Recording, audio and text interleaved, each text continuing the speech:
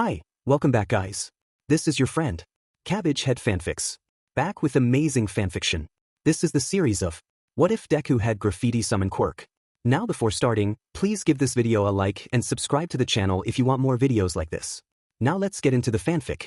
Izuku had always dreamed of being a hero. These dreams crashed down when his doctor diagnosed him quirkless. The following 2 years were the worst of his life. People started looking down on him, pitying him for his state of powerlessness. His classmates laughed at him, calling him weak and helpless. His best friend, Katsuki Bakugo, became his worst bully.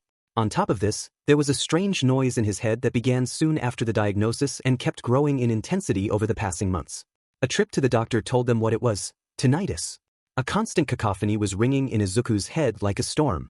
One more woe to the list. He would have gladly worn headphones if Kaken didn't stop ruining them. Then one day, an incident happened. Izuku was trying to defend a student from Bakugo and his posse when the cacophony grew louder. His bully drew near. Izuku tried to keep his tear-filled eyes open as the storm in his head became all-consuming. Bakugo laughed, explosions coming from his hands. Izuku grimaced. This was going to hurt. Notes seemed to ring louder than others. They were at the forefront of his head, wild and chaotic and loud. So loud, in fact, that they thrummed like they wanted to get out. The boy held a hand, seized the notes and, instinctively, arranged them in a melody he had heard some time ago. Static filled the air. It was brutal enough that Bakugo took several steps back. The boy blinked. "The fuck's going on? Hey, Deku, what do you think you're doing?" He got his answer when the weirdest penguin he had ever seen appeared.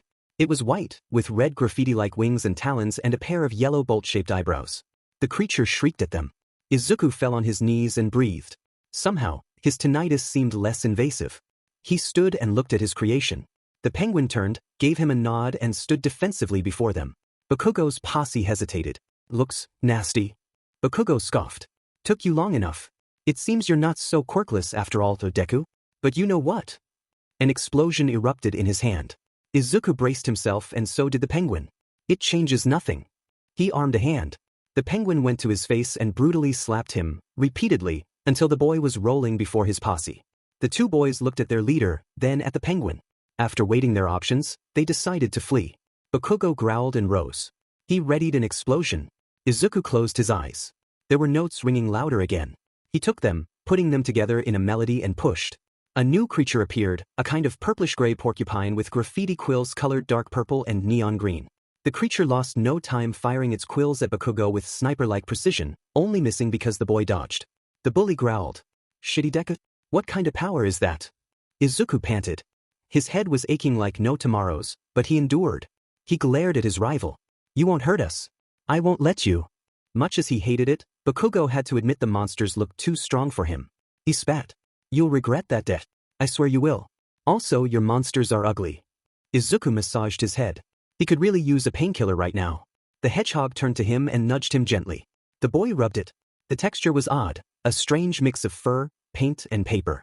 The little boy behind him looked at him with awe. "That was awesome." Izuku embarrassedly thanked him. He headed home, ignoring the weird looks his monstrous partners elicited. Inko warmly greeted him. "Welcome home, honey. How was school?" Then she noticed the monsters. However, before she could ask, the penguin and porcupine vanished in bursts of static. Izuku looked at his mother, hands in his back. "Mom, I think I found my quirk." He closed his eyes. This time, instead of waiting for the notes to thrum in his mind, he went fishing them in the cacophony. A song was playing on the TV, an old song from centuries ago sung by a certain Elvis Presley. Izuku made the notes in his head play along and pushed. Static sizzled. Inko watched, eager to see her son's newly discovered quirk. An elephant appeared, beige of skin, its trunk a metallic red while its front legs were blue. Its tusks were short, but it had earrings lined on its ears. It also nearly occupied the whole living room. Izuku stared, jaw agape, before turning to his mother. "Oops." Inko stared at the beast before turning to her son with a glare. Izuku panicked. How did he dismiss the creature? He wouldn't wait for it to fade away like the penguin and porcupine, and it was too big to leave by the door. "Disappear, disappear, disappear, please." The melody in his head vanished, and so did the monster. Inko sighed. A literal elephant in the room. Now, I've seen everything. Still, how could she be mad at her son for finally manifesting his quirk? She held him tight, tears in her eyes. "You can be a hero," she uttered. "And you will. I know you will. You just need to master your quirk." To Izuku, it was the greatest day ever. To make up for not having a quirk, he had begun observing and analyzing the heroes. He did the same with his, using an abandoned basketball field as a training ground under Inko's vigilant eye. As it appeared, his quirk could best be described as sound-to-color synesthesia. By seizing the sounds generated by his tinnitus, he could translate them into color, one sound being a color, and manifest them through his quirk. However, there were subtleties. Simply taking a sound and pushing it out gave a splash of color. If he wanted to make monsters, he needed to arrange the sounds into tunes first. He was still amazed to realize he could control the color's shape as it appeared. It took him days to properly control the technique, but after a little more than a week, he was able to harness his quirk to paint on the floor. The sole problem was that his power was naturally inclined toward a certain style, namely, graffiti. Izuku felt mildly embarrassed about it. "Don't be." Inko reassured him. "Your powers are what they are. Besides, some graffiti are pretty enough to be considered street art." When it came to his monsters, Izuku quickly made the connection between the tunes that birthed them and music. He decided to name them accordingly.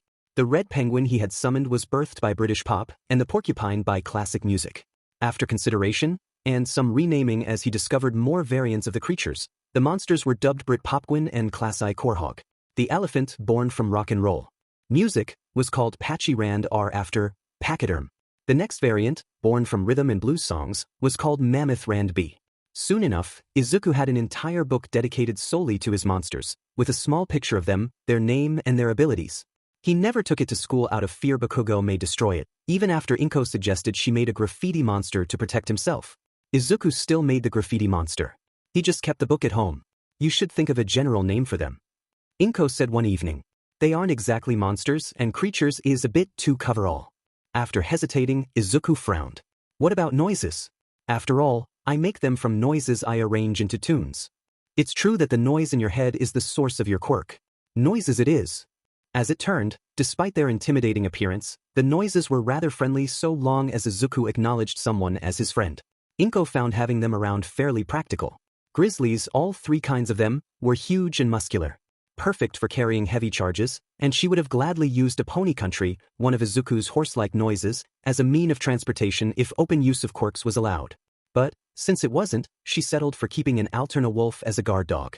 It helped that, as they were meandering in an art shop, Izuku stumbled upon a can of spray paint and discovered a new ability.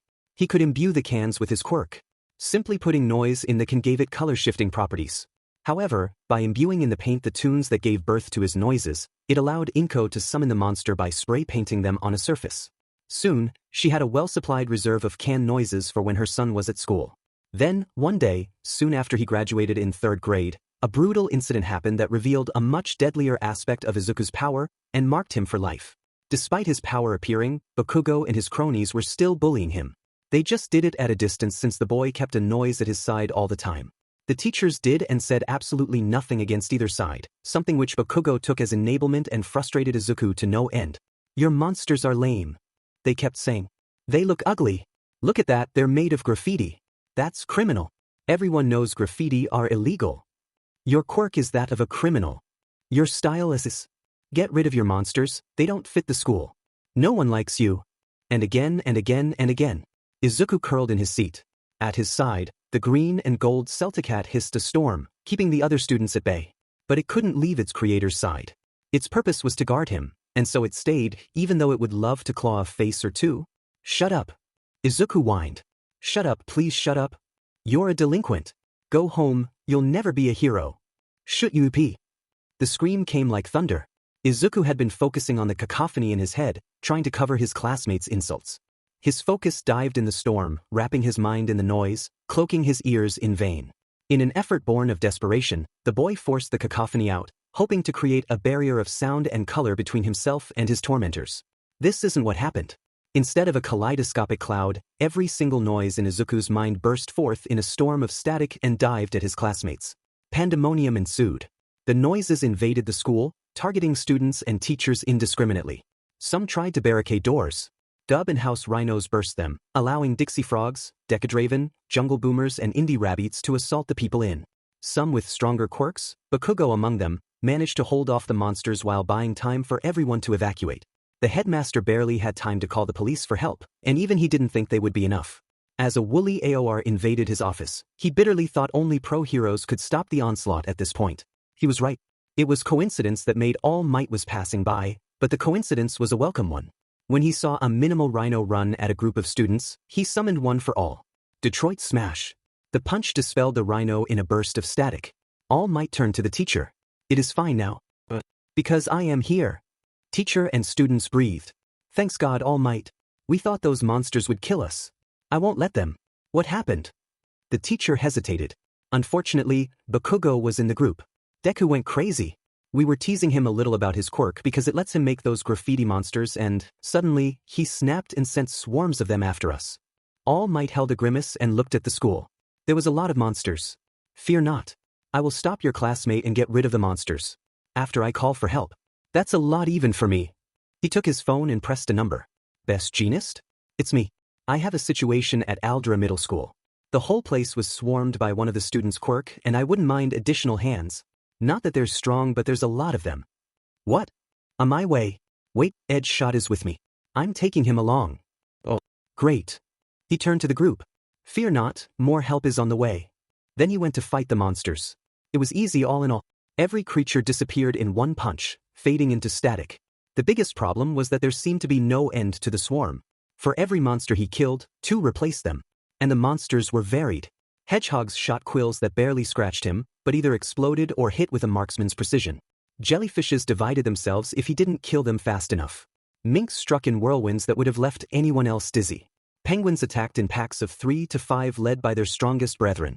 Sharks swam across the ground like it was water, ambushing him from beneath. Ravens dived and flew, forcing him to rely on long-range bursts. Foxes teleported left and right, growing stronger as more tails grew. Cats went straight to his face, unleashing a storm of claws. Unicorns kicked when he approached from behind and fired their horn if approached from the front. Turtles skidded across the ground and would have bowled into him if he was any less tough. All in all, for anyone else, it would have been an absolute nightmare. It was one for the school, who was thoroughly unprepared for that kind of onslaught. All Might felt greatly relieved when Best Jeanist and Edge Shot finally arrived.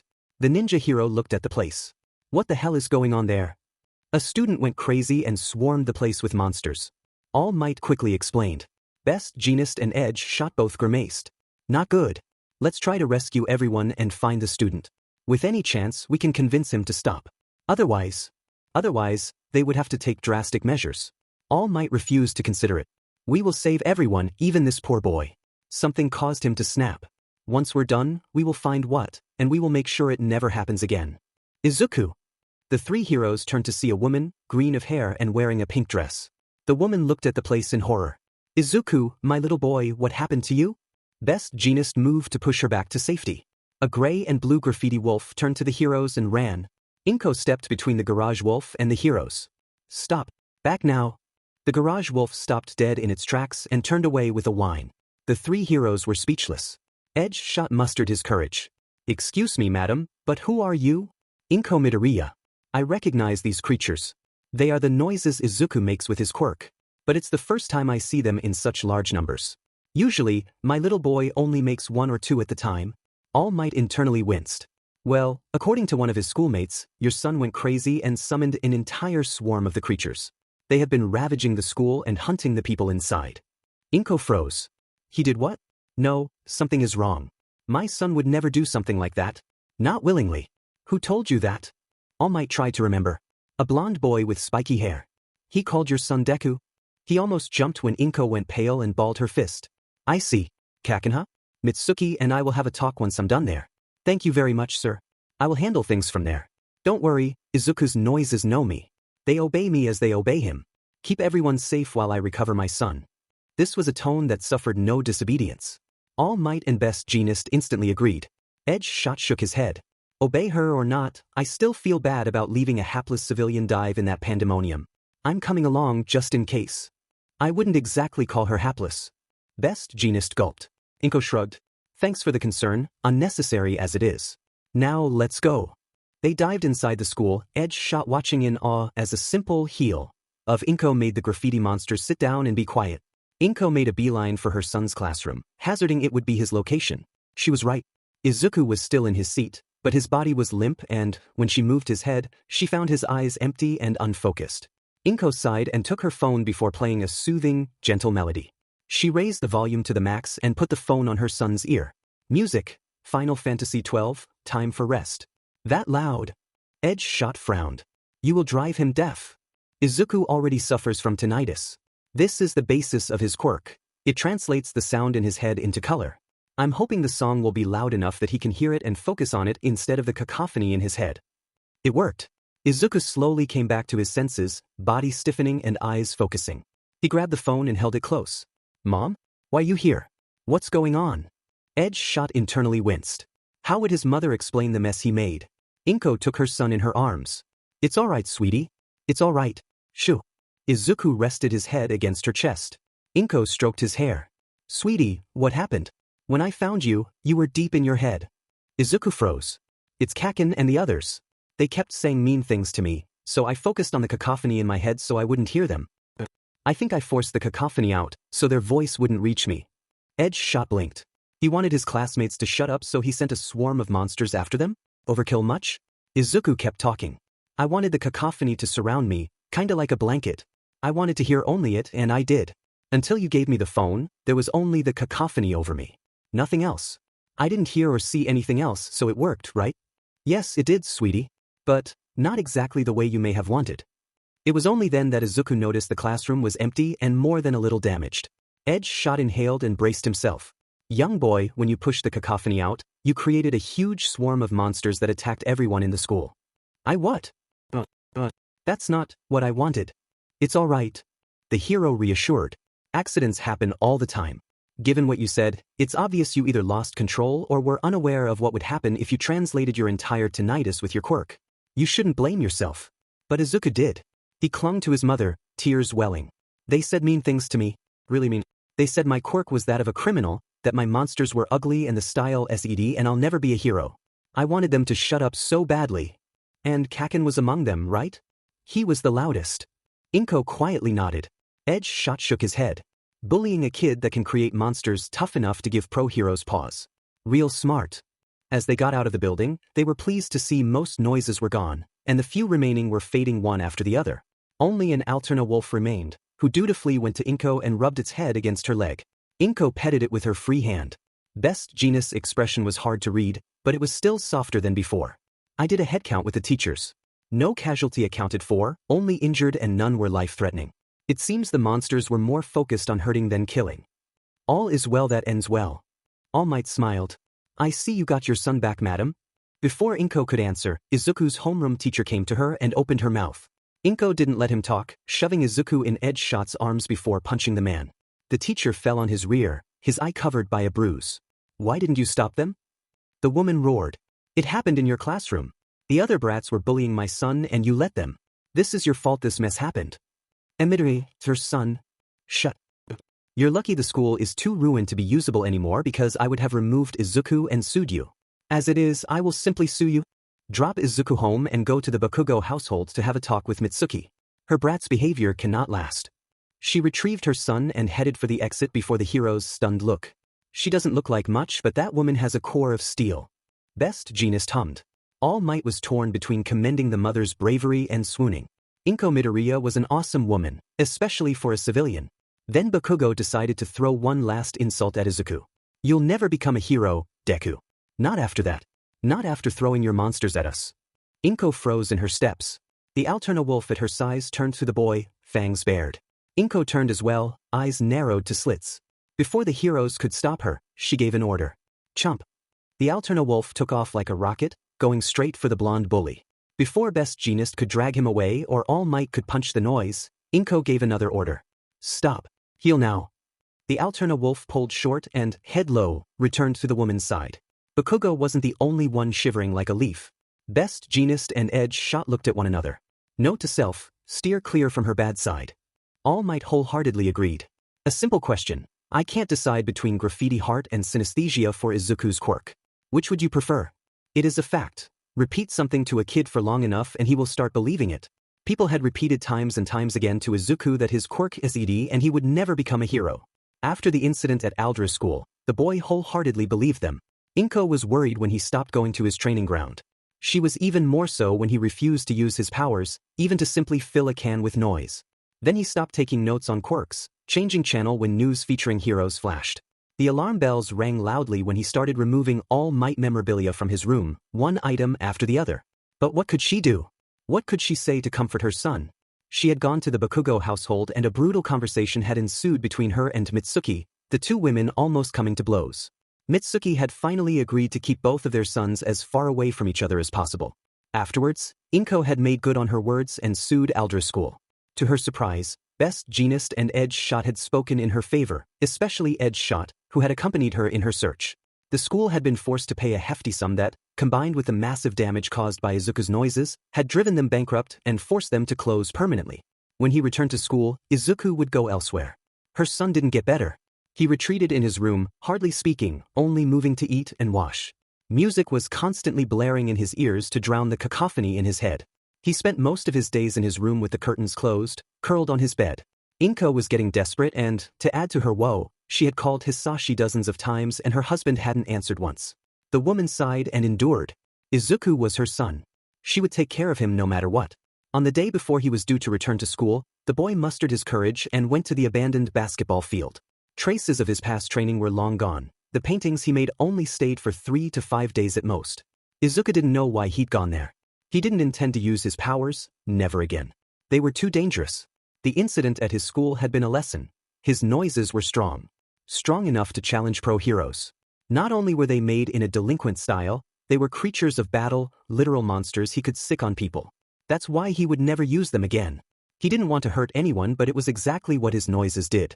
He was about to leave when he sensed a presence nearby. He turned to see a black-haired, close-shaven man in a white hoodie and denim jeans, white sneakers on his feet and a yellow bag hanging over his shoulder. His face was square, his jawline sharp, and his dark gray eyes gleamed with amusement. I was wondering why there was no new artwork showing on that old field. There used to be a new one every 3 days or so, but, some weeks ago, it suddenly stopped. That's sad. It gave some color to the neighborhood. Izuku tensed. The cacophony in his head seemed to grow louder. Who are you? Manners, Michiro. The man smiled. I am Michiro Honda. I work as a courier across the neighborhood. I like passing by this place, even though it isn't the shortest way around.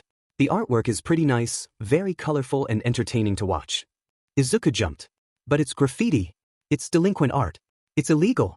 Besides, everyone says this style is. Vandalism is illegal. Michiro corrected. If you paint in a place you're not allowed to, even if it's a replica of Da Vinci's Mona Lisa, the police will still get on your case. But if it's on a place where it's legal to paint, you can do whatever you want and all people will do is comment on the style. Oh. Michiro walked to the boy. Izuku tensed. The man raised his hands. Don't worry, I'm not here to hurt you. I was just wondering why no new artwork was showing up on my favorite path. Hey, if it makes you feel better, my quirk is Pathfinder. It allows me to figure the quickest path from point A to point B. Not exactly a combat quirk, you'll admit.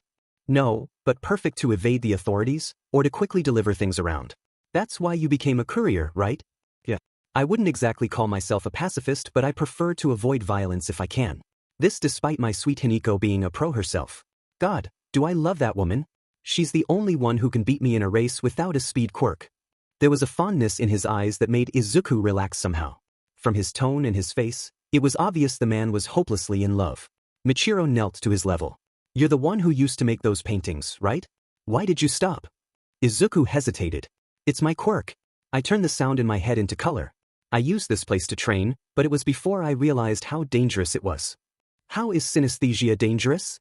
It makes monsters. I call them noises. One time, I was bullied at school and Izuku sobbed. I didn't mean to make it this way. I just wanted to stop hearing them. They were saying mean things to me, so I focused on the sound in my head and pushed it out. The school was invaded by monsters. There was so many even All Might had. Trouble? Michiro winced. Izuku cried. My noises hurt others. They hurt them a lot. That's what. I can't summon them anymore. Because if I do, they will hurt people. I don't want that. I don't want to hurt people. Did you want to hurt your classmates back then? Izuku froze. Michiro looked at him, his gaze meeting his. When you swarmed your school with your noises, did you want to hurt your classmates? I wanted them to stop. They were saying mean things to me. I told them to shut up. Were there casualties? Did people die? No. They were only hurt. My noises didn't kill them. Michiro smiled. Can you summon a noise for me? A tiny one, your weakest. It will hurt you. Even your weakest? Izuku hesitated. There was a noise, small and pretty much harmless, that he could summon. He held a hand as static sizzled and a note-looking tadpole appeared. Michiro looked at it. The tiny noise didn't seem aggressive. Taking a pen from his bag, he carefully poked it. The noise poked the pen back. It doesn't look hostile. Putting the pen away, he held a hand. Izuku froze. Don't attack him, don't attack him, don't attack him. The noise nuzzled Michiro's hand. The courier caressed it. It let him. Izuku couldn't believe it. It didn't hurt you. Did you want it to? Well, no. I kept telling it not to attack in my head. Michiro grinned. Then it seems we found the key to your problem. Your monsters, your noises, they obey you. You give them an order and they comply. Tell them not to attack and they won't be hostile. Tell them to shut someone up and they will make them somehow, by mauling if they have to. Tell me, what was your intent when you made that noise? I had none. Well, I just wanted to show you, make a noise that was small and harmless. And it didn't harm me. Let's make an experiment, make a bigger noise, but make it with a clearly pacific purpose in mind. Izuku hesitated. After considering, he summoned a garage wolf that immediately sat down, tongue lolling. Michiro looked at it. What did you make it for? To play. Michiro grinned and took a fallen branch. The wolf tensed. He threw it. The wolf bolted after the branch and handed it to the man. Michiro turned to Izuku. See? Intent is the key. Your noises will do what you made them to do. But they swarmed my school.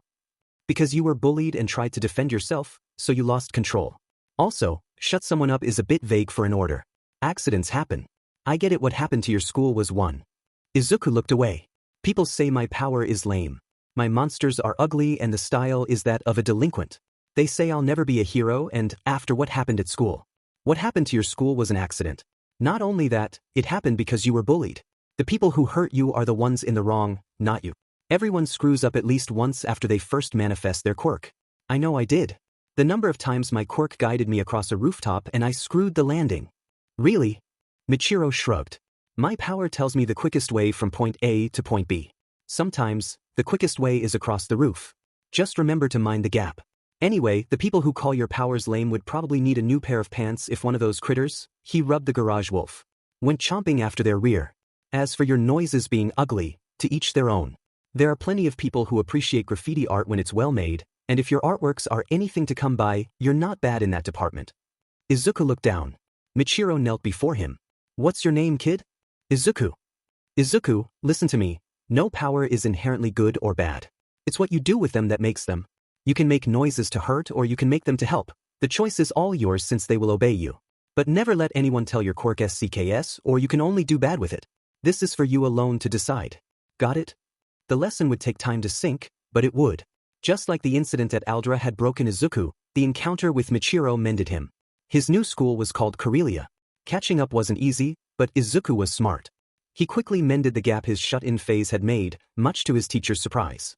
However, he never used his powers there. His classmates gave him a weird look, muttering among themselves about the quiet green-haired boy who never said a word unless he was answering questions and never used his quirk for anything. One of them wondered aloud if he was quirkless. Izuku summarily shut him by covering his notebook with graffiti. Yes, he very much had powers. He was simply cautious. Making artwork was their most harmless use. The other students left him alone after that. None of them had realized he was the boy who had swarmed Aldra with monsters. At home, things were different. Quirks and muscles are a lot similar. Michiro told him once. Once you spend a lot of time without using them, you need to reteach yourself how to do it. This is called re-education. My advice? Start small. Take it easy. Tiny step after another. Start using your powers for mundane, meaningless tasks and then move to more complicated operations. Got it? So, Izuku was using his power for small things. Refilling the noise cans at home because his mother very much liked the assistance they provided. Painting pages after pages on his notebooks with his powers. Summoning frogs and rabbits, his weaker noises, to strengthen his control over them. They are based on music. Michiro realized one day. Now I think about it, your whole quirk seems to have a street art and underground theme to it. Say, what are your hobbies? Izuku hesitated. I analyze people's quirks, especially the heroes. I used to take plenty of notes before. I've started doing it again a little. Also, I listen music. All kinds. And I use my power to paint on paper. Michiro nodded. You don't have friends? Nuha. HM. That's not exactly good. Alright then, how about I teach you a few things about street culture to go along your quirk? Since it has a theme, might as well expend your knowledge of it and spread your horizons. Also, I got the feeling you could use an outlet. The third time they had met, Izuku had introduced Inko and Michiro. Michiro had quickly reassured his mother about his intentions and showed her his wedding ring. Not only that, his wife was pregnant, so the pair was expecting a child in the following months. Since Inko owed him for getting her son out of his shell, she let Izuku hang with the courier. Besides, in a pinch, she knew well how strong his noises were. Michiro's first order was to get the boy a wardrobe change. Hoodies in green, silver and black found their way in Izuku's dresser, along with loose-fitting pants and robust shoes. Next, the courier taught the boy his favorite activity, free running. Are people still giving you grief over your powers? Not really. They leave me alone now. Better that than harassment. Anyway, more than just looking cool, free running, or in its original language, le parkour, is a martial art that focuses on surroundings awareness, efficiency and self-control, things that are always useful in everyday life. Free running will teach you how to get from one place to another quickly and efficiently. Since it's also very physical, it will shape you up and give you a way to blow steam after school. Now, let's start with some basic moves. They trained jumps and balance, how to dispel the momentum of a fall or a huge leap by rolling and to coordinate movements when running. Izuku found himself enjoying the lessons. 4th grade came and he found himself feeling more at ease than before. Not a year had gone but he still felt stronger and more agile, more in control of himself. And with control came confidence. Michiro was talking about giving him breakdance lessons and Izuku had to admit he was interested. Breakdancing was very acrobatic. He had also discovered a new aspect of his power. After one of his hoodies had been dirted by fresh paint, Michiro had asked the boy about using his quirk to dye the fabric out of curiosity. HS Power had done more than that, completely revamping the hoodie with a new shape and color. The courier had found it hilarious, and Izuku had embarrassedly explained his mother that yes, it was still the same hoodie he had left home with. Inko had ended buying worn-down and second-hand clothes for Izuku to train with. Unlike his paintings, once a cloth was altered by his quirk, it was permanent.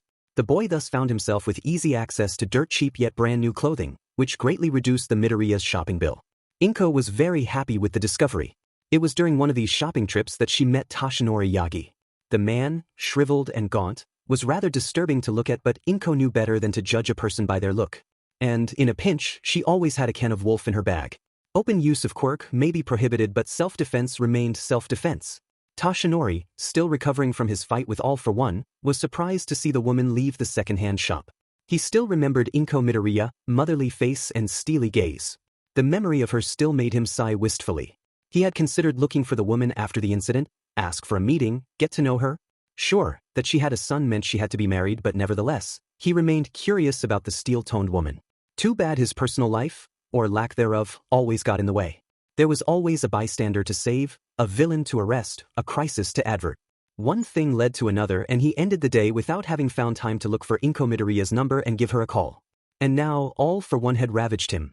Sure, the criminal had been defeated, but the victory had come with a sharp price. He was greatly surprised to see her at the shop. Surely, the Midoriyas weren't that poor, right? He hesitated, wondering how to accost her. It was Inko who accosted him. "Excuse me, sir, but you don't look so well. Can I help you with anything?" Toshinori held a cough.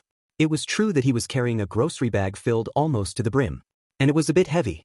"I admit I wouldn't mind some help, madam." Inko smiled and took the grocery bag. They walked together in comfortable silence, Toshinori unsure how to start the conversation. He didn't have to. Inko noticed him looking at the bag of clothes. "Don't worry, it's for my son's quirk. Izuku can turn the sound in his head into color and it turns out that, applied to clothing, it completely changes their look, and permanently at that. Sure, we can go to more fashionable shops but why bother? And it lightens our budget a lot." "Oh." Toshinori smiled. "That's clever." He still vividly remembered the swarm of graffiti monsters that had invaded Aldera School. To hear the boy had developed a practical application to his power was a great news. They ended talking about art, fashion and Izuku's natural artistic tendencies. It was a pleasant talk. As he closed the door of his apartment, the hero smiled. In the grocery bag was a slip of paper with Inko's number. When Inko got home, she smiled at the sight of her son doing his homework, their Alterna wolf guard resting its head on his knees. "How was school?" "Good. There are new faces." Izuku smiled. "Most people know to leave me alone. I hope the word goes around fast. I'm still a bit nervous about using my quirk at school so I hate it when people ask me to demonstrate it.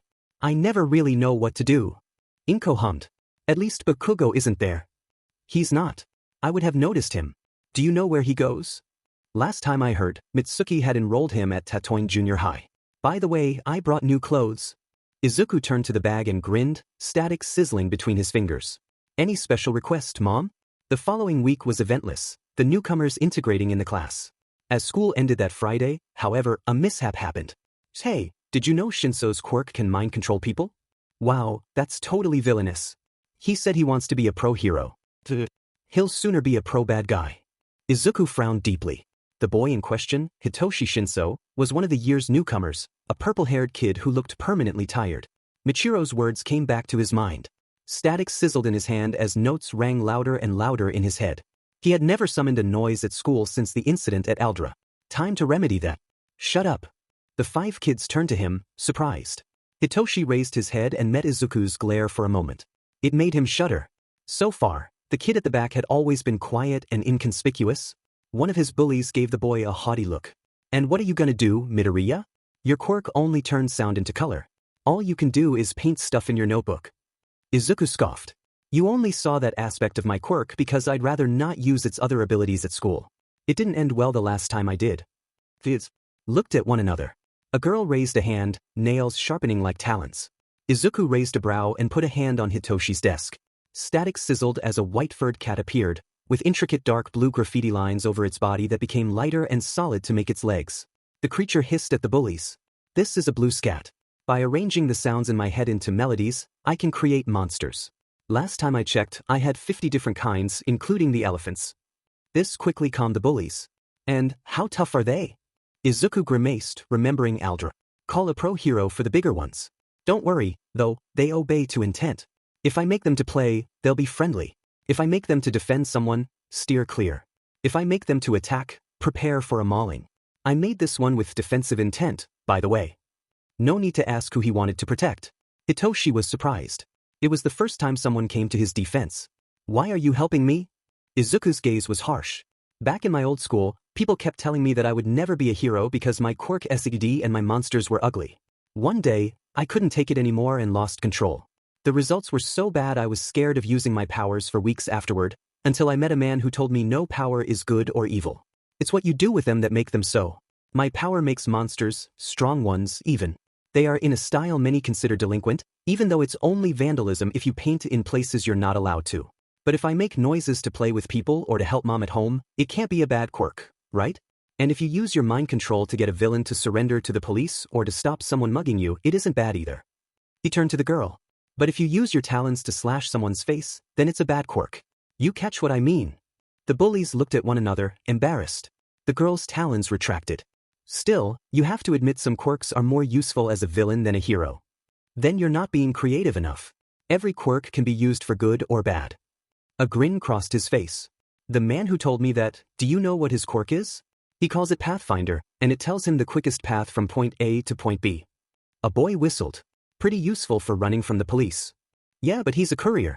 He uses his quirk to better deliver packages across the neighborhood. Bad quirk, good people. The bullies looked away, some more reluctantly than the others. Fine, we'll leave Shinso alone. But the day he'll use his quirk to mind control someone, we'll have told you. And I will have told you the day any of you use their quirk to hurt someone. That kind of threat goes both ways. The blue scat hissed a warning. The bullies shook their head and left. Izuku turned to Hitoshi. Are you all right? Yeah, I'm used to it. But it's the first time someone defends me. I've been there. Izuku said quietly. People bullied me because of my quirk to the point I lost control. I wasn't lying about that part. I'm still ashamed of it. I had a few accidents with mine too. My parents doing everything I told them, a few of my classmates doing stupid things because I accidentally brainwashed them. It wasn't big, but people who know my quirk are afraid to talk to me because I need people to answer me before I can brainwash them. What happened when you lost control? You said it was bad. The memory of Aldra came back at full strength. Izuku froze. It was between the damage I caused and mom suing them, they had to close the school. I can make elephants, but not only. I got rhinos, sharks, and even gators. And they all came out at once. It was Hitoshi's turn to freeze.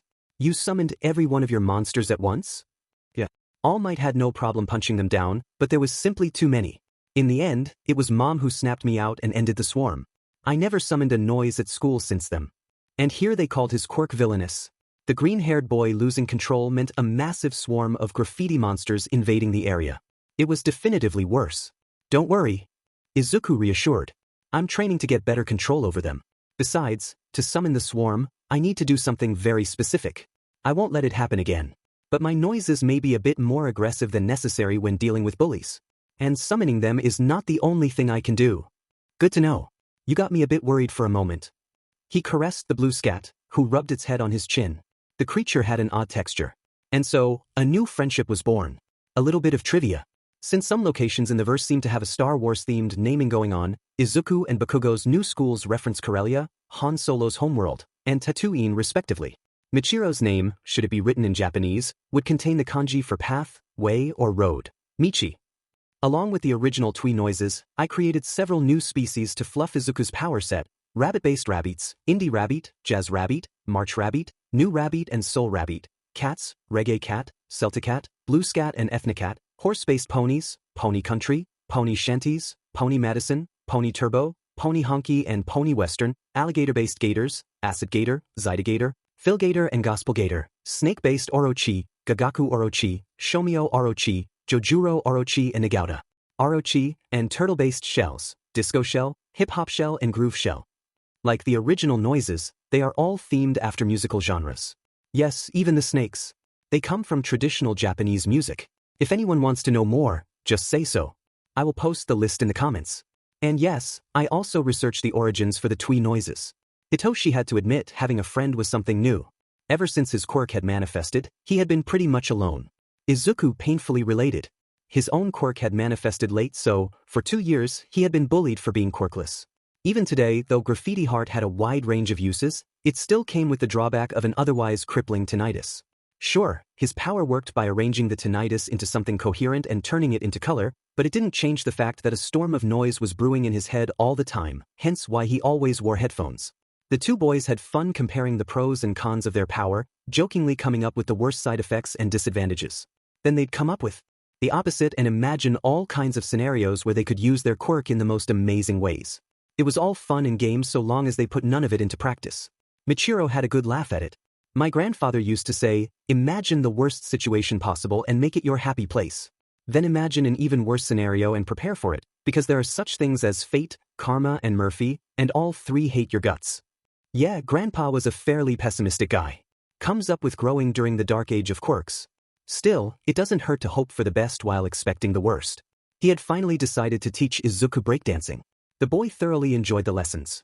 Not only was the music lively, the dance was greatly physical and required as much focus as free running. It distracted him from the cacophony in his head and made him stronger and fitter while being thoroughly entertaining. He was very happy the day he managed to do a handstand. At school, people left him and Hitoshi alone. Everybody now knew his quirk allowed him to summon monsters and no one wanted to challenge that. And, since Hitoshi was under his protection, they stayed away from the mind manipulator as well. Hitoshi was grateful. A month after they met, Izuku decided to introduce his friend to Michiro and his mother. Michiro warmly greeted the boy. Izuku told me a bit about you. A mind manipulator, huh? Mental quirks are fairly uncommon compared to physical ones. You'll sooner find a hardened skin or fire breath than sharper senses. So, you don't care I can brainwash others? No. It's your power. You do what you want with it. I'll still wrap your knuckles if you use it to break the law though. Hitoshi belatedly remembered it was the courier that had taught Izuku his bad quirk good people mentality. He didn't complain when the green-haired boy showed him the bases of free running or shared his more exotic music tracks with him. All he asked for in return was a can of blue scat for his personal use. The noises made for great pets and he had a certain fondness for kittens. They had gone to Izuku's home to do homework when they caught Inko at the phone. It was on loudspeaker and there was a feminine voice with a thick American accent. Anyway, Hisashi's my sugar daddy now. Goodbye, pancake face. The phone slipped from Inko's hand. Still in a daze, she went to sit, unaware that her son and his best friend had been listening. Their Alterna guard wolf put its head on her knees. Inko stroked it a few times before falling to tears. Izuku carefully approached, Hitoshi a few steps behind. Mom, what's going on? Inko turned to him, finally aware of the children in her house. Izuku. Before any of the boys could react, she hugged them tight, tears staining their shoulder. Izuku and Hitoshi held her. They didn't know why she was crying but they knew she was in pain. They sat with her, waiting for her tears to dry. After what felt like hours, Inko finally spoke. That guy Jin Beach. How dares she steal Hisashi? And she boasts about it to my face at that. She is never ever setting a foot in my house, and neither is that limp-noodled traitor. She ranted, raging at her cheating husband and his vixen of a paramour. Once her temper was down, she grimaced and looked at the two boys. Sorry you got to see that. I still can't believe Hisashi is cheating on me. Come on, let's get started on your homework. I will make some tea. Izuku and Hitoshi agreed. There was a dull ache in Izuku's heart. He knew what cheating meant. As he took his notes and his books, he couldn't help but be bewildered. Why would his dad see another woman? His mom was great, she was amazing. She was sweet and caring and always smiling, and when there were mean people around, she still smiled as she threatened to embed a yen in their eyes as she prepared to summon a garage wolf. She was supportive and protective and everything he could ever ask for. So why did his dad not love her back? He's an idiot. He mumbled to himself before working on a math problem. Meanwhile, as the tea brewed, Inko was deep in thoughts. She and Toshinori had seen each other a few times after their meeting at the clothes shop, and they were getting along amazingly. If she didn't know better, she would hazard the blonde man had a crush on her, and she didn't mind. Despite looking barely fresher than a zombie, Toshi was a real gentleman, always respectful and considerate. She enjoyed his company. And now, her cheating BSTRD of a husband was seeing another woman. Hisashi wouldn't get away with it scot-free. Not a chance. As she served the tea, Inko idly wondered if Izuku and Toshinori would get along. They probably would. Izuku had a big heart in his chest. But would he be alright if she started seeing the man? Friends were one thing. A boyfriend was another. When he heard Hisashi was cheating on his wife, Toshinori was baffled. How could he? Your husband is an idiot, Inko-san. A blind idiot, for not seeing how amazing his wife is. Thank you, Toshi. Inko sighed. I'm not stupid, I noticed how you behave around me. Your feelings are obvious. I don't want you to think I would see you to get even with him. You deserve better than that. But that BSTRD is seeing another chick. I feel much less guilt about returning your feelings. There was an edge in her voice that idly reminded Toshinori the woman wasn't to be trifled with. Roses had thorns. Inko Midoriya had noises. He took her hands. I understand, Inko-san. Thank you for being honest. A smile crossed his face. Unlike your husband, I can see clearly what an amazing woman you are. I would sooner face All Might's fury than see someone else in your back. Inko almost melted at the words.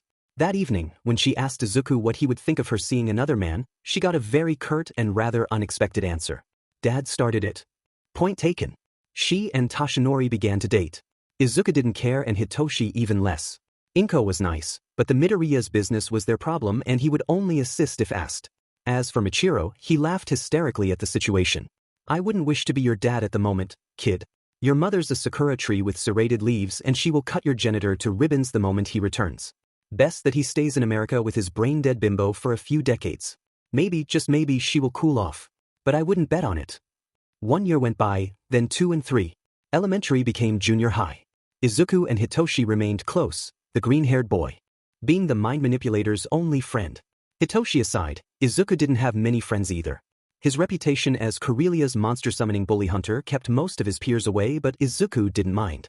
He still remembered Bakugo and his cronies bullying. Better a handful of true friends than a gaggle of false ones. Hitoshi had naturally taken a deeper interest at his best friend's hobbies. Under Michiro's tutelage, he had honed his skills in free running and breakdance, deepening his knowledge of street culture. The trio usually gathered at the old basketball field on weekends to dance or practice with spray paint, Inko joining them sometimes with a thermos of tea and snacks. Those were the times Hitoshi remembered most fondly. Junior high brought many new faces as people changed classes and groups were splintered. Izuku and Hitoshi were lucky enough to remain together. Not only that, the pair got acquainted with a couple of newcomers from a different elementary school. The couple was also childhood friends and, just like them, had managed to remain together. Their names were Denki Kaminari and Kyoka Jiro. It was recess and Izuku was quietly headbanging at a table, completely ignoring Hitoshi's amused smirk. Let me guess, metal again? Some genres are a bit too cacophonic to my taste, but the more melodic can be really catchy. Hitoshi, I got a dozen different noises that require a variant of metal music. Of course, it will take a large part of my playlist. Hitoshi chuckled. A little away, Kyoka watched them. She had noticed the green-haired boy always wore earphones and it got her curious. When class resumed, Denki tried to put his own headphones on, only to be summarily scolded. Why can Midoriya do it, then? The blonde grumbled. Your classmate suffers from quirk-related tinnitus. Their teacher explained. The earphones are necessary to counter it. This got Denki to shut up. Kyoka frowned. A quirk based on tinnitus? She wondered about the details. She got her answer as class ended. As they left, Izuku started humming the first notes of Nirvana's Smells Like Teen Spirit. Static sizzled along his arms and a black wolf with metallic gray graffiti limbs appeared. The wolf, despite its fearful appearance, went begging for caresses, which Izuku and Hitoshi provided. The other students gave them a wide berth, obviously intimidated by the creature, and Kyoka herself had to admit it looked threatening. But it was just a facade. With its summoner and his friend, it behaved like a big friendly dog. Once they were out, Izuku hummed another song, Toby Fox's Megalovania. A navy blue rabbit with white ears and hind legs appeared and sauntered next to the wolf. Denki raised a brow. He uses music to make monsters? Apparently. But how is it related to his tinnitus? The next day, Kyoka mustered the courage to ask the boy. Izuku watched her come, earphones still on. Hitoshi tensed a little but remained silent. Excuse me. Kyoka said. I'm Kyokajiro. I noticed you summon monsters from music yesterday and I've been wondering how it works. Izuku raised a brow. You don't find them scary? The girl bit her lips. Actually, I find them stylish. They look like living graffiti art pieces and well, yeah, I like the style. Izuku beamed. They're called noises actually. I summon them by picking the sounds made by my tinnitus and arranging them into melodies. Different musical styles make different noises. Oh, what music styles do you know then? Hitoshi answered in Izuku's stead, amusement in his voice. Over 50, and it ranges from nu metal to ragtime, with a hefty helping of jazz and pop. It was Kyoka's turn to look eager.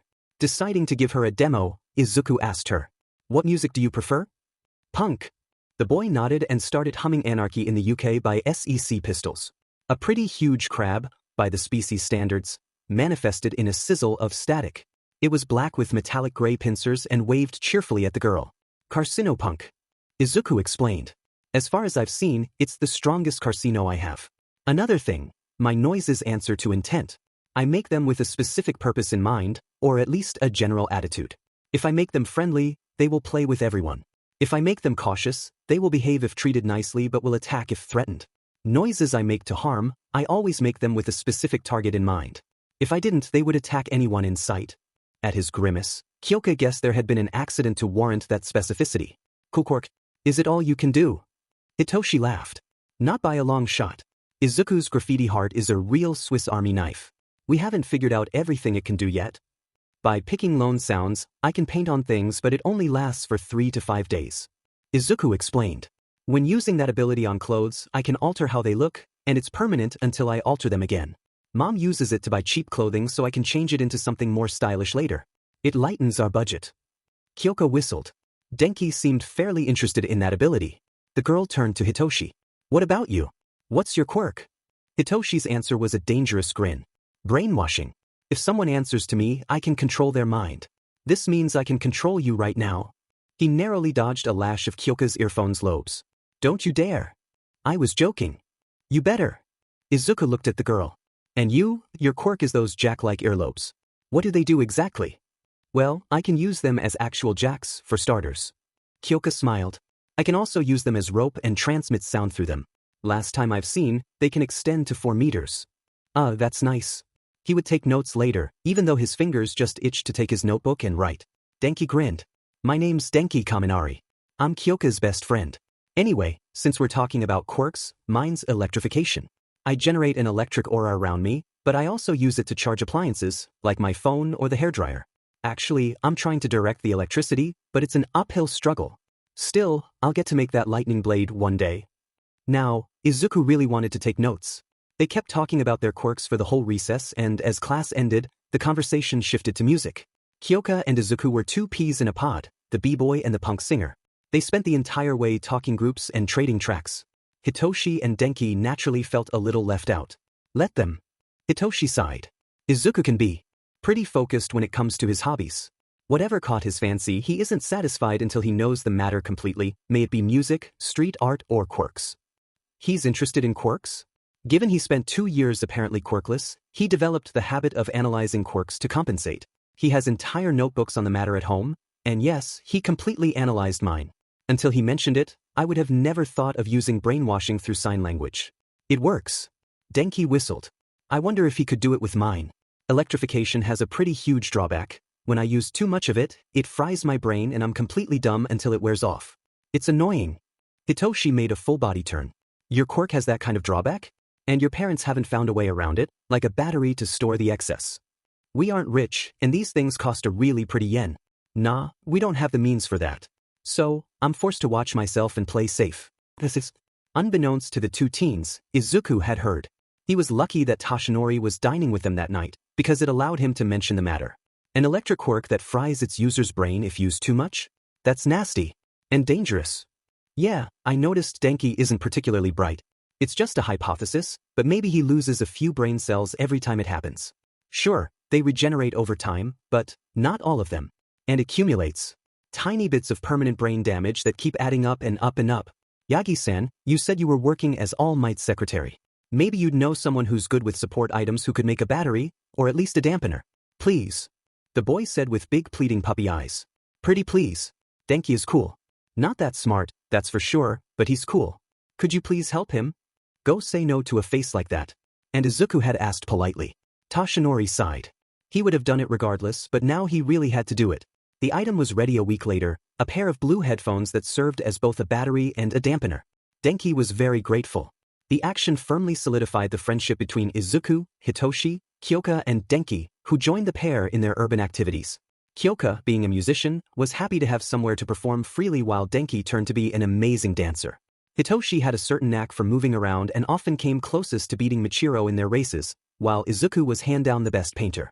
The mind manipulator had the occasion to show off his skills during a basketball game at the school. When one of his classmates accidentally activated his super strength and sent the ball on the school's roof, Hitoshi shared a glance with the rest of his friends. Denki and Kyoka looked away while Izuku shrugged. Grinning, Hitoshi went to the gutter and scaled it under the gasp of his classmates and to the shock of his school teachers. It was easy. The school was only 2 stories high. The climb was fast, and the basketball soon went down. Hitoshi followed through the same path. For some reason, the teacher didn't seem happy. That was incredibly risky, Shinso-kun. I would appreciate that you didn't pull such stunt again. Besides, I thought I had forbidden willing use of quirks. Sensei, you are misunderstanding. Hitoshi said sweetly. My quirk lets me brainwash people. It has nothing to do with my agility. What you saw there was pure skill. The teacher was obviously embarrassed. Still, I would appreciate you didn't do it again. This stunt was risky, especially without quirk. I've done much worse with Michiro-sensei. Hitoshi mumbled. He wasn't wrong. Rooftop hopping was usually more dangerous than climbing gutters. For months after the 4 teens became friends, an incident happened with Izuku and his powers. It was barely less bad than Aldra. A heavy rain was falling and the 4 young teens were at the Midoriya household to do some group work. Having fallen short on snacks, Izuku had offered to buy some at the local grocery store. It was a short walk, and the boy had his noises in a pinch.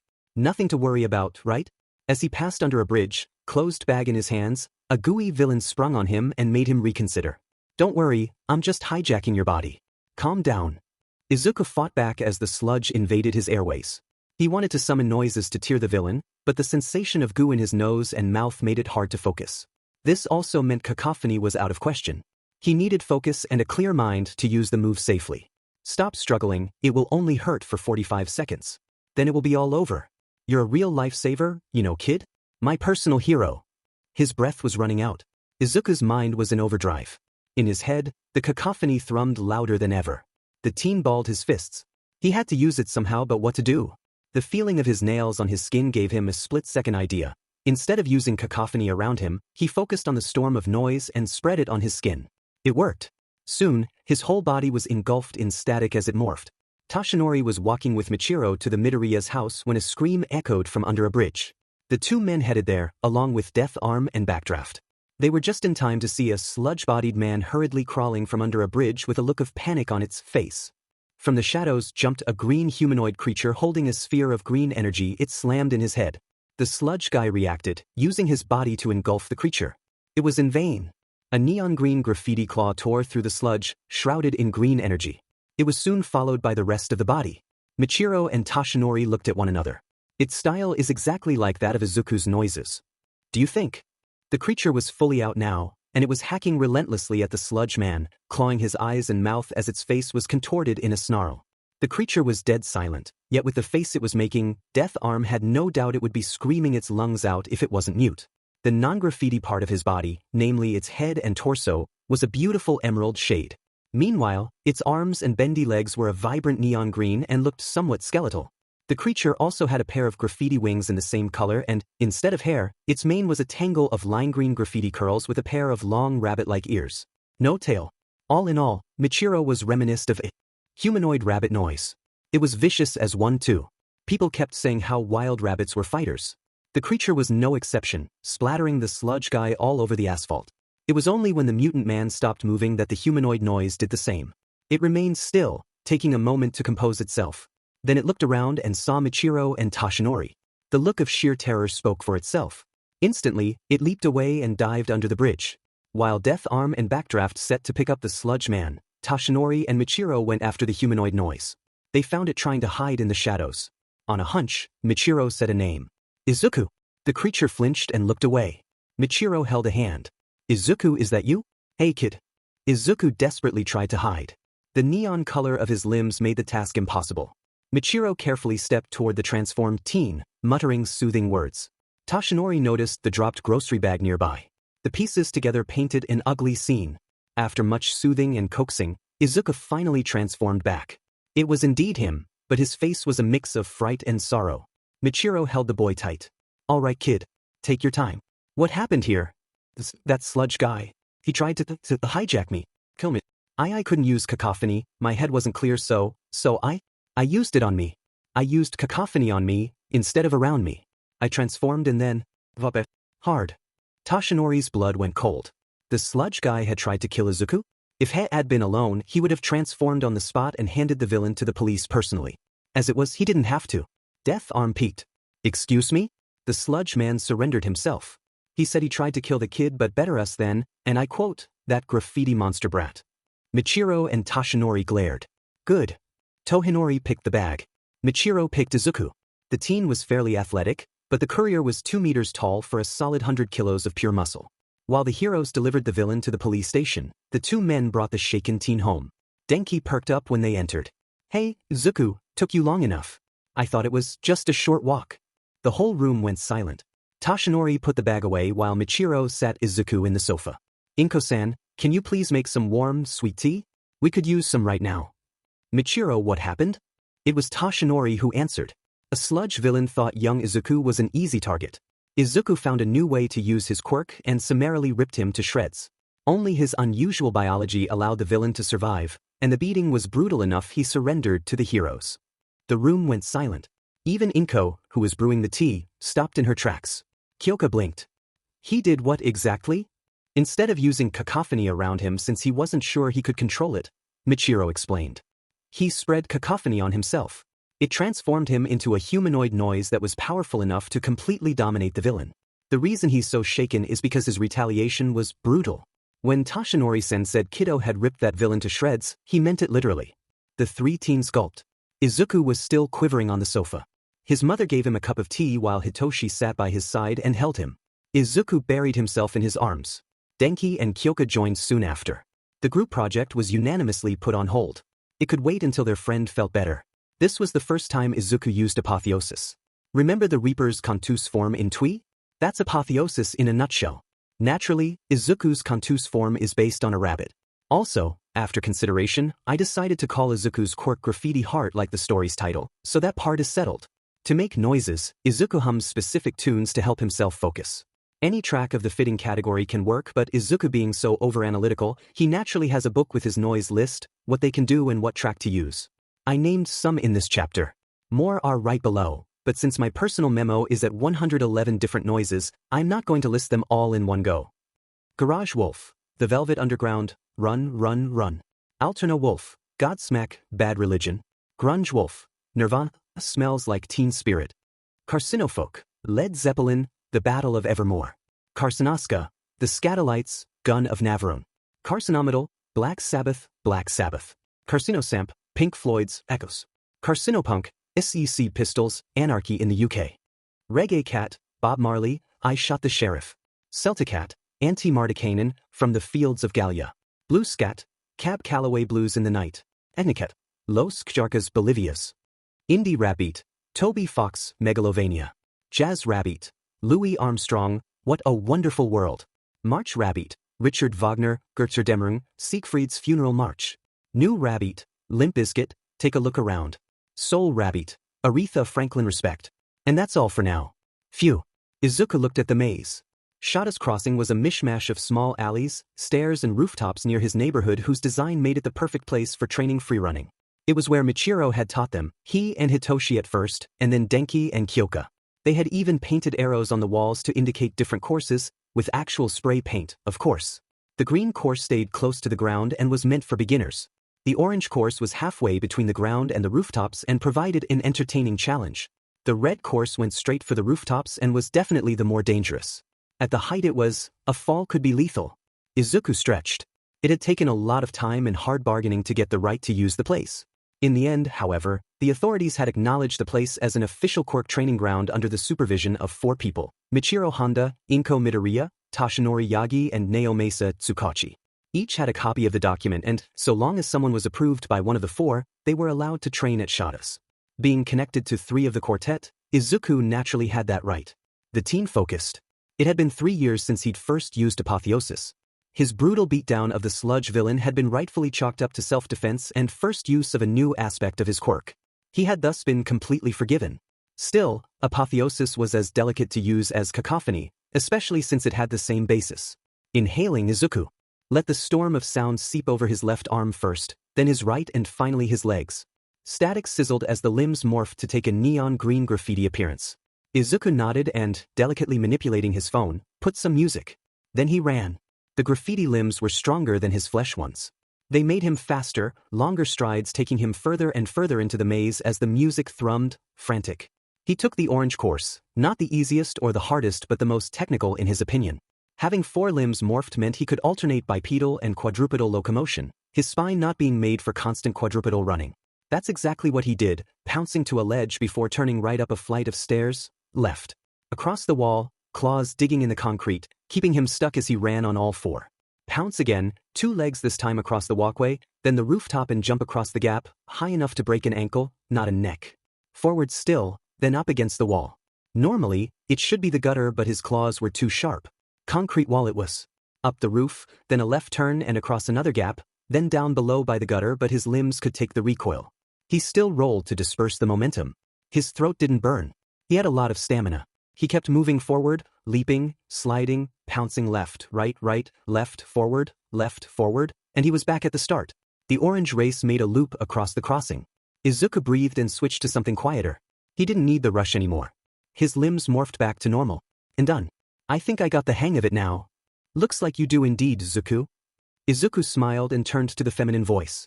Amelia Tanner had joined their merry band a year and a half ago. She was a tall and fairly buxom American brunette usually wearing a long coat with a black bandana and thin leather gloves. A bag was hanging across her chest. Izuku knew it contained a powerful laptop. Amelia's quirk was called Digital Mind and gave her instinctive knowledge of how to use anything informatic. It made her an amazing hacker. Izuku was pretty sure this was why she was in Japan. Either she set off the wrong people or she discovered a secret that should have remained one. Now, people wanted her dead. He was willing to bet Amelia Tanner wasn't even her real name. Amelia grinned. A GABA bat flew to her holding a camera. Those critters of yours are even better than drones, and they can't be hacked. I got your whole race in there. You're gonna post it online again? Maybe. Maybe not. What music did you use? Izuku showed her. Amelia hummed. Maybe. I think I'll make a montage. As it is, with just the music, it isn't unique enough to draw attention. A montage of free runners using their quirks? More interesting. I know I have recordings of Ingenium and the Crawler somewhere. Maybe I should add Michiro too. For diversity. Or Mirko. Do whatever you want. Shada's Crossing is a quirk training ground. Racing around is the place's purpose. Amelia nodded. By the way, A's entrance exam is tomorrow. Do you feel ready? As I could ever be. I'm glad Denki managed to pass the written exam. It wasn't exactly hard but, well, Denki's Denki. Yeah, Firefly isn't very bright. He got his quirk to curse for that. This said, given what you told me, his brain damage could be much worse. Good thing you gave him that dampener. Yeah. Speaking of you today, how's your job doing? Niz has been riding my butt about upping the system's security, and I was glad to oblige. Not that it was shady in the first place, but, for all his know-how, Power Loader isn't a dedicated informatician. Nizu hired me because they needed a specialist. I'd like to say they got it. That's what your quirk is all about in the first place. IT girl for a hero school. Amelia chuckled. I wish I'd had that job back in the States. If only. You know, Japan's very lucky to have All Might. Not every country has the chance to have a symbol of peace. Izuku looked at her, curious. Amelia sighed. Some countries are crime-ridden, either because there aren't enough heroes around or because the villains are simply too strong. Some states in the US are like that. Back there, People who want safety have to adopt drastic measures. If justice can't do its job, then the locals will make their own justice. I have seen it firsthand. In fact, I was even part of it. Sorry, bad memories. I came to Japan to move from this stuff, but let me tell you one thing. Not every criminal dress in black with a balaclava. Sometimes, they wear three-piece suits and carry a briefcase full of money. Izuku nodded. Amelia's words pretty much confirmed his suspicions. The next day he, Hitoshi, Kyoka and Denki stood before the gates of UA Denki hummed. It looks smaller than on the pictures. UA is the most prestigious hero school of Japan. Izuku recalled. All Might, Endeavor, Best Jeanist, Hawks, Mirko. The highest-ranking pro heroes are graduates, but the admittance is less than 1 in 100. Competition is tough. So are we. Hitoshi smirked. Ready to take it by a storm? Kyoka stretched. Together, we can overcome any hurdle. We will become heroes, all 4 of us, no matter what society tells us. Our powers aren't good or evil. We alone decide that. Hitoshi recited. There is more to us than meets the eyes. Don't judge us simply by our looks. Denki added. Kyoka closed her eyes. We will be heroes, but there is a person behind this mask. Never forget this fact. We will never judge, for we know what it's like to be judged. Izuku finished. The words were their oath, a reminder and a promise both. The 4 put their hands together. Izuku turned to the school. Time to become heroes. They were nearing the entrance when a voice Izuku had almost forgotten echoed. Deku? The fuck are you doing there? Izuku froze. He knew that voice. It had been literal years since he'd last heard it, but he still heard it in his nightmares, sometimes. Kaken. Of course, you would be there. Hitoshi, Kyoka and Denki turned to Izuku, then to the voice. It belonged to a spiky blonde teen with red eyes and an angry scowl who was directly looking at their friend. Hitoshi tensed. Izuku had told him a few times about Aldra. It always made his skin crawl. Katsuki Bakugo. You used to be Izuku's bully. I'm not talking to you, droopy eyes. He had answered to him. Hitoshi could use his quirk any moment, now. Of course you're not. Izuku told me about you a few. From what I'm seeing, you're exactly as he described. Bakugo turned to Izuku. Deku, who are the extras? In the past, Izuku would have cowered in fear, tears welling in his eyes as he begged Kaken not to hurt him. But he changed. He had grown. He stood straight and confident, arms crossed, and Bakugo didn't miss the spark of defiance in his eyes. They're my friends, Kaken.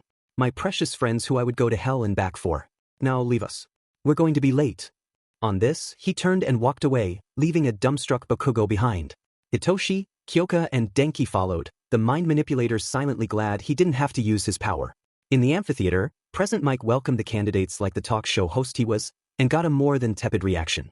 Internally wincing, the teacher proceeded to explain the entrance exam. Izuku frowned as they were presented with the enemies. On a hunch, he raised his hand. Excuse me, sir? What exactly will the enemies be like? Will they be people or artificial dummies? An excellent question, examinee 2702, and vague enough that I can answer. They will be artificial, of course. You won't face people during the exam but machines we prepared specifically for the occasion. I won't tell you more. Hitoshi cursed. The other 3 winced in sympathy. Machines. My quirk isn't going to work on that, it only affects people. This scenario is the worst that could happen to you. Kyoka frowned. Against machines, you are essentially powerless.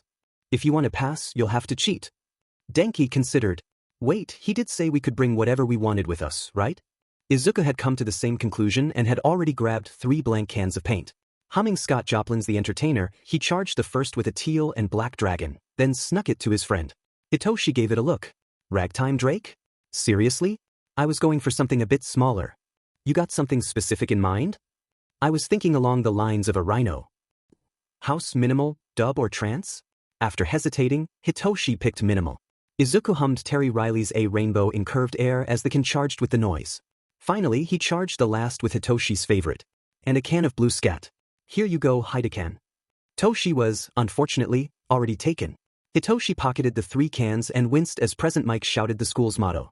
As they left, they noticed the teen who had interrupted the teacher about the 4th opponent was glaring at them. Izuku walked closer to his friends. He was stern, built like a tank, and his glasses didn't help at all. Then he got in the same bus as him and Izuku started to really worry. To soothe his nerves, he summoned an indie rabbit he stroked carefully. The rabbit lay against his chest. More than an examinee couldn't help but coo at the critter, but a new muttered about the style. Izuku sighed. The tall glassy teen was still glaring at him. The examinees massed before the gates. As they got out, the teen muttered, "We're up against machines. Which track should I use? I know I got something in my electro-techno playlist. Now what will it be? He took his phone and browsed the playlist. It was quite large in size and it took him time before he set his mind. Let's see, Blood Rave? Nah, wrong context. Club to Death? Getting closer already. Oh, yeah, this one will do. Excuse me, could you please stop doing that? There are people there who are trying to focus. Izuku flinched. As he thought, it was the tall glassy teen. Problem was, he had drawn everyone's attention to him. He sighed, put back his phone and held his rabbit. Sorry, that wasn't my intention. He knew he better hold his judgment against the other teen, but his impression so far was nothing positive. He turned to the gate. It was actually narrower than he thought. And the crowd was massing before it. He frowned and summoned his wings, the storm of sound flowing like static against his skin. The taller teen took a step back, clearly not expecting the meek green-haired boy's Quirk to do that. Izuku didn't care. Indie rabbit in a hand and phone in the other, he waited for Present Mic's voice. And begin. The door opened. Izuku smirked and pressed play.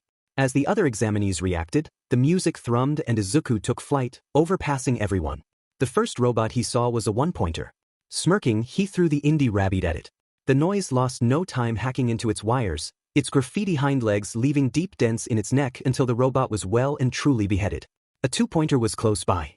Izuku summarily dive-bombed it, limbs morphing into graffiti mid-dive. Its stinger tail tried to get him.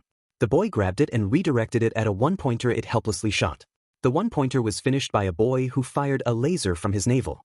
Izuku turned to his own target, tore its tail then ripped off its head. Leaping back, he focused on a familiar song and summoned a pair of Alterna wolves. His indie rabbit joined them. The teen grinned. Let's get them, boys. They dived into the fray, the wolves playing tug-o-war with a one-pointer while the indie rabbit leaped at the face of a three-pointer, distracting it long enough. Izuku finished his robot and ran at it. His claws left deep gashes as he tore panel after panel until he finally dived his arm in the machine's core and ripped it out. Yeah, he wasn't a clean fighter. But those were robots. He could afford it. He didn't really see time go, too focused on tearing the pointers apart with his noises. Then he noticed a steel-skinned teen who was trying to get from under a broken three-pointer. Izuku didn't hesitate. He ran as a red-haired girl with massive hands did the same. Together, they had no trouble lifting the robot as one Alterna wolf dragged the boy. Thanks, guys. I hope you pass. You're welcome. And same to you. On this, the girl balled the pointer with her hands and nailed a one-pointer the tall glassy teen was rushing to. The ball of scrap nailed the robot, forcing the teen to step on the brakes before he collided with a wall. Then a sound echoed. A metallic sound, loud and threatening. Everybody tensed. Metal notes started playing in Izuku's head as his phone shifted to the next track. When the zero-pointer appeared, he couldn't decide between summoning a noise and running away. The steel-skinned boy starred. Well shit. Time to run. Yeah. The red-haired girl agreed. The robot moved, a single swipe ravaging the surroundings. Izuku was about to run when he noticed someone, a brunette girl lying on the pavement, her face in pain. Through the dust, he thought he saw something red around her leg. Forget running. As the zero-pointer prepared another swing, he jumped to the girl and held a hand. Almost like a reflex, the goth metal drake sprung to life and roared, flying straight to the robot's head. Its red orbs rammed into its body as its claws and horns hacked it. The steel-skinned student stopped dead in his tracks and turned to the redhead. Is it bad that I want to watch that? The girl was inclined to agree, and she wasn't the only one. The blonde boy with the navel laser and the tall glassy teen had also gathered. Meanwhile, Izuku was holding the girl. She yelped when she tried to move her leg. Izuku winced. Indeed, her left leg had a nasty bruise on it. It's not good. I can't move. Here, ride this then. In a flash of static, the boy summoned a white unicorn with green swirly graffiti mane, tail and lower legs. The unicorn whined. Pony turbo. Izuku explained. This is my fastest horse noise. If you can't use your legs, it will replace them. The girl grimaced but accepted and got on the creature. What about you? You don't plan on fighting that thing, are you? I crushed more than a handful of pointers with my noises. I think I got enough points to pass. You and the others focus on finishing the test while I take care of this one. But how? The zero-pointer had slammed the drake into a building. Your dragon doesn't look like it's doing good. Don't worry, Izuku said as he summoned a woolly eel. I still got a few aces up my sleeve. You and the others finish the test. I've got this. Then he got on the elephant who trumpeted. The girl obeyed, spurring her ride. The steel boy, redhead, blonde boy and tall glassy teen reluctantly turned away to focus on the test. Izuku watched them leave before turning to the zero-pointer, who had just dispelled the drake. His glare was harsh. Looks like I'll have to use it in the end. I never like using it, Nor do I like using apotheosis. He closed his eyes and focused. Moving flesh good. Moving metal bad. Protect moving flesh. Crush kill destroy moving metal. Crush kill destroy really big one there first. Target big one first. Priority target, the 0-pointer. Then he removed his earphones and spoke a single word. Cacophony. A storm of static sizzled around him. Then, pandemonium. Ochako winced as the unicorn carried her. The ride was smooth, but her legs still ached. She tagged a 1-pointer. The robot started floating, only to be lacerated by her mount's wind blades. The girl grinned. Thanks for the assist. The unicorn nodded and sent a pressurized wind sphere that smacked into a 3-pointer which was summarily demolished by the steel-skinned boy, Tetsu. Nearby, Ida, the strong teenager with the glasses, kicked a 2-pointer straight at the red-haired girl, Kendo, who crushed it with her huge hands. Yuga, the blonde boy who fired lasers, nailed one who was sneaking on her. Her mount kicked its remains away. Monsters like her mount started appearing left and right, protecting the other examinees. They barely ever took down pointers, instead focusing more on shielding and weakening the teens. A blue and purple jellyfish hugged the face of a 3-pointer Kendo destroyed. A red and pink turtle took a shot meant for Yuga. 3 ravens harassed a pointer that was targeting Tetsu. Small things, but it gave them openings. Ochako wondered if the boy was done with the 0-pointer and had summoned them as backup. At last, Present Mike called the test over. Everyone breathed while the creatures retreated, gathering around their master. The huge purple elephant walked to the teens, who immediately noticed something was off. The green-haired boy was hunched over his mount, head low and earphones hanging clearly from his vest, static sizzling in the air around him, spawning monster after monster. He was completely unresponsive to any attempt, and the reason became clear when the elephant trumpeted gently and lay him down with its trunk. Kendo gasped. He's unconscious? Everyone could see the blank look through his half-opened eyes, along with the thin trail of drool on his mouth. Tetsu looked a little further and jumped. Holy shit! The 0-pointer wasn't just down. The boy's monsters had utterly demolished it, reducing it to a pile of torn-up, half-melted and thoroughly battered scrap metal. 3 different dragons were still growling at the robot while a pair of crocodiles were toying with a piece of plate and a unicorn wreathed in graffiti fire kept puffing flames at the machine. Next to it, a purple, red, black and yellow rhinoceros was sharpening its massive graffiti horn on the head. Kendo winced. Power at a price. He can summon an endless stream of graffiti creatures at the cost of falling unconscious. A most dangerous technique. Ida frowned. Now, how do we wake him up? Recovery girl is there. Yuga informed, perchance she will know. However, after giving them all candy, Recovery girl had to admit she was helpless.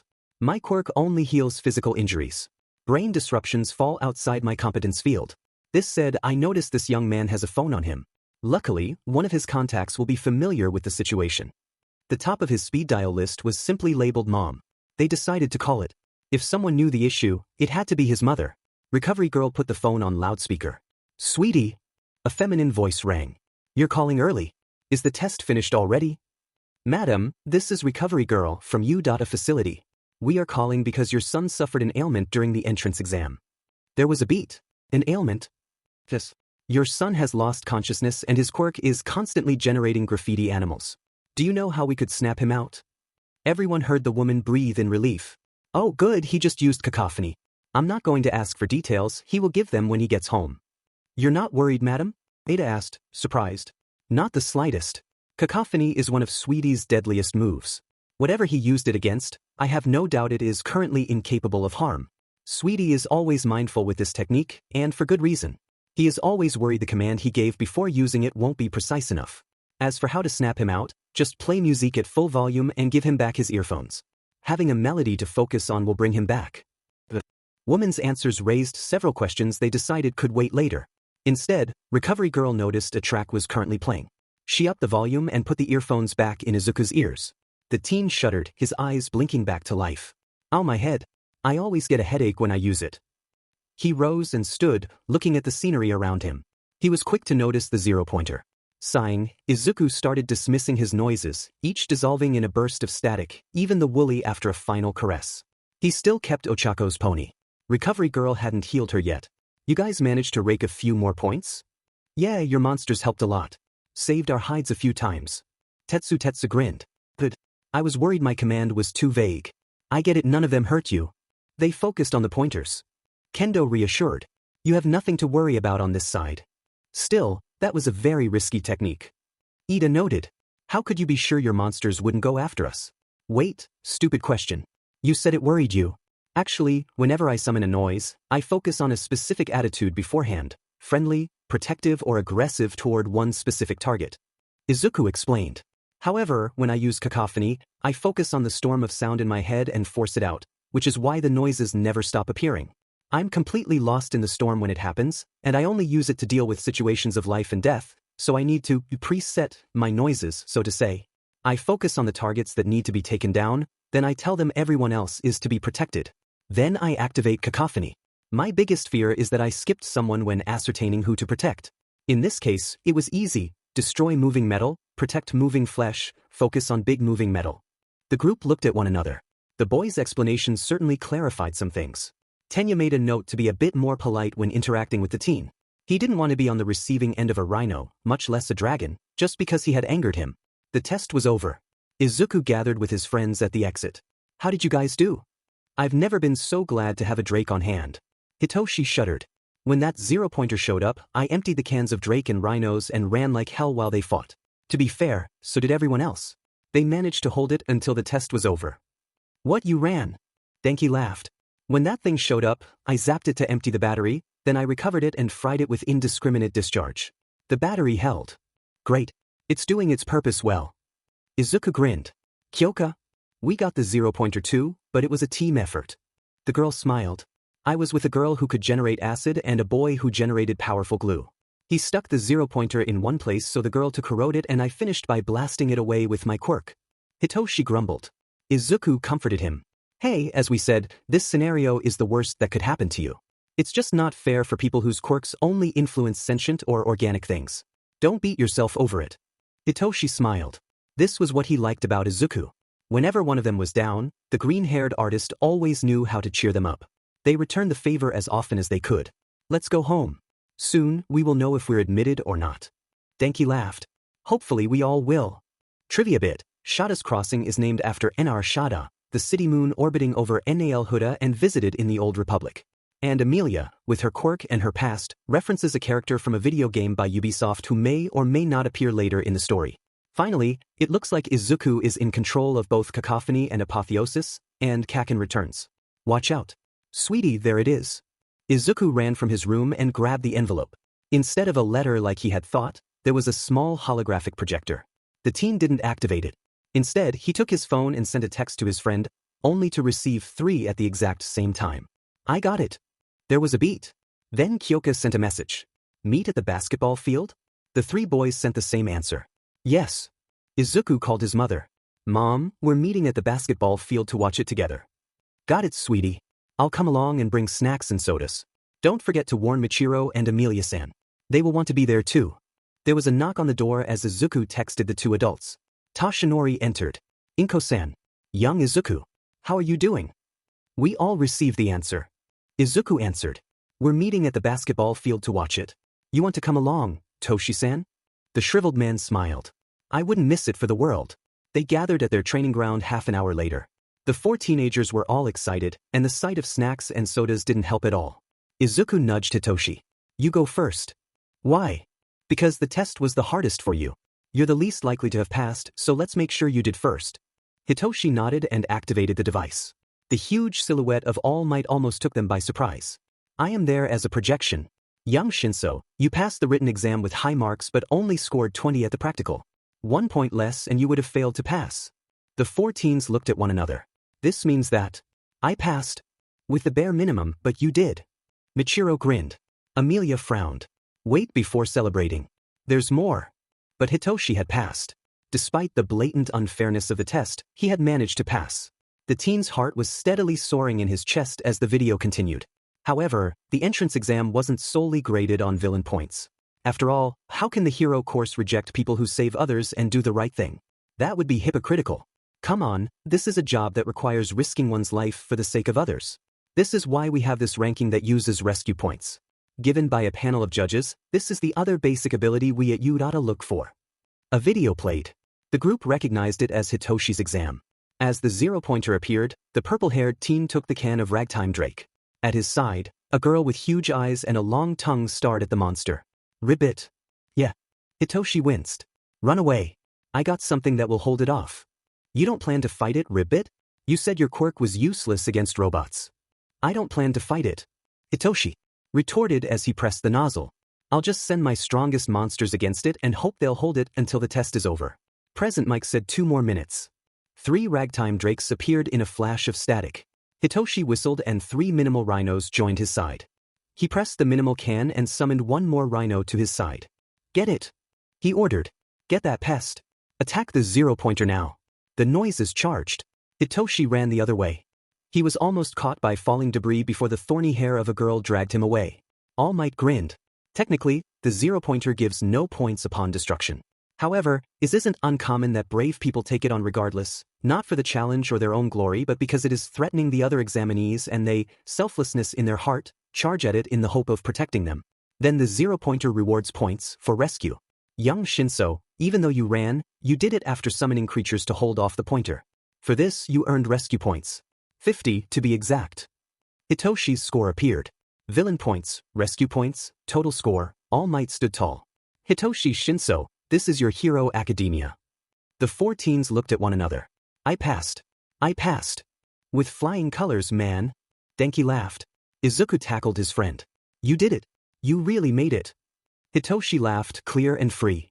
His chest was feeling lighter than ever, even as his friends hugged him and dogpiled him on the asphalt. Michiro beamed and opened a can of soda. To our passing boy. 3 more to go. Hitoshi took it, tears in his eyes. Denki went next. Once more, All Might appeared and explained the situation. Denki hummed as his villain score appeared, a fairly decent 40 points. Then came the fight against the 0-pointer. Denki didn't look fazed as the hulking machine rampaged before him. In fact, he even seemed amused. A teen with spiky red hair and saw-like teeth looked at him. You don't plan to take this on, are you? Why not? I fried more than a handful of pointers. I think I got enough to pass. But why? You know that thing will get you 0 points. Why fight it? So you can finish the test in peace. A girl with silver hair and a sleepy look frowned. I understand. While you challenge the 0-pointer, the rest of us can focus on the remaining machines and earn a greater score for ourselves. This is very selfless of you. If you think I'm selfless, you haven't met my best friend. Denki then strolled to the robot, almost casually. When the machine swung at him, he lunged forward, dodging the move while grabbing his battery. The item flew to the 0-pointer and delivered a taser jolt upon contact. It stunned it enough that the electric blonde could grab the battery, put it back and charge his attack. Indiscriminate discharge. The silver-haired girl held the redhead before he could join him. It saved him. Lightning flew from Denki's body, shocking everything around him. The 0-pointer was left a smoking husk. Just to be sure, the teen also emptied the battery and turned to the pair. I think we can finish the test quietly now. All Might grinned. Young Kaminari, such bravado could have easily been mistaken for challenge-seeking, but the recordings got your conversation, and it was obvious you acted for the sake of the examinees. As such, the jury awarded you rescue points for taking down the 0-pointer, 30. Denki's score finally appeared in full. Villain points, rescue points, total score. The blonde turned to Hitoshi. We scored even. Yeah, you two got the same score. Denki Kaminari, this is your Hero Academia. A new round of happy laugh ensued. Kyoka then activated her own projector.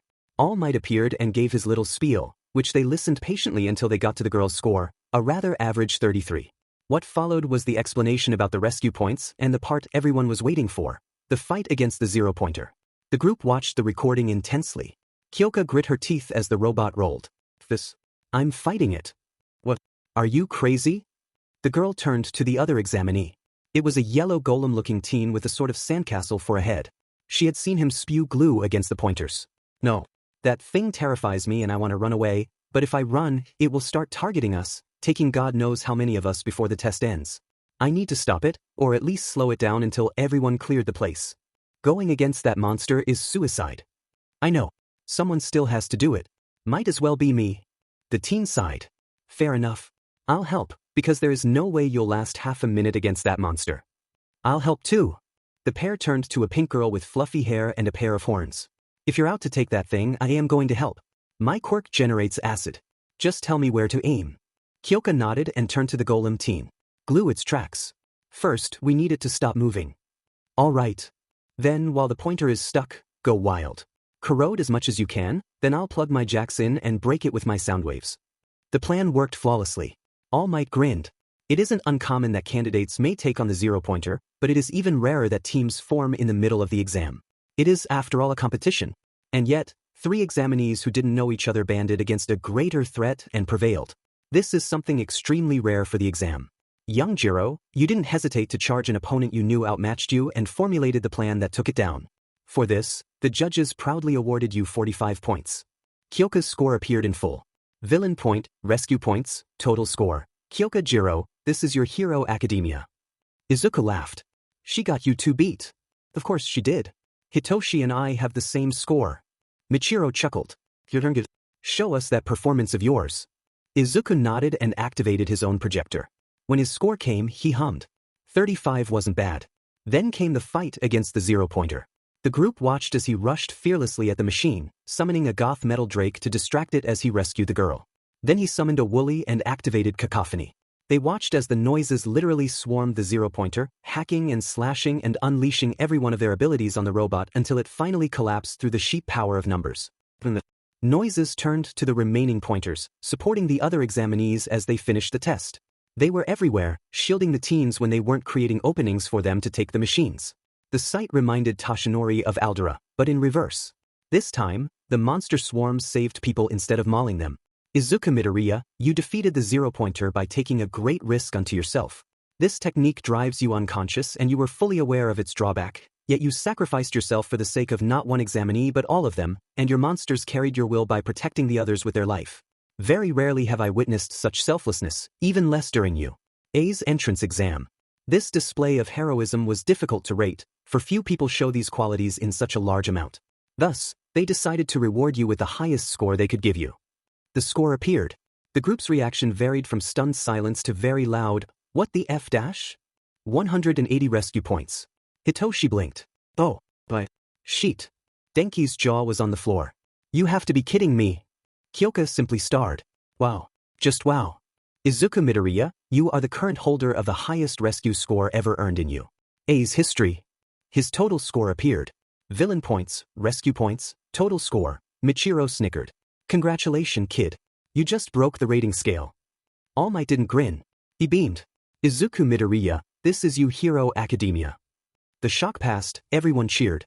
They hooped and hollered and congratulated the green-haired teen as Izuku felt equally embarrassed and merry.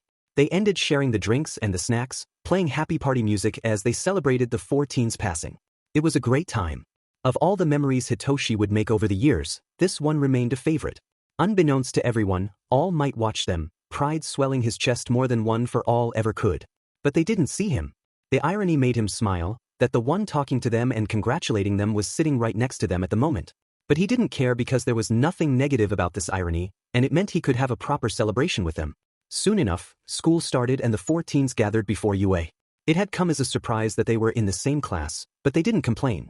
Over the years, they had become a close-knit group, and it would have saddened them to be separated. It wasn't coincidence.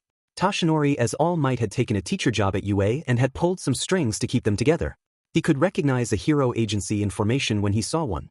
Let's get there early so we can pick our spots. Kyoka had wisely suggested. Everyone had agreed. As such, there was less than a handful of people when they got there. Izuku recognized the tall glassy teen with engines in his legs, but that was it. Next to him was a teen with bicolored hair, the right side pristine white and the other a deep burgundy. The last was a girl with green hair and way too big eyes. She recognized Hitoshi, and Hitoshi recognized her. Ajui-san? You're in our class. A smile crossed his face. I am glad. Likewise, Shinso-san. And please, since we're classmates, call me Tsu. All right, Tsu. The group picked a seat, Hitoshi sitting next to Izuku at the last row while Kyoka sat before the purple-haired teen and Denki before her. Tsuyu was one row on Denki's right and the tall glassy teen was on her right. The teen made a beeline to Izuku, who tensed. Hitoshi noticed and prepared a sharp remark, just in case he would have to defend his friend. I recognize you. You are the boy from the entrance exam. The teen smiled. I didn't get to introduce myself. I am Tenya Ida. Pleased to meet you and, sorry, for the way I treated you back then. I thought you were uncaring and disrespectful, but your selfless actions proved otherwise, especially since the technique you used has such a nasty drawback. So, let me apologize for misjudging you like this. We never judge was a rule the Fursum took seriously. Izuku smiled. My name is Izuku Midoriya. Pleased to meet you, Ida-san. And to be honest, I misjudged you too. At first, I believed you were scary and stern and well, if you'll allow me that language, I thought you had to stick up your butt. Everyone in the room chocked at the words, albeit for different reasons. Tenya's face reddened slightly. Izuku grinned sheepishly. But I was wrong. You're simply concerned and earnest. And honest too. So, I apologize for thinking such things about you. We're even. Oh, you're welcome. Hitoshi snickered and elbowed his friend. You can add awkward to the list. Izuku elbowed him back. Slowly, the rest of their classmates trickled in. Denki recognized the red-haired teen who had watched him take on the zero-pointer. He was with the pink girl Kyoka had teamed up with. The pair introduced themselves as Eijiro Kirishima and Mina Ishido. Both came from the same school, which gave them something in common with the four teens. The blonde laser-firing teen arrived soon after and introduced himself as Yuga Oyama. Izuku was wondering when the brown-haired girl he had rescued would arrive when a familiar voice echoed. Deku? Don't fucking say you made it. Izuku groaned and hid his face. Hitoshi almost snarled, ready to jump from his seat at a moment's notice. Hello to you too, Kaken. And yes, I passed. Don't fucking cheat me. There's no way you could have passed, not with your stupid quirk. You have nothing to do there. What gives you the right to say that? Hitoshi hissed. Bakugo raised a brow. Droopy eyes. You're one of Deku's sidekicks. Wouldn't expect him to have one. Hey, Deku, what did you do to get a sidekick? 'Cause I don't see you getting any with that scary and useless quirk of yours. Several people raised their voice at once, Tenya among them. They all shut up when Hitoshi rose from his seat and stood. Even though the mind manipulator only had 5 centimeters to the explosive blonde, the fact he stood ramrod straight with murder in his eyes made him much more intimidating. His voice was a low snarl. Give me a single reason why I shouldn't brainwash you into jumping from a window. And he could do it too, Izuku, Denki and Kyoka knew. Bakugo had answered him. It meant their friend could brainwash the bully any moment. Izuku recognized the distinct scent of nitric acid from his bully's skin. This spurred him. Before anyone could react, the green-haired teen was standing next to his friend and had a hand on his wrist. Gently, he nudged him back to his seat. Hitoshi gave him a look. Izuku answered with a tiny yet steely nod. Hitoshi obeyed and watched his friend turn to his tormentor. With only these few gestures, it became clear that the smaller teen was the leader of the group. It didn't matter that the 6 centimeters between them forced Izuku to look up to Bakugo. What mattered was that the boy was staring at the blonde with a cold gaze that was echoed by his voice. Izuku shifted his arm into graffiti form and put a claw right under Bakugo's jaw. Let's make one thing clear, Kaken. If you hurt any of my friends, I will make Aldra look like a kid's tantrum. His claw grazed the bully's skin. Understood. Gulping was all Bakugo could do to avoid needing new pants. He still remembered Aldra. It was the source of his greatest nightmares. And where did Deku gain the ability to make his limbs like those of his monsters? How strong were they exactly? He could feel the claw on his skin and he could tell it was sharp. It was also close to something vital. One wrong move and Deku could kill him. One wrong move and Deku could kill him. His heart pounding wildly, he went to a seat a row behind Ida's right. Izuku sat back and gently massaged Hitoshi's shoulder. The mind manipulator turned to him with an admirative smile. Wow. The class was muttering among themselves. Now. Finally, the girl Izuku had rescued arrived. The teen smiled. She's cute. That uniform suits her well. The girl looked around before noticing him. Oh, here you are. There was a free seat next to him. When the grape-haired boy had tried to sit there, Izuku had noticed the looks he was giving to the buxom brunette in the next seat and had quietly raked his claws on the chair. The student had gone straight next to Ida. I'm Ochako Uraraka. The girl grinned. Thanks for saving me a seat. The boy who tried to take it looked like a pervert and, well, look next to you to understand. I'm Izuku Midoriya, by the way. Nice to properly meet you, Ochako-san. Please, just Ochako will do. If you're here to socialize, then get out. This is the hero course. The whole class turned to the entrance. A ragged-looking man in black slowly dragged himself out of a sleeping bag. He had long black hair, sleepy eyes and what looked like a scarf around his neck, but Izuku could clearly tell it wasn't one. The man stretched. I am Shota Aizawa, your homeroom teacher. Nice to meet you. Now put on your gym clothes, we're going to the training ground. As it turned, Shota Aizawa, also known as the pro-hero Eraserhead, was rather unorthodox in his teaching methods. The very first thing they did, skipping the entrance ceremony and guidance session, was to give them a series of gym tests with their quirks. Hitoshi sighed loudly. I don't see how my quirk is going to help. This is a test of fitness. My quirk doesn't affect the body. It affects the mind. With all the training Michiro-sensei gave us, you don't need a quirk to ace them. Kyoka reminded. Besides, correct me if I'm wrong, but you're the best freerunner of us four. The only one who can match you physically is Izuku, and even then, there are days. Hitoshi was forced to admit she was right. Still, he felt this was something their teacher needed to know. When he passed the tests, it would be using his skills alone. Aizawa apparently heard him since he turned and raised a brow. First test was the softball throwing. Bakugo was first. If his non-quirk throw was 67 meters, his explosion-powered throw went beyond 700. Aizawa turned to Hitoshi. Now you.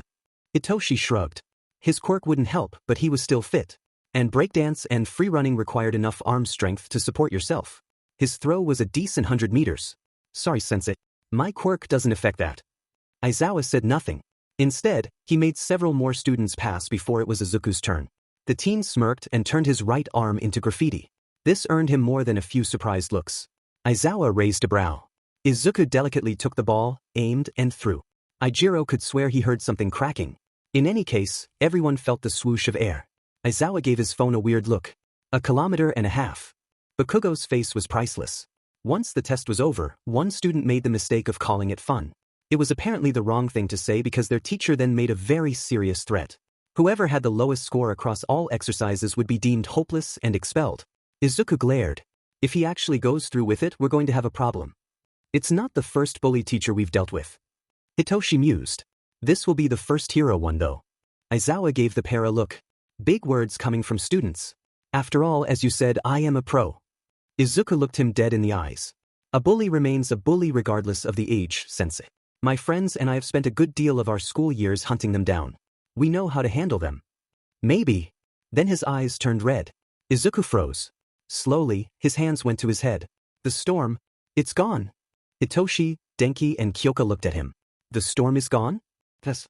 The storm of sound in my head is gone. I don't have tinnitus anymore. Aizawa expected panic. His quirk had erased that of the green-haired teen, leaving him powerless. He wasn't expecting to be rewarded by a look of pure joy. There is silence. Only silence. It's been so long, I almost forgot what it's like. He swiftly removed his headphones and went to sit somewhere quiet. Aizawa made a point to keep him in his sight. Izuku breathed, sheer relief on his face. Kyoka grinned. Looks like we have our answer. His tinnitus is part of his quirk rather than something his quirk uses. Izuku had his eyes closed, a small of pleasure escaping him as he enjoyed the quiet in his head.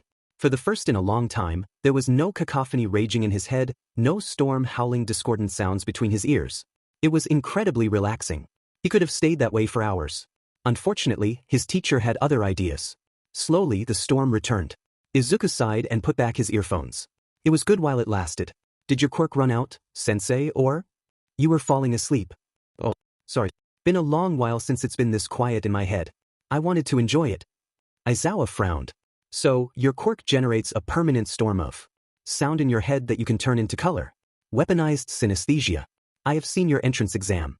When faced with the zero-pointer, you used a technique that left you unconscious. Oh, that. I explained the staff how it worked. Well, I didn't hear it. Izuku explained. By the time he was done, only his friends, Ochako, Tenya and Yuga weren't surprised. Everyone else was either wincing in sympathy or left speechless. That is indeed a nasty drawback, Midoriya. Still, back at the subject, since I can erase your quirk, what could you possibly do? Well, correct me if I'm wrong, but your quirk doesn't work on mutant ones, right, sensei? On this, the teen morphed all 4 of his limbs. Aizawa shut it again. Nothing happened. Izuku smirked. The storm of sound in my head? I morph my limbs by applying it on my skin. And your quirk simply deprives others of their power. They don't amplify your own skills. It just so happens that many people rely on their quirk to fight, which gives you the edge. But against mutants and people who fight normally, it doesn't help much. You meet someone stronger or more skilled than you, you're done for, sensei. Aizawa had to admit he had a point. He also made a side note about the boy's analytic skills. Fair enough. Forget what I said about expelling. But still, take these tests seriously. This is not a game, far from it. Hero business is serious business and I expect you to show this seriousness.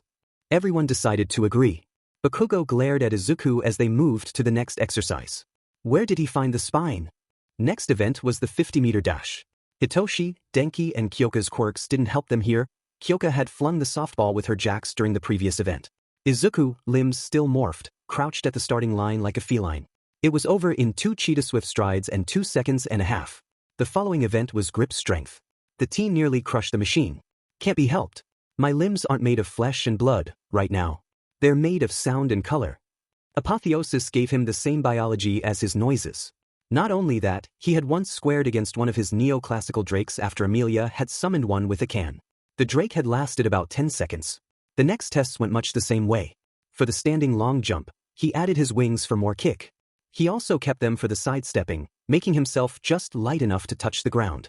If Ochako dominated the throw by sending the ball into space, Izuku could at least boast he sent his into high orbit by throwing it at escape velocity. He grimaced a little. I trained using my graffiti limbs before, but it's the first time I have numbers to put on them. Endurance running, upper body strength and seated toe touch went much the same way. Having a definitely non-human biology helped a lot. The only reason Izuku felt somewhat tired was because his head and torso were still flesh and blood. He grumbled. I feel like cheating. What would be cheating is you using apotheosis. Hitoshi retorted. Aizawa raised a brow. Apotheosis? My second threshold move after cacophony. Izuku explained. Threshold moves are abilities I save for when my life is in direct danger and my only choice is using them or dying. You've seen cacophony during the entrance exam. My graffiti limbs are me undergoing partial apotheosis. Full version is me completely transforming. To demonstrate, he walked away and opened his arms. Apotheosis. Static cloaked his body. When it faded, there was no flesh or blood left on him. The whole class but his friends gaped. He was a little taller than Aizawa, now. His graffiti limbs were unchanged, but his hair and rabbit ears had become the same, and his body was now emerald green with the anatomy of a doll. His eyes shone, pupilless and white. Aizawa took a moment to stare. He had guessed that his flesh body was the reason his scores weren't any higher, and he had graded him second only to Momo Yaoyorozu. But now, he was seeing his true, fully transformed form. And he fully understood why the teens saved it for last resort. Trivia bit. The students who assisted Hitoshi, Denki and Kyoka during the entrance exam are Ibara Shiozaki, Reiko Yanagi and Kojiro Bando respectively. You already know Itsuka Kendo and Tetsu were with Izuku. And yes, Izuku atomized the exam's rescue score.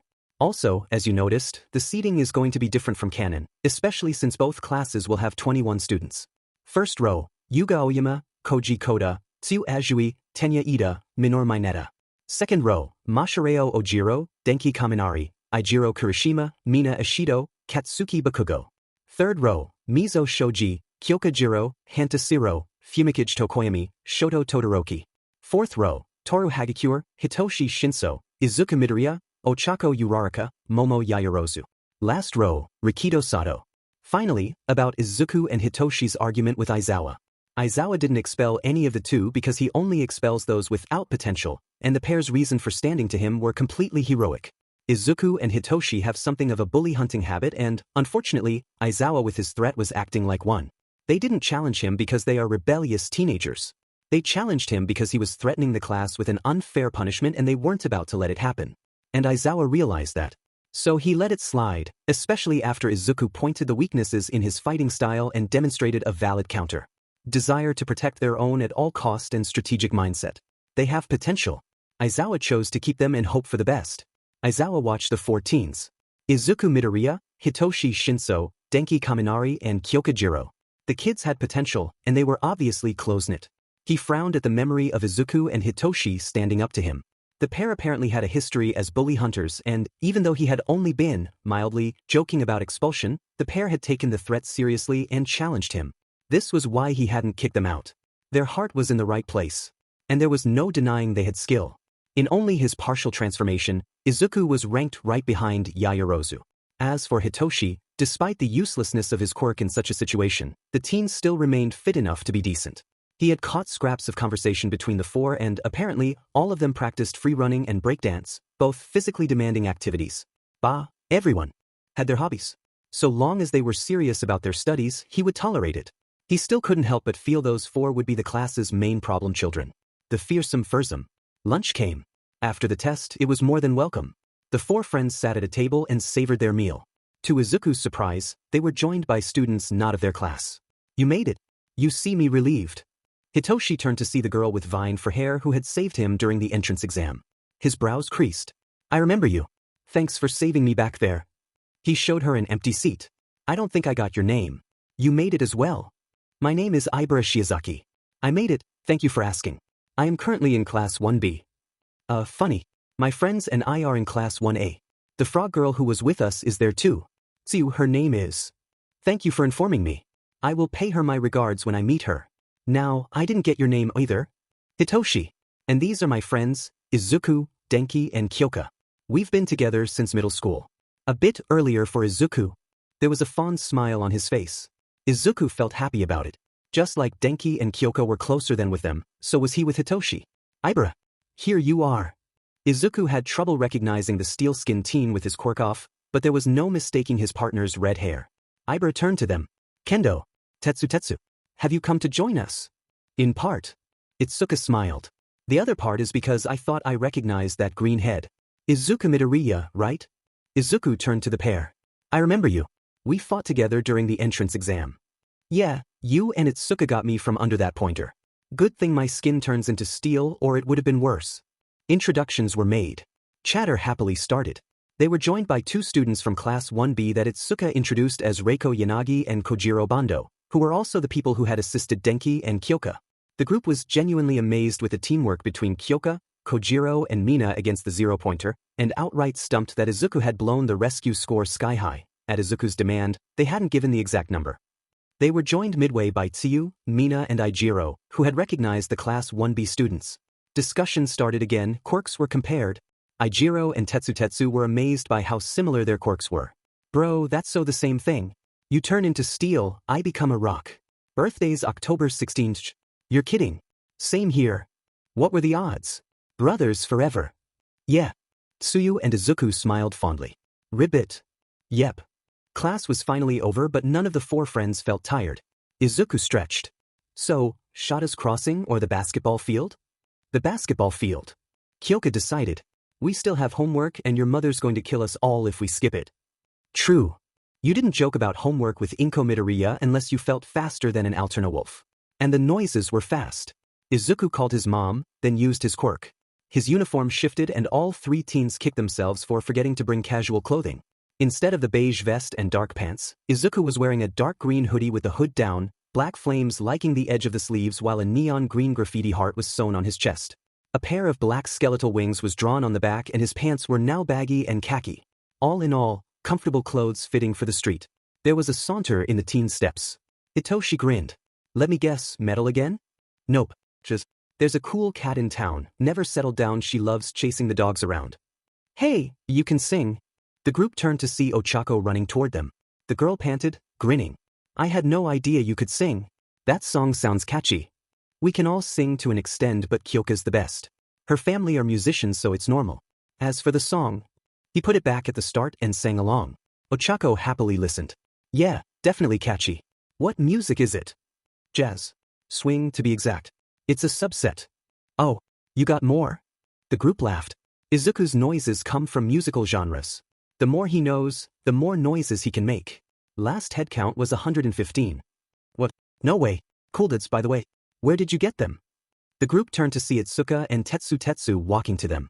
Tenya was close behind. Izuku shrugged. My quirk works by taking the sounds in my head, arranging them into tunes and translating them into color. Arranging the notes into melodies makes noises. Spreading the sound like a storm around me makes cacophony. On my skin, it's apotheosis. But if I just take notes as they are, raw and discordant, they translate into pure color. On a regular surface, I can arrange the color to paint, but it only lasts between 3 to 5 days. If I do it on clothes, it's permanent and lets me alter how they look.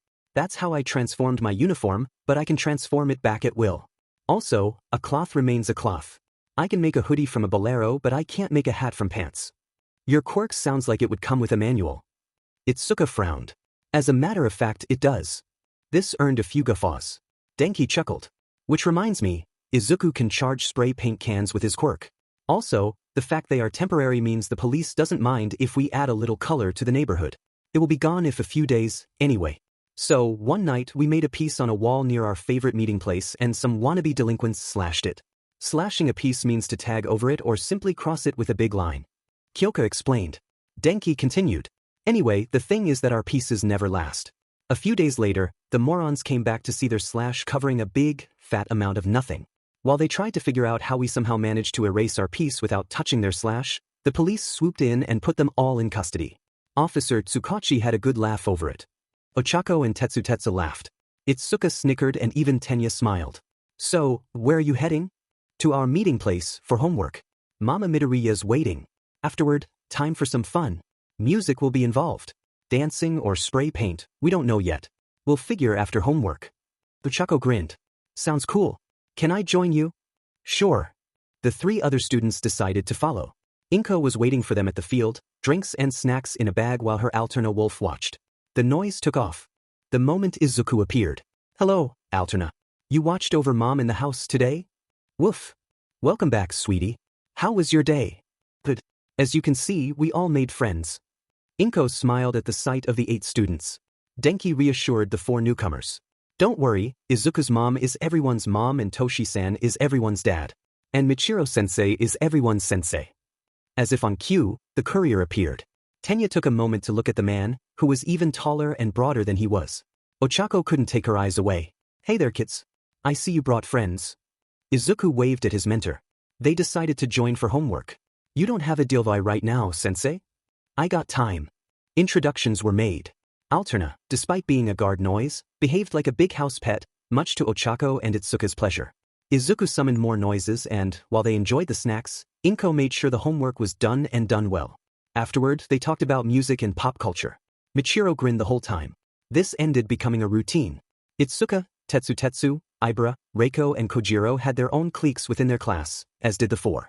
It wasn't uncommon that Izuku and his friends were joined by some of their classmates, or even students from 1B to the basketball field. This helped maintain a form of friendship between the 2 classes. That day, however, was a special day. Indeed, this would be their first lesson with the symbol of peace. Everybody was on edge. I have come through the door like a normal person. Hitoshi held a snicker. He had always found the hero's over-dramatical behavior hilarious. It didn't help that he was in his Silver Age outfit. Izuku was silently squeeing at his side. Then the hero announced the lesson's activity, battle training. For this, they would need costumes. Izuku and Hitoshi shared a look. Compared to the other students, their bag was oddly small. Given Hitoshi's only contained a pair of sunglasses and Izuku only had sunglasses, a bandana and a pair of gloves, it wasn't surprising. The class gave them a weird look right until they started changing. Hitoshi put the glasses on and held a hand. Izuku held it and let his powers flow. Static shifted on the teen, altering his school uniform into a dark purple hoodie with a pair of silver cuffs sewn on the heart. His pants were still black, but the fabric was different and it was somewhat baggy and his shoes were dark running sneakers. The sleeves and legs were tapped with silver duct tape and the glasses had become wraparound sunglasses. Hitoshi put his hood up, obscuring his face. A moment later, Izuku used his power on himself. His school uniform changed. His vest became a sleeveless emerald hoodie with a neon sharp on the heart and skeletal wings of the same color. The glasses morphed into aviator goggles. The bandana was back with white flame patterns and the gloves were fingerless and studded. His pants were black and baggy and his shoes were black sport ones with emerald lines. Finally, instead of being bare, his arms were covered with tattoo-like lines reminiscent of their morphed form. Izuku tied the bandana over his mouth and put the hood up. Bakugo gave him a look. What's up with these rags? You and droopy eyes look like thugs, Deku. Hitoshi moved to say something. Izuku held him and shook his head. He isn't worth it. Hitoshi sighed. I still want to make him jump from a window. Don't worry, it won't hurt much if it's just the first floor. Forget it. He thinks the world revolves around him. Ignore him. Treat him as if he doesn't exist. He turned to Denki and Kyoka. Both looked like they were headed to a rave party with their stylish black pants and jackets. The pair gave them thumbs up, which were returned. All Might looked at the students emerging from the room. They made a fine team, all in their costumes. He hid his widening grin at the sight of his favorite 4. The fearsome fursome, Aizawa had called them. He knew the teens as Toshinori. The Erasure hero wasn't completely wrong. They were definitely a prankish and fun-loving bunch. He explained the exercise. All in all, it was simple. The villains had to protect a nuclear weapon from the heroes and each team had to either capture the other or secure or protect the weapon before until the time was up. Teams were made from lots, with one counting 3 members. Said team ended being Hitoshi, Momo and Minoru. Hitoshi made a point of keeping the little perv in his sight. Meanwhile, while Denki and Kyoka were happy to be teamed together, Izuku was surprised to find himself with Tenya, and even more to see Ochako with Bakugo. Mizo was with Shoto, Koji with Rikido, Mina with Yuga, Toru with Mashireo, Tsuyu with Fumikage and Hanta with Ijiro. Fate wanted that the first round of heroes versus villains opposed the heroic Izuku and Tenya against the villainous Bakugo and Ochako. Izuku sighed. No helping it, I guess. Hitoshi gave him a look. The teen nodded. I'll be fine. I trust you. While Bakugo and Ochako prepared, Izuku and Tenya waited. Tenya looked at the building's blueprints. I wonder where they will hide the bomb, or how they will protect it. Let's see, Uraraka-kun can nullify the gravity of anything she touches. As for Bakugo-kun, he makes explosions with his fists. Their setup is a dangerous one. With Uraraka on the defense, readying a field of floating debris to slow us down while Bakugo hammers us with his explosions, we are going to have a hard time storming this place. I hope your monsters, your noises are strong. Izuku was about to speak when music started playing. Green onions? Kyoka. In the watch room, Kyoka snickered. She had plugged into the system and started playing the music. All Might let her. When the music kept playing despite his protest, Izuku sighed. We won't need them, nor will we need the building's plan. You got a good assessment of their powers, Tenya, but I have an insight regarding their personality. Tenya turned to Izuku and gave him a once-over. Their costumes couldn't make them more different. Tenya was tall and looked like a knight in shining armor. Izuku was small and looked like a delinquent. Yet, when the teen spoke, the appearances crumbled. I can fly, which means we don't need to cross the whole building. We just need to know where they hid the bomb and sneak through a window. As for finding it there, he started humming Chet Baker's Beautiful Eyes. Static flowed and became a black graffiti bat shaded blue. This is a cool bat. Small and dark as it is, I doubt they'll notice it. It will scout for us. In the meantime, there are two most likely scenarios. Izuku grumbled. Kaken hasn't changed much since I last saw him. If anything, he's become worse. Now, since he has always hated me, he is going to look for me, Bombi Med. He will look for me to give me a beating, because he's a bully and this is what bullies do. For Uraraka, there are two possibilities. First, she does the smart thing and stays behind to guard the bomb. If that happens, the plan is simple. While I engage her, sneak in the back and get the target. And second, Izuku smirked. Second is the stupid idea. She follows him because she worries about him and wants to keep him safe, and in doing so, she will leave the bomb unguarded. While they are busy looking for us inside the building, we sneak in from the outside, make a beeline for the target and disable it with none of them the wiser. But that would be stupid of them, and while Bakugo can be blinded by hatred, I doubt Uraraka is like that. So, better prepare for the first option. Tenya nodded, silently impressed. He wasn't the only one. In the watchroom, even Momo had to admit the thug-looking teen's strategy was smart.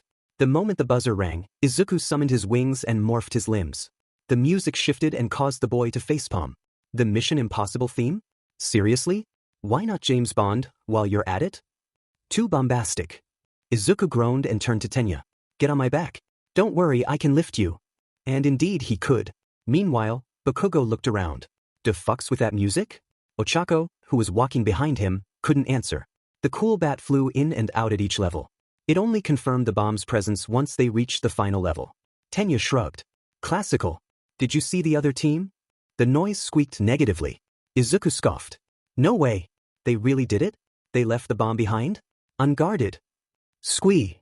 No. They weren't that stupid, were they? Looks like they were. Your plan to bypass them worked flawlessly. Izuku started laughing.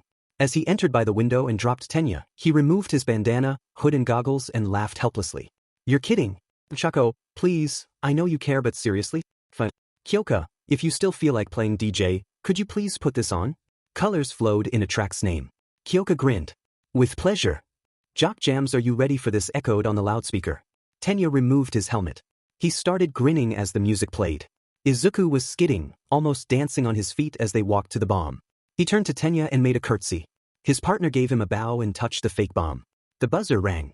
Heroes win. Izuku grinned. I love it when a plan comes together.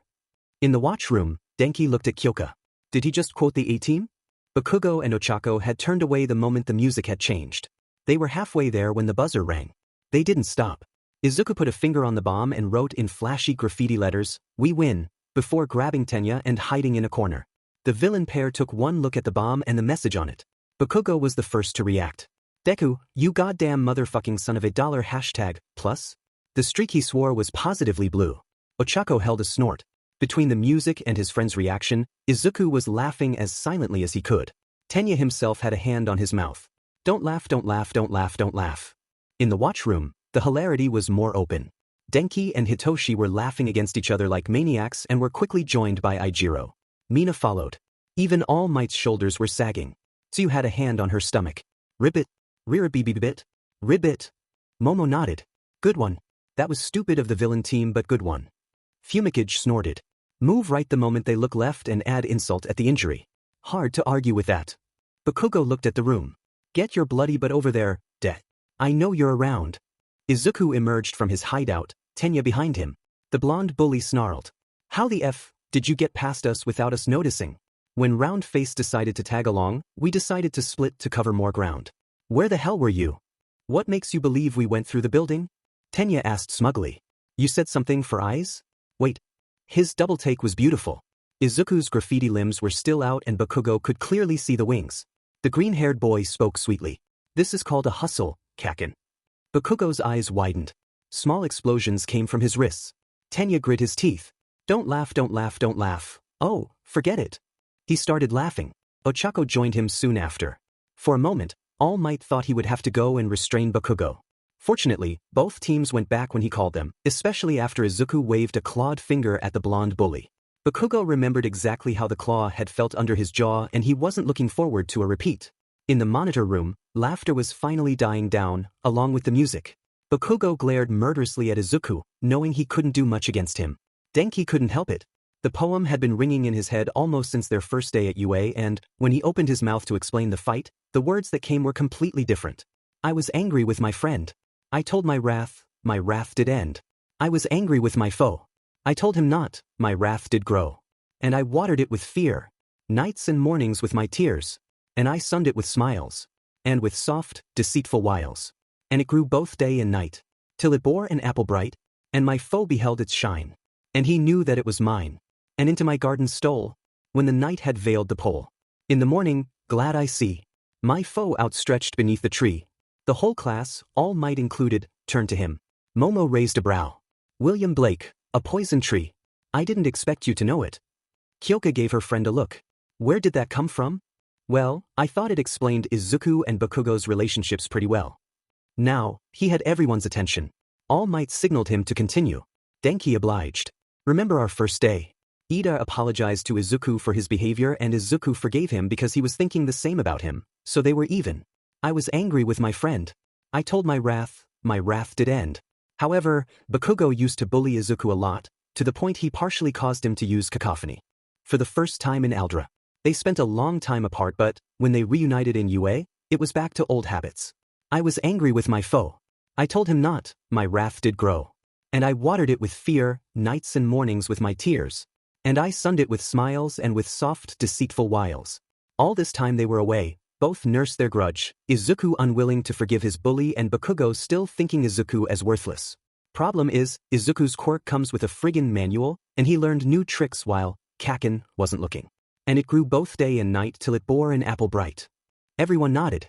Izuku had to admit he was on point so far. Bakugo later witnessed Izuku's quirk and recognized it, but he didn't quite catch his breath. I noticed he looked really surprised when Izuku demonstrated apotheosis.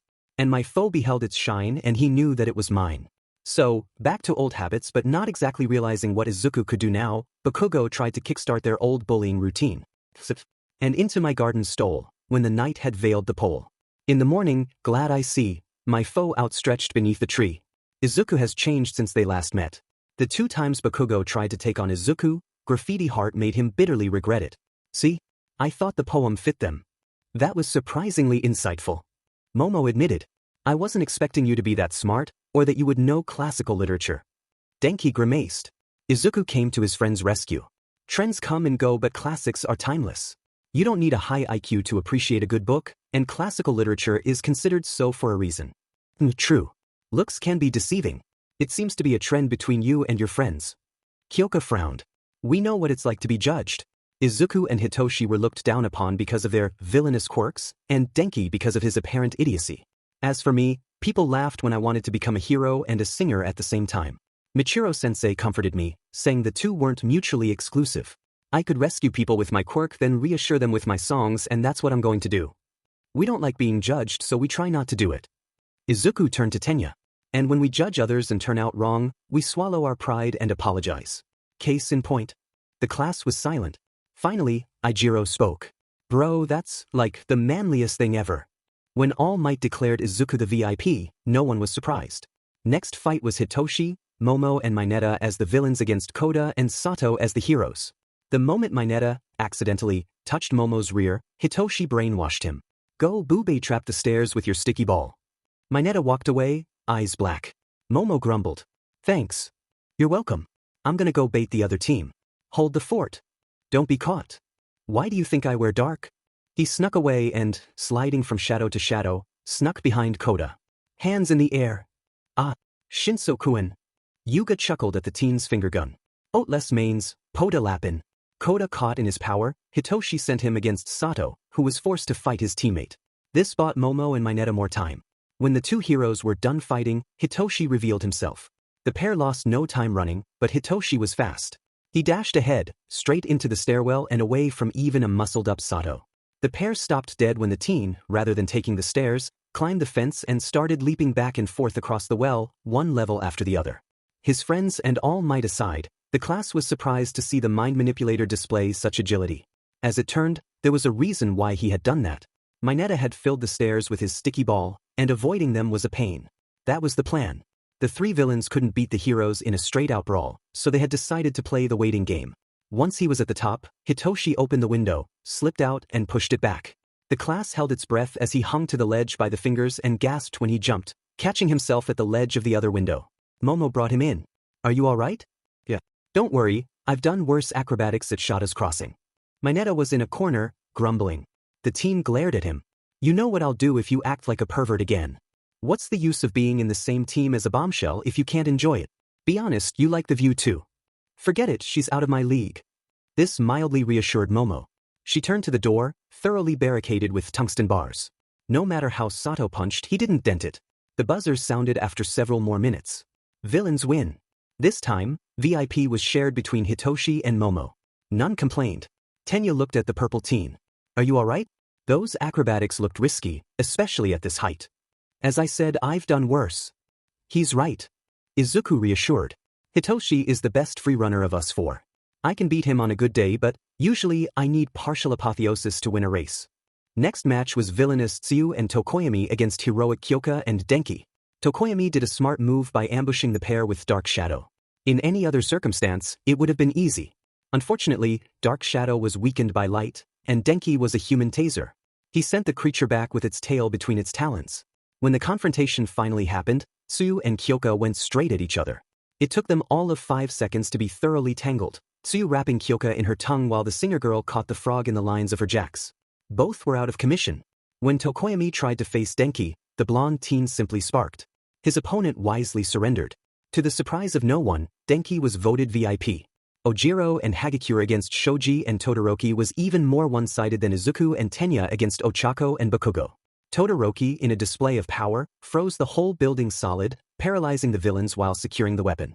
Finally, villainous Ijiro and Hanta against heroic Mina and Yuga was an unstoppable force against an immovable object. The two pairs fought tooth and nail until the very end, Mina successfully capturing the duo seconds before the buzzer rang. She still got an earful from Yuga for ruining his cape. Momo took pity and used her quirk to make him a new one. The class ended with everyone exhausted, grinning and no hard feeling except for Bakugo, of course. The teachers watched the video of the heroes versus villains exercise. They had gathered in the lounge at Toshinori's request and the man was quietly sipping tea in his shrunken form, grinning at his colleague's reaction. Present Mike was having a laughing fit. In fact, the DJ was laughing so hard Midnight had to pause the video so he wouldn't miss it. That's it. That Jiro girl is under my wing. Dibs, guys. Then allow me to get Shinso under mine. Aizawa quietly said. I see the kind of pro-hero he wants to become. I will be his teacher. He was smiling, but given how bored he looked most of the time, this might as well be a full sheet-eating grin. The rest of the teachers were in various states of hilarity, from held snickering to fist-banging on the desk. What exactly are you teaching your students? Vlad asked in disbelief. Because mine act nothing like that. Don't put the whole class in the same basket, it's just the fearsome fursome. Aizawa sighed. I knew these kids would be problem children. And the worst part? Shinso and Jiro are two of them. Midoriya and Kaminari make the rest. The way Midoriya and Ida bypassed the whole building was clever. Niza grinned. It is also a perfectly valid tactic. Can't get through a problem? Work around it. And Todoroki's power was genuinely amazing. Its scale and control are impressive. As expected of Endeavor's son. Ectoplasm shrugged. Makes you wonder who would win between Todoroki and Midoriya. Todoroki, hand down. Everyone turned to Midnight.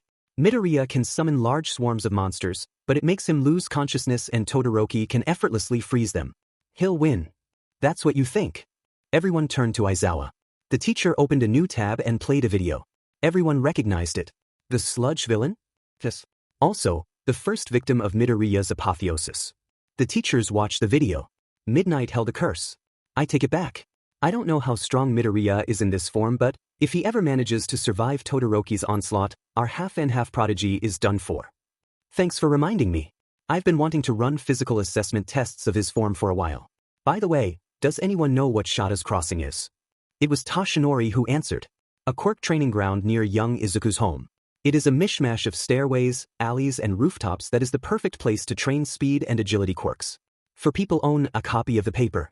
I am one of them. The others are Inko-chan, Michiro-san, and my old friend, Tsukachi. You need the authorization of one of us to use the place. You seem to be on good term with the Midoriyas.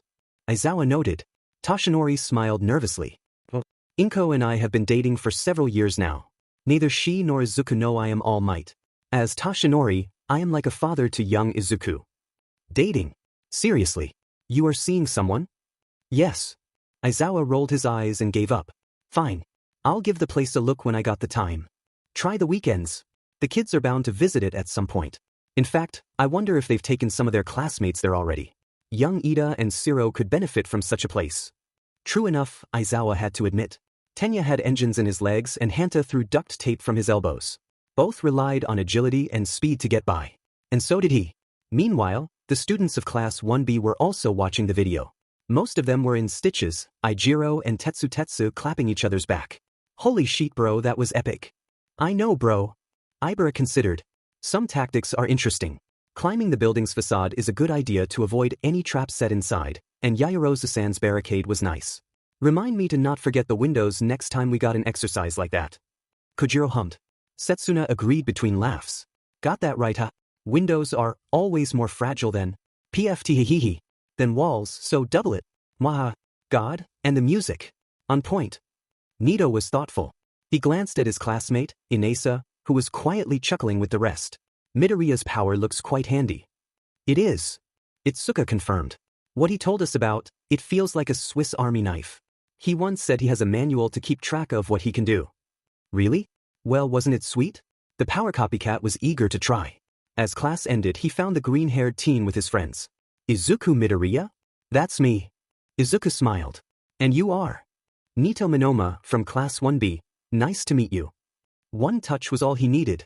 A handshake more than did the job. He took a step back, preparing to use the power. Sound rang in his head, softly at first, then growing in intensity until it filled the space between his ears.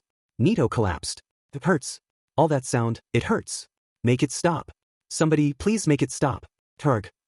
He was curled on the ground, crying and clutching his head desperately as the cacophony raged on. Izuku froze. He knew the symptoms all too well.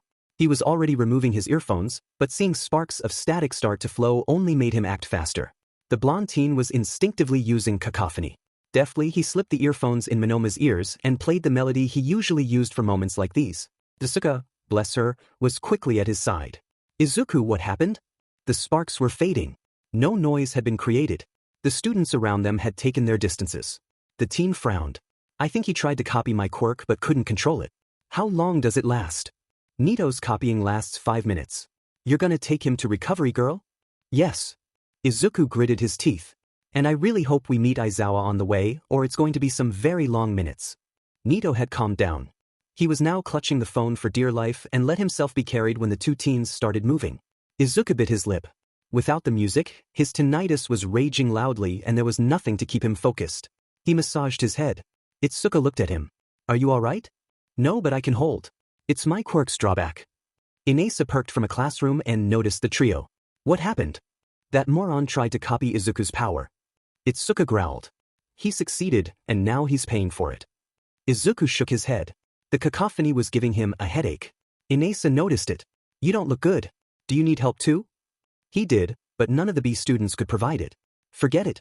Apotheosis. He let go of Minoma and transformed. Inesa and Itsuka watched him take his humanoid noise shape. Izuku breathed in relief. Apotheosis was dangerously powerful, but having the cacophony on his skin meant his head was silent. He picked Minoma bridal style and went to the infirmary, Itsuka and Inesa on his heels. It was a bit awkward to walk like that. Recovery girl looked at them as they entered. What happened here? Nito tried to copy Izuku's power. Itsuka explained again. He collapsed moments later, screaming from the pain. Apparently, it comes from the drawback of Izuku's quirk. Izuku looked around and noticed a whiteboard. He looked at Recovery Girl and waited for her approval. The nurse nodded. As Itsuka laid her friend and Inesa sat, the teen wrote, "The base of my quirk is a brutal tinnitus. Monoma is suffering from it. I gave him my phone so he could focus. I transformed so the storm would be on my skin." Recovery Girl sighed and turned to the blonde. "This is why you should always ask for the details of the quirks you copy before using your power, young man. And this isn't even the first time you see me for that." Nito shuddered. Finally, he managed to talk. "It's horrible. I'm so glad for the music. It is like a constant storm of discordance and it is so loud. So loud, I can barely hear my thought. How can anyone live with such cacophony in their head? How do you do it?" Izuku sighed, blanked the board and wrote again. "I'm used to it, but I still need the music to focus. That's why I transformed." Nito whimpered. "I'm never going anywhere your quirk again. I just can't deal with that storm. It's too horrible." He was crying in silence, tears falling on his cheeks. Itsuka wiped them. Izuku gave him a pitted look. Aizawa arrived soon after. "I heard Midoriya was taking a Class B student to the infirmary. What happened?" Recovery Girl sighed. "Young Monoma tried to copy your student's power, Aizawa. Now he's dealing with the drawback. I hope the lesson stays this time, young man." "Yeah, lesson learned. Read the manual first." "God, my head." He was rocking himself, clutching Izuku's phone for dear life. The 5 minutes ran out soon after. Nito still kept the phone for a while longer, to soothe his nerves. Izuku was glad when it was returned. Aizawa gave the group a look. "It was really that bad?" "Sensei," Monoma collapsed screaming moments after copying Izuku. "Yes, it is." The teacher remembered how the green-haired teen had felt relieved after he had erased his quirk. If its basis was a tinnitus bad enough to leave people a crying mess, it was no surprise Izuku had been happy. It was also no surprise the teen had been in apotheosis when he entered. Itsuka turned to Izuku. "By the way, you said once that your power comes with a manual. Is it true?" "Yeah, here." He took his bag and fished a thick notebook from it. The cover was decorated with artistically entwined graffiti lines that still made a spot for the book's title, Graffiti Heart. Itsuka took it and started to read, Aizawa and Inesa reading over her shoulder. Nito carefully perked. The first part was simply called Basic Synesthesia and outlined the ins and outs of translating bass sound into color, as well as the differences between support, paper, cloth and walls. The next chapter described cacophony and apotheosis in as much detail as possible, complete with warnings. The last and arguably biggest part was dedicated to noise summoning. Itsuka whistled at the sight. Current head count, 115. That's a lot.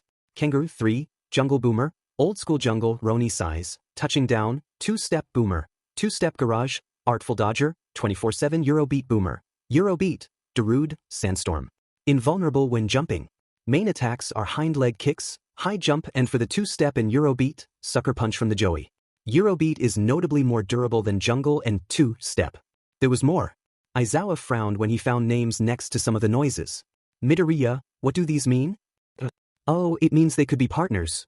His mother's name was right next to Alterna Wolf, and Hitoshi, Denki and Kyoka were associated to Blue Scat, Pony Honky and Carcinopunk respectively.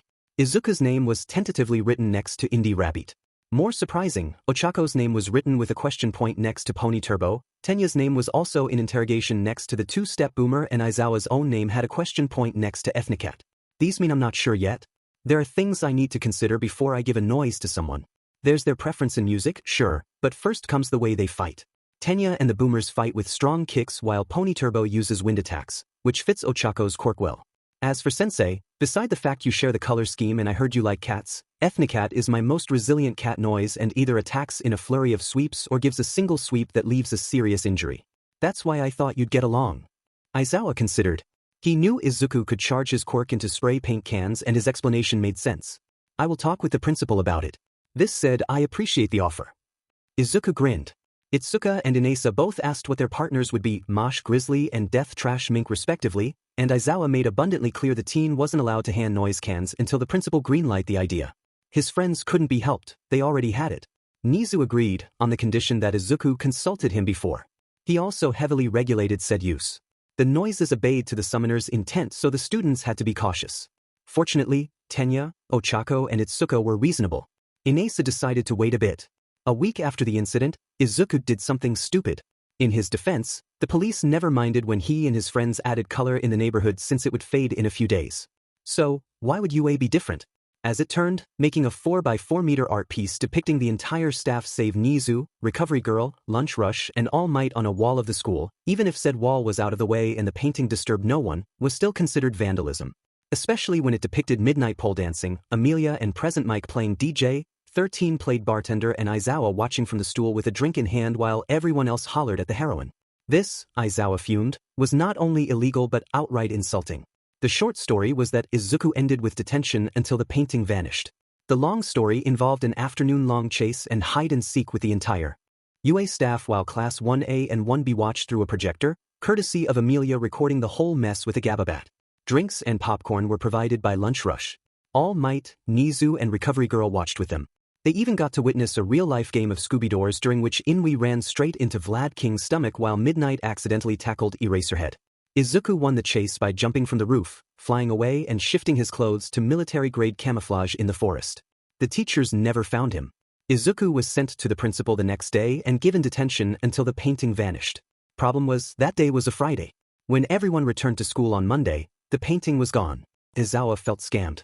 Then it was back Tuesday, with Nizu, All Might, Lunch Rush and Recovery Girl added. Izuku swore high and loud. It wasn't me this time. Indeed, it was me. Aizawa turned to the principal who grinned from ear to ear.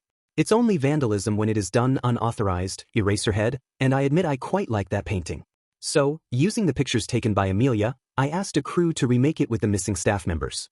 Young Midoriya is white as snow in this affair. Aizawa remained in a foul mood for the rest of the week. So, naturally, when he showed up in class with an announcement, everyone was worried. Today, the hero said quietly, you will be picking a class president. Everyone breathed in relief. At last, something normal. The classroom quickly devolved into chaos, everyone vying for the spot until Tenya wisely suggested they simply voted. Coming from him, it was said with much more words and formal phrasing, but they were getting used to it. The tall teen's seriousness was silly in itself, making him fit just right. Izuku ended with 5 votes. Everyone had one except for 4 persons, Hitoshi, Kyoka, Denki and Ochako. It was thus easy to guess who had voted for the teen. Of course, Deku voted for himself. Bakugo scoffed. Tenya hid his smile. At least, someone had voted for him. Izuku was a bit embarrassed to accept the position and his friends noticed. This was the main topic as they sat down for lunch. I don't think I'm fit to be a leader. The teen said bluntly. Why? Ochako asked. You're smart and strong and easily likable. That's not the point. Izuku frowned. Being a leader entails giving orders and showing authority, and that's about the one thing I don't have. Sure, people like and respect me, but when it comes to commanding, I just don't have what it takes. So, you didn't vote for you? Hitoshi asked. Izuku shook his head. Tenya joined them, soon followed by Itsuka and Nito. The blonde teen seemed somewhat nervous. Izuka helpfully offered him one of his earphones. Nito accepted, smiling as the gentle music played in his ear. You got your class president election too? The redhead asked. Yep. Izuku was elected with 5 votes. You. Itsuka chuckled. That would be me with 3 votes, thanks to Yui and Tetsutetsu. Everyone else had 1 vote saved for them. Who did you vote for? Izuku asked. Myself. You. I didn't vote for me. Tenya nearly choked. He turned to Izuku, his face showing nothing but disbelief. The teen noticed. It took the pair a moment to figure it out. When Izuku did, he laughed helplessly. We voted for each other. Nito stared at them. Seriously? I don't have what it takes to be a leader. Izuku explained again. Not a single drop of authority in me. In fact, unless it earned my respect, I tend to be a bit defiant. Tenya, however, has everything he needs to lead people. He's a stickler for rules, very earnest and flashy in the way he moves, and there's just this aura about him, that charisma. I thought he would do the job best. To be honest, I was torn between him and Momo. Itsuka hummed. I know her a bit. Hard to argue. But you also have a point. Tenya felt embarrassed by the compliment. He accepted it nevertheless. Izuku may be a fun-loving prankster at heart, but he was honest. You have a point about Yayorozu-kun. However, you yourself aren't devoid of charisma. Not only that, you have a keen intellect and a kind heart that drives you to give your everything to protect those you care about. We've seen it in the entrance exam, and when you and Shinso-kun challenged Aizawa-sensei when he threatened to expel us during the Quirk assessment test. Whatever happens, we can trust you to do the right thing, and this is why I voted for you. I still don't like the idea of leading people. Sorry. After a moment, Denki frowned. Now I think about it, I never made the connection, but doesn't Michiro-sensei's wife work for someone called Ida? Ida, 10, or something? I heard him say she's a psychic there. Izuku's eyes widened. Team Ida 10 in Tokyo. It is led by the turbo hero Ingenium, real name, Tensei Ida. Tenya, he's a relative of yours, right? Tenya beamed. He is my elder brother, and my idol too. He is a famous hero beloved by all, with a strong sense of justice and a deep respect for the rules. I enlisted in UA to emulate him, but I still have a long way to go, despite my efforts. It will take time before I prove worthy of him. Izuku smiled fondly. You have someone to look up to. This is great. What about you, Izuku-kun? Do you have someone to look up to? Well, All Might, of course. But so does everyone. That's what being the symbol of peace means. If you're talking about respect, though, it would be Michiro-sensei. He is the one who picked me up when I had hit rock bottom, and I owe him most of what I know. Tenya nodded. He knew the courier. He always dropped whenever he joined the four friends at the basketball field. He wouldn't call the man wise, but he could see why Izuku looked up to him. Mine would be my parents. Kyoka hummed. They aren't heroes, but their work has always inspired me, and they are the reason I want to be a musician along with being a hero. I got no one in particular. Denki shrugged. But if you really insist, it would be my friends. They've had my back as long as I've known them. The least I can do is get stronger to have theirs too. And you, Shinso-kun? Hitoshi refused to answer. There is someone. He still thought. Someone who means the world to me. And he is at this table. Then the alarm rang. Security level 3 has been broken. Students, please evacuate in an orderly fashion. Everybody froze. Itsuka was the first to realize. Security level 3 means someone infiltrated the building? How? They didn't have time to wonder. Panic had seized the crowd, which was rushing straight to the exit while carrying everyone in its path. Izuku instantly summoned his wings and took flight. Itsuka was right behind. Hold me. The green-haired teen obeyed. Itsuka enlarged his hands and grabbed Nito in one and Hitoshi in the other. Nito, copy me and grab the others. The blonde teen obeyed. Soon, the whole group was in the air. Izuku grit his teeth. You guys are a bit too heavy. Got that covered. With one touch, Ochako made everyone weightless. Izuku breathed and carefully flew to the exit. As they passed the window, Denki noticed something. Hey, the press got in. The group turned to the scene. Their eyes widened. They've gathered around Aizawa-sensei and Present Mike. This must be why the alarm rang. There is nothing to fear if it's just the press. Nito frowned. We need to calm everyone. Ideas? Ochako frowned. If you do, please hurry. I'm starting to feel sick. Izuku's mind was in overdrive. Tenya tarried to say something. The teen spoke first. Ochako, release gravity on Itsuka. Itsuka, throw Tenya at the exit. Tenya, tell everyone to calm down. Really? I was about to ask you. A bit complicated with everyone in my arms. Okay, let's do this. The plan worked. Itsuka had no problem throwing Tenya at the exit. The tall teen had a stray thought about training to use his engines like rockets before he focused back and stepped on the exit panel. Everything is fine. This is just the press. The words came naturally, calming and comforting the students as his tone inspired authority. The students calmed down and obeyed without a word. Izuku breathed and landed, Ochako releasing her quirk. She still staggered on her feet. Izuku frowned. Hang on, I'll take you to recovery, girl. They made it, but not before stopping in a bathroom for an emergency stomach emptying.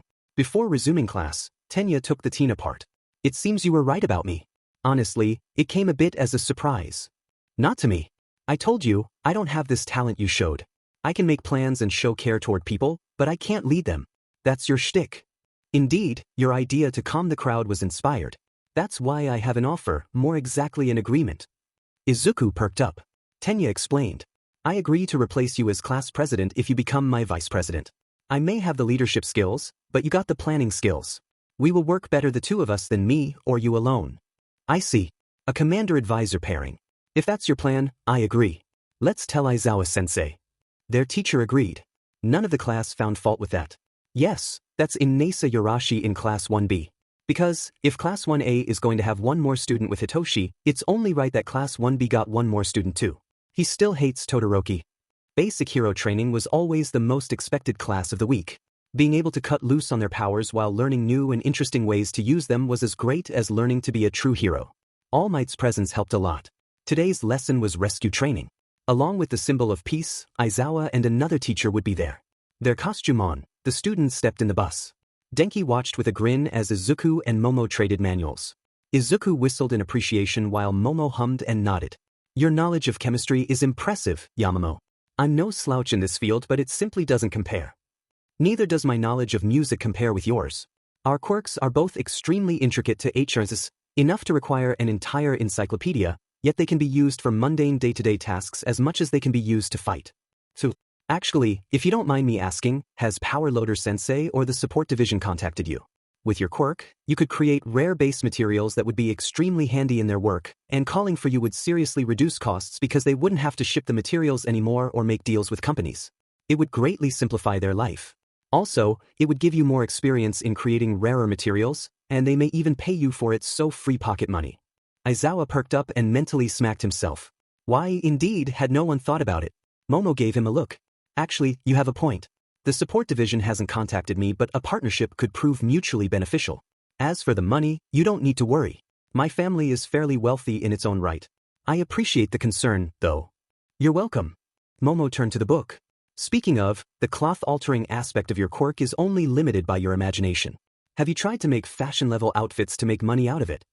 Mom and I aren't rich, but we're not that poor either. That wouldn't be fair for actual fashion designers and the people whose job is to craft the clothes. I mean, yeah, sure, I've made somewhat high-class dresses and party suits for Mom and I and occasionally my friends, but it's for personal use. We make no money out of it. It's true that abusing that aspect of our quirks could cause an unbalance in the economy.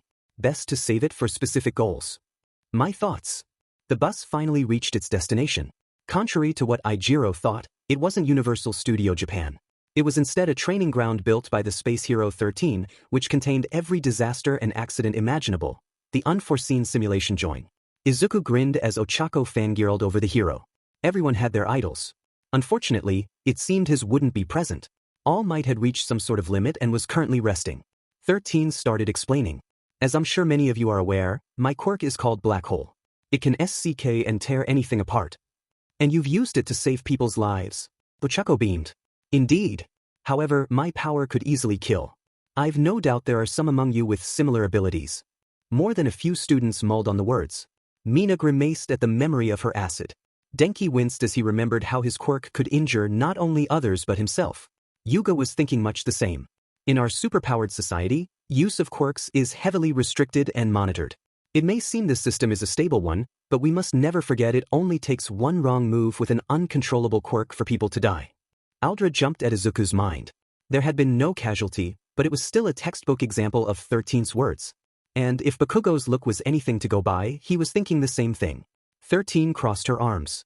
During Aizawa's physical fitness test, you came to learn of your own hidden potential. With All Might's battle training, you experienced the danger that your respective quirks can pose to others. Izuku shared a look with Tenya. Given their turn had basically been a stealth run, the class had seen nothing of the dangers any of the 4 contestants' quirks could pose. This class will show you a new perspective. You will learn to utilize your quirks to save lives. Remember, powers aren't meant to inflict harm.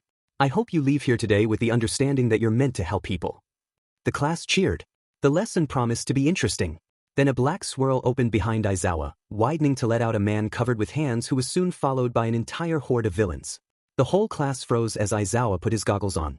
The black swirl slowly took the shape of a wispy yellow-eyed man. 13 and Eraserhead, is it? According to our intel, All Might is supposed to be there. Aizawa growled. Of course, this whole incident was this BSDRD's doing. Izuku didn't lose time. Notes started playing in his head, translating into static that turned into a gababat. Find Amelia. He instructed. Tell her there's trouble at the USJ. Make sure she brings backup quick. The noise flew away at full speed, unnoticed. The hand-covered villain looked at the group, his eyes mad. Where is he? We've come all the way and brought so many playmates. All Might, the symbol of peace, is he there? I wonder if some dead kids will bring him there. Aizawa growled. 13, evacuate the students. Anyone, try to contact the school. Gababat sent. Izuku instantly said, Good. I will buy you time. But, Sensei, you can't fight them alone. Hitoshi frowned. You are an underground hero who specializes in sneak attacks. Fighting a crowd in the open is about the worst situation you could end in. A good point, but only poor heroes are one-trick ponies. Here is my lesson for today. If you find yourself in a fair fight, your tactic SCKS. On this, he took a can and spray painted on the floor. 2 Ethnigots emerged in a burst of static, black, silver and white. Aizawa unfolded his capture weapon and jumped into the fray, the noises on his heel. The villains laughed. What, that's all? A tired pseudo-ninja and a pair of graffiti kitties? You're kidding, right? Then their firing quirks failed to activate. Aizawa showed no mercy. Two were wrapped and smashed against each other. A villain with a mutant quirk loomed, only for one ethnicat to jump at his face and claw relentlessly. The man stumbled away, screaming. Aizawa snatched his leg and used his momentum to throw him at a cluster of mooks. A villain who tried to sneak attack him screamed as the second ethnicat tackled him and bit in his neck. Away from the scene, 13 was guiding the students to the exit when the wispy villain swirled before them. "Greetings," he said politely. "We are the League of Villains. Forgive our audacity, but we have come to UA High School, this bastion of heroism, to end the life of All Might, the symbol of peace. We were under the impression that he would be there today. Was his schedule revised? No matter. Begone." His darkness spread, swallowing the group. When it faded, everyone from 13 to the students were gone. Meanwhile, Amelia was working on a new algorithm when the GABA bat flew to her desk and collapsed. The informatician looked at it. "Hey there, Lily cutie. Why did Izuku send you to me?" The bat panted and rose painfully. The exhaustion didn't stop it from flitting its wings like a maniac, sharp panicked squeaks escaping it. Squeak. Squee squee squeak squeaky squee squeak squeak. Amelia took one good look at it. On a hunch, she tried to contact the USJ. No matter how hard she tried and even with her quirk's help, the area wasn't responding. At all. She took the GABA bat and made a beeline for the principal's office. Nizu was there, quietly lecturing All Might, or more exactly, Toshinori Yagi. Amelia raised a brow. "Toshi-san? What are you doing there?" "I could return the question, Tanner-san." Nizu retorted. Amelia glared. Why the Scarecrow Man was there, she had no idea, and there were more urgent matters at hand. She held the bat. "Tell me, Principal, what would you call the USJ not responding at all and a GABA bat flying straight to me in a state of utter panic?" The noise had recovered and was now relentlessly pulling her sleeve. Squee squee squee squee squee. Nizu and Toshinori looked at it, then at each other. "I'd call it a reason to tell everyone to lock and load and make a beeline for the USJ while praying everyone is alright by the time we get there. Let's move."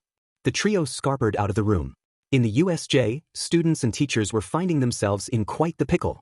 Tokoyami, Koda, Aoyama and Uraraka had found themselves in the downpour zone, which worked for the best as the darkness empowered Dark Shadow to nigh unstoppable levels.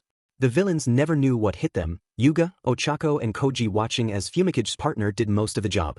Kirishima, Bikugo and Siro found themselves in the ruin zone. The villains there quickly found themselves wrapped up by Hanta and caught between the hammer that was Katsuki and the anvil that was Aijiro.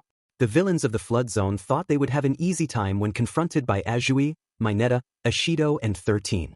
After all, 3 were teenagers and the space hero didn't specialize in fighting. Easy job, right? Not so much when Tsu proved right at home in the area, tagging every villain with Minoru's sticky ball while Mina wove panic by throwing mildly corrosive acid in the water. 13 watched the teamwork with pride.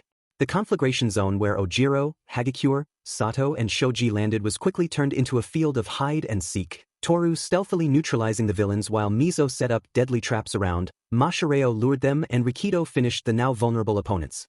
In the mountain zone, the villains quickly discovered that, just because Yayarozu looked like Esirpar and Jiro and Kaminari like partygoers, that didn't mean they were harmless. Kyoka's earphone jacks moved like sound-blasting rope darts while Momo was quite handy with a staff. Denki fought bare-handed, but his body was cloaked in low-voltage electric armor that acted like a taser, and his fighting style was less martial arts and more weaponized breakdance. The landslide zone villains were even less lucky than the rest, finding themselves with Todoroki, Ida, Shinso and Midoriya. Their opening move was smart. Using a quirk to create a quicksand, they managed to get Izuku. The team yelped, Tenya and Hitoshi jumping to catch him as Shoto fended off the incoming villains. Desperate to break free, Izuku started to channel apotheosis, static flowing from his back into his arms. Tenya instantly let go. Hitoshi clung on. He wasn't about to be phased by static and his friend needed him. He should have let go. The static jumped to him, and along came pain, raw and sharp. Hitoshi screamed. Tenya and Shoto turned to him and watched in horror as static danced all over his back. Hitoshi didn't let go. He powered through the pain, fighting tears as Izuku fully transformed and jumped out of the quicksand in his neon and emerald form. Hitoshi collapsed, panting and crying. Tenya held him. Shinso-kun, are you alright? How do you feel? Like, my back was brushed with steel wool or a sea scalpel. Oh. Shoto frowned. We will handle these. Hitoshi weakly nodded and leaned against an ice wall the half-and-half teen had created. Tenya stayed at his side. He knew the scale of Shoto's quirk could be pretty impressive and Izuku in partial apotheosis was remarkably strong. However, he had no idea what the green-haired teen could do fully transferred. He quickly found out. Shoto sent a wave of ice that caught half of the villains right where they stood. One tried to use a fire quirk to thaw his comrade. Izuku pounced, tackling the man before grabbing him by the ankle. The villain went flying a moment later, right in one of his still-free comrades. Another aimed for Shoto. The transformed teen stepped before the attack. The blow didn't leave a scratch. The next moment, the villain had a sphere of green energy in the stomach. A villain stepped, well over 3 meters and with a hard, rocky skin. The giant towered over the two teens with an ugly grin. Shoto sent a wave that froze his feet. Izuku leaped again, but instead of tackling him, he landed feet first. All 3 teenagers could see the green shockwave where their friend had landed, right in the chest. The giant staggered back, clearly stunned. Izuku landed, Graffiti hand already cloaked in green energy. He swiped, and a wave of energy struck the villain. He didn't rise. A female villain showed in armor, only to have the metal tear effortlessly under the teenager's claws. The villainess quickly backed away, only to be caught in Shoto's ice. The villains dealt with, Izuku transformed back and went to his injured friend. Feeling better? Yes. The cold helped soothe the pain. He awkwardly rose, his back still aching. Izuku frowned. They tried to swarm us with overwhelming numbers. Too bad 2 can play this game. Can you guys protect me while I'm out of it? You're going to use cacophony? Tenya asked. Izuku nodded. Hitoshi frowned. Good. There's a strange sound buzzing in my head. It's the first time I hear anything like that. The sound was ringing clearer and clearer. Instinctively, Hitoshi pushed it out. It happened all of a sudden. One moment he was looking at his hand and, the next, before the bewildered eyes of his friends, static covered him. When it faded, the teenager had morphed. His body was now a featureless deep purple, his limbs having turned into a graffiti shape that had an unusual gunmetal gray color. His hands and legs were fairly similar to Izuku's, but instead of being avian, his wings were more bat-like, able to fold into a secondary pair of arms. His purple mane had also become graffiti gray but was now adorned with a pair of chiropteran ears that stood proudly on his head. To complete the picture, a scorpion tail was waving in his back, sharp lines and metallic colors. Izuku took one solid look at his friend's new form. Sheet. Tenya and Shoto didn't know how to react either. Hitoshi gave himself a once-over, using the ice's reflective surface like a mirror. Shoto finally managed to speak. Well, that happened. It was an understatement, but it was still appropriate. The mind manipulator caught himself. His writing on the ice was clumsy, but it was understandable. I'll get the others. Bring them there. This made the other moves. Izuku nodded. Got it. I'll unleash cacophony. Tenya, Shoto, watch over me. Tenya nodded. Shoto frowned. I will make a bastion with my ice. This should be easier to defend. As Izuku sat down, the bicolored teen manipulated his power to create an icy dome with a single exit. The pair stood protectively on each side. In the middle, Izuku closed his eyes and repeated. Protect the teachers and the students. Maim but don't kill the villains. Protect the teachers and the students. Maim but don't kill the villains. Protect the teachers and the students. Maim but don't kill the villains. Setting friend and foe for cacophony was always tedious. When he thought he had set the noise's attitude properly, he removed his earphones and immersed himself in the storm of sound. Static sizzled around him, giving birth to noises of all shape and form, from tiny and adorable frogs and rabbits to the terrifyingly huge drakes. Shoto flinched before widening the entrance. None of the monsters attacked them. Aizawa was battling in the plaza when the first noises joined the fray. It only took him a look to understand what was going on. Of course, fighting number with number, huh? Not a bad plan. Now, where was his problem child? The mountain zone was mercifully close to the landslide zone. The noises quickly reached it. Denki and Kyoka cheered when they saw them take on the villains still left. Momo frowned. She recognized some of them from having read Graffiti Heart's manual, but she was still surprised when the electric teen whistled and a yellow and white unicorn came to him. Good boy, Honky. Now, let's get out of here. Born of cacophony or not, in Izuku's mind, pony honkies were Denki's partners. The noises were subconsciously hardwired to obey him. An icy unicorn came to Momo and neighed gently. As Kyoka climbed behind her friend, Momo decided to imitate them and get on the noise, silently thanking her parents for those equitation lessons. Take us to Izuku. Denki ordered. The ponies obeyed, but not before making a detour by the plaza. Momo understood why when she saw Aizawa look around. She waved at him. Sensei, over there. Aizawa turned to her. A villain saw an opening and... Chain lightning. Lightning came from Pony Honky's horn, frying the villain and jumping to 2 others. Denki grinned. Good boy, Honky. Aizawa lost no time getting behind Momo. A purple blur passed over them. Villains gathered, ready to block their path. Kyoka frowned. Yamamo, Tell it to use Icicle Storm. Momo obeyed. Use Icicle Storm. And which pony is it anyway? Madison. Her mount's horn glowed blue. 3 icicles sprung from it, impaling a villain's knee and both shoulders of another.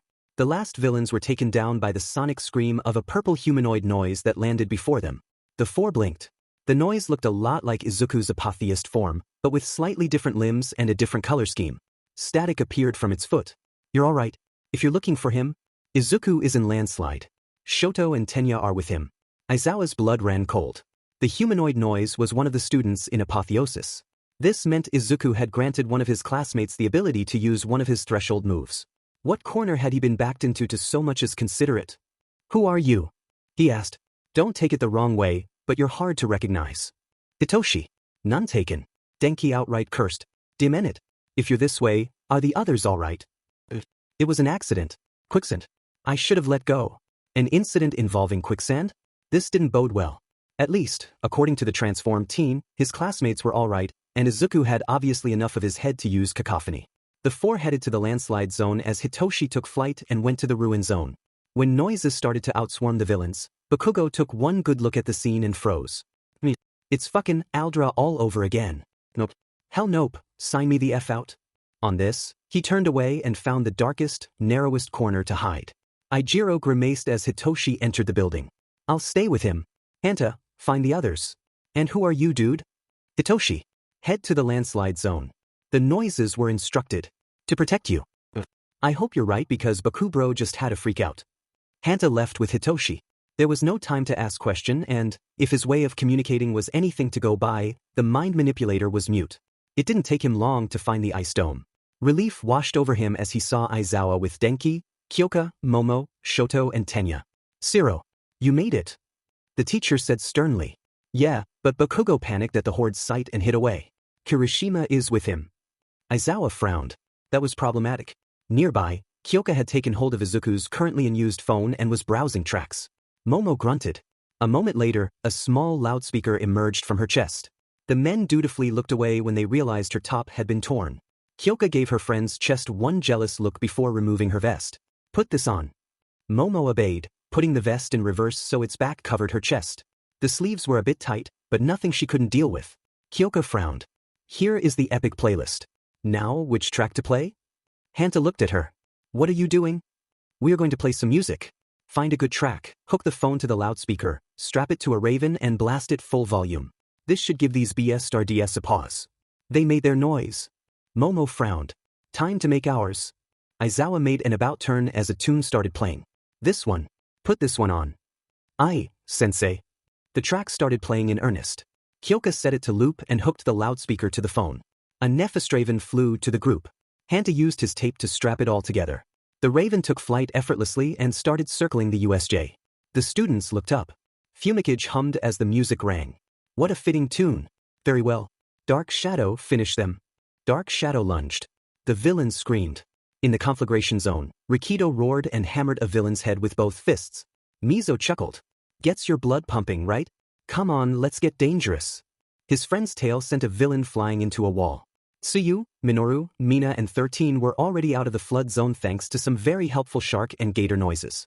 A Dixie frog had apparently taken a liking to the frog girl as it remained stubbornly to her side, its rib bits echoing hers. Hitoshi saw them. Calling them with a short shriek, he pointed insistently toward the landslide zone. Message taken. 13 nodded. Got it. We will head there. At the entrance, Tamura Shigaraki turned to Kurojairi as the Nomo hummed the air. Kurojairi? Yes. Why do I hear boss music?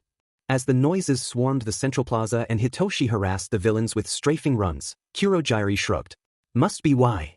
Shigaraki scratched his neck angrily. Faint red traces started to appear. I hate it.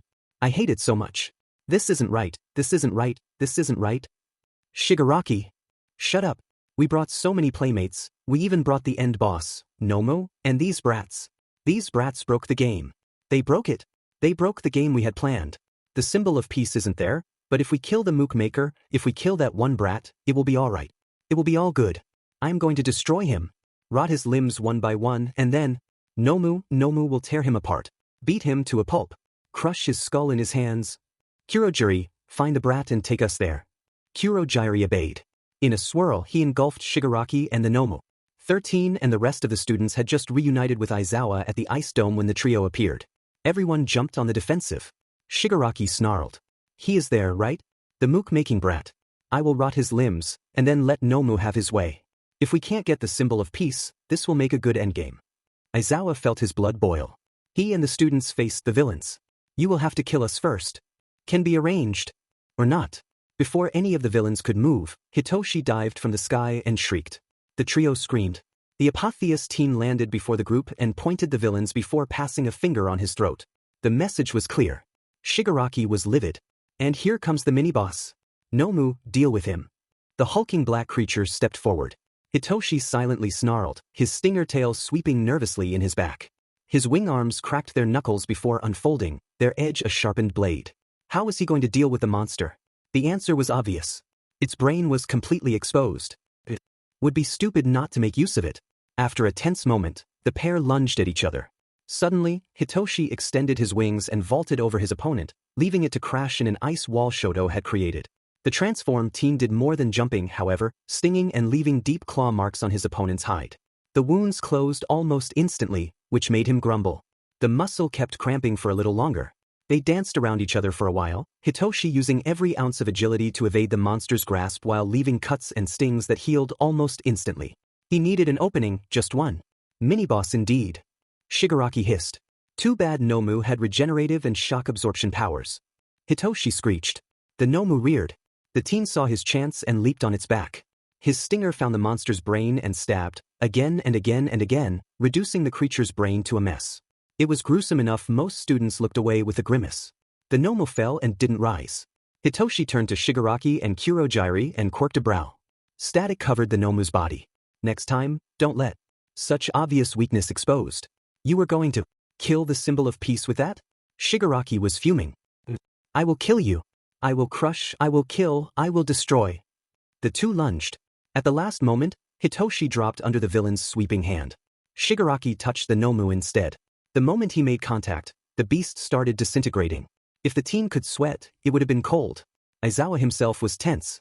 His students seemed to have the fight covered since the villain moved rather clumsily, but if it looked like Hitoshi was about to get touched, he would cancel the disintegrator on the spot. The transformed teen didn't give him the chance.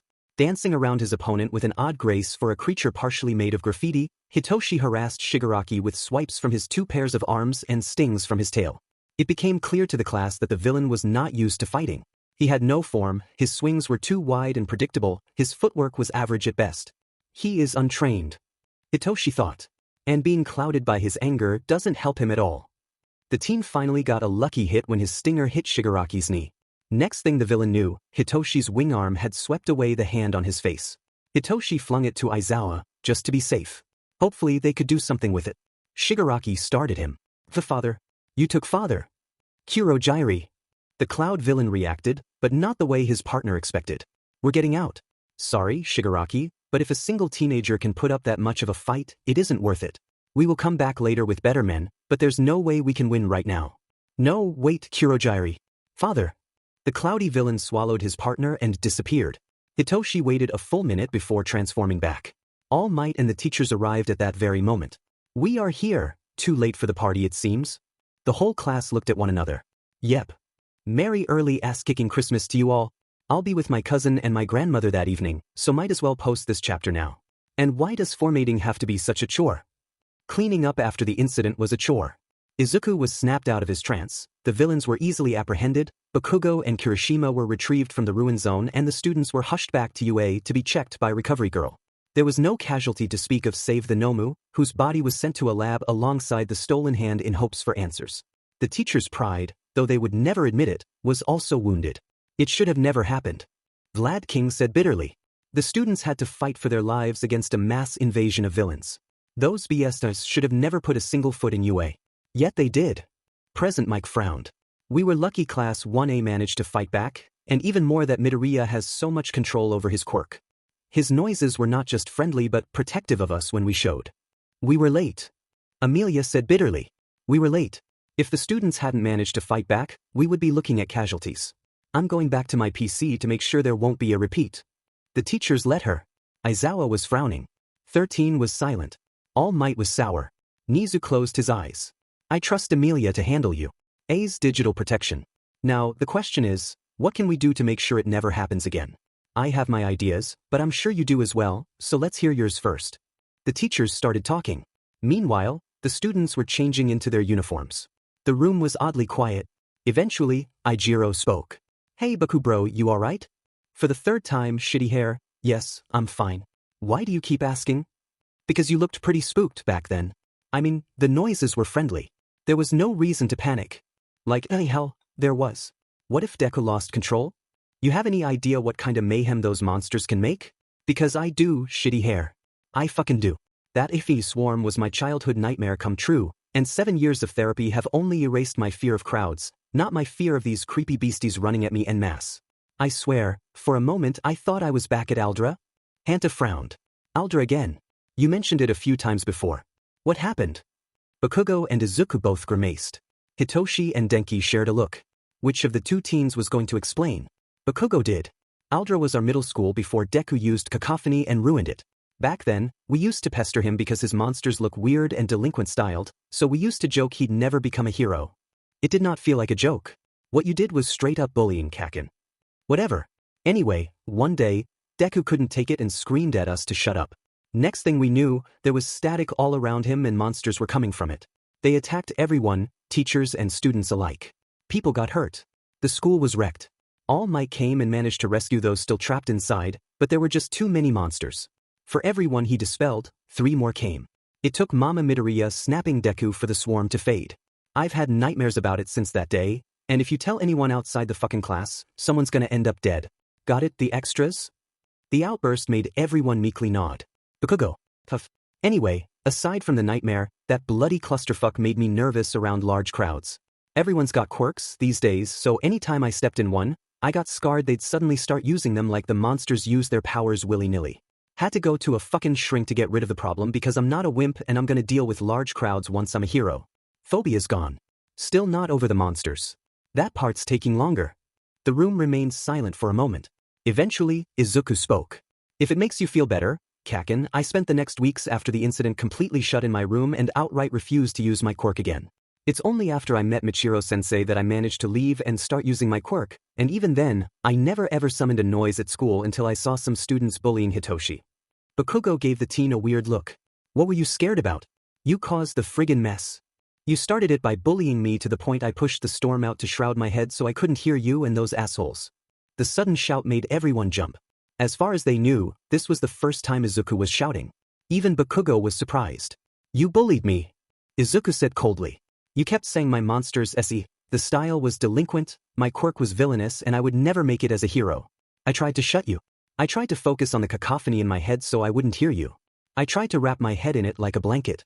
Noises are made when I arrange sounds into melodies. Pushing bass notes out only produces color. How was I supposed to know pushing the storm out would make them all appear instead of flash painting the surroundings? Yes, Aldra was caused by me losing control. But you drove me to use my quirk first, Kakin. What happened there is both of our fault. On this, he turned away. The message was clear. The conversation was over. Their classmates looked awkwardly at each other before focusing back on changing. They could ask more questions later. Hitoshi removed his top. He felt a bit gross, so some scrubbing at the sink couldn't hurt. Mon-ami, when did you get that? People turned to Yuga, then to Hitoshi. Shoji blinked. He's right. When did you get that tattoo? A tattoo? In your back. Denki frowned. There's a mirror at the sink. You should be able to see it. Hitoshi went to the sink and looked at the mirror. Indeed, the 2 mirrors facing one another reflected the picture on his back. It was a rearing, roaring leonine creature with bat wings, an oddly human face and a stinger tail. Its body was a deep purple, the same shade as his transformed form. Its limbs, however, were gunmetal gray. The wings were spread wide, their tip partially covering the teen's shoulder while its legs framed the small of his back, the tail curving between them until the stinger's tip reached the top of his rear. Hitoshi remembered the pain when the static had jumped from Izuku to him. It must have been when. But what is that creature? That's not a regular animal. If he focused, he could hear the strange melody in the back of his head. He seized it and let some flow on his back. Everyone stepped back as the wings came alive. Izuku looked at it. I have no tattoo in my back. It was true. His classmates could confirm. Hitoshi dismissed the wings, cleaned up and put his uniform on. Shoto, who had finished dressing, was looking at his phone. Found it. That creature is a manticore, or at least a more modern depiction of it. Hold it. Explaining for explaining, might as well do it in front of the whole class. They did. Aizawa was surprised to see the tattoo, and even more when Hitoshi brought the wings to life. He raised his hand and glared. I'm going to stop you right away and put my veto. No one else is getting that ability. No one, not even me. And don't even think of going to Nizu. Shinso got apotheosis by accident, and given what we've seen him do, the last thing the school needs is a full class of students with that kind of power. Remember, this is a threshold move. A last resort technique.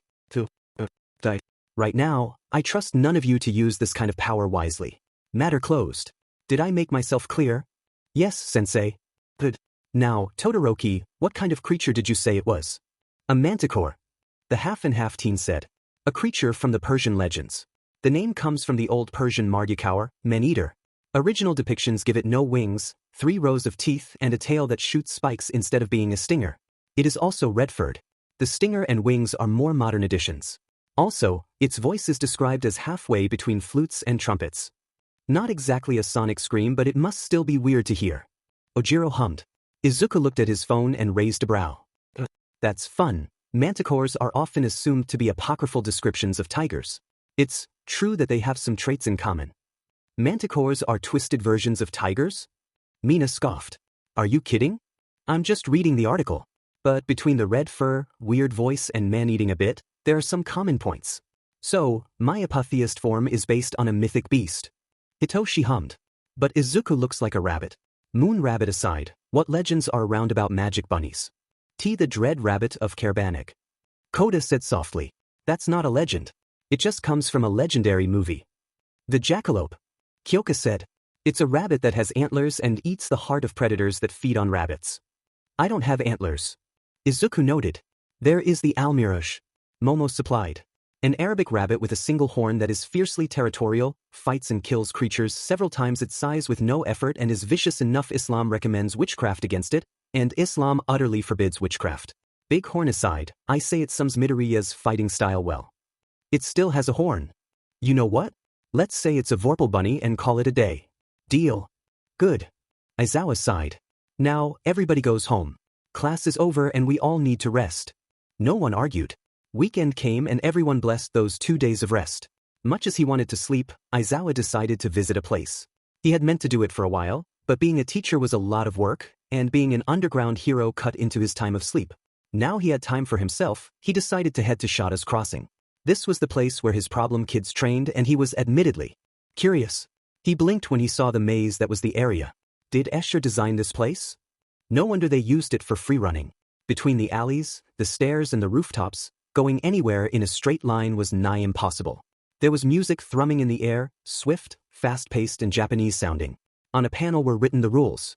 Follow the arrows. Green arrows are the easy path close to the ground. Orange arrows are the standard path between ground and roof. Red arrows are the hard path across the rooftops. Beginners are strongly advised to start with green. Aizawa was anything but a beginner. Still, he followed the green arrows. The music thrummed, setting the pace of his run. He started slowly, a jog that made him jump above a row of flower display cases and straight until the arrow led to a wall he ran on, clinging to the edge before listing himself. The music picked up. So did he. He ran faster, following the arrows. Turn left, straight ahead, right, slide under some pipes, vault over a display case, left, zigzag in the jagged alleyway, up the walkways and down to ground level, roll to cushion the fall, straight, right, up, left, jump, slide, hop, vault, left, right, left, straight, up, down, straight. He found himself where he'd started, panting but happy. The course was entertainingly challenging, more a test of endurance and agility than it was of speed. He found the exercise fulfilling. Shota Aizawa? Izuku was wondering when you'd show up. Aizawa looked up to meet a tall and broad man looking down on him. The man, square-jawed and black-haired, was giving him an amused look. You know my problem, kid? I know all 4, I taught them. Michiro Honda, at your service. Michiro-sensei, Aizawa realized. The man was the fearsome Furzum's secondary teacher and mentor. Are they around right now? Yes. Hitoshi gained the ability to apotheos in the USJ. Now, Izuku is teaching him to move around. They've spent an hour on the green course to let Hitoshi get the hang on his graffiti limbs. Now, they're trying the orange course. It's funny to watch. Aizawa followed the courier above the streets, following a series of orange arrows until Michiro left the path and headed to a rooftop. After a short walk, they finally found the pair. Aizawa tilted his head. Izuku was partially transformed and following the arrows at jogging pace. Hitoshi was behind, alternating between biped and quadruped walk. They reached a section of the course that went across a wall and Izuku crossed it on all four. Hitoshi was clearly more reluctant. "It's alright, you can do it," the teen reassured. "Your claws give you some grip. You're not at risk of falling." "Not that much." Reassuring, Hitoshi grumbled. Yet, he took a few steps back and ran at the wall, then on the wall on all four. He still barely made it to the other side, Izuku gripping his arm and dragging him up. "Close call. It took me 3 years to get the hang on it, Hidekan. You apotheosed 2 days ago. Give yourself time." Aizawa snorted. "Hidekan?" That was the first time he heard the nickname. The two teens followed the arrows across a rooftop, Hitoshi effortlessly crossing it. However, instead of using the gutter, Izuku guided his friend to the wall. "I told you, your claws give you traction. You can climb walls easily. Besides, if you try the usual path and take the gutter, your claws will tear it apart." "I know, I've made the mistake a few times at the start." Hitoshi sighed and trusted his friend. He was surprised to discover that yes, his claws let him climb walls. "It's one thing to see you do it. It's a different matter to do it yourself." Izuku laughed. The two went back to following the arrows. Aizawa looked at them. The two were always close at UDA, but there was something to be said about watching them interact outside the school. Izuku was patient, caring and encouraging, always cheering his friend and giving him tips and advices. Hitoshi listened to them.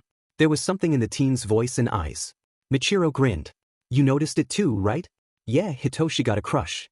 "I wonder how long until he finds the nerve to confess." Aizawa gave him a weird look. "I've noticed they were close, but an outright crush?" "It's one-sided for now, but Hitoshi is very much head over heels for Izuku. At the same time, who can blame him? It's all thanks to Izuku befriending him that he went from a bullied kid with a villain quirk to the teenager he is now. And, knowing our greenhead, I doubt he'll mind returning the feelings once he's aware of them. Izuku is attracted to kindness. With him, it's less what's between your legs and how you treat him. And he is Hitoshi's most important person." Aizawa hummed. The two men kept talking for a while before Michiro challenged him to the now unused orange course. Aizawa agreed, confident in his skills. They went easy the first round so he could memorize the path, then raced the second round. Michiro outran him effortlessly. He returned the next day, intent on trying the red course. To his surprise, aside from the fearsome Furzum, a certain number of students had joined them. There were Ida and Uraraka, of course, but also Ojiro, Azui and Siro, kinda normal, he thought. Those three were the most physically agile of the class. More surprising was the presence of Class 1B students. He recognized Kendo and Minoma, along with Rin and Tsunatori, Tokage, Hananuki and Kamakiri. Ida and Rin seemed to be having an argument and Jiro had a laptop with the projector ready and set. A Decadraven was on her shoulder. "I hope you're prepared, because I'm going to leave you in the dust, Ida." "Rin, last time I heard, you didn't have engines in your legs. Prepare yourself to eat mine." Denki laughed. "Ladies and gentlemen, the first race of the day, the ingenious engine man against the dragon-scaled boy, Tenya Ida versus Hiryu Rin. Challengers, on your mark." Tenya and Hiryu got ready. Kyoka smirked. "Time for some music. Ready to dance." She picked a track and played it. The two teens ran. The Decadraven took flight with a phone in its talons. A drone, Aizawa realized. The projector allowed the students to watch the race in real time. They cheered and booed fiercely as Tenya effortlessly overtook Hiryu, but the Chinese boy was definitely the more agile, and Tenya had to get resourceful to maintain the advantage, switching gears on the spot, calculating in a blink, calibrating his engines to balance speed and agility. Was a challenge of the mind as much as the body. Hiryu didn't have to do all that. He just had to have better reflexes and try to overtake his opponent in tight turns. He still didn't make it. After 5 minutes of intense competition, Tenya crossed the finishing line, Hiryu on his heels, defeated by a second only. Tenya breathed. "Alright, I'll admit you're fast." Hiryu struggled to catch his breath. "Almost. I almost got you. Thought the tight turns would get you." "No, but it was close. Never had to calibrate my engines so much in one race." Next round was Tsuyu against Pony. On the orange course. Aizawa frowned deeply. He had gone the course yesterday and had found it fairly difficult. This made him worried about his students. The two girls got in position and Kyoka played a new track. Dam dam dam dalam dam dam dam dam dam dalam dam dam dam dam dam dalam dalam dam dam. The two girls ran, and the hero could clearly see why they would compete. Aside from being both animal-themed with a propensity for going on all four, their animal traits enhanced several physical traits. Pony was an amazing runner, but Tsuyu was bar none the best jumper, and even though the horse girl outran her opponent effortlessly, the moment it came to jumping and overcoming obstacles, the frog girl took over. It was a heated race from start to finish, the victor uncertain until the last moment where Tsuyu piped Pony at the post with one final jump. Her classmates cheered her while Pony was comforted by her friends. Then Nito challenged Hitoshi. On the red course. Hitoshi laughed. You don't want to do that. Really? Really, and I'm saying that for your sake. The red course goes across the rooftops. Fail a jump and you'll fall to your death. You aren't a friend, but you aren't a foe either. I don't want to risk you getting hurt. Nito grumbled. Fine. Orange course it is. But you better give it your best, Shinso. Please, Shada's crossing is my spot. They got in position as Kyoka picked a new track. It started softly, a gentle flute melody echoing. The two teens started appropriately slowly, right until the music picked up, swift and bombastic. The students, and Aizawa from his spot, watched as the pair ran across alleys and walkways. Nito was fast, no argument there. But Hitoshi was simply better. Everybody could tell he knew the course by heart. Each turn was taken with just the right tightness, each obstacle passed as if it wasn't there. Nito quickly fell behind, especially when came the wall run. He moves like a cat. Aizawa noted. Indeed, for someone whose quirk was simple brainwashing, the purple-haired teen displayed athletic skills one wouldn't have expected in someone with that kind of power. He effortlessly outran his opponent with speed and grace and wasn't even tired when he reached the finishing line. Nito followed 30 seconds later, completely wrung. Itsuka sighed. You should really learn to pick on people your size, Nito. His quirk isn't even athletic. How's he so good? Practice. Plenty of it. I warned you Shada's crossing was my spot. And it's not even the first time that moron makes that mistake. Whose side are you on? Itsuka? Ours, so long as you don't do anything stupid. Challenging Shinso-kun at an activity people repeatedly said he was the best at was definitely idiotic. Nito groaned. A thought crossed Aizawa's mind. He left his spot and went to the students who jumped when they saw him. Sensei? What are you doing there? I was going to try the red course but I got distracted watching you. I approve of the activity, by the way. It's a good way to sharpen your skills outside of school. Tenya and Itsuka beamed at having the teacher's approval. Hitoshi stretched. Are you going to run it alone or are you going to challenge one of us? He almost flinched at Aizawa's glare. I will run against Midoriya. Shinso, you just ran the course, so I will let you catch your breath and I don't trust anyone else on a rooftop race. Meanwhile, I have my capture weapon and your classmate has his wings and has been practicing for several years. Of all of you, he is the one I am most confident of on a race like that. The argument was valid. Kyoka picked a new track as teacher and student went in position. Denki opened his arms. And now, the final race of the day, the unseen hero Eraserhead against our local green blur, Izuku. On your marks, go. The pair ran as the music started, all frantic strings and percussions. The pair quickly got up the roofs and hopped left and right, crossing gaps, climbing gutters, going up and down, balancing on edges and cornices. It was an amazing display of skills between teacher and student, Izuku helped by his knowledge of the course while Aizawa's peak physique allowed him to keep up. The two moved with the same grace, ran with the same speed, each of their movements honed by years of practice. It was a sight to see, and the students lost none of it, their breath catching in their throat with every daring stunt. The race came to a head atop one of the crossing's highest buildings, a 15-meter abandoned social housing. Aizawa stopped in his tracks when the red arrow showed straight down. Izuku noticed and grinned, standing at the building's edge. Yeah, the angel dive is always considered the riskiest part of the course. Don't worry, the trampoline is resilient. We check the springs and the fabric every week. Aizawa checked and indeed, there was a large blue trampoline stretched over a somewhat deep hole to catch the divers. It didn't make him feel safe. At all. High dives like these were always risky. Yet, Izuku didn't hesitate to jump, arms spread and legs stuck, rolling midair so he landed on his back. The trampoline caught him. Aizawa waited until he was out to follow. Taking a few steps back, he ran to the edge and dived as his students had done, arms spread and legs stuck, rolling midair to land on his back. He bounced on the trampoline, silently glad the device was well maintained, and allowed himself a few pants. That was risky. That's why it's part of the red course. Don't worry, we did all we could to make the jump safe. That part was true, he could confirm. You and your friends are a bunch of daredevils. Izuku laughed. True, but the risks are always calculated. A good thing you're good at math then. Aizawa let himself rest on the trampoline. He should go to this place more often. The start of the week was marked by an important announcement. Indeed, the sport festival was approaching. Everyone was naturally excited and rivalry was running high. Izuku inwardly grimaced. He didn't enjoy the concept of rivalry. He stayed close to his friends the entire day, finding comfort in their presence. Hitoshi, Kyoka and Denki sensed his unease because they remained protectively at his side. When Ochako explained her reason, they cheered her on and comforted her. When Tenya expressed his desire to show off for his brother, they told him to go for broke. They hooped at Ijiro and Tetsutetsu's promise to beat the other. Never a mean word, only encouragement. Then the other classes came and Bakugo practically declared war upon them. Izuku mentally facepalmed. Please, don't take him seriously. He's just an arrogant, competitive hothead. His words fell on deaf ears. The sport festival finally started. As the students gathered in the changing room, changing into their sport uniform, Izuku watched Denki adjust his headphones. There had been a bit of arguing over whether or not the blonde was allowed to keep them. The jury had relented after Nizu had pointed they were about as necessary to him as Izuku's own headphones. Without them, his friend couldn't use his power without risking brain damage. As for Izuku himself, Minoma's copying attempt was proof enough. The team needed the music to drown the cacophony. No if no but no coconut. In the bleachers, Michiro and Inko sat with Emilia and Toshinori. They were joined, to their surprise, by Tensei Ida. Michiro raised a brow. Tensei? What are you doing there? Tensei chuckled.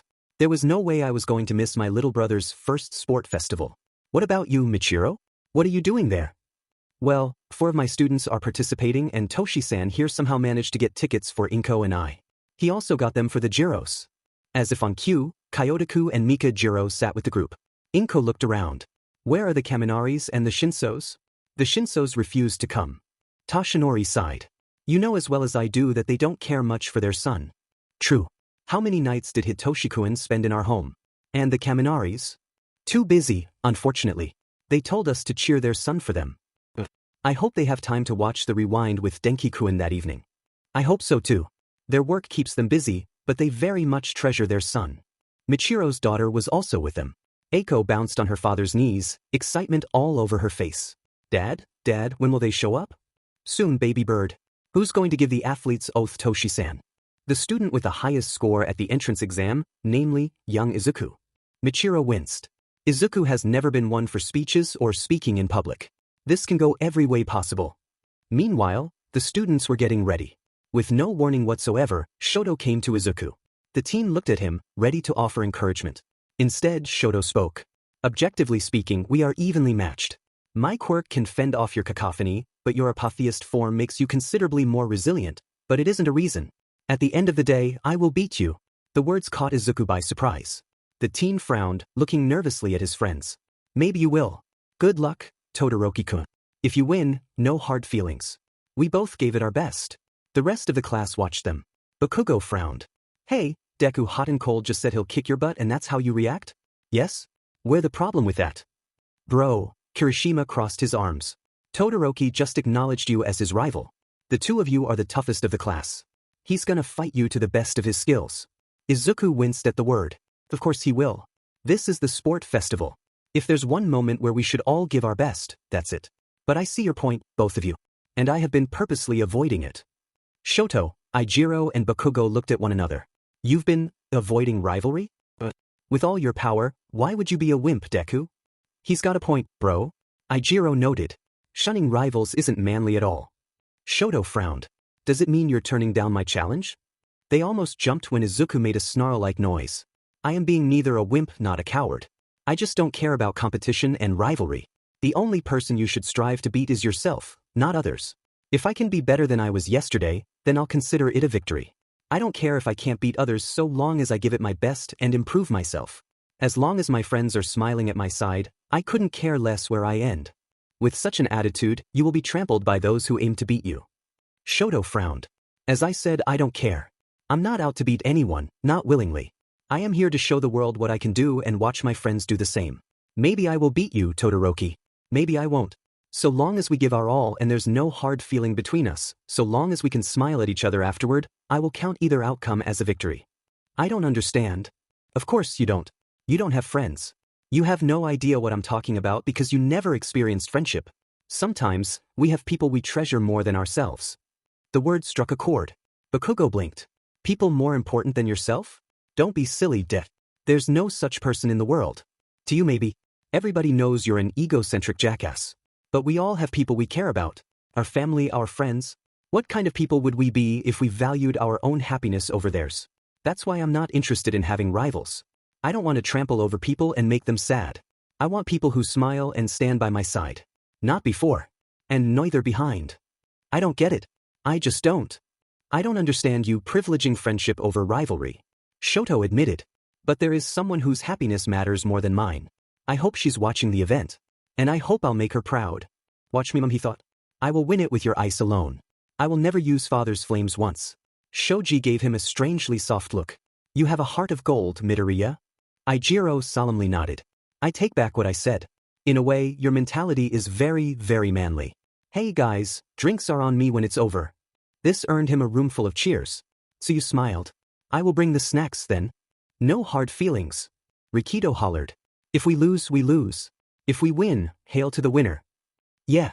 The class emerged from the locker room and into the stadium, grinning and beaming with confidence under the applause of the spectators. Class B joined them. The students lost no time sharing friendly ribbing and encouragement. Tetsu took Kirishima in a weak chokehold. I'm gonna kick your butt, bro. Bring it, bro. And feel free to snatch drinks and snacks after the event. What? You guys are having drinks? Hey, everyone, Class A is bringing the drinks. What? Save us some. We'll bring some too. Can't have you guys do all the work. Alright, it's a party. Good luck, everyone. Yeah, you guys are gonna need it. Just like that, any hostility vanished between the two classes. The other courses gave them a weird look. Midnight stepped on the stage and called for the athlete's oath. From Class 1A, the student representative will be Izuku Midoriya, who ranked first place at the entrance exam by blowing the rescue score sky high. Midoriya, take the stage.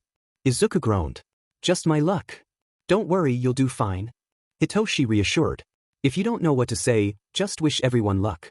Kyoka wisely suggested. Izuku considered doing exactly that. Denki rubbed his shoulder to cheer him up.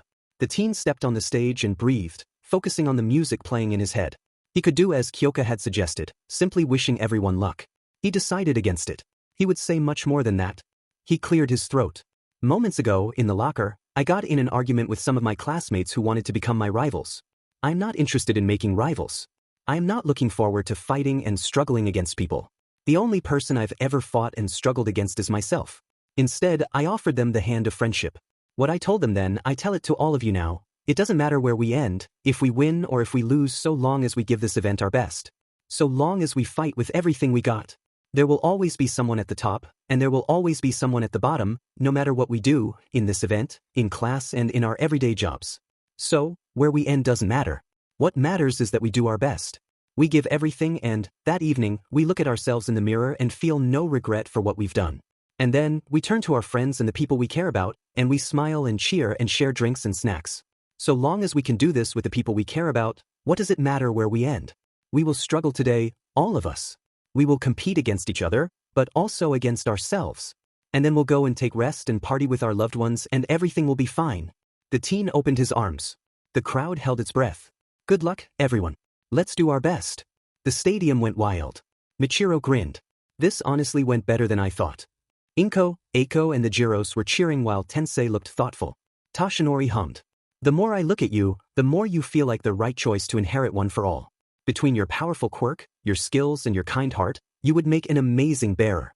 Your friend, young Hitoshi, would be a great bearer too, and maybe I will ask him if you refuse. There is also this boy Nizu introduced that interns with my old friend Mirio Togata. The boy has potential, but you remain my first choice. I hope with all my heart that you accept when I finally ask you, young Izuku. Midnight applauded with the crowd and introduced the first challenge of the sport festival, the obstacle course race. Izuku instantly recognized the doors. They're the same as the entrance exam. The doors themselves are an obstacle. Getting serious right off the bat, huh? I'd expect no less from you. Denki grinned. Midnight glared. Also, as an additional rule, we are aware some people are capable of flight. This will be strictly forbidden. All contestants are strongly advised to keep both feet on the ground. Thank you very much. Izuku and Hitoshi both hung their head. Welp, here goes the plan. The race started. The two teens shifted their limbs to graffiti and sprang above the crowd. Right off the bat, Todoroki took first place and froze the ground as soon as he passed the gates. Many students were caught in the blast. The students of Class A and B were expecting the move. All of them dodged and followed the bicolored teen. In the commentator's booth, Present Mike was having the time of his life. Well, ain't that a cold move? Todoroki has taken the lead by icing the competition. Too bad some managed to avoid the cold snap. Aizawa groaned at his friend's puns. Below, the first true obstacle appeared. Hitoshi screeched in his steps. 0 pointers? Are they kidding? Present Mike laughed. And here is the first true challenge of the course, the dreaded opponents of the entrance exam, the executor bots. Shoto didn't slow down. I've seen worse. On this, he summoned his quirk and froze the nearest bot, slipping between its legs and evading the threat. Izuku took a different approach. Taking his phone, he played BFG Division at full volume, Doom Metal Drakes springing from the static and making a beeline for the bots. That should slow them down. Everybody hurries. Present Mike whistled. And, here is how you do things in Class 1A, you either act cool and leave nothing to chance or you are a team player who dooms the opposition to keep your buddies safe. Izuku groaned at the pun. The other students jumped on his offer, using the distraction to evade the bots and going further. Mei Hatsum yelped when an executor's fist went straight to her, only to breathe in relief when a Doom Metal Drake took the blow and sent orbs at the machine's face. Thanks. The Drake roared gently and went back to fighting. The girl followed the path. The second obstacle quickly appeared. The fall, a series of stone platforms connected by tight ropes. Todoroki didn't slow down, crossing the rolls like they were a meter long. Bakugo followed close, propelling himself with his explosions. Tsuyu had no trouble crossing the ropes thanks to her frog traits. As for Izuku and his friends, he and Hitoshi took one good look at the obstacle. Hey, it's not that big a gap. Not with our graffiti limbs, it isn't. The pair turned to Denki and Kyoka and smirked. Get on. Denki and Kyoka lost no time, Denki getting on Hitoshi's back while Kyoka rode Izuku. The graffiti limb teens jumped between platforms effortlessly, not caring the slightest about the ropes, their friends holding tight on their back. Present Mike laughed. Helplessly. And it isn't even cheating. There's nothing in the rules saying you can't lend a hand to your friends, mostly because the rules assume everybody's out for themselves. So, when you got team players like those Class 1A kids, the rules are caught with their pants down. It is true that hero business is a competitive field. Aizawa sagely said. But it is equally true that a lot of heroes work in teams. Showing your skills and going for first are important, but so can be teamwork. And Class A and B have examples of both. Indeed, some students had decided to make temporary alliances and help each other. Itsuka used her giant hands to launch Nito and Ibra, who in turn used her vine hair to drag her classmate across the gap. Rinse, repeat. Tetsu missed a step and slipped. Ijiro, who was at his side, reacted swiftly and caught him, pulling him on the platform. Tetsu breathed and thanked him. Kojiro Bando widened some ropes with his glue, knowing full well that other contestants would use the paths he made. He didn't care. Setsuna Tokage split herself and telekinetically moved herself from platform to platform. It was the small things, these tiny displays of selflessness one would usually not see in such a competitive event. But they still happened. Because, at the end of the days, the heroes in training were friends. As soon as they were on the other side, Izuku and Hitoshi shook their riders. Ride's over. You're on your own for the rest. Heh, we're not that helpless. Present Mike grinned as the group reached the final obstacle. And now, for the finale, the minefield. A bomb-laden area that's quite easy to cross, so long as you keep your eyes on the ground. Those mines don't hurt, but they are loud and flashy enough that you may want a change of pants if you get caught. Shoto was forced to slow down.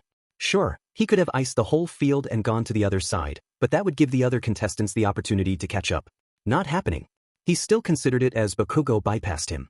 The pair gave each other a single look before grappling for first place. Izuku and Hitoshi watched them from the edge. We pip them at the post? Nah, let them squabble for first place. If they want the spotlight, they can have it. Third place isn't bad at all. And the mines.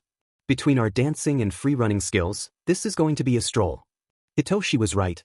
The pair barely had to watch where they put their feet as they threaded between the mines. Free-running had taught them to be aware of their surroundings and honed their footwork. Dancing had taught them balance and rhythm. The two skills combined to made the teens very light and sure on their feet, enough to easily catch up to the pair. Izuku even went as far as to bust some dance moves, just for fun. Michiro laughed. Kids will be kids. Tensei looked at them. Are they ever serious? When they have to. Trust me, those kids are skilled. And they will use every single drop when the situation calls for it. When they don't need to though, they far prefer to have fun. Hey, what do you want? They may be heroes in training but they're still teenagers. Tensei sighed. Shoto crossed the finishing line first, followed by Bakugo. Izuku and Hitoshi made a point of crossing the finishing line at the same time, tying for third. Ibra Shizaki was fourth behind, followed by Tenya and Kyoka in fifth and sixth position. Then came Juzo Hananuki, Fumigage Tokoyami, Hantasiro, Denki and Tsuyu, Pony Tsunatori, Ijiro and Tetsu. One by one, the students passed the line. Shoto turned to Izuku. Got you. Told you. But I'm not mad. Well done, Todoroki. Izuku grinned. And well done beating Kaken. I would have been disappointed if he beat you. The words took Shoto by surprise. Still he shrugged. Thank you, Midoriya. Whatever the next trial is, I still won't go easy on you. I don't expect you to. Fair warning, I might not hold back either. Present Mike cheered. And, as expected, Todoroki ends first place and wins the race. That's Endeavor's son for you, ladies and gentlemen. But Katsuki Bakugo's fierce determination still earned him a close second place, and our graffiti duo of Midoriya and Shinso walked together across the finishing line and into third place. Are these two joined at the hip or something? Whatever it is, you can tell those two are a package deal. You want one, you get the other whether you like it or not. Aizawa rolled his eyes. He still remembered Michiro's words. Hitoshi had a one-sided crush on Izuku. He had to give it to the teen, he knew how to hide his feelings, but there was no denying the pair was close. Midnight stepped on the stage. The first 42 contestants are allowed to move on. The others won't have to worry about showing off, though. We got something else planned. But, for the next trial, you brave youngsters are going to compete in the cavalry battle. As Midnight explained the rules, Izuku, Hitoshi, Kyoka and Denki quickly gathered. It was clear they were going to team up. Then the heroine announced the points. First place got a headband worth 10 million points. Shoto was first. Izuku and Hitoshi looked at one another and breathed. Dodged a bullet here? Shoto turned to them. Wait, you two held back on purpose? Not exactly, but that's one lucky coincidence. I'm willing to take risk, but I'm not that careless, thanks. Izuku winced. Good luck, Todoroki-kun. You're going to need it. And the worst part, Shoto inwardly grimaced, was that he was completely right. That I just wrote the entirety of the sports festival arc in 3 days. What the hell? There are 3 more chapters coming after this one and I don't know whether I should post them all at once or wait in between. There's laughter and tears and epicness coming, that's all I'm gonna tell.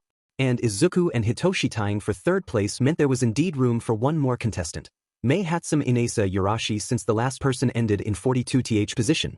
Naturally, Izuku, Hitoshi, Kyoka and Denki teamed up. They had been together since before UA working as a team came naturally. They were handed a 750-point headband. So, who gets which spot? I'll be the horse. Izuku instantly offered. Apotheosis. On this, he fully transformed. Hitoshi frowned. I will be the rider. Denki, Kyoka, watch our sides. Got it. Hitoshi climbed on Izuku's back and put the headband on. Denki took place on the left while Kyoka stepped on the right. Aizawa sighed. As expected, the fearsome fursome stick. Together. I would expect no less from them. Those kids are as thick as thieves, and just as tricky. Trust me on this. I've seen them. Jiroda Shishida looked at Izuku's transformed form and beamed. He called the teen and transformed as well, taking on his more bestial form before flashing him a thumb up. Izuku's face lit up. He flashed both thumbs to the teenager and gave him a radiant smile. The two ended sharing a bro fist. Shapeshifters for the win. The gesture apparently earned Shishida some points because Hiryu Rin, Masahiro Ojiro and Rikido Sato joined him, the Chinese boy getting on his back while Ojiro watched the right and Sato watched the left. The team had 385 points. Meanwhile, Shoto was faced with a dilemma. On one hand, no one wanted to team up with someone who had such an obvious target on their back. On the other hand, there was no denying the bicolored teen was strong. Firmly yet politely asking Tenya and Momo earned him a positive answer. Ochako joined on her own. She was good friend with Izuku and Tenya, but Izuku already had a full team so joining them was out of question. She went for the next best thing, not giving a DMN said team would be the center of attention. She could handle it. Riding on Tenya's back, Momo watching his right while Ochako watched his left, Shoto was handed the 10,425-point headband. Bakugo glared. You made your declaration of war to the wrong guy, hot and cold. I'm the one you should watch for. Now, who to pick? Ijiro and Tetsu had naturally decided to team up. They offered their help. Trust me, Bakubro. Tetsubro and I are like hammer and anvil. Tetsubro will shield you while I'll kick the butt of anyone in our path. You're not going anywhere without me, Kirishima. Seriously, I thought we were friends. The trio turned to Mina. Bakugo grinned evilly, and raccoon eyes to soften the resistance. Perfect. So, riding Tetsu while Ijiro watched his right and Mina his left, Bakugo was handed the 605-point headband. Itsuka made a beeline for Nido. I know you. You will do something stupid the moment I got my back turned. I'm sticking with you to make sure you don't get in over your head. Nido sighed. Yes, Mom. Now, who to pick next? She looked for her other friend Yui, but she had already made a team with Kojiro, Manga and Setsuna. The size shifter was riding the golem-looking teen while Manga stood on her right and Setsuna on her left. A headband counting 175 points was on her forehead. Itsuka sighed. So much for friendship. Excuse me, you're looking for partners, sister? Itsuka perked as the support student, Mei Hatsum, came to her side. You want to join us? If you're not too regarding about picking members from different classes. I need someone to show off my wonderful babies. This is a golden opportunity for me, and I'd be stupid to pass it. Itsuka remembered the girl's jetpack. Why not? I got friends in class 1A, why not make some in the support department too? Who know, you may have plans for babies that could keep Nito out of trouble. Hey, I resent that remark. Tokoyami was next. If you aren't regarding about getting help outside your class, may I offer my support as well? The three turned to the bird-headed teen. Dark Shadow emerged. Mei looked at it. What is it? Tokoyami's quirk, Dark Shadow. Nito frowned. An entity of pure darkness that lives within him and is weakened by light. It is fully sentient and gets stronger the darker it is. The sentience is the reason why I never tried to copy his quirk. I'm not sure how I am going to handle having a shadow entity living with me, even if it's for 5 minutes. Mei's interest was quickly picked.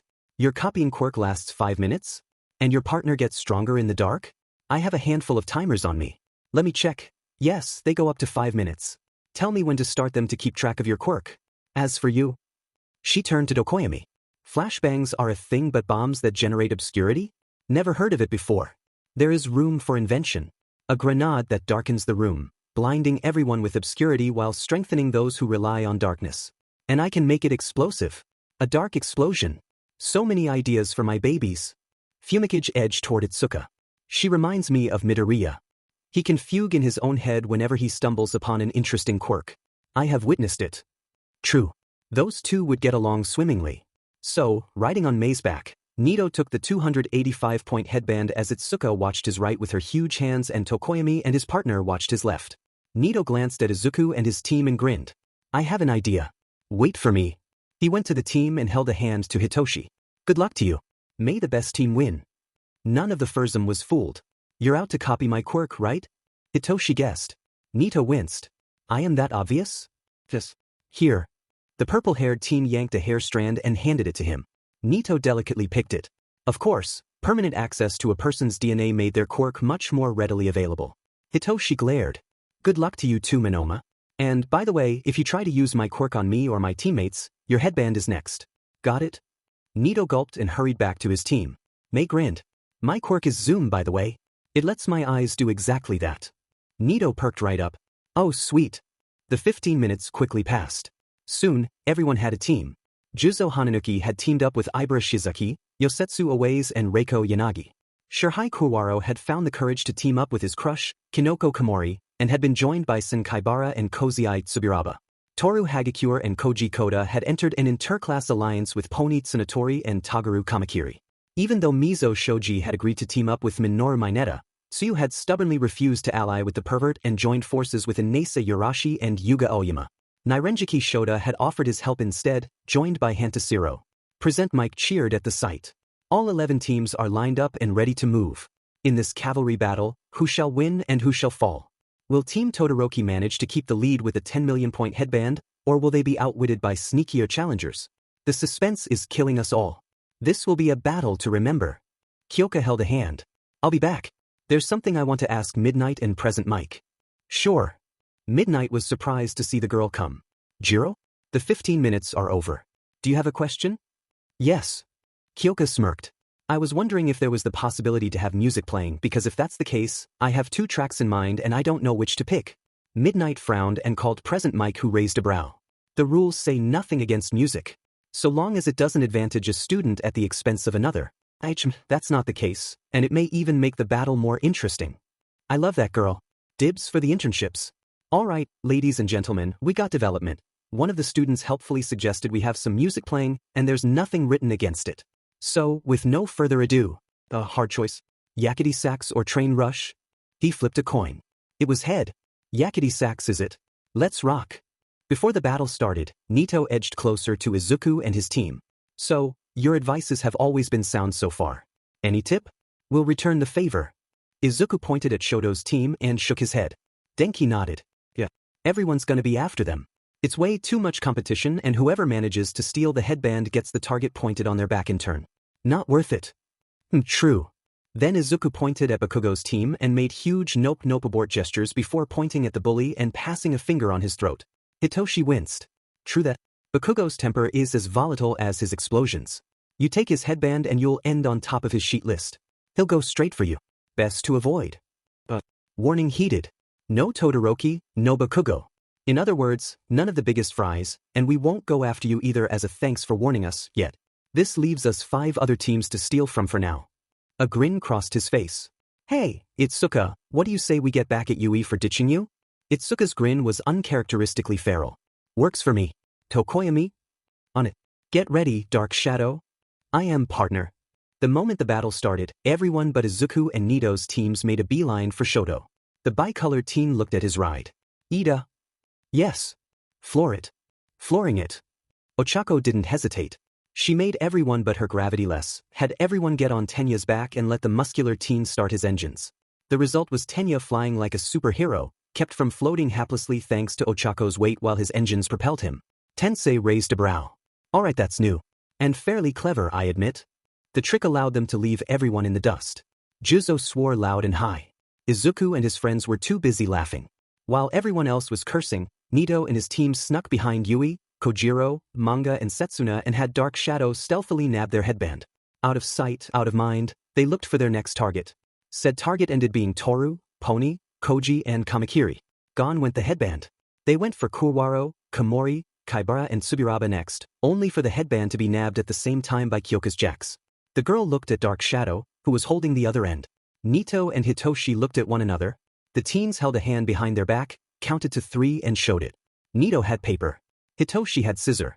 Dark Shadow let the headband go. Shoto saw the scene. What? Midnight grinned. It seems Team Fearsome Fursum and Team Minoma have entered an alliance of sort, or at the very least a truce. I wonder if it will last the whole battle. While Shishida, Rin, Sato and Ojiro relentlessly pursued Shoto and his team, Izuku and his friends managed to get Su's headband while Dark Shadow got Juzo's. The 2 teams turned to Shoji's team. Now, how do we deal with Team Tank? They didn't have to. Hanta made the mistake of snatching Bakugo's headband and Bakugo summarily proceeded to show how wise Izuku's advice had been, relentlessly chasing the team across the entire field. A temper as volatile as his explosions, huh? As Shiozaki would say, "Min to that." Tenya having run out of fuel, Shoto's team had been forced to stop. Shoto had then summarily dealt with Jirota's team by freezing them and taking their headband. The team then created an ice wall to protect his team. Nito counted his points. I think we got enough. You're going after Todoroki's team, right? Yeah. There's only 2 minutes remaining. More than enough to catch that 10 million point headband. All right. Then Dark Shadow snatched Tsuyu's headband. Nito waved. So long. Izuku sighed and turned to the ice wall. His friends braced themselves. Ready when you are. The transformed teen ran. In a display of strength and agility, he effortlessly climbed the wall and stood on top. Shoto grit his teeth. As expected, I knew you would make your move sooner or later. That was clever of you to wait until the end.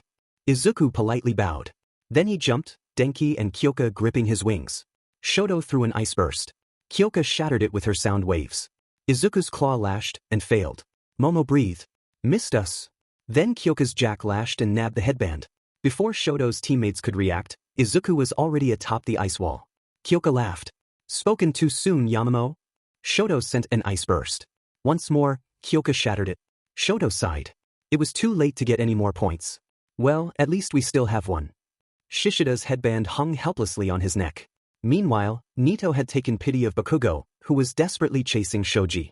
He touched Hitoshi's hair and whistled. Hey, Team Tank. What? All 4 answered.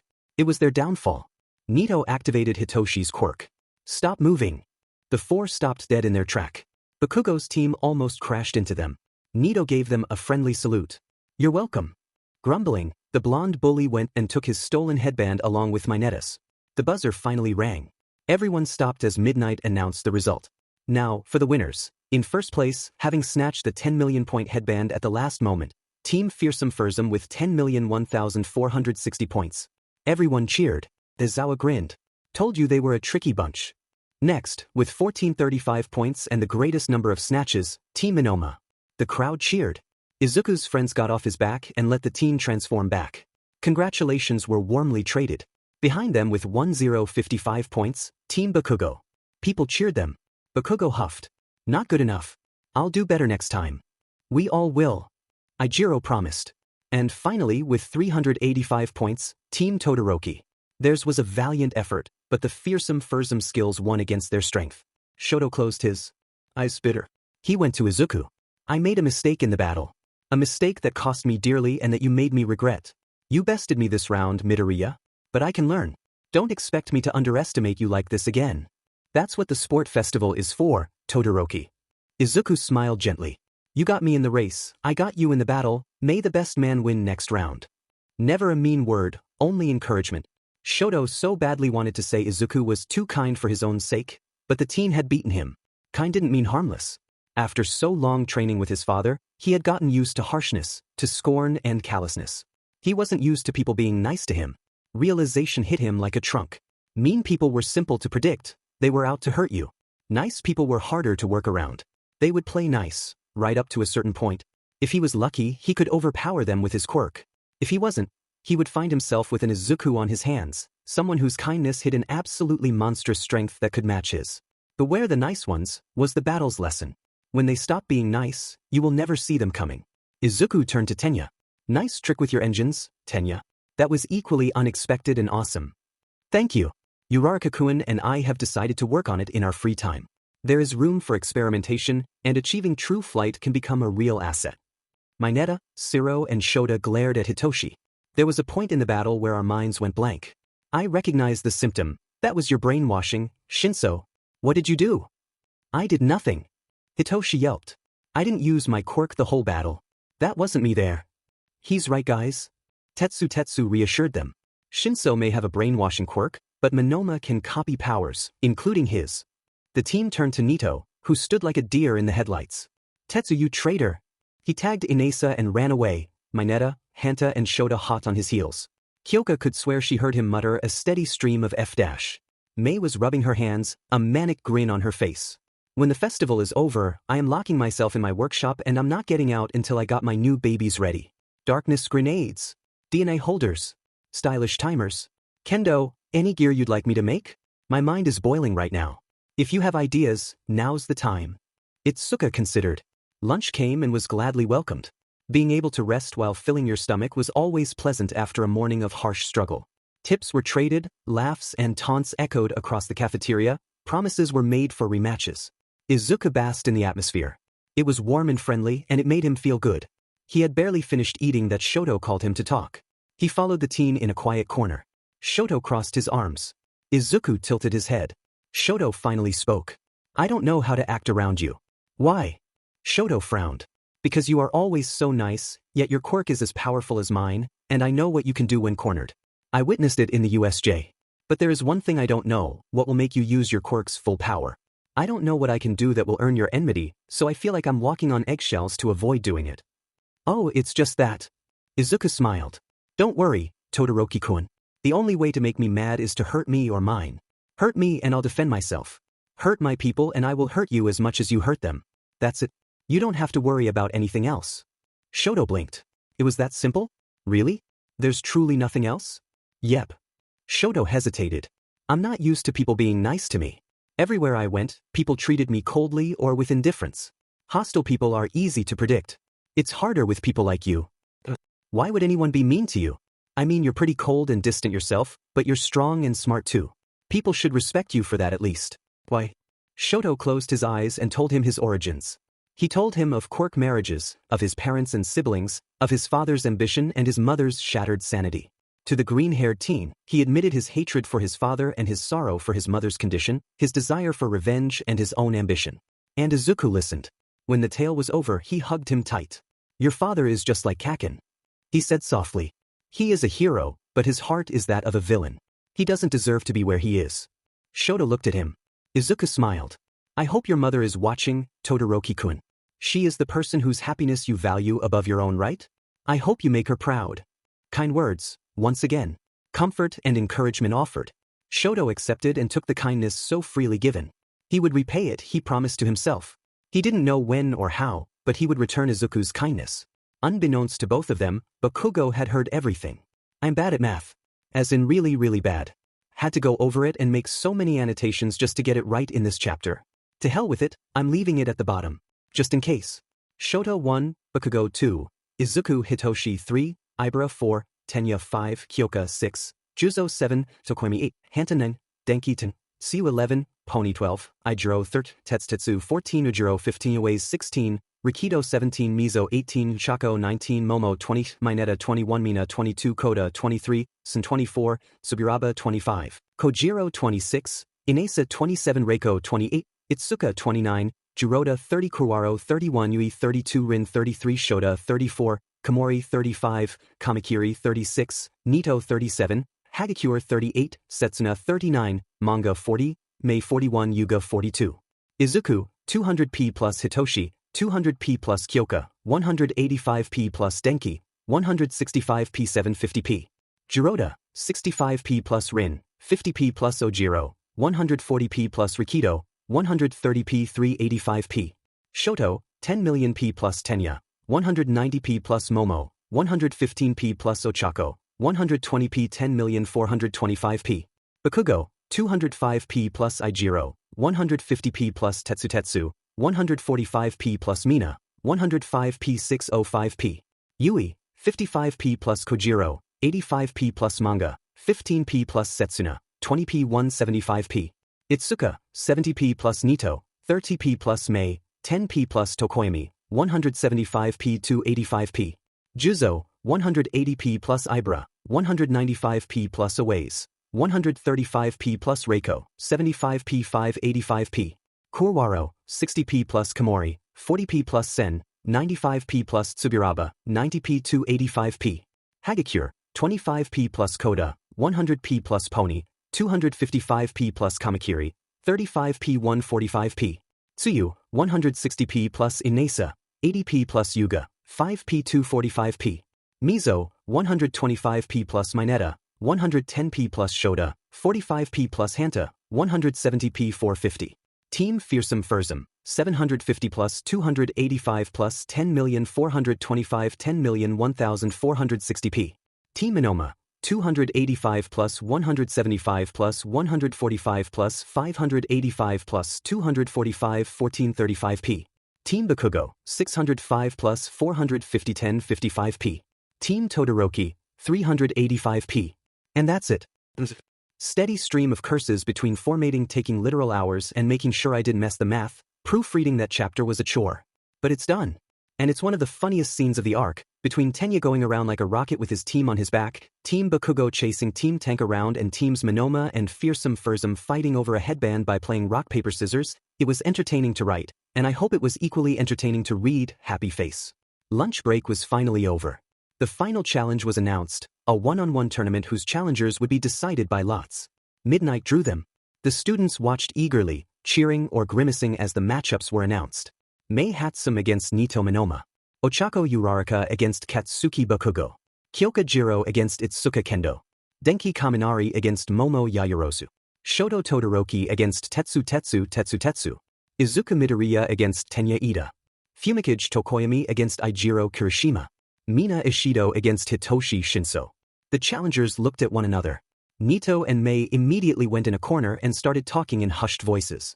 Itsuka eyed them warily. What are these two up to already? Ochako winced. Bakugo was one of Class 1 as strongest, right up with Shoto and Izuku. If she wanted to win, she was going to have to play smart. Tetsutetsu rolled his shoulders. Ice, It will take more than a cold snap to get under my iron skin. Shoto hummed. He could use his fire. It was the logical thing to do. But between his personal promise and the fact he could seriously injure his opponent, Ice felt much safer. Momo frowned. Against Denki, she would have to make herself insulated protection, but she had seen the blonde fight. He had actual hand-to-hand skills, and his battery prevented him from frying his brain. Whether she went on the offense or the defense, she would have to be cautious. One touch unprotected and she was done for. Izuku noticed Tenya was watching someone in the bleachers. Someone you know? Yes, it seems my elder brother made it. Tenya smiled. I hope you're ready, Izuku-kun, because I am really going to go all out. Tensei is watching me. I want to make him proud. A garage wolf appeared at Izuku's side. Don't worry, Tenya. I will give you plenty of opportunities to show off your skills. Tenya looked at the noise. His eyes widened in understanding. In the bleachers, Mineta liked his lips. Jiro against Kendo. Cat fight incoming, guys. Hanta jumped to his side, followed by Yuga, Shota and Suburaba. Midnight took the stage and established the rules while Cementos built the arena. As soon as it was ready, the heroine announced the first fight. Mei Hatsum and Nito Minoma. Take the field. Present Mike cheered. Ladies and gentlemen, this is the first match of the final round. On my left, the girl with the gizmos, support department's own certified mad genius, Mei Hatsum. The crowd cheered. Against her and on my right, the cautious copycat who will turn your own quirk against you, Nito Minoma. A neat guy. Aizawa groaned. Nito and Mei faced one another. The crowd tensed, wondering what kind of fight it would be. It wasn't a fight. Not really. Nito helped promote Mei's inventions while occasionally trading kicks and punches, sometimes pointing weaknesses in her design he had picked with her copied zoom. Then Mei walked out on her own, giving the fight. Itsuka glared at her classmate. Care to explain?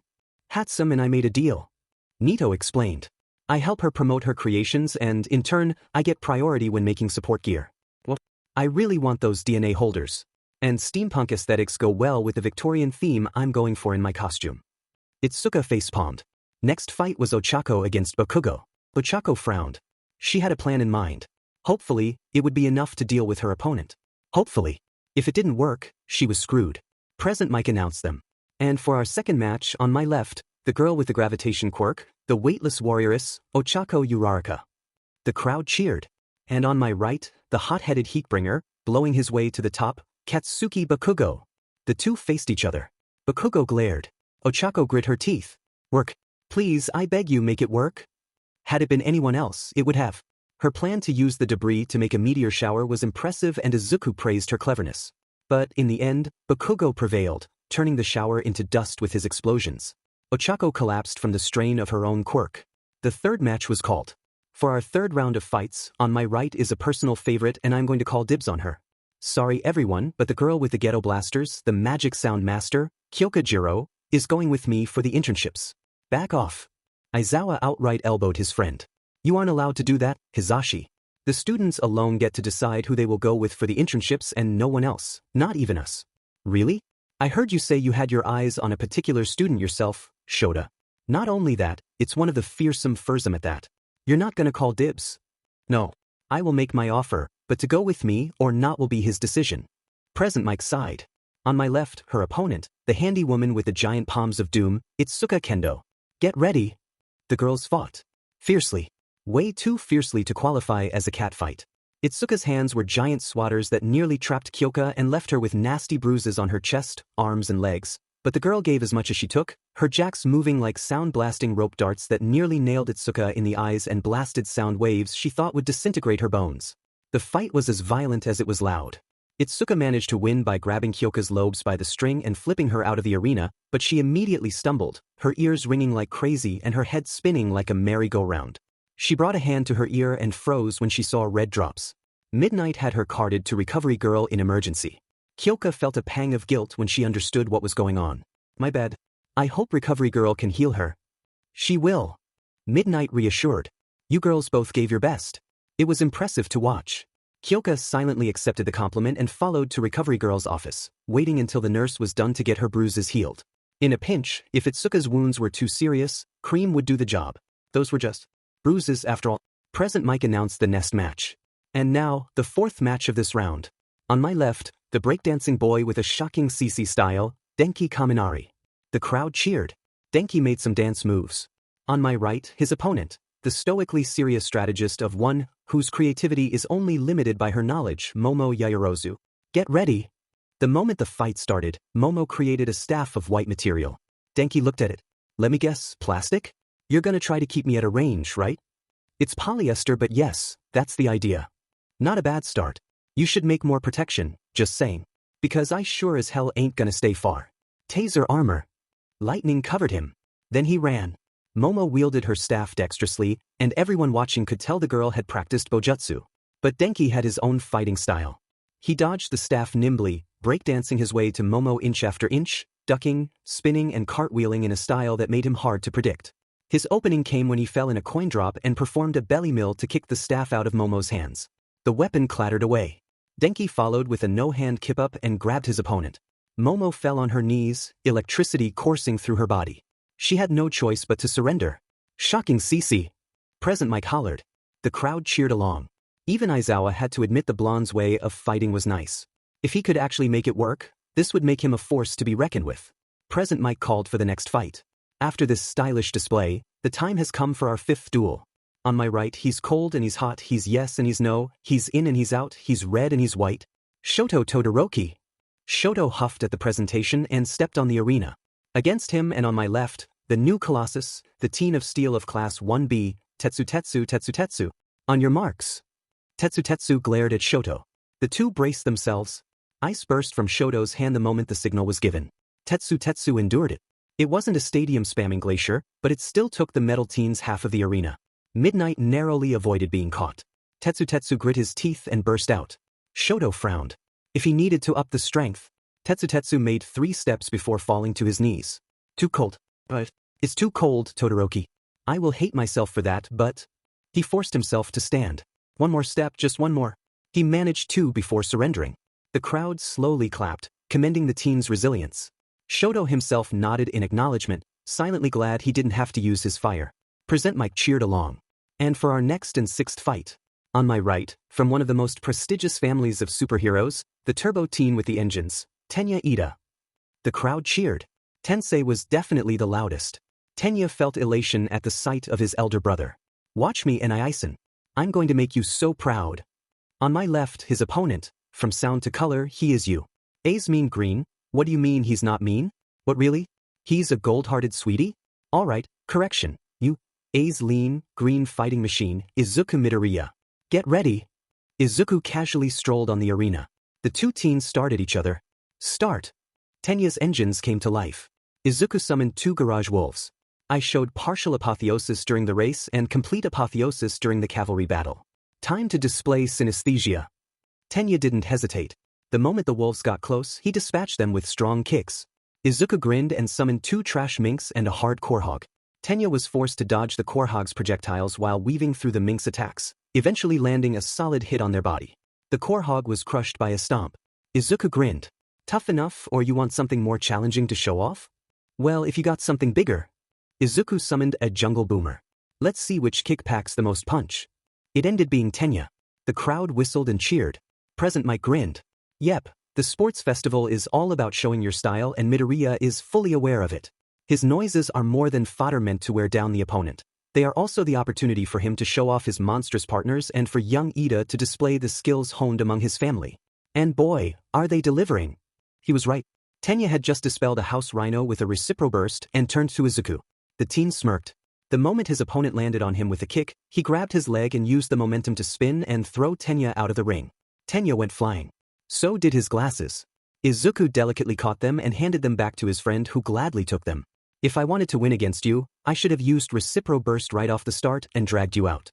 It wouldn't have worked. I would have just shifted into partial apotheosis, dodged and used your momentum to kick you out. That's also a possibility. Well, good fight, Midoriya. Your noises make good dummies. Your kicks were pretty neat themselves, Tenya. Tenya was sent to Recovery Girl while Izuku joined Denki.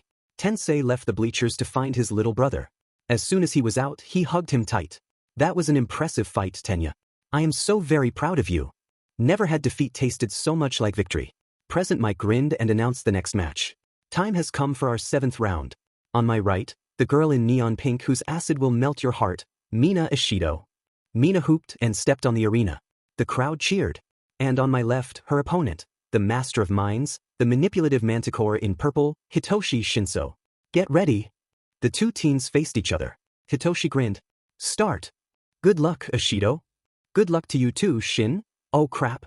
Yep. Sorry, Ishido. Walk out of the arena. Mina, eyes blank, did as she was told. It wasn't even a fight. Hitoshi chuckled and left the arena dusting his hands. 1 down. How many more to go? Present Mike finally called the last match. And now for our 8th and final duel. On my right, the rocksteady redhead, the stone-skinned teen, Eijiro Kirishima. Eijiro grinned as the public cheered. On his left, his opponent, the bleak blackbird who says nevermore, the shadow-stalking hunter, Fumikage Tokoyami. Get ready. Eijiro and Tokoyami faced one another. Start. The fight was almost as nail-biting as Kyoka against Itsuka had been. The Jiro was an immovable object against Dark Shadow's unstoppable assaults, fighting fiercely despite being outnumbered. But, in the end, Fumikage prevailed, his partner pushing the redhead out of bound. The Jiro shrugged. Well played. Catch you after the end for drinks. I'm gonna get Tetsubro. As you wish. I hope there will be apple juice. A special order? Can do, man. The two teens parted ways while Present Mike called for a break. The round's winners took time to catch their breath while the losers joined the rest of their classmates. Hitoshi glared at Bakugo. I want to end him. I want to beat him to a pulp for all the pain he inflicted to Izuku.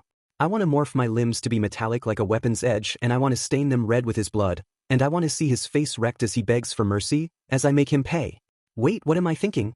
Snap out. He shook himself. He would fight Izuku before he could get to Bakugo.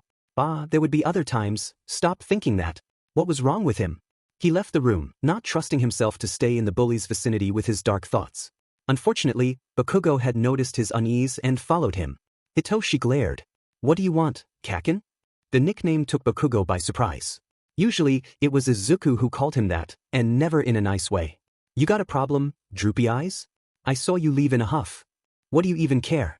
But yes, I have a problem. With you. I'm having dark thoughts and I left the room so I wouldn't act on them. I'm going to fight Izuku before I fight you, anyway, and I doubt I'm going to win, so my little fantasies are going to remain just that. Warning sirens started to blare in Bakugo's head. Piecing 2 and 2 was easy. The purple-haired teen had daydreams about hurting him. What have I even done to you, anyway? We never fought or even crossed paths before. No, but you crossed paths and fought Izuku. Hitoshi walked to Bakugo, one arm morphing to Graffiti. I can't explain why the thought of Izuku crying and in pain makes me see red. All I know is that I want to end whoever hurts him. And you hurt him a lot, Kaken, so here is my warning, never do it again. Bakugo prepared an explosion, just in case. He could understand Hitoshi being protective of Izuku. The two had been together since Izuku had left Aldera for Karelia. Hitoshi waved a morphed finger and the dim light gleamed on its edge. Mark my words, if you hurt Izuku again, I will make you scream. One scream, for every tear he shed. And this is not a threat. This is a promise. You bullied Izuku in the past. If you try again, my fantasies involve your blood on my claws, Kaken. Don't give me a reason to make them real. Bakugo could only nod. Forget being protective, Hitoshi was outright in love with Izuku. That kind of promise wasn't something you made for friends. It was the kind of promise you made for family, for loved ones. And even the explosive teen was savvy enough to know hurting someone's romantic partner was the summum of stupidity. He turned away and left the room. In a dark corner, Shoto had heard the whole conversation. He remembered his realization at the end of the cavalry battle and his talk with Izuku. Izuku's limit was his friends being hurt. Hitoshi wasn't as nice as the greenhead, and in fact was more acid-tongued and prone to snark. He still had his limit, and it was hurting Izuku. And if his fantasies were anything to come by, the mind manipulator was outright savage. Shoto started making strategies. He was going to fight Midoriya next round. If Izuku ended in the infirmary, Hitoshi might get furious. Best to have a contingency to be safe. Present Mike finally called the contestants. All appeared. And now, ladies and gentlemen, for our second row of hardly fought fights, the quarterfinals. However, I got a little something special for you. Remember that sweet Jiro girl who lost so fiercely in the first round? She gracefully accepted to join and share her fine taste of music with us to add some spice to the fights. Kyoka chuckled and sat next to Present Mike, sharing a glance with Aizawa. The underground hero gave a tiny nod. Present Mike grinned. So, my little listener, our next fight on the list promises to be equally brutal and heated. The clever copycat Nito Monoma against the explosive expert Katsuki Bakugo. What music shall you suggest? Well, Kyoka grinned. First, an explanation. My best friend Izuku relies on music to make his noises, each of them born from a different style. Garage wolves are made with garage rock, trash minks with trash metal, jungle boomers with old school jungle. Last headcount was 115 noises with the monkeys. And Izuku got more than one track for each genre, which means his complete playlist is obscenely massive. And he lets us use it. So, since I got free access, I decided to borrow some tracks. For Bakugo against Monoma, I think this track should be appropriate. The strings started playing, dark and ominous. Present Mike shuddered. Oh, this doesn't bode well. A somber tune for a somber duel. Challengers, time to fight. Nito glared. He had given the hair strand to Mei so she could work on the DNA holder, so he had to ask Hitoshi for a new lock. The mind manipulator had agreed. This was his first plan, use the blonde's hot-heatedness to get him under the quirk and make him walk out. Yet as the fight started, Bakugo was dead silent. Nito winced, dodging the explosions the best he could. What, not even a good luck? Not a word? That's not very nice of you, Bakugo. Bakugo didn't answer. Nito dodged again. Come on, how long are you going to give me the cold shoulder? You're usually more talkative than that, I've seen it in your fight against Uraraka. The explosion almost made him open his fist. Nito grunted. No dye on top of your lungs? What's the matter with you? Cat caught your tongue or something? Damn it, at this rate I'll have to fall back to plan B. I hope you'll like the taste of your own quirk if plan A fails, Bakugo. Bakugo closed in on him. Nito dodged a new blast and landed a punch on his ribs, but the copycat wasn't as athletic as the explosive teen. It didn't faze him. But Minoma had touched Bakugo. Explosion was his. Katsuki hit his wrist, forcing him to open his hand. The moment Hitoshi's hair flew, it was incinerated. But it was too late. Nito grabbed his opponent's face. Warned you. The explosion knocked Bakugo back, leaving scorch marks all over his face. His glare was murderous. Nito prepared to fight for his life. Fight for his life he did. Explosions covered the entire field, Nito relying on every dirty trick in his book, from dust thrown to the eyes to aiming his explosions to the knees and elbows. Bakugo shrugged it all, adrenaline pumping through his veins. He fought silently and this, more than any of his explosions, made him outright terrifying. Nito winced as his wrists ached. It hurt. His whole body hurt. But he refused to give up. Not even when Bakugo grabbed him by the throat, not even when he shrugged point-blank explosions to his wrists. The explosive teenager need the copycat in the stomach. That was for my face, Quirk thief. Then he threw Nito out of bound. The blonde was out before he hit the ground.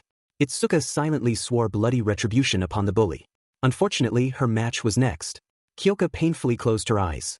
Well, present Mike winced. That track couldn't have been more fitting.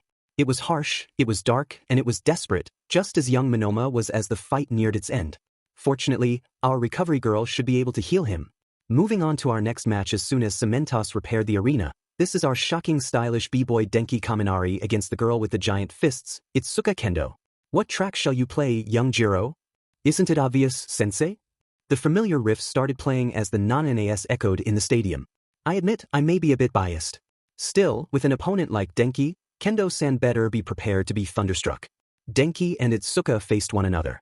The blonde immediately noticed his opponent was distracted. You're worried about Nito-kun, right? Yeah. Bakugo's beatdown was absolutely brutal. I hope he ends up fine. I could make it quick if you want. Itsuka looked at him. Denki held a hand. I know how you feel. If it was Kyoka instead of Nito, I'd want to fry that BSTRD's brain the moment I got my hands on him. So, for our fight I can make it easy.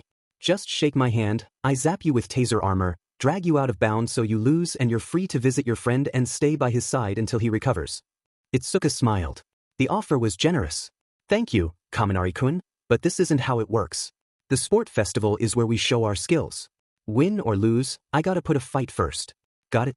I'll go easy on you since it's clear you're not in the right state of mind. So they fought. Beating to the rhythm of the music, Denki showed once again how he used breakdancing to fight while Itsuka put her worries in a corner and gave the crowd the show they wanted. As the song screamed, "Thunderstruck!" Denki suddenly grabbed her and shocked her enough to neutralize the girl. Itsuka let him drag her out of bound. As soon as she was declared the loser, she bolted to the infirmary. Nito was in a bed, bandages covering his body. Recovery girl let her hold his hand. Get better, Nito. Please, get better. I care for you. Tetsu watched from the entrance, his face grim. He and Itsuka shared a look before he left and recovery girl, sympathizing with her pain, gave her a chair. The steel-skinned boy joined his bro in the bleachers. What Bakugo did was totally unmanly. Itsuka's worried sick about Nito. And I'm too. Yeah, Bakubro wasn't being a man in this fight. He was being a bully. I hate bullies. Why are you friends with him, then? Because, well, you've seen Izuku, right? Sure thing. He's got a heart of gold. If it wasn't for his quirk, I'd say he's too nice for his own good. Yeah, right until he loses control and the butt-kicking starts. Bakubro's heart is the opposite of Izuku's. It's dark and mean as an old boot, but there are times he's the manliest dude. Izuku, on the contrary, is a complete daifuku who'll ruin your day if you PSS him off. I've seen it. Really.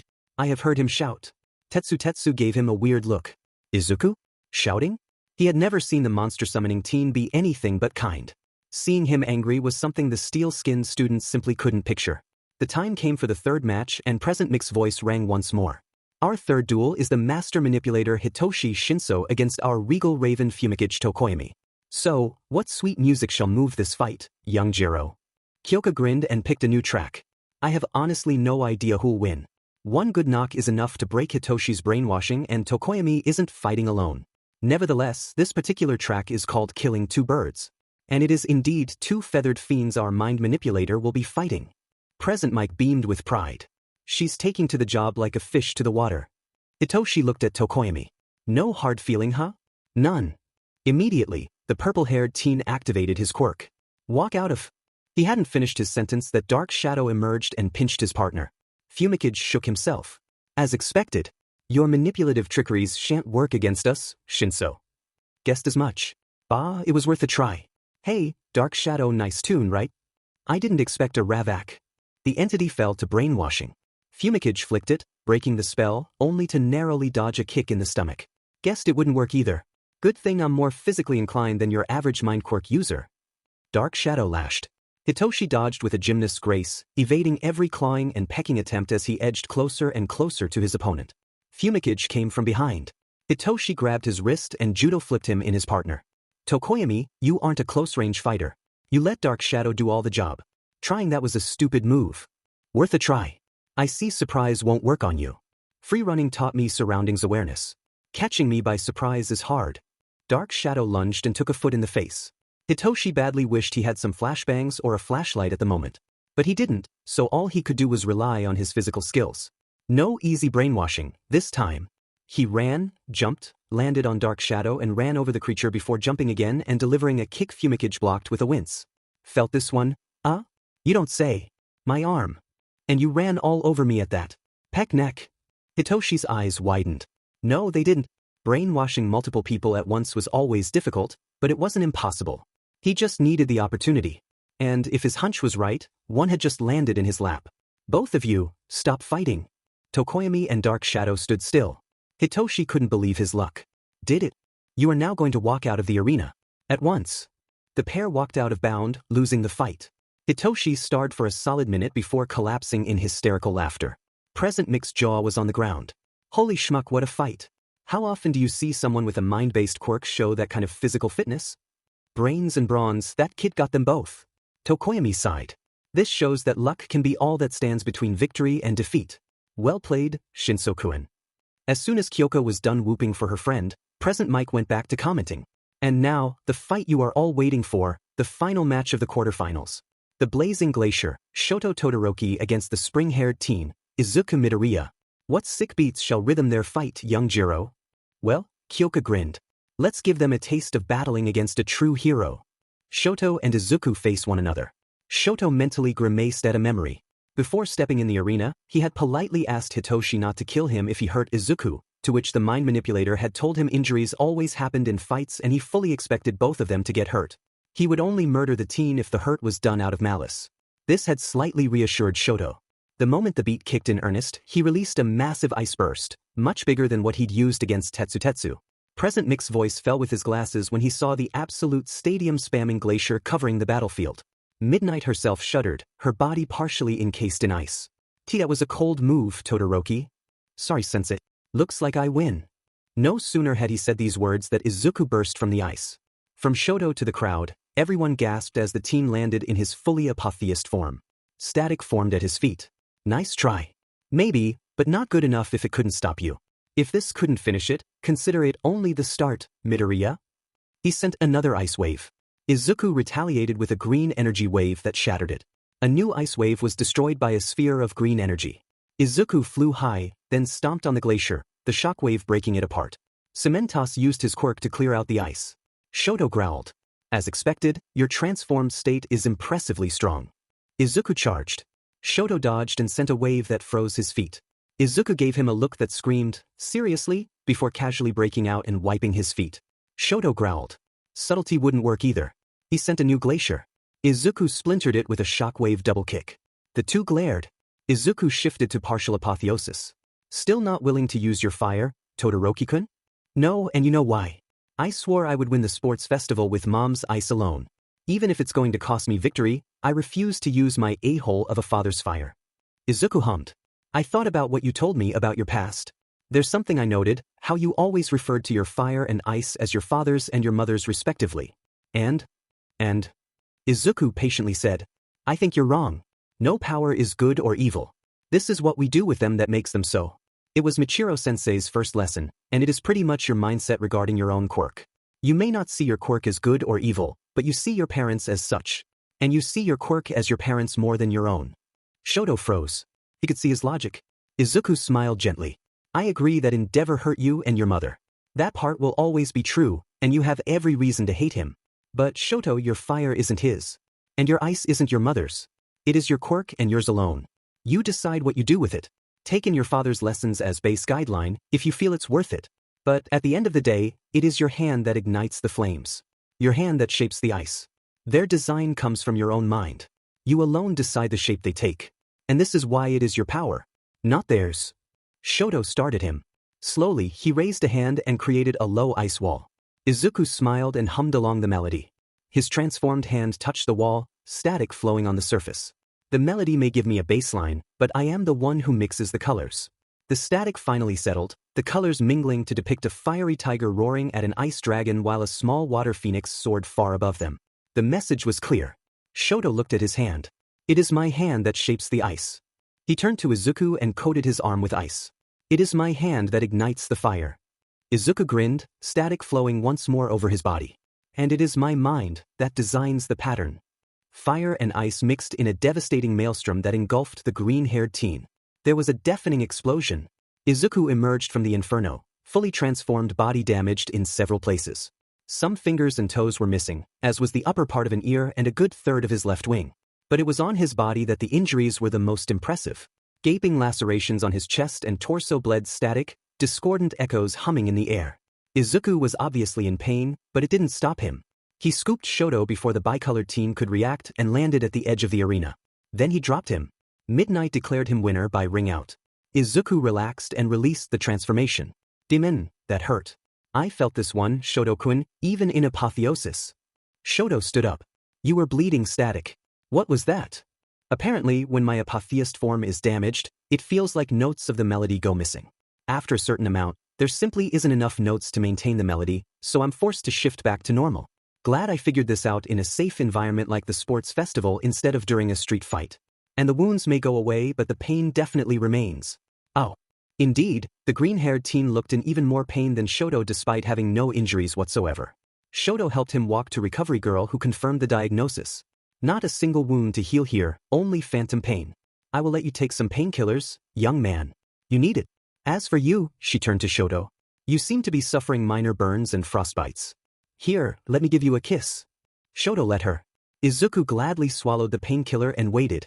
Next matches are Denki against Bakugo and me against Hitoshi. To borrow Denki's words, those fights are gonna be lit. And here is the next chapter. Sports festival arc is over. Now, trivia time.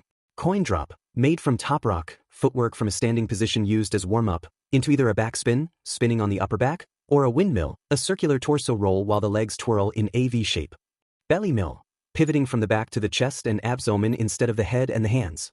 No hand kip up, a handless rising handspring that requires a lot of strength in the shoulders and CRVCL spine. Denki has been repeatedly described as the best dancer of the fearsome fersome. Now you get to actually see it. And you get to see what happens when Izuku's apotheosed form is damaged, instead of reading it from the comments. Also, Present Mix going totally wild with the comments. And Kyoka's playing DJ again. Present Mike gave the 4 winners 15 minutes to rest before announcing the semifinals. Ladies and gentlemen, after these fierce and heated fights, the time has come to get serious. Our first fight on the list shall oppose the explosive expert Katsuki Bakugo against our shocking CCB boy Denki Kaminari. Young Jiro, what sweet music shall we play this time? After considering, Kyoka picked one. I know Bakugo. For all his nasty temper, he is a fierce and dangerous fighter. Denki will need a heart full of courage to prevail. Denki and Bakugo faced one another. Your takedowns of Uraraka and Minoma were brutal. Denki frowned. I know you're violent, but don't you know to hold back once in a while? This is a fight to the top, Blondie. The spineless crap Deku said at the start. We're here to win and I'm gonna be the one on top. You can't go there if you hold back. Denki's glare was harsh. Then I won't hold back either, Kaken. You sowed the wind. Now you reap the storm. His body sizzled with electricity, and Bakugo could tell it wasn't his low-voltage taser armor. It was an out-and-out thunder aura. Denki lunged. Bakugo jumped back, narrowly avoiding the blonde. He still felt the hair stand on his arm. Denki put a hand on the ground and suddenly shifted to a handstand to perform a sideway hand glide. His foot collided with Bakugo's side, sending a jolt through the teen's body. Bakugo grit his teeth and sent an explosive burst at the teen's stomach, but Denki had predicted it. He dropped down, rolled and spun as he rose to face his opponent. The pair glared at each other. No hold barred. Denki ran again. Bakugo sent explosions after explosions. The electric blonde was a close-range fighter while he worked better at a distance, but Denki was agile. Even Bakugo could take a moment to appreciate the way he moved, sure-footed and nimble, dodging his explosions with grace and a minimal amount of damage as he closed in. He went for large area of effects bursts instead. Denki grunted. The attacks were hard to evade. You know what? No guts, no glory. Let's end this. He ran. Bakugo sent explosions after explosions to his face, slowly backing away as Denki shrugged them off, uncaring that his gym uniform was getting more and more damaged, that his body was getting covered with more and more burns. He would recover. And worst came to pass, Recovery Girl's Quirk could heal it. He made a beeline for the explosive bully, intent on grabbing him and shocking his brain. Forget agility and grace. His final attack was straight and to the point. Bakugo dodged at the last moment, tripped Denki and, before the blonde could recover with a roll, sent his biggest explosion in his back. Denki screamed in pain and, despite the explosion, the whole stadium heard him. In the commentator's booth, Kyoka jumped in horror. Denki! Bakugo, you BC! Hitoshi and Izuku gripped the bleacher's fence. No! Bakugo panted. You lose, Blondie. Not yet. Using the last of his strength, Denki grabbed his battery and slammed it on the bully's arm to discharge it. This time, it was Bakugo who screamed. He fell on his knees, and the only reason he didn't lose was because he managed to remain conscious as Denki passed out. Midnight called for a stretch while the explosive blonde painfully managed to rise and follow it. In the commentator's booth, Kyoka watched the scene, hands on her mouth, her eyes watery. Present Mike took pity of her. Give me the last tracks and go find him. Kyoka hastily scribbled them and hurried out, using her jacks to swing down in the stadium. She caught the two blondes shortly after the stretcher arrived and Denki was loaded on it. Midnight watched the trio tense. Kyoka delicately held Denki's hand before turning to Bakugo. How dare you? Bakugo grunted. Pipe down, weird ears. Your boyfriend gave as much as he took. Then why aren't you on a stretcher too, you son of a beach? Bakugo didn't answer. Kyoka walked straight to him and punched him in the face. You will never be a hero. You are way too brutish and barbaric to be one. The only reason Midnight didn't use her quirk here and there was because Kyoka walked away, straight into Izuku and Hitoshi's arms. The two boys held her as she cried in their chest. The two boys gave each other a quick nod. They were next to fight. Whoever won would face Bakugo. They silently agreed to give him a taste of his medicine and make it hurt. Bakugo watched them and sighed, remembering his earlier conversation with Hitoshi and subsequent realization. Figures Blondie would be Weird Ear's romantic partner. Just my luck. He had no illusion regarding the finals. Deku or Droopy Eyes, whichever he fought would give him absolute hell. He followed the stretcher to the infirmary where Recovery Girl gave him the stink eye before kissing away his injuries. They have a point, young boy. You should know when to hold back. On this, she turned to Denki. Nito had woken up during the fight and had watched it with Itsuka. The pair was holding hand and glaring at him. Bakugo sighed. So, turns out Droopy Eyes isn't the only one with a crush. Weird Ears got one too. Whoever I get next, this is gonna hurt. I do hope so. Itsuka said quietly. It wasn't hard for her to figure Droopy Eyes was Hitoshi. The teen suffered from chronic insomnia and had permanent bags under his eyes. As for Weird Ears, animalistic traits not counting, Kyoka had extending jacks for lobes. If that wasn't weird, Kyoka left her friends and returned to the commentator's booth. She wiped her eyes, choked a sob and shook her head. Aizawa put 2 fingers on her belly. Here, breathe with your stomach. Inhale. Exhale. Like this. Kyoka tried to sync her breathing on his. It took her a few tries before she could do it, but she eventually managed. Thanks, Sensei. I feel better. Good. Aizawa's smile was small, yet surprisingly gentle. It was rare to see him like that. Kyoka engraved the picture in her mind, wishing she could share it with her friends. Present. Mike spoke softly. Ready to go back to it, little listener? Let's do this. Present Mike nodded. After another brutal struggle, we are now at the second match of the semifinals.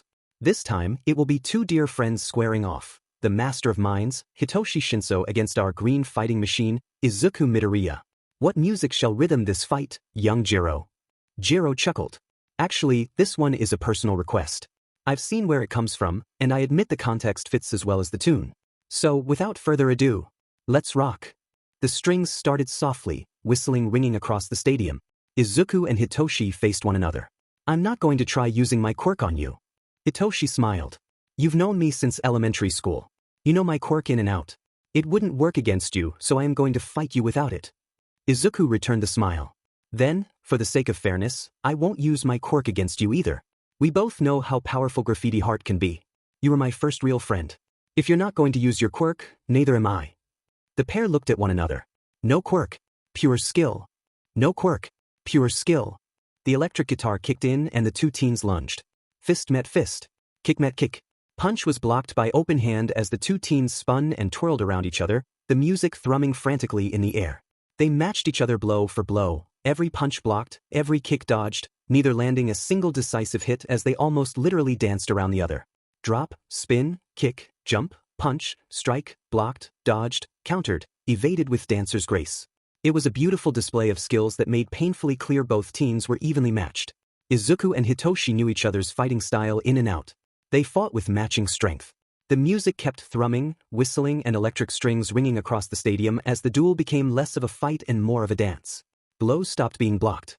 Moves were dodged more and more until not a single hit reached its target. The teens were slowly losing themselves in the rhythm until they found themselves in perfect synchronization, moving as one. From heroes to students to civilians, all found themselves mesmerized by the sight. Present mic starred at the scene. Breathtaking. But the two teens' stamina wasn't unlimited. Izuku and Hitoshi jumped away, panting. The pair grinned and the crowd knew the finishing move was coming. Hitoshi chuckled and walked out of the arena, leaving everyone gasping.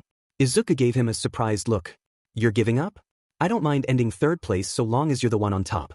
Good luck, Izuku. Give that BSTRD hell. Izuku smiled. I will. Present Mike hollered.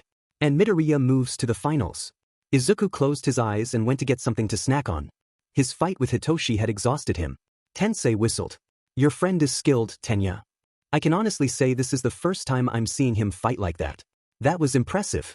That's an understatement. Toshinori was grinning like a maniac. My boy, one for all or not, you are going to be 10 times the hero I ever was. I feel so proud of you. Inko and the Jiros were jumping in their seat while Michiro was beaming as his daughter hooted. When I'm older, I will be a hero just like them. They aren't heroes yet, baby bird. But they will. There's no way they won't become heroes. At last, the time came for the finals. As Bakugo and Izuku climbed on the arena, Present Mike announced the fight.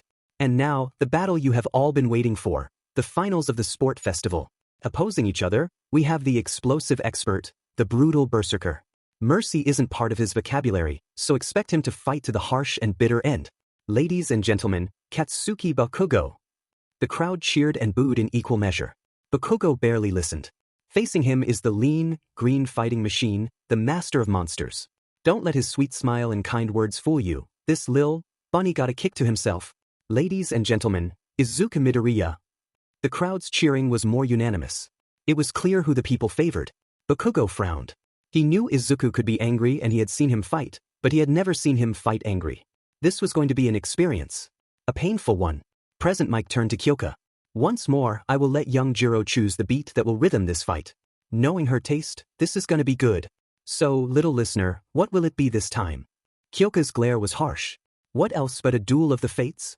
As the choir began to chant, Bakugo took the time to give Izuku a once-over. Several things became obvious. 1. Izuku's fists were clenched tightly. 2. His eyes were fixed on him and not blinking. 3. His face was pale, and Bakugo knew this meant the blood had gone from the face to the muscles, priming them to fight. 4. His body was rigid, as taut as a spring. 5. His mouth was in a thin line. Not a single trace of a smile anywhere. Deku wasn't smiling. First F-. So, it looks like it's you and I again, Deku. Just like old times. I remember those times. Izuku said quietly. They weren't happy. His voice was way too quiet, barely above a whisper in intensity, but it didn't matter. Well, yes, it mattered. Izuku wasn't shouting on top of his lungs. He was saving strength, carefully accumulating energy in anticipation of the fight. His eyes slightly narrowed. It was a good time for you. You were the king of the school. People looked up to you and admired you for your powerful and amazing quirk. It got to your head. You became arrogant, thinking the world owed you a living. You started looking down on me and everyone else, and when I manifested my quirk, you called it villainous and lame. You said I would never become a hero with it. There was anger and anger. A lot of people, when angered, exploded in a rage like he did. Others, they didn't explode. Their anger wasn't a bomb but a knife, sharp and just as deadly. This was the form Izuku's anger had taken at the moment, cold and precise. Second F-. People may say your quirk is better, Kaken. They may say, rightfully, that your quirk is perfect for heroics, but you, yourself, aren't. Because you hurt people. That's all you know to do. You boast and belittle and burst through life, uncaring who you hurt in your way as you strive to fulfill your ambitions. This isn't what being a hero is about. And this is why you will never be one. You talk too much. Let's get this fight started already. The corner of Izuku's mouth quirked upward. Gladly. Bakugo braced himself. Izuku crouched ever so slightly, ready to pounce. So what will it be this time? Graffiti monsters? Partial apotheosis? Full-on apotheosis? What trick of your quirk are you gonna use? None. I won't give you that dignity. Bakugo's eyes widened. Superscript 3. Midnight and Aizawa almost stopped the fight here and there. Almost. Maybe they should have. Izuku ran. Bakugo released his most brutal barrage. The green-haired teen evaded the assault effortlessly and closed in on his opponent. Bakugo tried to punch him. Predictable. Izuku lashed, grabbing his wrist and twisting. Bakugo screamed in pain. Izuku's knee then collided with his crotch and the blonde collapsed on the ground. He raised a second hand, explosion ready. Izuku twisted it too, leaving him powerless. Then he put a knee on Bakugo's chest and punched his face repeatedly. You call yourself a hero but all you do is hurting people. You don't care about anyone, only yourself. You are a self-centered son of a beach who has nothing to do in a place like you, nothing. To you, people are pebbles and extras, faceless folks you don't pay attention to unless they stand in your path, then you crush them like flies. How many suffered because of your ambition? How many did you scorn in your pride? You don't deserve to become a hero, Kaken. Ever. The people you hurt have people who care for them. By hurting them, you are hurting their loved ones as well. Can you begin to comprehend it? Or are you too trapped in your selfish little world to understand? Nido, punch Itsuka, punch Mei, punch Denki, punch Kyoka, punch Hitoshi, punch me, punch, you hurt all of us. For this you will pay. Forget victory, this is about pure vengeance. He punched, again and again and again, on his face, on his chest, each blow falling like a hammer that left bloody bruises behind. So great was the pain that Bakugo could barely feel the wet drops on his face. By all account, Midnight, Cementos, Aizawa and Present Mike should have stopped the fight. They didn't. They were too shocked to react. Izuku, the sweet, playful troublemaker who danced his problems away, who always had a kind word and a warm hug for those who needed, always gave advices to those who asked, and even those who didn't, was busy delivering an equally one-sided and brutal beating to one of his classmates, bringing to the field an amount of violence no one would have ever guessed he had in him. And yet he did. Boy, did he ever. He had come in the fight expecting no mercy, and so he showed none. All he showed was violence. Gone was his kindness. Gone was his smile. Gone was his warmth. There was nothing left but cold, unbridled fury as he pummeled Bakugo into a bloody mess. The rest of the crowd was no better than the teachers. They had seen him during the competition. They had witnessed him summon dragons to protect the students from the executor bots, carry his friends on his back and dance across the minefield. They had seen him advise an opposing team during the cavalry battle, only using his quirk to take a rideable form while his friends took away the headbands. They had seen him use his monsters as dummies against Ida so the other team could show off his skills, then pause in his fight against Todoroki to comfort him and help him come to terms with his issues. They had seen him refuse to use his quirk against his best friend out of fairness, then engage in a dance battle fought to a standstill. They had heard his speech at the start, how rivalry didn't interest him and he much preferred to have friends. Where was all of this now? Gone. Bakugo had hurt his friends. Only vengeance remained. Tetsu starred in utter disbelief, barely managing to tear his eyes from the beating to turn to Aijiro. Pinch me, this is a nightmare. Aijiro couldn't believe it either. Izuku, dude, what the F dash? Mina had both hands on her mouth and looked sick. Ibra closed her eyes. Do that which is good, and thou shalt have praise of the same, for he is the minister of God to thee for good. But if thou do that which is evil, be afraid, for he beareth not the sword in vain, for he is the minister of God, a revenger to execute wrath upon him that doeth evil. Romans 13 verses 3-4. Amen to that, ma chère. Yuga shuddered. Tenya needed a full minute to find his voice. This isn't right. This isn't right. What? What are you doing? Tensei grimaced. Never ever mistake kindness for weakness. Ever. Everyone has their limits and it looks like your friend was pushed way past his. Michiro shook his head. Proof that everyone is the same at the core. We all have our likes and dislikes, and even someone as sweet and kind as Kiddo will snap if you press his sore spots. I didn't think. Tenya had trouble finding his words. I heard him shout once, after the USJ. I heard him yell at Bakugo about his bullying during their time at Aldra. But this isn't him. It is. Bakugo hurt him and his friends, a lot and repeatedly. Your brother has a point. Bakugo's behavior pushed Izuku way past his limits. Now, Kiddo is showing us that his strength isn't for show. If he has to, he can be as brutal and vicious as any villain, except he will bring out the pain for the right reasons. Tenya still had trouble believing it. The scene felt surreal. Ochako was gripping Tsuyu's arm. Yosetsu was holding the two girls protectively, Pony quaking in his back. Denki was mercifully unconscious, but Nito and Itsuka saw the entire fight. Itsuka holding her friend protectively as Nito made a mental note of never getting on the green-haired teen's bad side. Hitoshi looked away. You were warned, Kaken. Midnight finally got over her shock and stepped on the arena. She hugged Izuku, leaving her quirk fill the air slowly. It's over, kid. Come on, let go of him. You've won. There's no need to punch him anymore. It's over. Izuku quivered in her arms. Slowly, he let go of Bakugo and fell on his knees, face blank and chest heaving as the blonde was taken away. Present Mix's voice was oddly soft. And the winner is Izuku Midoriya. The crowd didn't cheer. The rest happened in a blur. Izuku remained blank and quiet during the whole ceremony, which was unusually short given the second and one of the third places were still recovering. As soon as Izuku got his medal, he fled like a thief without listening to any of All Might's speech. He dived in the locker room, barely stopping to change, and it was only by chance that Kyoka caught him. Izuku, are you alright? Medal taken. Izuku said tonelessly. Promise held. Please leave me. Kyoka did, but only to make a beeline for All Might. The symbol of peace was surprised to see the girl go straight for him. Young Jiro? What is it? It's Izuku. He isn't fine. At all. I don't know what's going on, but I can tell he's hurting. Please, help him. All Might froze. Izuku's beating of Bakugo had been completely out of character, and he was perceptive and well-acquainted enough with the teen to figure how he felt at a glance. Izuku had been on the edge of a breakdown ever since he left the arena. He called Aizawa. Young Midoriya is having a nervous breakdown and ran away. I know where he went. I'm going after him. How can you be sure? Aizawa asked. I know the teen as Toshi-san. I know exactly where he went and why. I'll get back to you later. Got it? Make sure he's alright. Meanwhile, the stadium was slowly emptying. Kyoka had gone with her parents and Inko was following Michiro and Eiko while Tensei talked to Tenya. You're going to Ida 10 for work week, right? That's a given. You're going to take anyone else? I think so. Vicious beating aside, I really liked the talents your friend displayed. Midoriya-kun has a versatile quirk, but he proved through the festival he wasn't limited to it. This is an asset. I would have much to teach him if he took on my offer. Got it? I'll pass the word. I may not be as close as his pre-UA friends, but we get along well. I'm sure he will listen if I personally extend your offer. Thanks, little brother. Tensei suddenly noticed Michiro had his phone on his ear and was standing very still, Inko and Eiko looking worriedly at him. Finally, the courier hung his phone. Michiro-san. Tensei asked softly. What's going on? It's Hiniko. She is in Hosu General Hospital. The hero killer. He got her. They're not sure she'll make it. Tenya's shoulder was the only thing that kept Tensei from falling to his knees. And here is the last chapter of the sport festival. Written in 4 days, posted in 4. This is the first time I write so many chapters in one go. Phew. Trivia bit.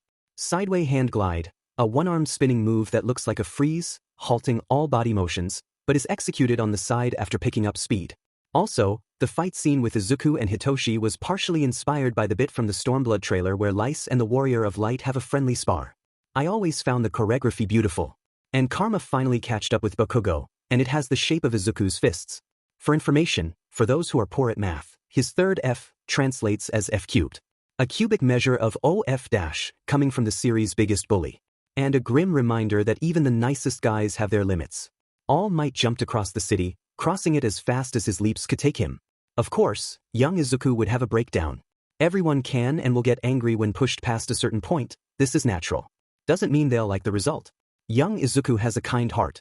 Hurting people isn't natural to him, no matter how justified. Now, the rage has gone and guilt is crushing him because it isn't like him at all to hurt people so badly, no matter the reason. I must find him. I must comfort him. I still think he is worthy of one for all. If anything, his defeat of young Bakugo has showed that kindness doesn't blind him. If he has to, he can and will bring violence to the field. Kindness means neither idiocy nor weakness, and he is the living proof of that. At last, he reached Shada's crossing. Now, to find the deepest, darkest corner of this Escheresque maze. or simply follow the sobs. It was pure chance that his ears picked the soft sobbing, amplified by the place's echo. The symbol of peace walked to the dark corner of a porch, shrank to Toshi-san and watched Izuku weep. The teen was curled on himself, head in his knees and arms wrapped around them, his back shuddering with each sob. The shriveled man walked to him. Izuku? Young Izuku. Toshi-san. Toshinori smiled gently. Izuku looked away, hesitant. A moment later he was in his arms and crying in earnest. Toshinori let him. There was no use in bottling emotions. Keeping them inside only made them brew and eventually rot you from the inside. This was why he enjoyed being with Inko. Even if he couldn't tell her everything, he could still confide in her.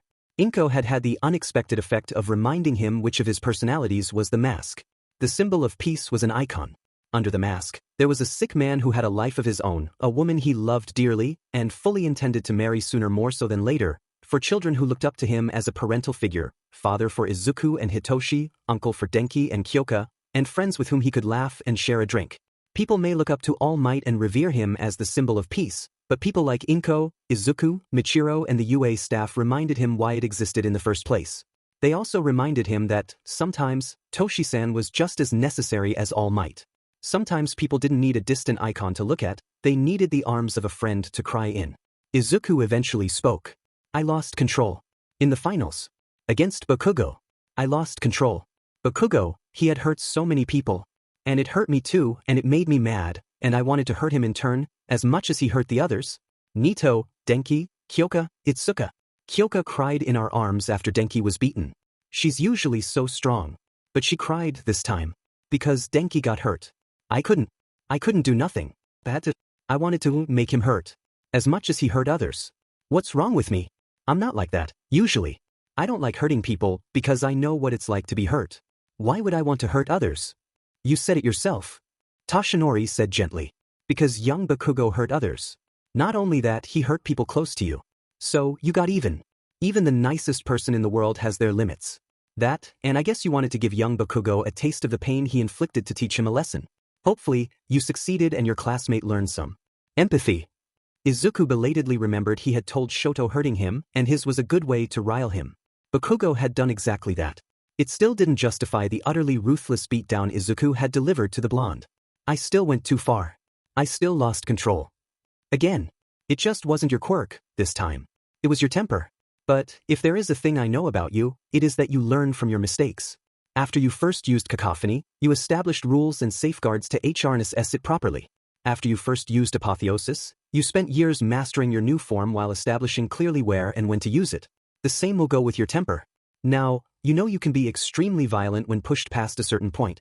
You will have to figure out where the point is exactly and take measures to avoid reaching it. And if you still get there, control the urge long enough to aim it properly and establish safeguards to limit the damage. Izuku meekly nodded. Toshinori once again blessed his time spent with the kids. He was an average teacher at best, but he had still spent enough time with the Fursum to know how to guide children and advise them. It helped him at UA.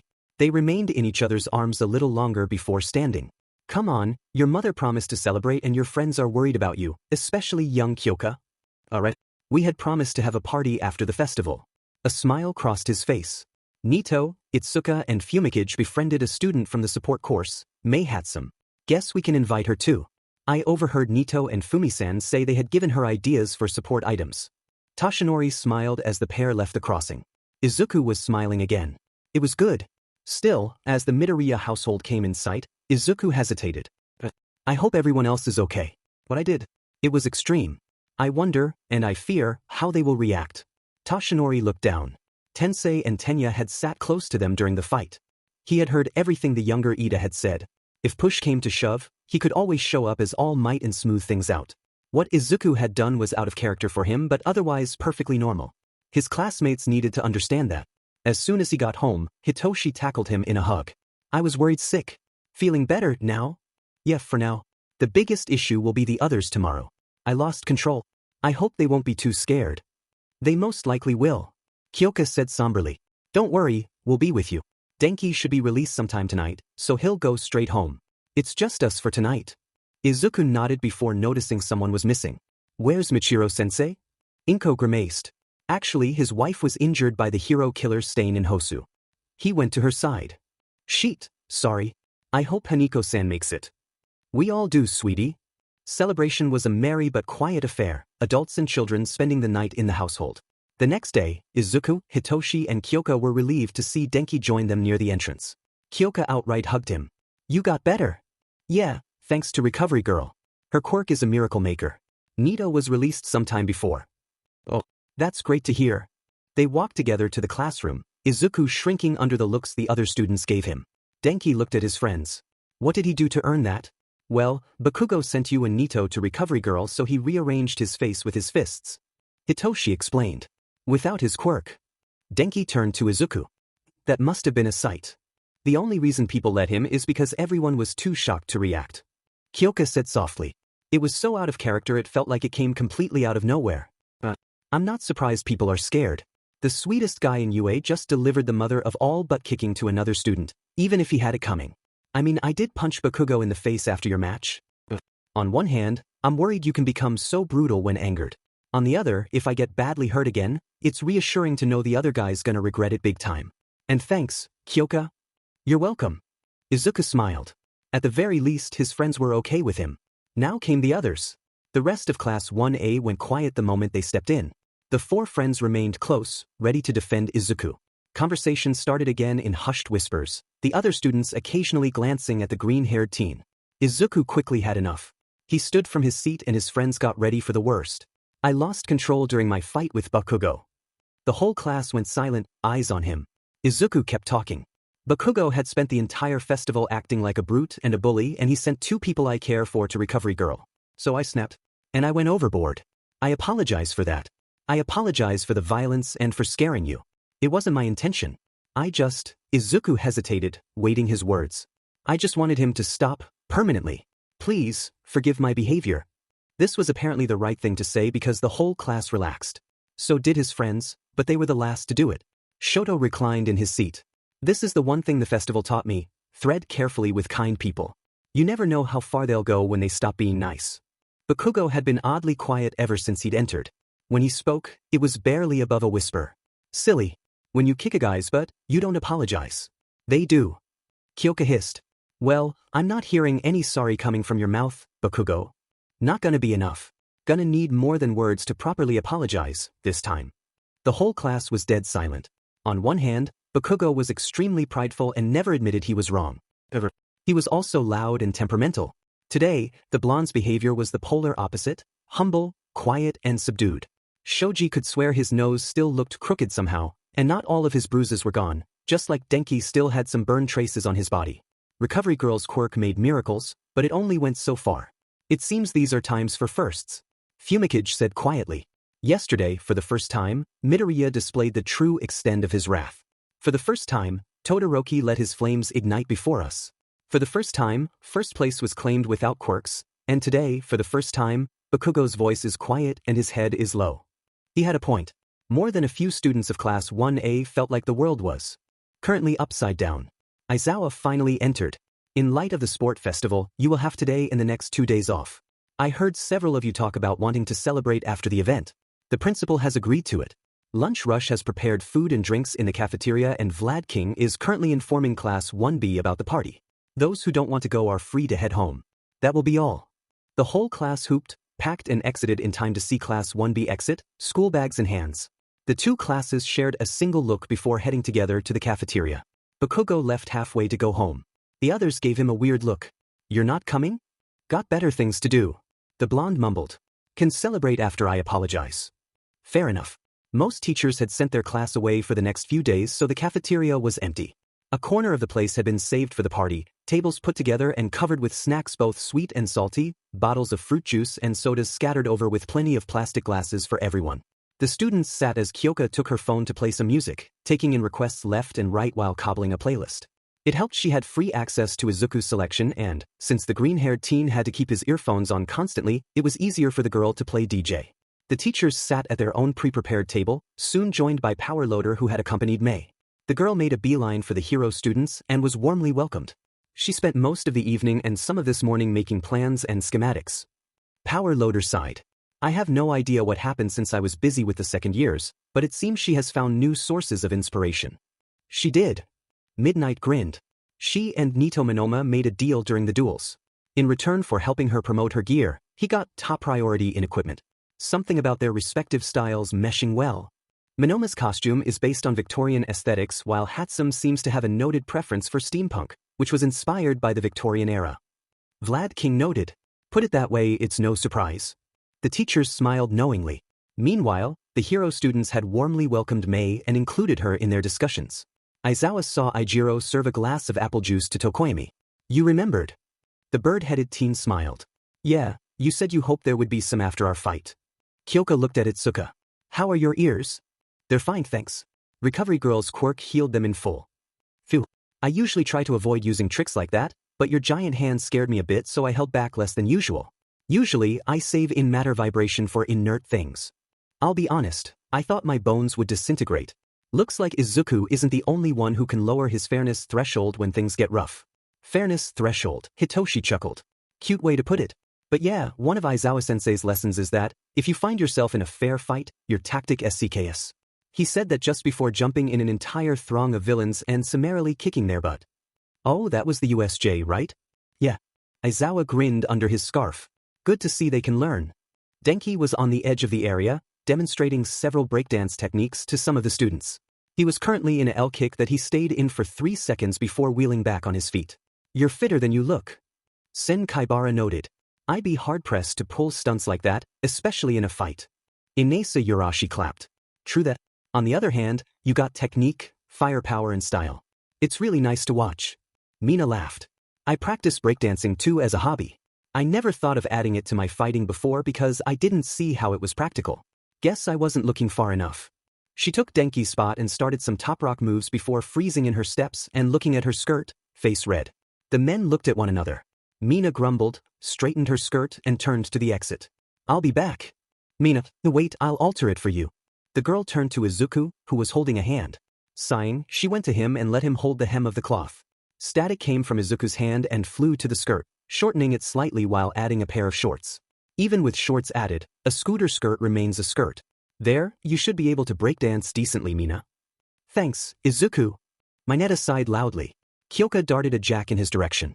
Mina went back to the spot and started dancing in earnest under the crowd's whistles, chaining spins with flares and ending on her audience cheered. We need to have a dance battle one of these days. Denki grinned. You're good. Coming from the guy who uses it to fight, that's high praise. Challenge accepted, Kaminari. After the internships? If you want. Meanwhile, Izuku had summoned a blue scat that had gone straight for its favorite spot, Hitoshi's shoulder. Eyeing Aizawa, he quickly summoned an ethnicat that went straight to the homeroom teacher and curled on his knees. Aizawa stroked it, a small pleased smile on his face. Midnight found the scene adorable. Tetsu, Yuga, Manga and Kyoka were discussing music. Tetsu, naturally, was a metalhead. His classmate had a preference for J-pop. Kyoka was a punk rocker. Yuga was a disco lover. On a dare, Kyoka shifted the music to the Bee Gees' Staying Alive. Joined by Toru, the three boys started singing the iconic song while being equally on and off-key. Present Mike found the scene hilarious. Itsuka, Nito, Mei, Izuku and Hitoshi were discussing quirks and aesthetics. As Tokoyami had thought, Izuku and the support student had gotten along like a house on fire and were currently comparing notes, Mei looking at a notebook filled more than halfway through. Nito was also watching with a really envious look. He and Mei turned to one another. Dibs. It's alright, I'll make copies. Izuku reassured. I'll also give you the first volume once I get it back. Looks like it's not just your quirk that comes with a manual. Nito whistled. You've made a notebook and a half on your classmates alone and you don't look close to done. When will you make ours? When I've time. The problem is that I don't spend that much time with you guys, so I don't know your quirks as much as I know the others, so anything I write about you will be based in part on speculation. I'm not fond of it. Extrapolating on unknowns is a surefire way to make mistakes. I prefer working with concrete facts. I need a copy of those notebooks if I want to make proper support gear for you guys. Mei hissed. Don't worry, I'll get you one. Out of curiosity, Itsuka asked. Did you make one on the teachers too? Sure. Here. He fished another notebook. The moment he held it, Aizawa, Midnight and Present Mike jumped from their seats, much to the ethnicat's displeasure, and made a beeline for the students. Aizawa glared and held a hand. Izuku hesitated. I am not going to confiscate it, problem child. I just want to read the contents first. Reassured, Izuku handed his sensei the notebook. The three teachers went back to their seat and started reading. After 10 minutes, Vlad King shook his head. This isn't a notebook. This is a borderline encyclopedia. Where did he find all that information? Present Mike asked, bewildered. Some of the stuff? It can't have been just the result of observation. Aizawa frowned. Midoriya was a late bloomer. His quirk appeared at 6 instead of 4, so he spent 2 years believing himself to be quirkless. It's during that time that he developed the habit of gathering information on quirks. At least, this is what I've been told. Well, that's a skill he honed. Midnight hummed. Ding, you almost wouldn't need a quirk to beat us with that kind of knowledge. The other teachers wholeheartedly agreed, making mental notes to cover the weaknesses pointed by the notebook. At the students' table, Mei looked Izuku dead in the eyes. I need a copy of these and any further notebooks you'll make on your classmates' quirks. Name your price, Midoriya. Izuku considered. Itsuka frowned. Don't you and Nito already have a deal? We do, and I'm already working on it and Tokoyami's grenades. I got a few ideas based on squid and octopi ink. As for Nito, he sent me a copy of his costume so I could style the rings appropriately. Rings? DNA holders for his quirks. Here. She took several sheets she put next to Izuku's notebook. The group looked at it. Izuku grinned. Classical and stylish. You must look good in that. He does. Itsuka hummed.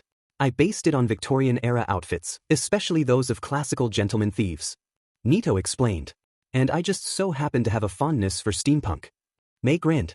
We fit. Itsuka frowned at the girl. Setsuna Tokage noticed. What's the matter, Kendo-chan? Worry Gear Girl is gonna steal your boyfriend. Itsuka's jump was impressive. Nito's not my. In it, Setsuna. Setsuna laughed. Nito was silent, but his face screamed, what the hell? Mei scoffed. Don't worry, sister. I'm not into this stuff. What stuff? Hitoshi asked. Kissing. Dating. That stuff. Never had time, never caught my interest. I'd rather spend the evening in my workshop with a blowtorch and a box of chocolates than at a fancy joint sipping pink wine. You're not into romance? Nope. I can see, on a pragmatic level, why people would form a family, have kids and do the stuff, but I've never been in love or attracted to anyone. I'm just not interested. Got better things to do with my hands, and the world's crowded enough that I can afford not pumping more babies into it, flesh ones, I mean. Metal and artificial ones are a different story. Power Loader tilted his head. Given how she tends to ignore personal space, I would have never pegged her as asexual. Aromantic is less surprising, I admit. Hitoshi grinned. Steampunk, I'm partial to cyberpunk, myself. Shadowrun, Do X, the Cyberpunk 20XX series. You too. Yosetsu perked. You know the series? It's centuries old, but Shadowrun and the Cyberpunk 20XX series are absolute classics, especially the 2077 game with Keanu Reeves as Johnny Silverhand. I suffer from chronic insomnia, so I play them until I can go back to sleep. Hitoshi smiled. The graphisms are impressive for the era, especially the character creation, but the storyline is sweet as well. Wake the F up, samurai. We have a city to burn. Yeah. Yosetsu laughed. Keanu Reeves was a real legend back then. One of the most respected actors of the era. Even today, people consider him an icon of pop culture. If Keanu Reeves is a legend of acting, Miracle of Sound is a legend of music. Izuku said casually. He is one of the greatest folk singers known to history. And actually, he made at least 2 songs for Cyberpunk 2077, City of Dreams and Neon Red. I think there was more, but a certain amount of internet culture was lost during the dark age of quirks. It includes songs that were stored only there. He took his phone and started playing City of Dreams. Hitoshi and Yosetsu listened with a grin on their faces. Hiryu and Mashireo were having an eating contest. However, the point of contention wasn't how much to eat but how much to get. Pony put a chip between the 2 boys. 1-3 snatch. 2 hands darted to the chip. Hiryu put his fingers to his mouth, only to find them empty. He looked at his opponent to see Machireo liking his fingers. 4-2, Dragon Boy. You just wait, tail guy. Next one will be for me. Pony put a new chip and counted. 1-3 snatch. 2 hands darted again. This time, it was the tailed teen who came empty. Hiryu smirked. Told you. Pony put a new chip. 1-3 snatch. The 2 boys grabbed the chip, and both came empty. They looked around until they found Siyu, smug grin on her face and tongue still liking her lips. Ribbit. Hiryu glared and offered her a chair. Challenge accepted, frog girl. Siyu sat as Pony set a new chip, tongue darting in excitement as the 2 boys got ready, eyes on the prize. The teachers watched them with a smile on their face. It was lively, convivial and merry, just what a group of teenagers would need to unwind after the competition of the sports festival. Present Mike turned to Aizawa. His best friend was smiling one of his kinder smiles, something that was happening more frequently these days. He sipped his drink and petted the ethnicat. Positive influence went both ways. Trivia bits. L-kick, equally considered a freeze and a power move, a flashy move which requires equal technique and physical skill. It is done by freezing halfway through a cartwheel, rising a leg in the air and keeping the other held horizontally so both form a L, hence the name. The body stands on one hand. Top rock, the foot movement performed from a standing position, equally a warm-up and a display of skills. 2000, a particularly flashy spinning handstand, often considered a power move instead of a spin. The first thing Aizawa announced as they returned from break was that they would choose their hero names. The class naturally rioted. Aizawa's eyes glowing red was all it took for the students to calm down. First was given the nominations from pro heroes. Izuku winced in anticipation. Sure, he was confident he and his friends had done well, but his brutal beatdown of Bakugo had to have soured the pros' opinions. He dared a look and couldn't hold a whistle. First place, Hitoshi Shinso, won 702 nominations. Second place, Denki Kaminari, won 653 nominations. Third place, Izuku Midoriya, won 485 nominations. Fourth place, Shoto Todoroki, 1368 nominations. Fifth place, Fumikage Tokoyami, 1109 nominations. The next 6 were in the hundreds while the rest of the class was in the double digits. Bakugo was dead last with a grand total of 5 nominations. The blonde shrugged. Karma, I guess. Hitoshi starred at the list. I was that good? You got third place and basically ended your last fight on a standstill. Denki grinned. Demon right, you're top. Also, I'm the other third place and I'm right behind you. He had a point. Hitoshi's chest swelled with pride. Izuku smiled. You've come a long way. Yeah, but only because I wasn't alone. I am very, very glad I met you guys. Kyoka smiled warmly and looked at the list. You still ended third, Izuku. That's higher than you thought, right? Much higher. After the way I snapped, I was almost certain I'd end in the double digits. Well, utter trouncing aside, you did demonstrate a lot of skills, and not just with your quirk. No wonder the pros would like a piece of you. Phrasing, blonde, Kaminari. The group turned to Bakugo and gave him a look. Welp, looks like the lesson was learned. Next step was choosing their aliases. Midnight entered the room, all CC walk and CC curves and sultry voice. Out of curiosity, Aizawa looked who was receptive to it and who wasn't. Minetta's face was flushed. Of course, the class pervert would react. Shoto feigned interest, but it was clear his colleague's attempt at distraction was falling short. Izuku was watching, but not because of the secretary. Aizawa recognized the look. The teen was analyzing. Hitoshi rolled his eyes and glanced at his best friend, a small yet fond smile on his face. He was getting worse at hiding his feelings. Denki blinked, turned to Kyoka, shrugged and went back to watching. Kyoka meanwhile looked downright jealous. Finally, Momo looked particularly interested before catching herself and looking away in embarrassment. Once again? Well, this was going to be interesting. Midnight gave the students 15 minutes to come up with their names. Izuku grinned at his choice. He had long decided what he wanted to be called, so the answer was easy. He glanced at Hitoshi and grinned at his choice. Not bad. Hitoshi looked at his choice and snickered. Yuga was the first to come, and his choice was a bit ridiculous. I cannot stop twinkling? Really? It wasn't an alias, it was a full sentence. Midnight summarily banished him back to his seat. Mina was next and, in Izuku's opinion, Alien Queen was marginally better. Too bad there was such thing as copyright. Tsuyu was next, and her alias was equally cute and fitting. Froppy, the rainy season hero. Midnight agreed wholeheartedly. Ijiro was next with a grin on his face. His alias was Red Riot the sturdy hero, an homage to his role model Crimson Riot. Using a name relating you to another hero can be a burden to bear. Midnight gently warned. By taking this name, you also take a part of Crimson Riot's legacy. Doing so is all to your honor, but you should be aware of the risks. I know. I'm ready for this. Crimson Riot was a major source of inspiration when I was younger. I never met him, but he still inspired me to become better than I was back then. Very well. Midnight smiled. If you feel ready, then I won't refuse. Next. Kyoko was next, grinning confidently. She would be the DJ hero, Soundwave. Midnight didn't refuse. You said before you wanted to be a singer and a pro hero. There's nothing wrong with that. In fact, having another job, especially in the show business, holds several advantages for pros. And you proved during the sports festival you had some talent in that field. Your choices of battle themes were inspired. Kyoka danced on her feet, equally flattered and embarrassed. Denki followed her with his own alias, the dancing hero, Breakbeat.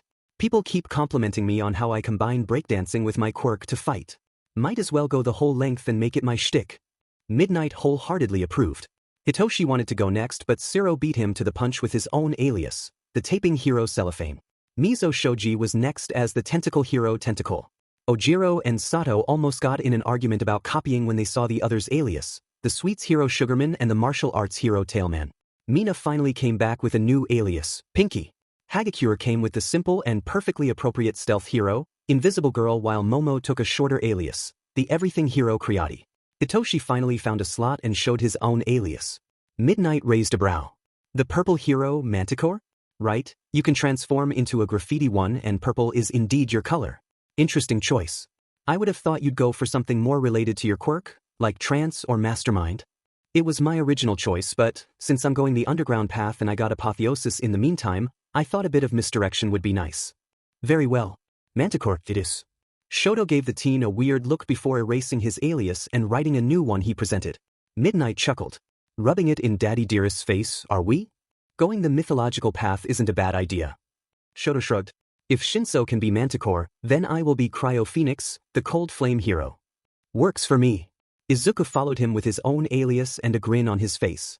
Midnight snickered. The bunny hero Vorpal? It's true that your apotheist form is a particularly deadly rabbit. It is also true that I have a reputation as a prankster. Case in point, you just fell for one. I wrote this alias as a joke. This, he erased the alias and wrote something else, is what I want to become. Midnight gave the new alias a good look. The graffiti hero tag. Simple, short, and self-explanatory. Not bad. Also, tags in street art are generally used as a signature. True. Very well, you can. Keep it. Keeping in the theme of myths and legends, Tokoyami came up next with the alias of Tsukuyami, the jet black hero. Mineta gave a touch of silliness to the event with his alias, the fresh-picked hero Grape Juice. Koda came up with the alias of Anima, the petting hero. Ochako went the puny way with her alias, Uravity. Yuga finally reluctantly settled on the shining hero, Twinkle, while Tenya kept the engine theme going in his family with Volvo, the turbo hero. Bakugo simply gave Baku and made clear he would change once he could think of something better. Midnight smiled. Those are all great choices. I am sure you will live up to them. Thanks, sensei. Aizawa nodded. Now this part is over, it is time to talk about the workplace training. The event will last a week, with those who received nominations getting a personalized list, which is all of you. Pick one, and keep in mind this most likely won't be where you will be going for the true internships. Workplace training is mainly to give you a foretaste of hero business. Turn them in by the end of the week. The class immediately started talking. Not a minute later, Vlad King knocked with a request. Mind if my class joins? They just finished picking their aliases and, more or less, cajoled me into joining your kids. Present Mike was with him. Aizawa raised a brow. Cajoled. They can be very persuasive when they want something. You're watching with me then. Deal. Class 1B entered and groups instantly formed in the classroom. I'm gonna go with empty lady. Mineta instantly declared. The girl rolled their eyes. As expected of the class pervert. Itsuka turned to Momo. Where are you going? Uabami. She personally requested me. You two? Guess we'll have that workplace training together. Denki and Kyoka shared a look. Which reminds us.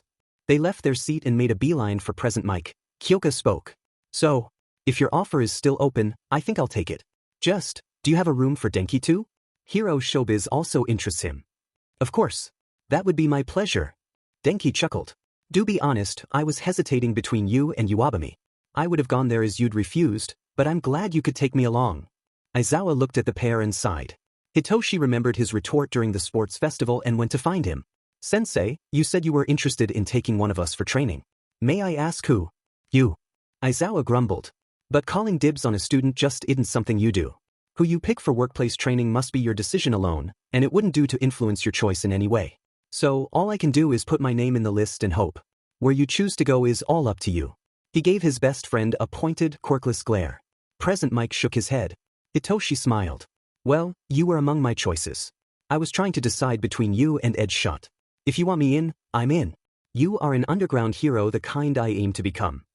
Aizawa felt oddly flattered. The ghost of a smile crept on his face. Then welcome aboard. Tenya looked at them. He turned and went straight for Izuku, who was considering his option. Midoriya-kun, if I may suggest. Izuku turned to him and smiled. You're going with your brother at Ida 10, right? Yes, and it hopefully won't be alone. Nii-san expressed the desire to have you for workplace training. Your skills with and without your quirk have greatly impressed him, and I agree that you would have much to learn from him. So if you please. Izuku considered. All right, I'm in. Besides, you asked nicely. Tenya held a cheer. Aizawa nodded. So, the fearsome fursome were settled. This left the rest. Ochako had decided to go with Gunhead, much to Tsuyu's surprise. Gunhead is a fighting specialist. I thought you wanted to focus on rescue. I know, but some notions of fighting are always good to have as a pro, and I realized during the sports festival that I had, well, none. So, that's where I'm going. Jack of all trades, master of none, often better than a master of one. Denki quoted. Exactly my point. Tsuyu hummed. I want to go somewhere flood or water related. Let's see. Hachinami Agency, Oki Mariner, Aqua Avengers. Aijiro and Tetsu had made their choice. Wherever we go, it's together. What do you say, bro? Works for me, bro. Bakugo picked a choice and gave it to Aizawa, who raised a brow. Best genist? As you wish. I'm still surprised such a high-ranking hero would pick you, problem child, but everyone has their reason. Bakugo didn't say a word. Nito and Setsuna had decided to go with Edge Shot while Koda had followed Ibra at Kamui Wood's agency. Nito took Pony and went to Izuku. Hey, I have a small favor if you mind. Izuku turned to him. Sure. What do you need? My name. Pony said. I can't come with a good alias. Nito said you give good advice, so he counseled I ask you. Izuku hummed. What kind of hero are you aiming to be? Wait, before that, what's your outfit like? Now I think about it, we never got to show our respective costumes. Kyoka noted. We don't know what you guys look like, and you don't know what we look like either. Sad. True enough. Nito hummed. Guess I'll have to ask Vlad King about it. Politely. Vlad King sighed. Pony took her phone and showed a picture to Izuku, whose face immediately lit up. He took his phone. I got two names for you. You're American, right? Yes, I was born in Houston. Then how about Western or country? Aside from being musical genres, they also refer to spaghetti westerns, a kind of movies made about the Wild West, which is an important part of American culture. Also, your outfit alludes to equitation. Why not play that aspect of you by being an Old West-like hero? It will bring some novelty to the scene. He put the volume on lowest and played Ennio Morricone's The Joy of Gold. Pony hummed. Then he played Rednex's Cotton Eye Joe. This time, the girl outright danced on her feet, a huge grin on her face. Country or Western? Why not both? She went straight to Vlad King and grinned. I found my alias, teacher, the Western hero, country. Fine by me. Tokoyami was looking at his list. Kuwaro looked over his shoulder. Anything interesting? Well, Hawk sounds none too bad. What about you, my ebon friend? I was considering the Undersiders. They are a robust team led by Yamiyo, whose quirk generates sense-dampening darkness. Meanwhile, Rika's quirk-powered guessing makes her amazing at mission control, while Ryakan's mutated hounds assure the transport, and Ninjio manipulates people through their nervous system. I heard they had a new member, Oko, who can control small animals. Someone did their research, I see. Fumikage sounded amused. Kuwara looked away, embarrassed. I always admired Yamiyo. Quicks such as his are generally considered evil, yet he is a well-respected pro. He is my role model. Well then. The bird-headed teen smiled. I shall accompany you to the Undersiders. Children of the night should support each other. Shoto looked at his list. It was large, but one thing was still bothering him. His father's agency was in it. And, knowing the man, he wasn't likely to take no for an answer. He decided to find Izuku. His classmate always had good advice. Midoriya, may I ask for a favor? Izuku perked up. Sure thing, Shoto. You know much about heroes. I was wondering if you knew one my father wouldn't dare to cross. Why? Because. Shoto frowned. If I pick a different agency from his, he is going to bully them until they shift me to his own. Your words may be true, but the last thing I want right now is to work with him. It's still too early to try reconciling. Izuku nodded. I don't have a specific name, but Toshi-san works with all might. I'll ask him if he can come up with a solution. Thanks. The teen took his phone and went to the 4 teachers. I got a phone call to make outside for Shoto. I shouldn't be long. I'll watch him. Midnight offered. Aizawa agreed. Izuku left and punched a number. Toshinori was quick to answer. Izuku, my boy. What do I owe? Aren't you supposed to be in class? It's all right, Toshi-san. I got something to ask you and Midnight is watching me. I'm not skipping anything. Good. So, what can I do for you? Well, you work as All Might's secretary, right? I was wondering if either of you knew a pro that Endeavor wouldn't dare to cross for Shoto's workplace experience. Toshinori took the time to consider. There is someone we both know, but he isn't the easiest person to work with. I will have to ask him. I'll keep you updated, my boy. Thanks, Toshi-san. See you that evening? Of course. Your mother is making marlin teriyaki tonight. No way I'm missing that. Completely aside, about that festival at Coruscant Ward, you and your friends still plan to go, right? Of course. Denki just finished writing a new song and I'm working on one myself. Why do you ask? Because I fully intend to take your mother on a date and I want to take her to the festival. Oh, we can't afford to mess this one up, then. I'll pass the word. You and Mom are gonna have the greatest time ever. You have my dearest thanks, my boy. Izuku hung with a huge smile on his face. Midnight grinned. So, Toshi-san may know someone. He's gonna ask them and tell me when he got the answer. But, by the way, what is it about a festival? They entered the room. Shoto was watching patiently. The urban festival at Coruscant Ward. My friends and I got something planned there. And now, Toshi-san wants to take Mom there for a date. We better make it good, then. While he was giving Shoto his answer, Midnight turned to present Mike. The urban festival? A festival about street culture that occurs once every 2 years. Singing, dancing, sport, street art, and street snacks. Anything that can be considered urban culture is displayed. I plan to go myself. It's always a great source of inspiration for my shows. Why do you ask? Midnight's grin was devious. Because our wondrous fearsome fursome have something planned for the day, and Toshi-san is going to take Bunny Boy's mother there on a date. He and Kaminari are working on songs. Present Mike straightened his glasses and watched the group like a hawk. The day finally came to an end. As the students left the class, All Might appeared at the entrance.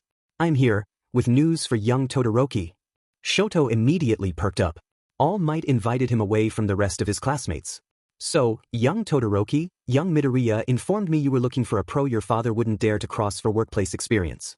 I have found someone, and I am happy to say they have agreed to take you in. Shoto didn't miss the way All Might looked somewhat nervous. Still good news? Thank you, sir. Who would it be? My former mentor, retired pro hero Gran Torino. Here is his address. If there is someone Endeavor will never dare to challenge, it's Sensei. Shoto took the paper and put it in his bag. So, he got to intern with All Might's very own Sensei? That was amazing news. But why did the symbol of peace look scared? Earlier that day, Tashinori dialed a number and waited. Sorahiko Torino didn't take long to answer. Tashinori? It's been a while. Why are you calling me? Tashinori grimaced. He still vividly remembered his training with the old man. Did young Todoroki truly deserve to go through the same hell? Izuku had personally asked him for a pro Endeavor wouldn't challenge, and his old mentor was their safest bet. A request from young Izuku.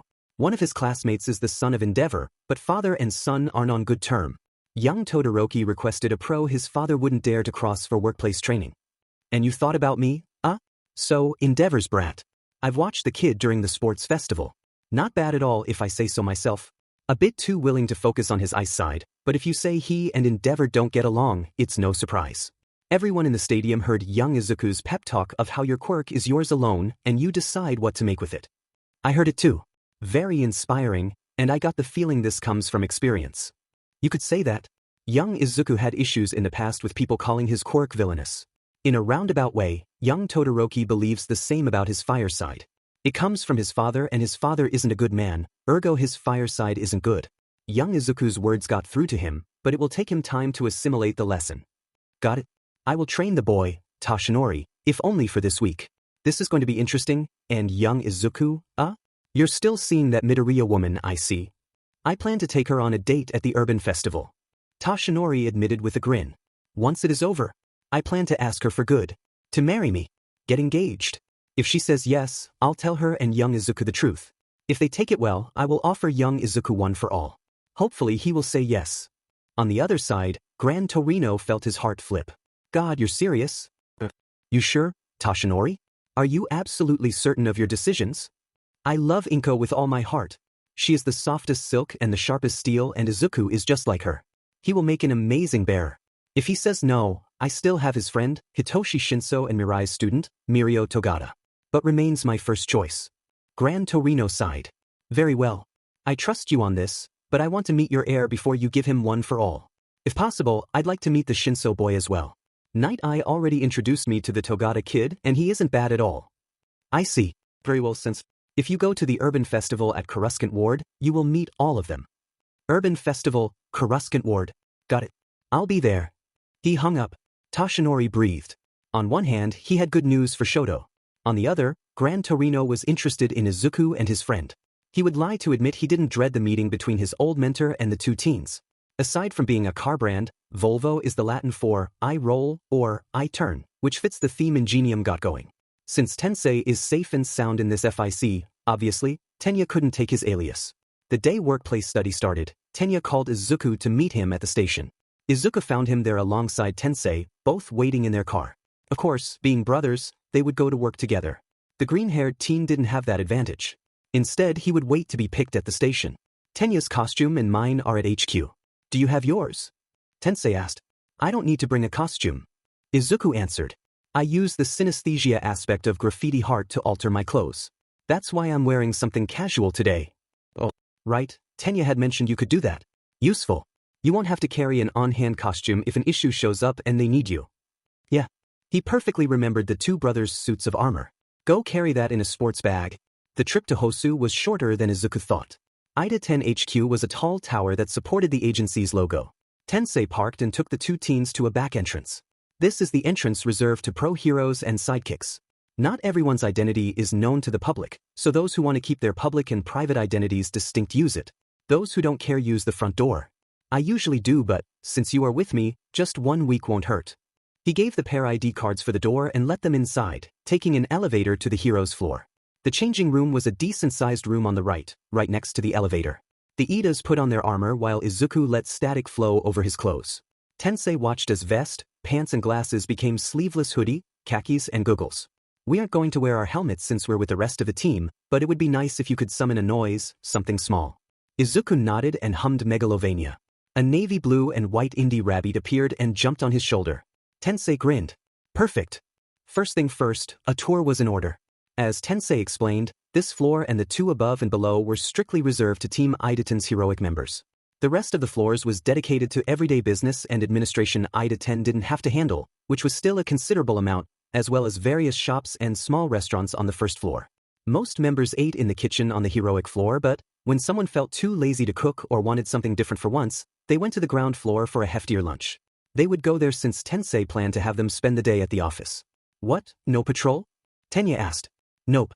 Today, I'm going to show you one of the more boring aspects of pro-heroism, paperwork. Right.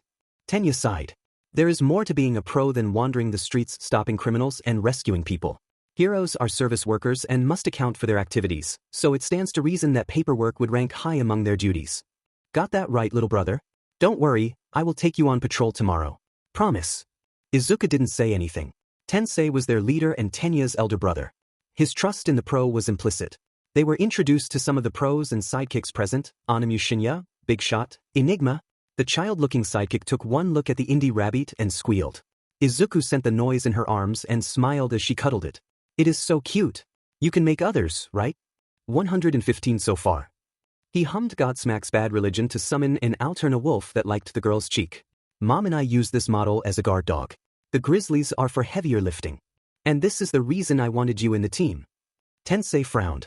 While Tenya is going to learn to better use his quirk and further the Ida techniques in real-life situation, you, Midoriya, are going to learn management. Izuku turned to him and leaned forward. Tensei explained. Team Ida-10 employs a large number of people, heroes, sidekicks, and support. Coordinating everyone and everything to better respond to crisis is a skill in itself. Just like Ida-10, you have access to a large number of support members, each with their different strengths and weaknesses. I am going to teach you how to manage your creatures to best answer various situations. The right tool for the right job if you want. Izuku understood. I'll look forward to it, sir. But it wouldn't happen today. That day was dedicated to paperwork, and so Tensei taught his brother and his friend how to fill which form for what occasion. It was admittedly boring, which is why Izuku didn't hesitate to hum some of his favorite songs when he felt his mind slipping. Tenya was working with enthusiasm, and Tensei was surprised that the green-haired teen still managed to use his noises for that kind of work. When it came to delivering files to this or that office, Decadravens and Reggae Cats were small and fast. The addressee just had to resist the urge to pet the graffiti kitties, as it happened a few times at first. Alright, that's clever. The pro admitted. Beats having to leave your office every half hour or so. The Reggae Cat jumped on Izuku's shoulder and rubbed its face on his before doing the same with Tenya, who rewarded him with head rubs. They ate at one of the restaurants for lunch. On Tensei's suggestion and since Tenya was taking the same, Izuku tried the Hayashi rice. The rice was a staple of Japanese cooking and the beef stew felt thick and warm in the stomach. For dessert, he picked dangos while the Ida brothers shared manjus. They were almost finished when an idiot snatched a woman's handbag and ran to the exit. Before any of the trio could react, the reggae cat dashed at the thief and dug claws and fangs in their rear. The thief yelped, tripped and fell on his face, the handbag escaping their hand. Security summarily apprehended them while the reggae cat returned to Izuku with a piece of pants fabric in its mouth. Izuku sighed. A classic of theirs. For some reason, they really like to go after the seat of the problem. At this point, it's less a bug and more a feature. The thief hobbled away in the police's hands, a distinct hole in the back of his pants. The rest of the day was eventless. Tensei dropped Izuku at the station before heading home. As soon as the teen was home, Alterna tackled him. Izuku grinned. Good to see you too, Alterna. Were you a good boy? Woof. Inko appeared. Welcome back, sweetie. How was your day? A bit boring. Tensei-san taught us to fill paperwork, but it wasn't bad. Paperwork is a necessary skill to have for every hero. Toshinori grinned from the kitchen. It's a good thing Ingenium started with that. Izuku grinned at the man. You're spending the evening with us, Toshi-san. You're spending more and more time home. How long until you and Mom tie it? Inko almost sputtered before catching herself. Toshinori grinned deviously. Hopefully shorter than you think, my boy. Good. Because it's about time. You've been dancing around each other for years. Inko and Toshinori looked at one another as the teen went to his room. At least he approves. He always had. It was Inko's turn to grin deviously. So, you have plans to ask me out? Now is as good a time as any, and you know me well enough by now to know what I would answer. Oh, but there are ways and means for everything, including asking the woman of your life to marry you. I may know the answer, but I still want to do it in the forms, and this is neither the time nor the place for that, Inko-chan. Inko grinned. Always the romantic, Toshi-san. And you love me for it. Izuku and his friends had agreed to keep quiet until they were back at school. As such, much as he wondered how they were doing, he didn't call them. They would only call if there was an actual problem. Instead, at Tensei's request, he sent him an email copy of his noise list. The pro would need it for tomorrow. It was a cheerful evening. The next day, he almost hooped when Tensei took them on patrol. Tenya was hiding it, but he was equally happy. Little brother and I have our engines to move around. Meanwhile, you have your graffiti limbs. I wonder how fast you go. Pretty fast, though I never calculated the exact speed. But Ida 10 specializes in mobility and more than my limbs, I got wings. He summoned the neon green wings and took flight. Tensei nodded. A good alternative. Flight is always an asset. Let's go. Soon, the trio was wandering the streets. Izuku had summoned a garage wolf and listened as the pro explained them the importance of patrolling. On the way, people waved at them and even cheered. A little girl seemed intrigued by the garage wolf. Izuku sent it to lick her cheek. The girl giggled. Nice doggy. And people used to call them delinquent and creepy. It was a refreshing change. His smile remained the whole morning. Tenya noticed it. You smiled the whole patrol. What got you in such good mood? People liking my noises and not calling us delinquent and thugs, for a change. I like it. Right, you mentioned you had these issues in the past. Hitoshi and I were ostracized because of our so-called villainous quirks. I befriended him, protecting him from bullies. That, and you know, Aldra was the result of bullying as well. And now, regular people actually like me and my style. It feels good. Almost safe. I don't have to brace myself for jeers and taunts anymore. Tenya looked away. Being born from a powerful family of heroes, he never had this kind of problem. But not everyone was as fortunate as him or even Momo. Izuku was an absolute nightmare once angered, but, so long as you didn't actively provoke him, he was great to have around. His three friends knew it, as did most of the Hero Corps students. His previous classmates, though? There was a reason he and Hitoshi had a hobby as bully hunters, and his stronger abilities always seemed to appear when he was in a perilous situation. There was a reason he called them threshold moves. That afternoon, Tensei took them to the agency's gym. The place was oddly huge, but, given there were size-shifting members like Enigma in the agency, it was no surprise. Alright, here comes the second part of today's lesson, Quirk Improvement. Izuku, I noticed you used your noises as dummies for Tenya to show off during the sports festival. That was a good idea. To what I've seen, they have much more versatility than robots. That they do. Izuku chuckled. Tensei frowned. The file you sent me was huge, so I only read the big lines. Here is how we are going to proceed. Tenya will learn to use his engines more efficiently while you will learn to use the right noises for the right situation. This means I will ask you to summon specific noises to use as role-focused dummies, and you are going to tell me why you chose it. Then Tenya will fight it and we will see if your analysis is correct. Izuku nodded. Tenya cracked his knuckles. This is going to be fun. Tensei looked at the pair. Alright, let's start with something simple, speed. Tenya, you are going to challenge Izuku's faster noises in a race. Tenya nodded, engines rumbling softly. Tensei turned to Izuku. Now, a racing contest. Which noises would have the best chances of outrunning little brother? Pony Turbo. Izuku answered instantly. It is bar none my fastest noise. I think I once recorded it at 90 km/h. Not enough for a highway, but good enough for regular roads. Tensei held the urge to whistle. Top speed in our family averages to roughly that, but we hardly achieve it without some form of protection because of how risky it is for our body. Alright, let's give it a try. Izuku nodded and summoned the wind-bending unicorn. It and Tenya stood at the starting line of the track. At Tensei's signal, both started running. Quickly, the Pony Turbo took the lead. Tenya pushed his engines. Izuku frowned. At a command, the noise accelerated just enough to go back to first place. It went that way for 3 laps, Tenya increasing his speed to beat the noise, who went slightly faster to remain ahead. Tensei nodded. Not enough to leave him in the dust, but enough to spur him onward. Keep going. They stopped after the 4th lap, Tenya's engines finally running dry. Endurance is also something we'll have to work on. Tensei sternly nodded. To economize fuel and use it more efficiently is a skill to learn. Understood, Nai-san. Tensei handed him a bottle of orange juice. Tenya gladly chugged it. He turned to Izuku. Pony Turbo was a good choice, but it wasn't the only one. What other noise could you have used? All the ponies are pretty fast, and they have the advantage they can be mounted, so anytime quick locomotion is needed, they are the most obvious choice. In that particular case, rhinos are pretty fast once they get going, and rabbits are also fast but are hampered by their small size. However, if we are talking about sheer mobility, that would be the foxes. They can teleport. Tensei gave him a look. Teleportation is a deadly skill in the right hands. Can I see one? Izuku closed his eyes and hummed Space Oddity. In a flash of static, a green fox with yellow patterns and a gradient green graffiti tail appeared. The fox looked at the trio, curious. It's pretty. Tenya hummed. Tensei gave Izuku a nod. The teen gave the noise several commands. The psychedelic fox started teleporting around while summoning graffiti flames it absorbed to get more tails. Then it shapeshifted into a J-Popguin and a thrash mink and used their abilities. Tensei nodded. A versatile creature. And psychedelic fox is the weakest of the 3. I fought a few times against Ambifox and Progfox. The trick is to not let them get more tails or they'll go stronger and gain new abilities. Power-wise, I consider them my second strongest noises after the drakes. Right? The teen had access to literal graffiti dragons tough enough to challenge executor bots. Tenya looked at the noise, thoughtful. Eventually, he rose from his seat and revved his engines. Ni synthesization, there is something I want to try. What is it?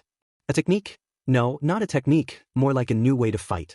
And Izuku-kun's noise will be perfect to try it. Tensei raised a brow. Alright, you got my curiosity. Could you just explain first? Don't take it the wrong way, but you aren't exactly the creative kind.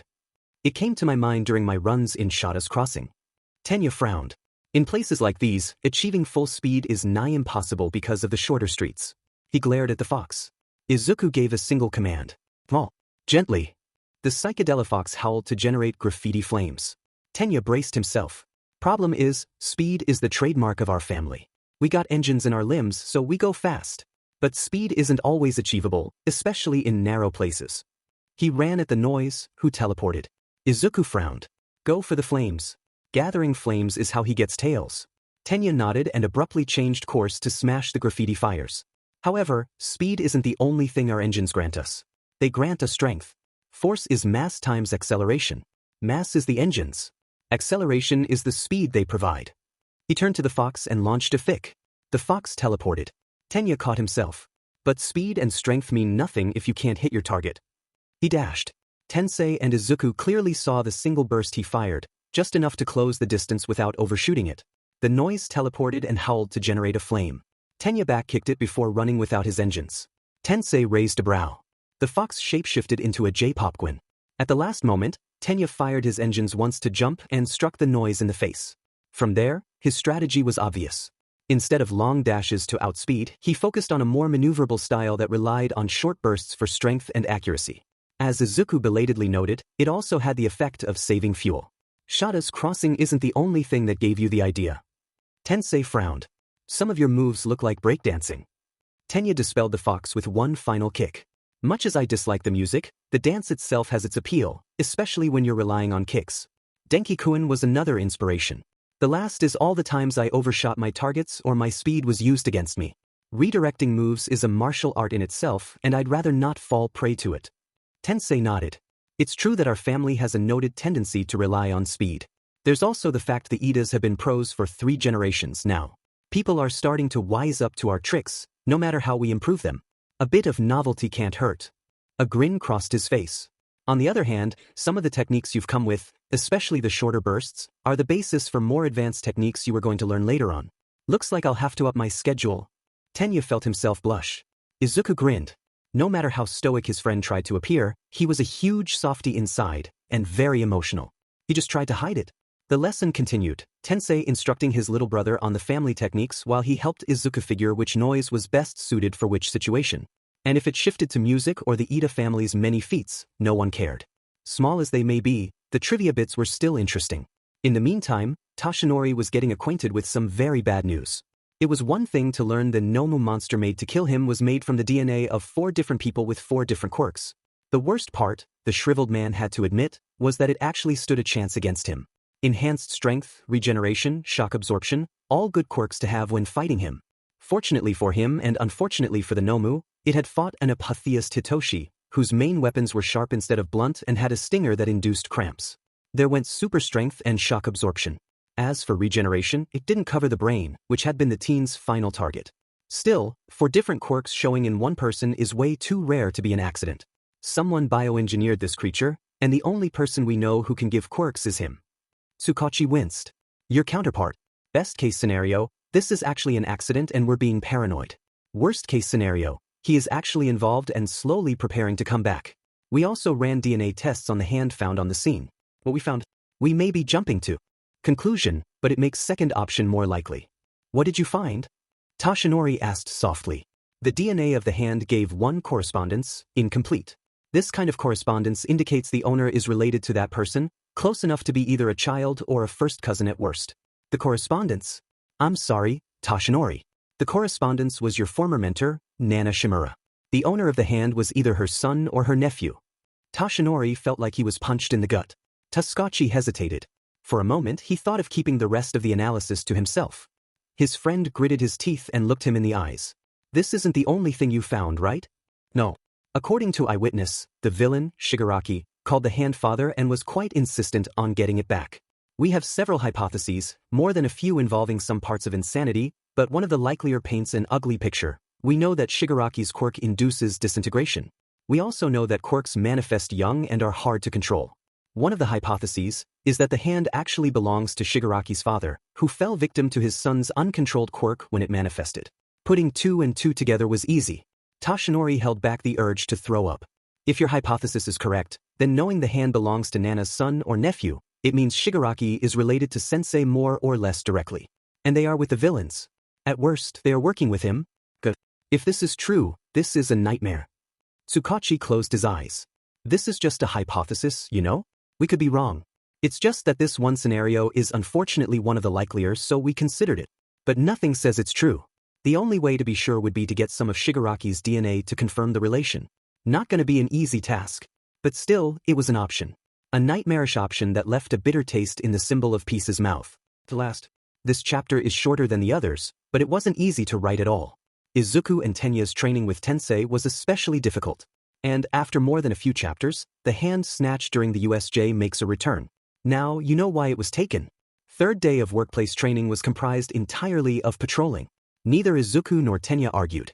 It was interesting, and they even got to stop a few petty thefts with the help of the teen's garage wolf. For the most part though, it was quiet. Izuku could still sense Tensei was tense. What's going on, sensei? Tensei smiled at the honorific. Stain is in Hosu. I am worried we could meet him. Right. The teen grumbled. He got Heniko-san during the sports festival. Michiro-sensei was very distraught. I've seen him a few times after the festival and I've never seen him so upset before. I'm glad his wife lived. Less that she was paralyzed from the waist down. You don't say. Tensei grumbled. White Swan may be a psychic, but she was still a respected member of Ida 10. I wouldn't have forgiven myself if she died. And she has a family on top of that, a caring husband and a lovely daughter. What Stain did was unforgivable. Tenya and Izuku wholeheartedly agreed. My blood is boiling just thinking about it. Izuku admitted. When people I care for get hurt, it makes me want to do bad things. To be violent. To make the culprits suffer as they suffered. Hopefully this way, they don't do it again. Like you did with Bakugo. Yeah. Though I admit I went overboard that one time. I'll try to restrain myself if we meet Stain. What's his quirk, anyway? Tensei frowned. After he sent White Swan to the hospital, I called some old friends, the Narahata Vigilantes. One of them, Knuckle Duster, has fought Stain in the past. According to him, Stain gains the ability to paralyze anyone whom he drinks the blood. Izuku hummed. My noises don't bleed. No, but you do. Wait, your apotheist form has noise anatomy, and even when it bleeds, it's static that comes from the wound. I remember seeing it after you survived Todoroki's attack. Izuku nodded.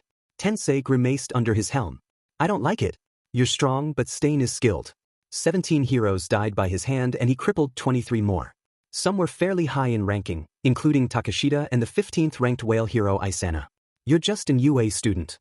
I know, but apotheosis tremendously empowers me. I still don't have precise numbers, but they have to be high.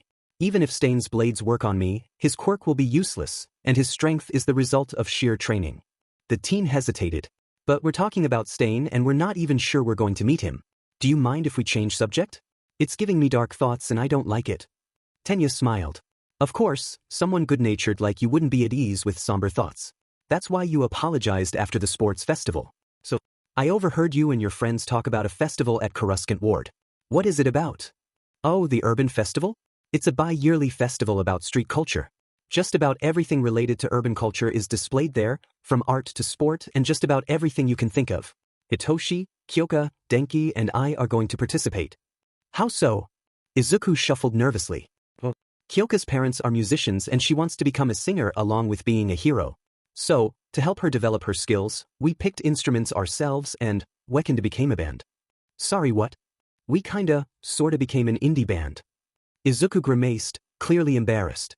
We do it for fun and so Kyoka can practice. Denki got good ideas for songs and we end up singing them more often than not, and I wrote a handful too. Otherwise, we make our own remixes. Kyoka taught me to play the bass. She plays it too, along with providing the vocals. I sometimes provide them too when male vocals are required, but, really, Kyoka does most of the singing. Denki plays the electric guitar and Hitoshi is really good with a keyboard, and Michiro-sensei often joins us on the drums. Even Tensei turned to that. You and your friends are a band? You never mentioned any of it before. We tend to keep this fact to ourselves. As I said, we do it for fun. We're amateurs. But we always enjoy those times, and Hitoshi always gets a little excited when we play. I think he likes playing the keyboard as much as he likes freerunning. But he'll never admit it. Tenya smiled warmly. I'd love to hear some of your work. Well, we're going to perform at the Urban Festival. I'm a bit nervous, but Toshi-san is taking Mom for a date, so we have to give it our best. For them. I want to give them the greatest date ever. The Ida brothers looked at one another. When is it? In 2 weeks. We're going to perform not next Saturday but the one after. Well, it seemed Tenya and Tensei knew where they were spending that particular weekend. Their patrol took them by Endeavor and Hawks. Izuku tried not to glare. What Shoto had told him had made his blood boil, and he had to admit he so dearly wanted to spit a few painful truths to the pro's face. He didn't, choosing to remain quiet instead. Endeavor frowned. Ingenium. What brings you around? Patrol as usual. Tensei shrugged. And if I'm lucky, catching and stopping Stain. Endeavor huffed. I came here for the same reason, and Hawks insisted to tag along. Ingenium, stay out of my way. I am more skilled than you are, so, if you meet Stain, come back to me. I'll deal with him. Izuku glared under his goggles. He edged toward Tenya. He makes me think of a grown-up Bakugo. Tenya winced. Izuku's words felt like an insult and were probably one. In any case, it wasn't flattering, and much as he could respect Endeavor's seniority, he didn't like his brother being belittled like that. Tensei shrugged. I'm not worried. Volvo and I are fast, and Tag has a few tricks in his bag that are bound to give Stain a hard time. Then Endeavor noticed the garage wolf. The ardent hero frowned deeply. The monster-summoning boy. I remember you. I heard what you said to Shoto during your match. Thanks to your actions, he used his fire for the first time. You have my thanks for that, if anything. But I still disapprove of the rest. I made Shoto to surpass all might. His fire is mine, and his ice comes from his mother. He is my Crete. Finish that sentence and I'll send you to the emergencies. Every hero froze as Izuku, in partial apotheosis, put a claw right on Endeavor's chest. The teen snarled, and both Hawks and Tensei prepared to fight as Tenya wisely moved away. Listen to me, Endeavor, Shoto told me everything about his upbringing. All the pain, all the torment, all the sorrow, he hid absolutely nothing from me, and I'm still wondering how you can be a pro despite being such a massive domestic abuser. Seriously, Training your eldest son until he dies in an accident? Driving your wife crazy after marrying her just so you could have a kid with the right quirk? Training Shoto until he was emotionally numb? Why the hell are you a hero? Let's make one thing clear. If I hear Shoto complain about you just one more time, I'm dealing with you permanently. You've seen what I did to Bakugo and you know why. And I did it without a quirk. So back off. Last warning.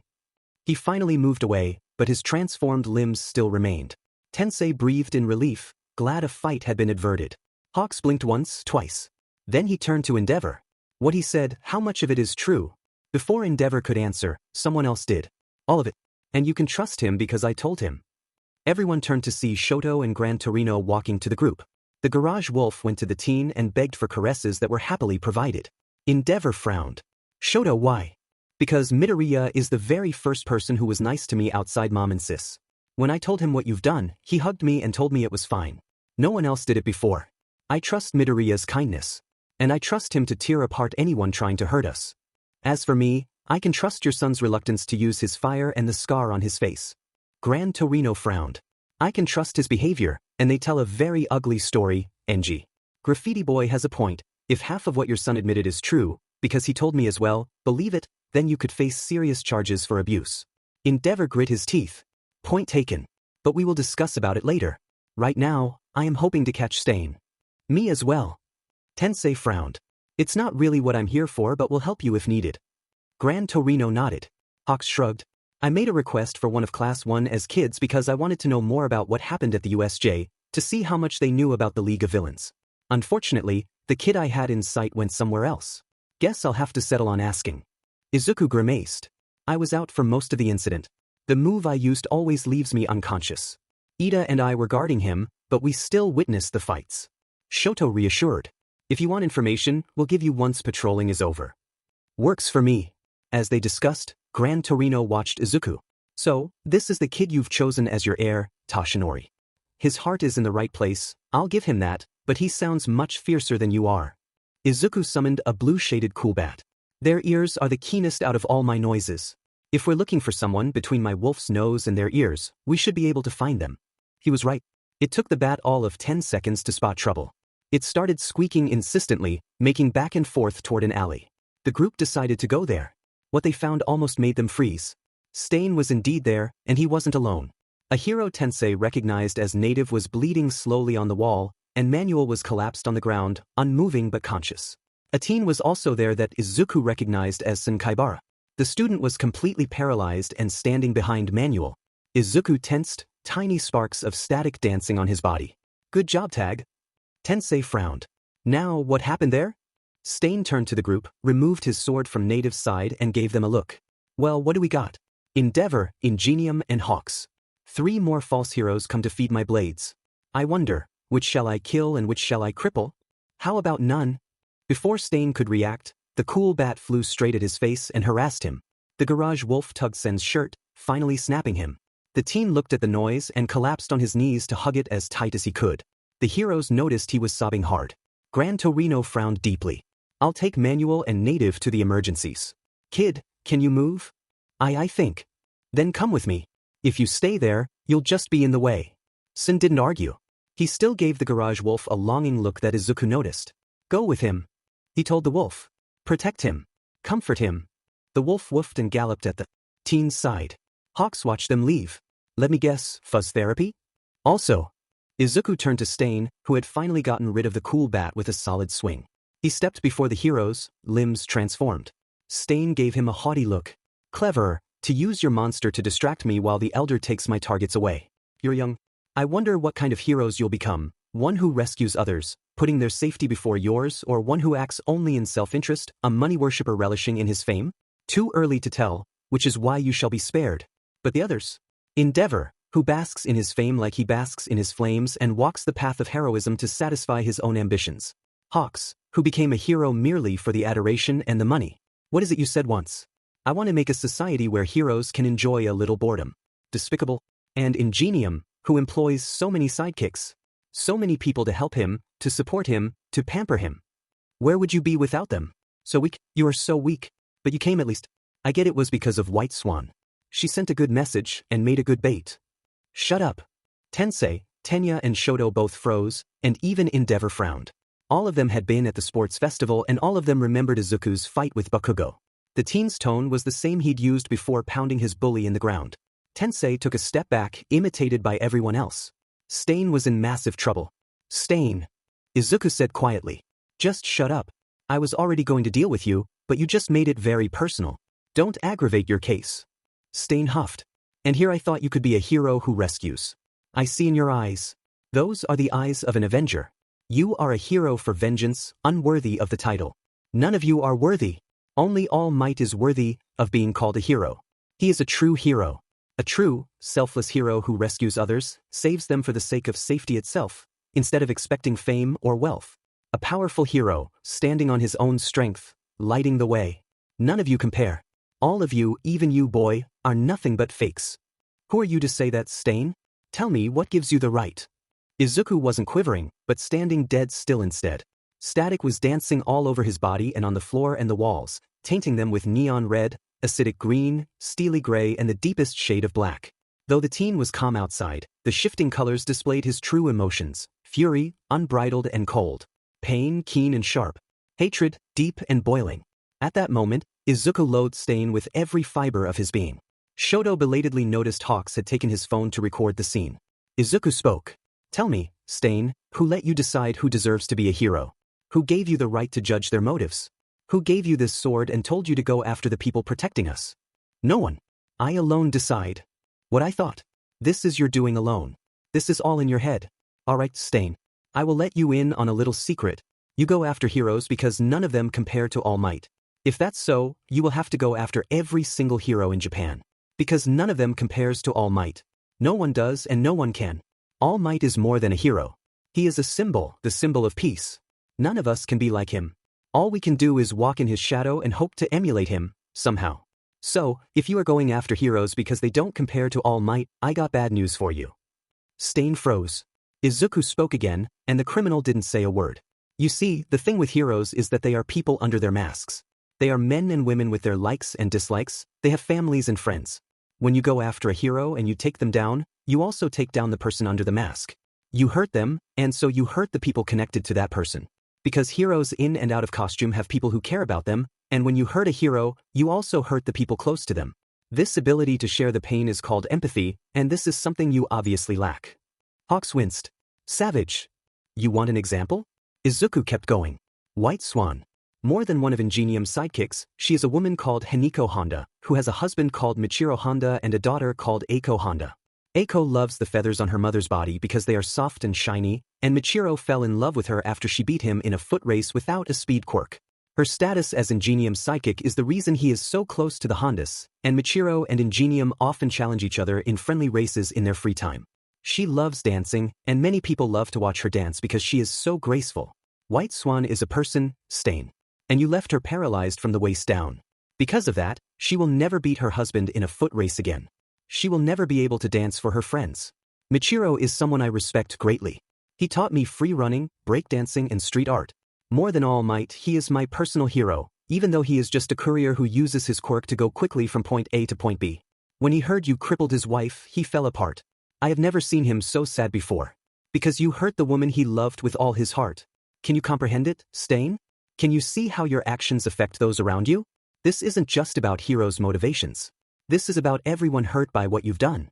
Stain tried to retort something. He really did. Everyone could see his mouth moving as he looked for words. He failed, Izuku's words proving stronger than his. The teen talked again, and what he said swept away any remain of the criminal's beliefs. Ingenium has a brother who looks up to him, Volvo. Endeavor has children. I don't know about Hawks, but I'm sure he had someone who cares for him too. I got my mother and my friends. My best friend once threatened to brainwash my biggest bully into jumping from a window.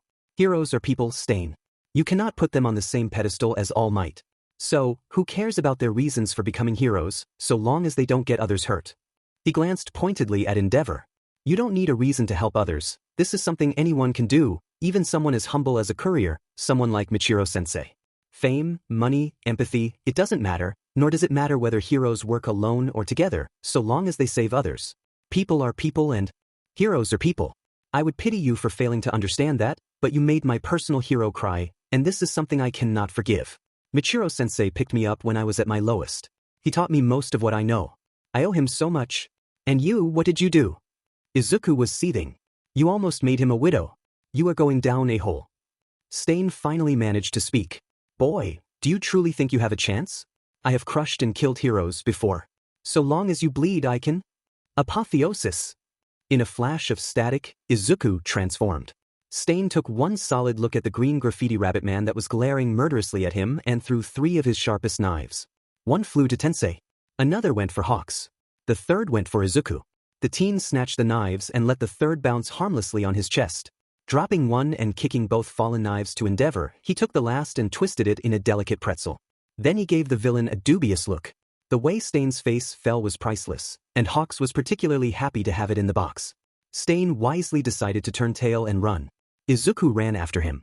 The heroes looked at one another. Hawks tried not to cackle. I am so posting that on HeroTube. I'll edit the names, but I am definitely posting that.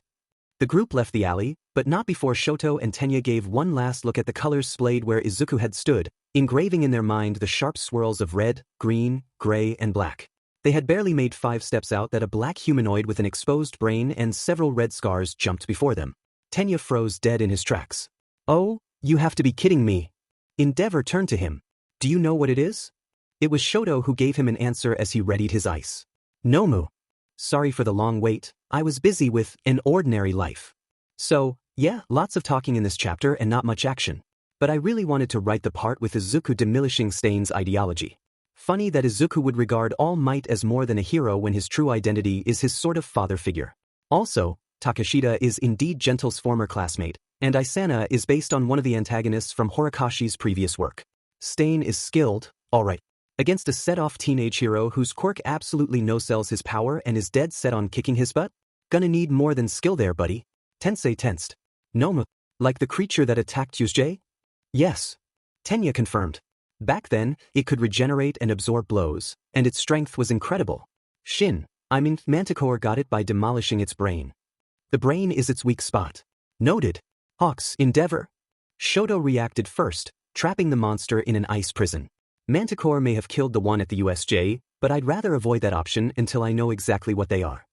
Once you know this weakness, regardless its powers, they are easy to take down. Tenya frowned.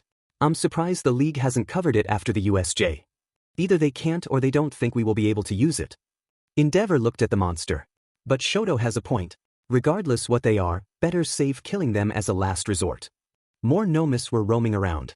While they were facing Stain, the League had released 3 of the creatures to wreak havoc, and the local heroes were having a hard time, in no small part because they were trying to contain them rather than going for the kill. Shoto looked at his hands. This is what I chose to do. My quirk is my own, regardless of what you say, father. And when it comes to fighting, ice is much more practical than fire. I prefer to save my left side for more mundane purpose. Tensei found it hard to disagree. Endeavor huffed. Have you learned nothing from me? Your lessons made a good basis, but I am not you. I use my quirk as I see fit. Shoto, I raised you to. You heard what Midoriya said, right? Endeavor tried not to grimace. If what the green teen had said was true, his ambition was dust in the wind, a folly brought by envy. And it had caused him to badly hurt his family. For what? For an impossible dream? The pill was bitter to swallow, and this was what gave him trouble. Fine, let us save this conversation for later. Right now, we need to deal with the Nomus. Contain them. Got it. Shoto's right side oozed with ice. One down. How many more? Hawks took flight and looked around. There's one by the railroad track. And another, airborne. I'll handle this one. Who's going to the tracks? We are. Endeavor decided. Any other?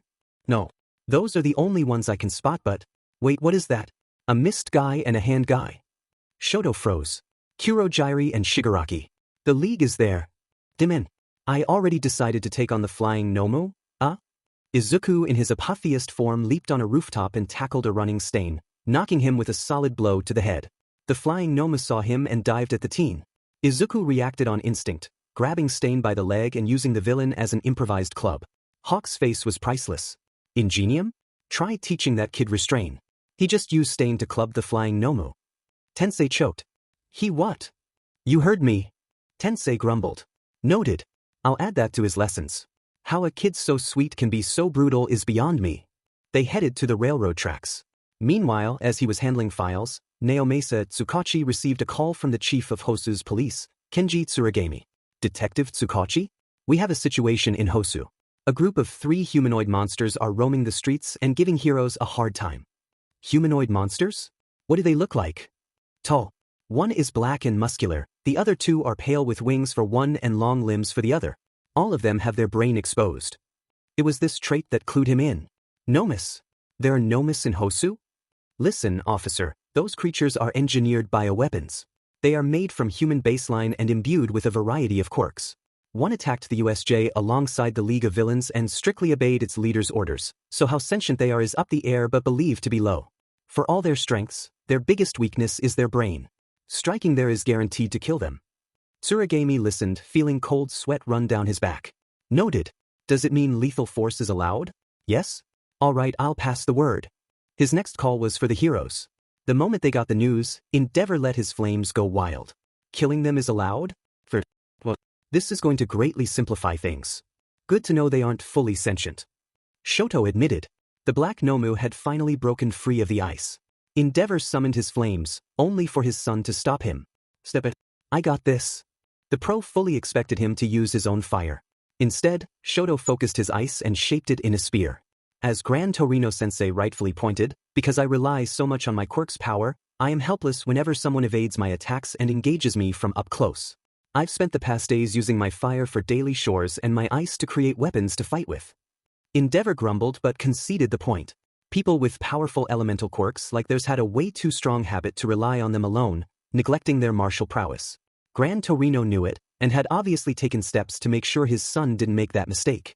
A mistake he was partially guilty of.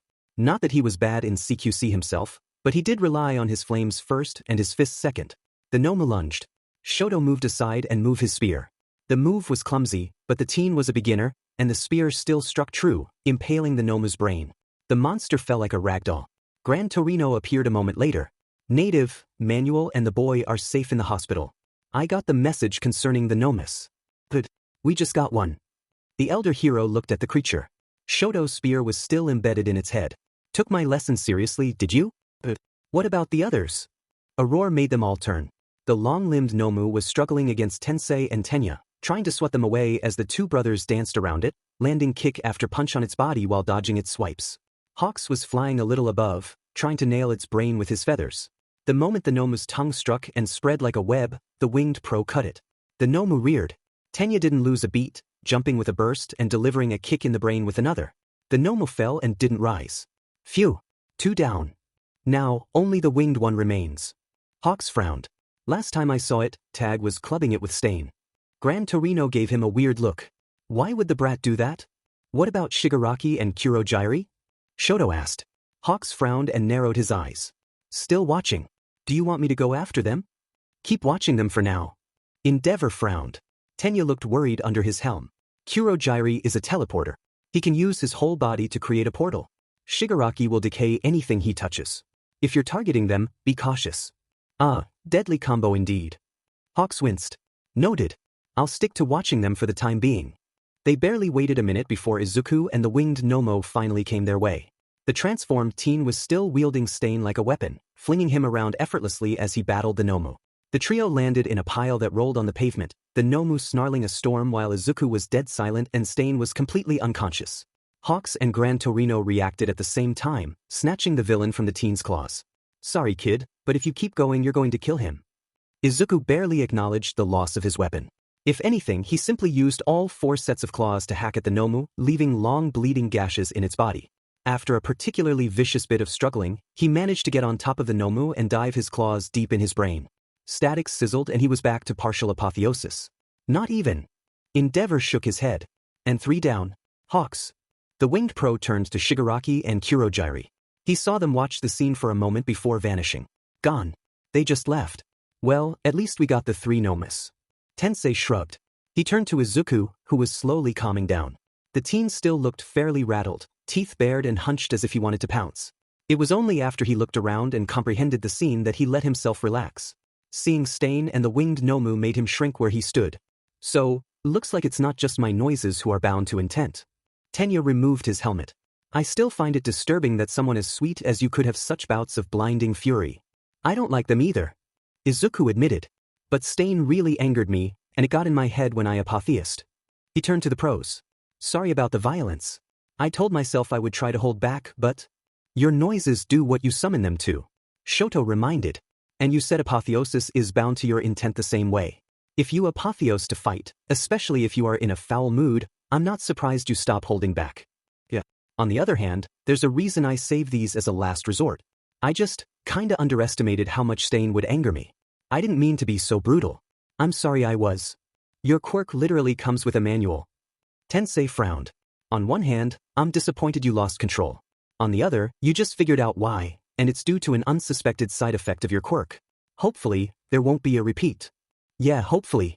Cleanup was a tedious affair. Fortunately, the heroes were allowed to take a break. They gathered in the hospital where Native, Manual, and Senkaibara were resting. The garage wolf happily barked at Izuku before returning at the teen's side. Sen seemed distraught, and Izuku was barely better, though he tried to hide it. To distract himself, he picked a rather melodic metal track and played it full volume in his ears, quietly headbanging in a corner. Tenya could almost hear the music if he focused. Kid, you'll drive yourself deaf if you keep listening to music that loud. Hawks chided. Not gonna happen. There's already music coming from inside my head.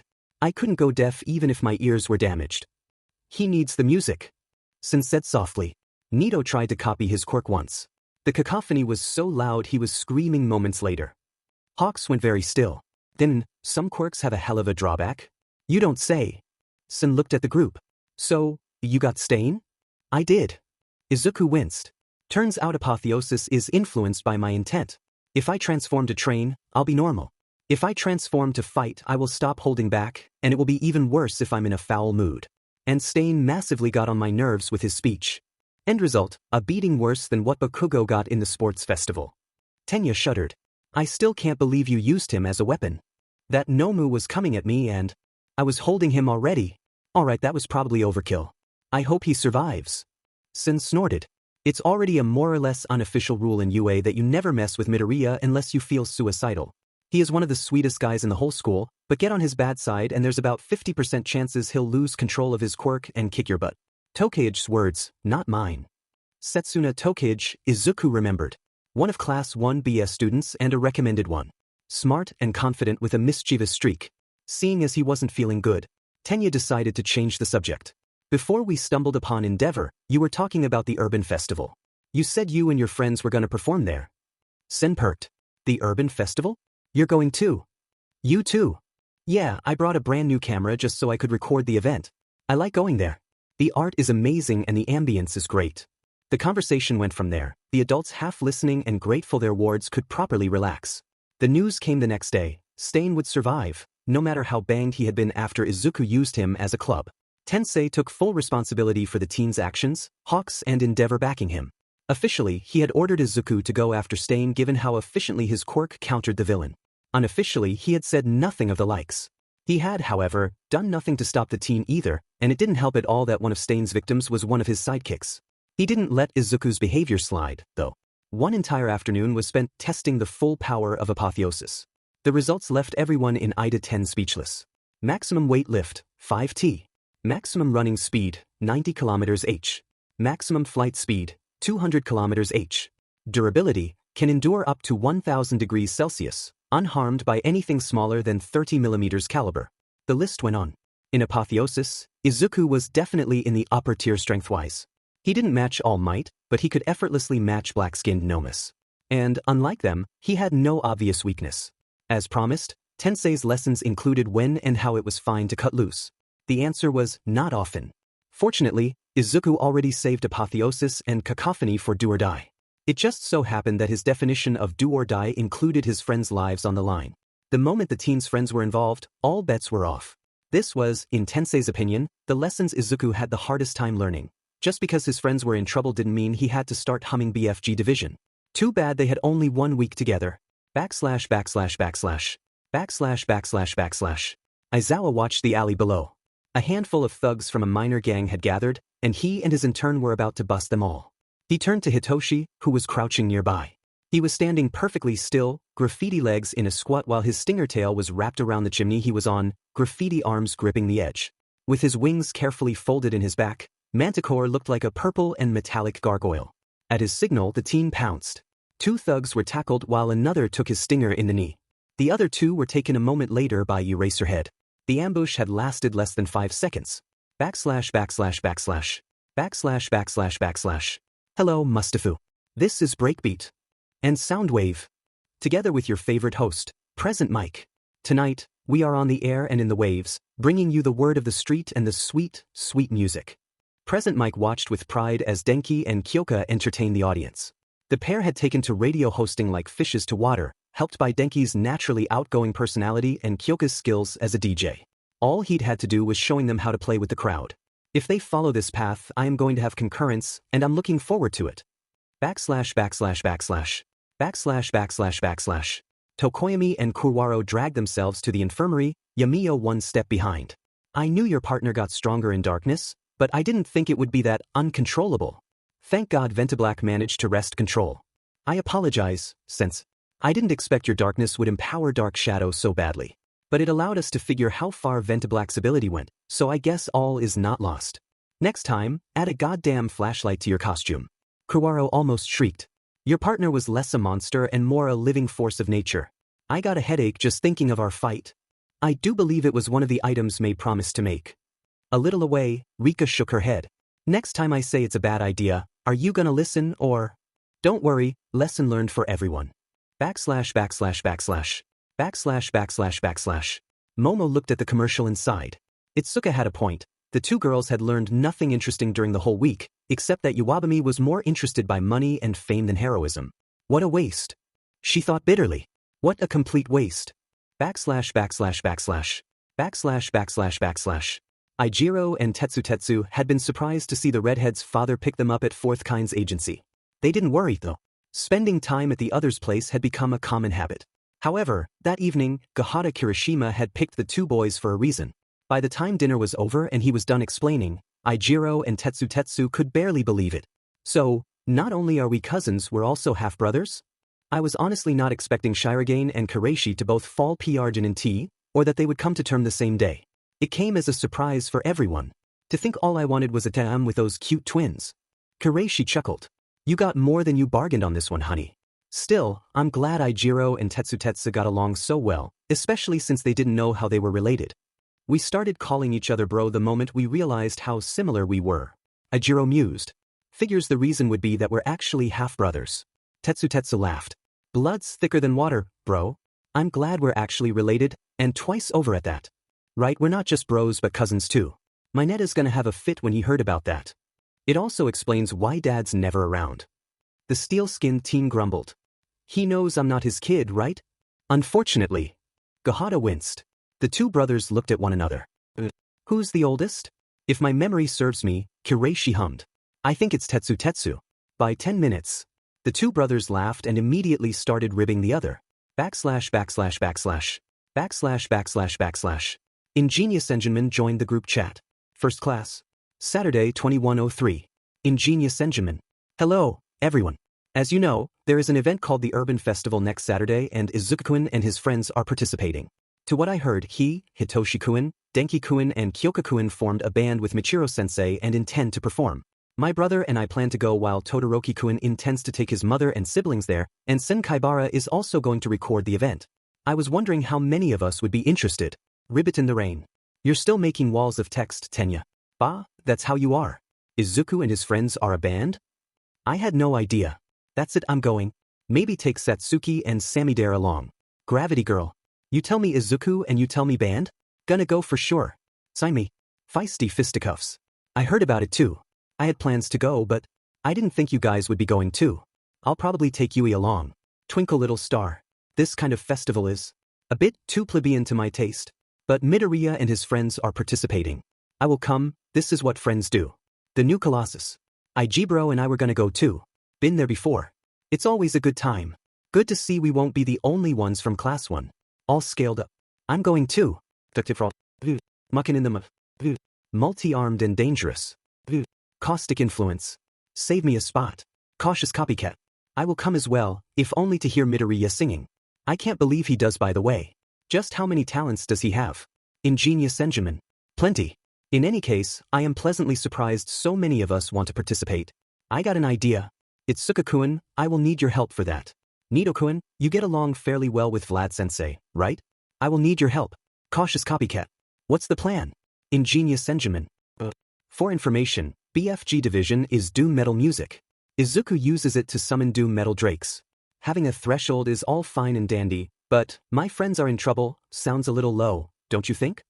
That aside, I plan to update this FIC and an ordinary life roughly at the same time since they equally matter to me. Don't be surprised by the delays.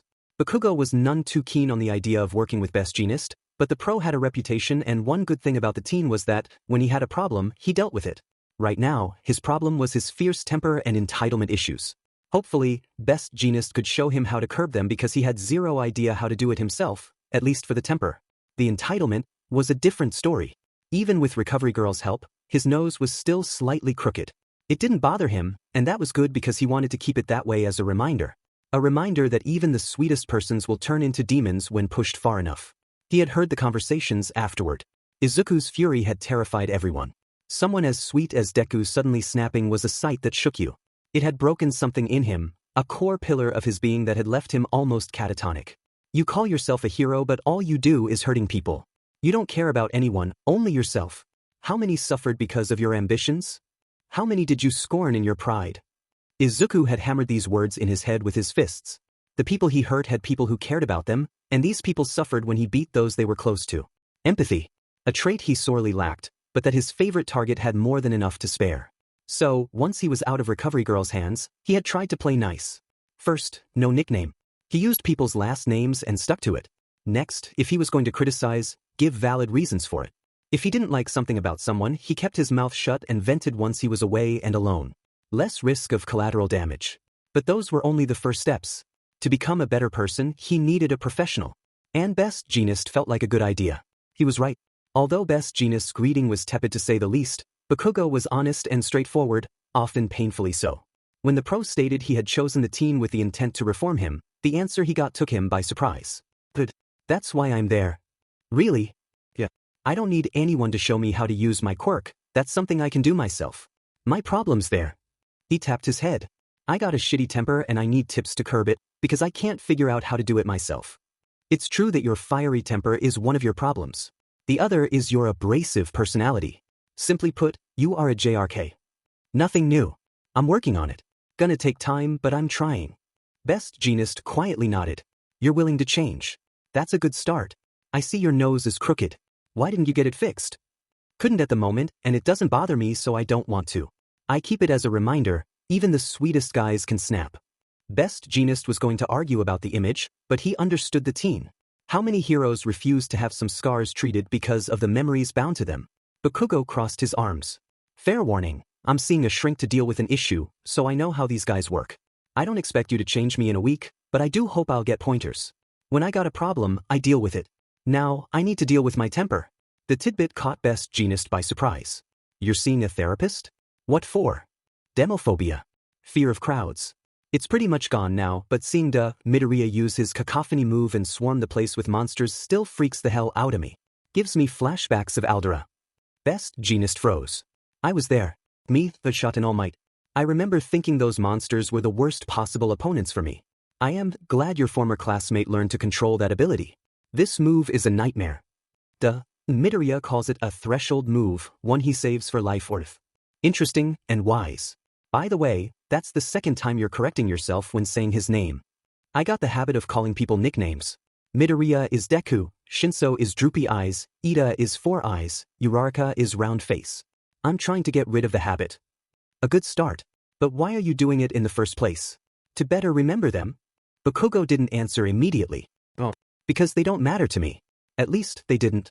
But Deku hammered the point home with his FING fists. When you hurt someone, their loved ones get mad. And some can and will F you up over it. Best Jeanist's eyes narrowed. You wouldn't happen to have some entitlement issues, by any chance? Not any F anymore. Midoriya's fists broke them the F down. My face aches just thinking about it. Broken pride. The pro was starting to have a pretty good picture of the teen. Originally, he had taken him in with the intent to reform him, but the process was one Bakugo was already trying to undertake, much to his surprise. He could work with that. In fact, the teen's willingness might smooth the process greatly. Bakugo had outright stated he had come to him for help. He would get it. Their first patrol was fairly boring. The teen remained silent, almost sullen the whole trip. To the few people they helped, he gave a simple nod. Best Jeanist frowned once they were back. You know, an important part of being a hero is the image we project. People look up to us and see us as role models, which is why we must appear reliable and, well, heroic. The image you project is rather threatening. People won't feel at ease around you. Bakugo huffed, considered and decided to be honest. I didn't become a hero to preen and pose. I became a hero because they always win, and since people told me times and times again how I got a cool quirk and how awesome I was, I thought being a hero was only natural. I am a winner. Oh, I can see where the entitlement issues would come from. Let me guess, no one challenged that point of view during your school years, right? Nope. It was the first time anyone told me ISCK. No wonder. So, a hero to win. Yeah, to kick bad guys in the butt. To rise on top, become the #1 hero. Since I was so awesome, I thought this was what I was meant to be. Best Jeanist could feel the sarcasm almost physically. It almost made him snicker. Well, flash news, I'm not. Midoriya can and has ruined my day before, several times. His best friend threatened to brainwash me into jumping from a window, and that was before he accidentally gained apotheosis. Ho! Todoroki could set me ablaze with his flames because my sweat is nitric acid. The list goes on. Kaminari nearly fried my brain with his last move. So me? The best? Not by a long FNG shot. Bakugo snorted. I called people pebbles and extras because I thought they were just obstacles on my way to become a hero. Figures the biggest obstacle would be myself. Best Jeanist nodded. You acknowledge your shortcomings. Good. When it's hammered into my head pretty much physically, it's not like I got a choice. True that. Still, it doesn't change the fact your image could use work. I'm not changing how I look. Hell no. I'll listen to what you say, but what I got stays, or I quit here and now. Best Jeanist sighed. Alright, fine. But your temper is going to need a lot of work. As I said, that's why I'm there. Over the next days, it became clear to the pro that the teen's temper was a lot like his explosions. Wild, burning, and destructive. He just kept it under wraps most of times. It was still a good thing that his agency had a robust training room because said temper needed an outlet, and Bakugo always spent half an hour every evening venting and blowing up. Well, at least, he didn't blow up people's faces. It didn't change the fact the method was just a stopgap. The teen needed a more reliable way to control his temper. Something struck Best Jeanist. Bakugo's control of his explosions was genuinely impressive, and their versatility impressed even him. And his temper was like his explosions. The teen was naturally violent, with a seemingly endless pool of rage. But the thing with rage was that he could be Ernst. Why don't you HRNSS your temper like you HRNSS your quirk? Bakugo made an about turn. Best Jeanist explained. Your temper and your explosions are equally volatile, and you repeatedly demonstrated you have impressive control over your explosions. Why don't you control your temper the same way? The penny dropped. From then on, every time he used his quirk, Bakugo paid close attention to his mental state, learning to control his temper as he trained his quirk. There is rage and rage. He explained the pro. A lot of people explode and go wild and hot when they are angry. That's how I usually am. The other kind of anger is cold and sharp as a blade. Focused. Midoriya is usually like that. He was like that at the start of our fight. The teen balled his fists. Control your temper like you control your explosions. My anger is an explosion. My explosions are a knife. I need to make my temper like a knife. Best Jeanist understood. That's an excellent analogy, and an equally good idea. Bakugo huffed. I won't pretend being nice. I don't think I can do nice. But I can beat people up. Let the other heroes do PR. While they deal with the press, I'll deal with the bad guys. I think you can do nice. Best Jeanist said softly. I don't mean nice as in preen and pose as you said, but you can do constructive. You can do caring. You're honest, painfully so. But you recognize where strength and weakness lie, so your criticism is often on point. You just need to put on the forms. And you don't need to smile to hand a cup of tea to a disaster victim or a stuffed toy to a crying child. Bakugo still had doubts, but he decided to trust the pro. They caught echoes of Hosu during the third day, but it was only the fourth that they got anything concrete. First, there was the video Hawks had made of Izuku's counterspeech to Stain. Bakugo frowned deeply as Best Jeanist mulled over the teen's words. Stain is F-ed. Why so? He got Midoriya angry. How can you tell? If there was one thing the teen knew well, it was anger. He pointed at the screen. Several things. First, his posture. Dead still and with his graffiti limbs out. He's ready to fight, and that static over his body means he's at that from shifting into apotheosis. Then there's the tone. That's the same icy tone he used before our fight at the sports festival. Cold anger like a knife. Third, he is losing control of his quirk, and when Midoriya loses control of his quirk, butt-kicking always ensues. I mean, I doubt he's painting the alleyway on purpose. Best Jeanist could only agree. Then they saw recordings of the ensuing fight and Bakugo went very, very pale. So, guess I got away lightly then. You are very lucky he decided against using his quirk on you. The teen remained polite and well-behaved for the rest of the day. Naturally, the group chat was on fire that evening. Little Miss Lizard. So, first rule of Class 1 is, thou shall not F with the green bean. Little Miss Lizard. Second rule is, thou shall not F with the green bean's friends. Crown of Thorns. Rocksteady Rioteer. Up. Explosive Expert. No Shichiro. Because he kicking my butt during the sport festival. Didn't make that obvious enough? Little Miss Lizard. Yeah, obviously. But he didn't apotheose to beat you. And he didn't use your sorry but to beat someone else. Explosive Expert. Yeah, I really lucked out on this one. Me, I knew Midoriya was deadly in a fight. But he acted like an out-and-out berserker. I watched the vid. Before fighting Stain, he lost control. When he loses control of his quirk, he's about to kick your butt. Told Jeanist as much. Little Miss Lizard. Really? Good to know. Too bad a loss of control means mayhem ahead. Magic sound system. Izuku has always struggled to control Graffiti Heart. His quirk has just so many facets, it's a Swiss Army knife. Even today, he's figuring the ins and outs of it. So, naturally, before he does, accidents happen. Ingenious Senjamin. I concur. Apparently, Izuku's apotheosis is equally tied to his intent and emotional state as his noises. He undergoes apotheosis on purpose, generally to train or when his life is on the line, but, against Stain, given Stain's quirk requires he drink someone's blood and apotheosis doesn't bleed, he transformed to become immune to the villain's power. Unfortunately, given Stain had thoroughly angered him beforehand, Little Miss Lizard, he got a rampaging human noise with a personal beef against him. Sucker. Explosive Expert. Wait, let me do some math. Midoriya apotheoses in case of life and death. Apotheosis is tied to his intent and mental state. So, whenever he apotheoses, the situation is life-threatening and he's not in a good place. Explosive Expert. Little Miss Lizard. Whatever messed with him is screwed. Magic sound system. There is a reason Izuku saves these moves as a last resort. If the situation's that bad, then maybe turning into a rampaging human noise may not be such a bad idea. I mean, it's not like it could be worse. Crown of Thorns. This is indeed likely. Ingenious Senjamin. Tensei got a session plan to test how strong apotheosis exactly is. I'll keep you updated. Little Miss Lizard. Please. So we know exactly how dead we are. If we mess with the green bean. Tenya posted the testing's results 2 days later. Bakugo felt his stomach sink, and even Best Jeanist paled considerably. When I said there are people out there who can F me up. There is indeed such thing as bullying a dragon. Been there, done that. Aldra. True. But you're working to lose that habit. On the last day of workplace training, one of Best Jeanist's sidekicks was caught red-handed watching a video. Bakugo froze when he heard the music. Wait, that's the track that played during Midoriya and Shinso's fight. He and Best Jeanist turned to the video and watched. It was from a video game called Azura's Wrath, and the scene was a younger Azura sparring with Yasha. The sound effects had been turned off to leave only the music and the dialogues. Bakugo took hold of the PC and replayed the video while playing a muted recording of Izuku and Hitoshi's duel next to it. The video ended, and Bakugo left it to go to a free PC. As it turned, the video had piqued his curiosity and he was looking into the game. Best Jeanist let him. He knew the teen well enough by then to know when he was working on an issue. He was right. As he watched Bakugo watch videos of the game, he could see the gears turning in the teen's mind. It was true that his pupil had things in common with the constantly angry protagonist, who, as it happened, used his rage solely to destroy threats to the world, and was also insanely powerful. Not a bad role model. Bakugo quietly nodded and checked something else on Wikia. Looks like I found my alias. The explosive hero, Ashura.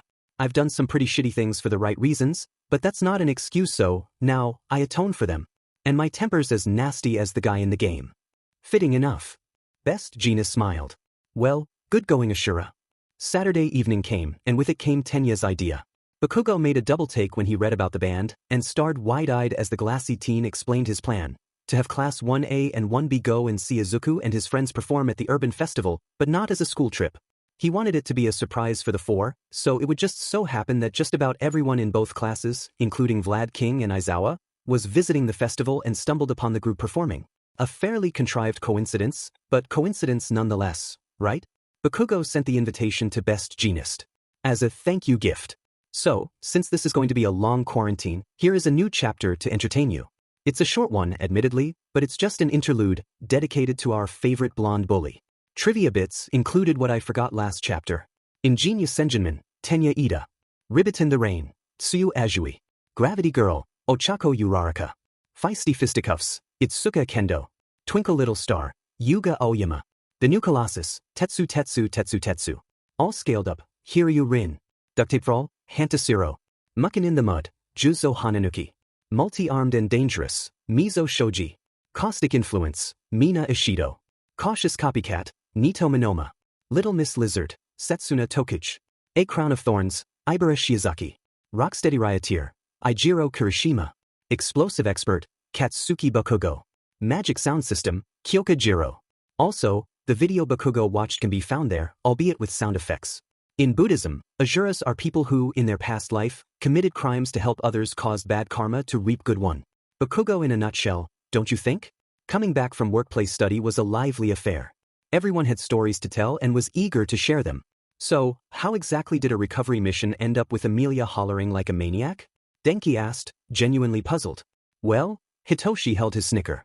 I'm not allowed to give you the details, but it involved a laser pointer, a clutter of cats, a drugged pizza, and a stolen server. Kyoka frowned. One thing Amelia taught us is that 3 things will get you anywhere. A pizza, a clipboard, and the proper uniform. I think I see where that mission went. Izuku outright laughed. He could see it as well. How many people did you brainwash this time? Can't tell. Sorry. Kyoka stretched. Working with Present Mic was fun. Entertaining people is as much an art as music. Thanks for letting us use your playlist. Denki grinned at Izuku. People often asked for tracks they didn't know the name of, and we always managed to find it. Fun times. As for how your own week went, Hitoshi turned to his best friend. No need to ask. The speech you gave Stain is one of the currently most viewed videos on HeroTube. Heroes are people too? Got a point there. Izuku lowered his head. Then I used Stain to club a Nomu. Hitoshi, you did get my warning, right? I did. The teen answered, dead serious. Apotheosis is equally bound to intent and our mental state, so try to transform with a clear head for a specific goal. Exactly. And you also sent me the results of the testing. Those numbers. I admit they scare me. I'm not used to possessing that kind of strength. That's why I save it for do or die. I only transformed against Stain because Apotheosis made me immune to his quirk. And then the side effects kicked in. Yep. Momo sighed. My week was spent doing commercials. Kendo and I did nothing heroic. It feels like a waste of time. Izuku turned to her and considered. If I may suggest, try fat gum next time. His quirk relies on him eating food, just like you do, and I think he's mentoring a student from UA who also relies on food for his quirk. It could be a lead to follow. Noted. Momo smiled. Thanks, Midoriya. Minoma rolled his eyes. What encyclopedic knowledge of quirk and heroes is good for? Useful tips. Mine was fine, Ribbit. So you shrugged. We had a pretty nasty scuffle against a smuggler called Innsmouth, but otherwise, it was alright. It was less about the internship and more something personal, but Tetsubro and I learned something interesting. Bajiro grinned. We are cousins and half-brothers. Turns out my dad had a dam with our moms and that's how they got us. There's a reason we're so alike. And I'm the oldest. Tetsu gloated. By 10 minutes. Mineta breathed. Thank you so much for this picture. Your father accomplished what many men dream of. I'm happy for him. And for you too. You've been close since you met. Eijiro gave him a look. Are you alright, mini-bro? You look like you've seen a ghost. I have an advice for you. Never intern with MT lady. She spent the whole week treating me like SLV. Sorry. Mineta turned to Izuku. Since you always got good advice, mind telling me where I could go next time? Izuku thought for a long moment. I would suggest midnight, but you may run into the same problem as MT lady. Same goes with Mirko. Ryukyu is tamer, but just remember she can turn into a dragon at will. That's already a start. Tokoyami frowned deeply. I sincerely hope May finished making our gear. The moment that flashlight is ready, I am adding it to my arsenal. Kuwara winced. Yeah, no way I'm going through a repeat. God, your partner is an abomination in complete darkness. Tokoyami gently rubbed his friend's shoulder. Tsuburaba gave them a look. I feel like a clusterfuck happened there. More like a nightmare, my friend. A little away, Sen was playing with a garage wolf. When the other students gave him a look, he shrugged. Therapy pet. Right, the pro you were with was targeted by Stain. Don't remind me, Sin shuddered, holding the wolf tighter. We heard a scream coming from a dark alley, came looking. We found Stain having native dead to right. He took down Manuel before we could even blink. He was so terrifying. I was paralyzed. He didn't attack me, probably because he realized he wasn't a threat. Then Midoriya showed up with the Idas, the Todorokis, Hawks and an elderly hero and saved us. I'm glad Midoriya let me keep the wolf. It's a great pet. He took a spray paint can on which was printed a garage wolf. Izuku smiled. He had given him the can the day after the attack, guessing the 1B student could use a fluffy pet. That garage wolves could fight pretty decently was an added bonus. The elderly pro was my teacher for the week. Shoto explained. Retired pro hero Gran Torino. I learned much by his side. Really? Like what? Shoto focused his right side. Ice twisted and turned to take the shape of a foot-long dagger. That having some CQC isn't a bad idea, for starters. Yosetsu beamed. Oh, elemental weapons. So cliché and yet so good. What can I say? My ice is more useful for heroics while my fire has many more uses in everyday life. That's what we worked on. True that. Controlled or not, fire remains more destructive than ice. Bakugo finally entered the room and made a beeline for Aizawa. The erasure hero looked at the note the blonde had slipped him. Ashura? Sounds good. You can keep it. Thanks, sensei. His voice was quiet and lacking edge, something the other students found a little disturbing. Hanta gave him a look. So, how did your internship go? It was useful. Best Genist gave me a pretty good tip to control my temper. This got Aizawa's interest. What did he tell you? To HRS it like I HRS my explosions. Given how explosive both were, Izuku could see the importance of the advice. In any case, his former bully was trying to reform himself. It was a good thing. He had the gut feeling Bakugo's sullen face would become the new norm. Conversation went on.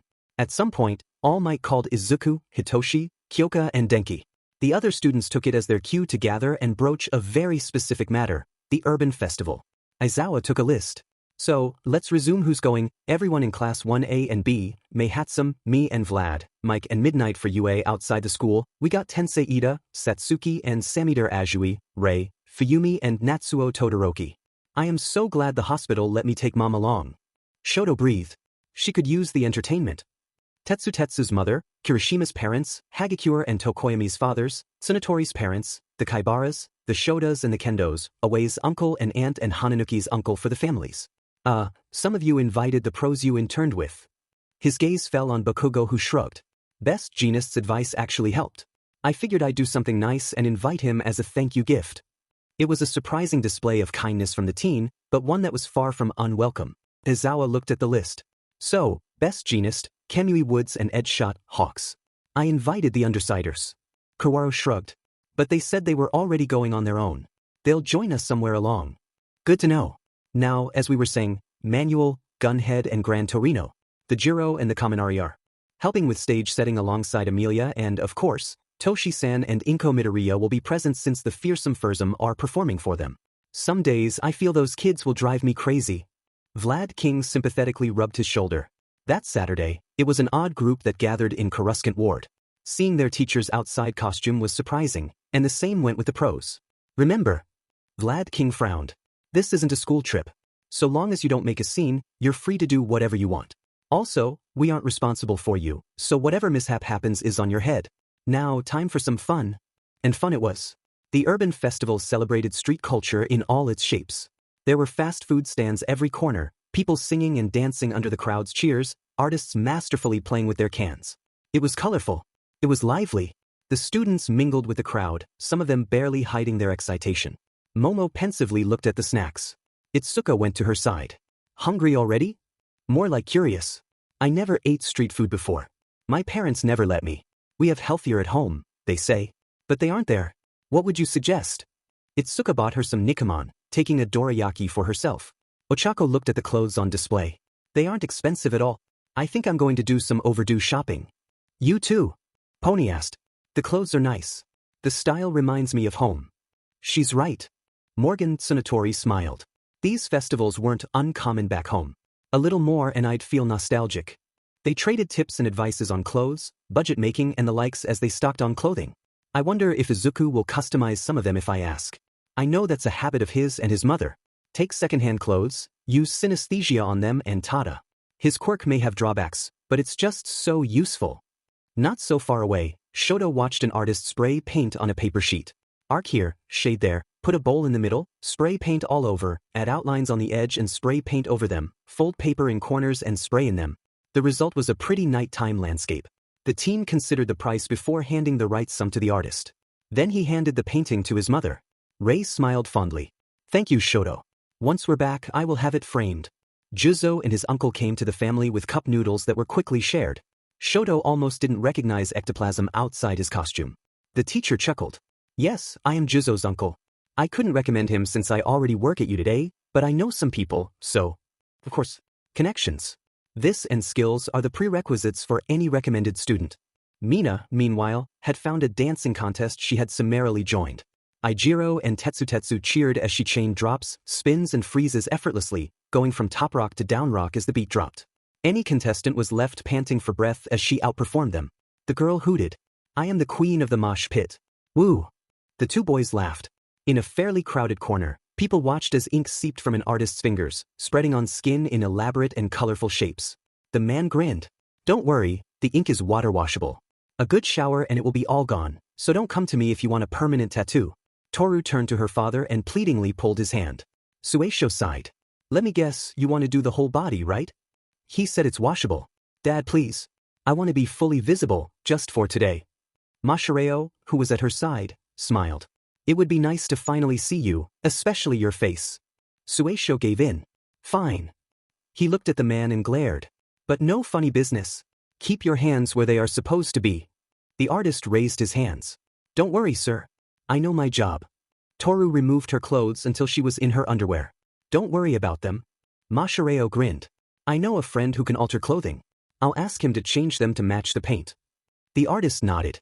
Any preference? Something dark yet colorful. The artist grinned. I got just what you need, young lady. Ink spread over Tori's body. The girl giggled. It tickles.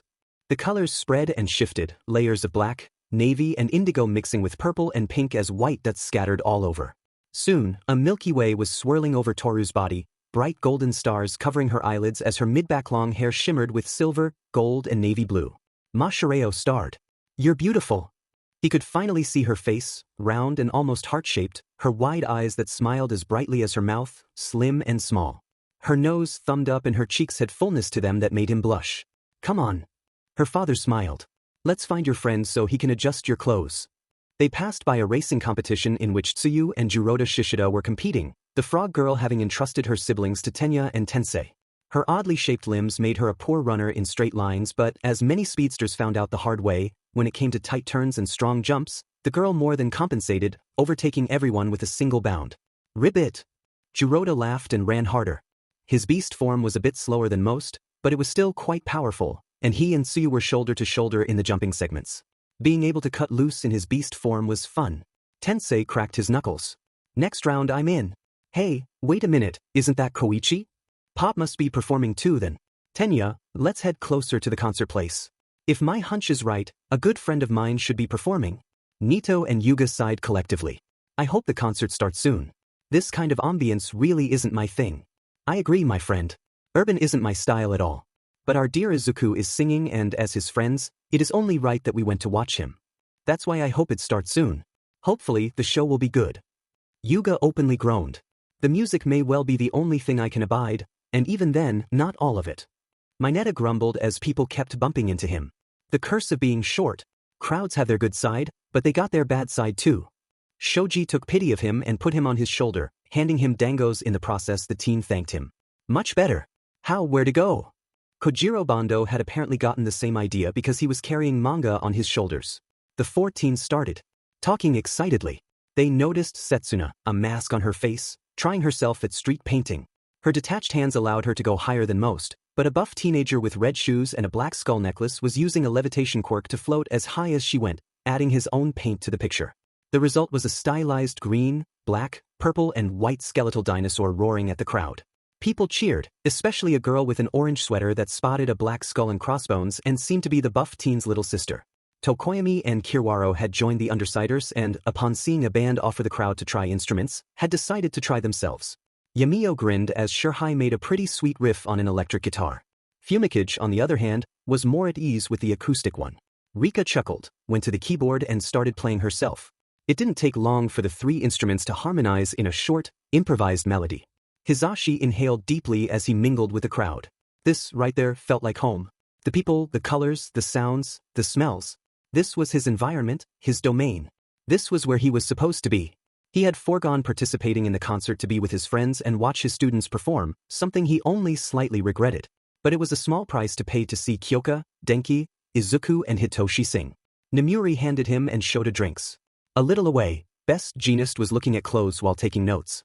Bakugo absent-mindedly looked at street artists painting the wall. Find something you like, sensei? Ideas for new fashion lines. A lot of fashion designers make clothes for the rich and well-to-do. It would be a nice change to make a line aimed at those less fortunate. A good challenge to... I just need ideas for the style. Zippers, chains, sleeveless hoodies. He wasn't the only one taking notes.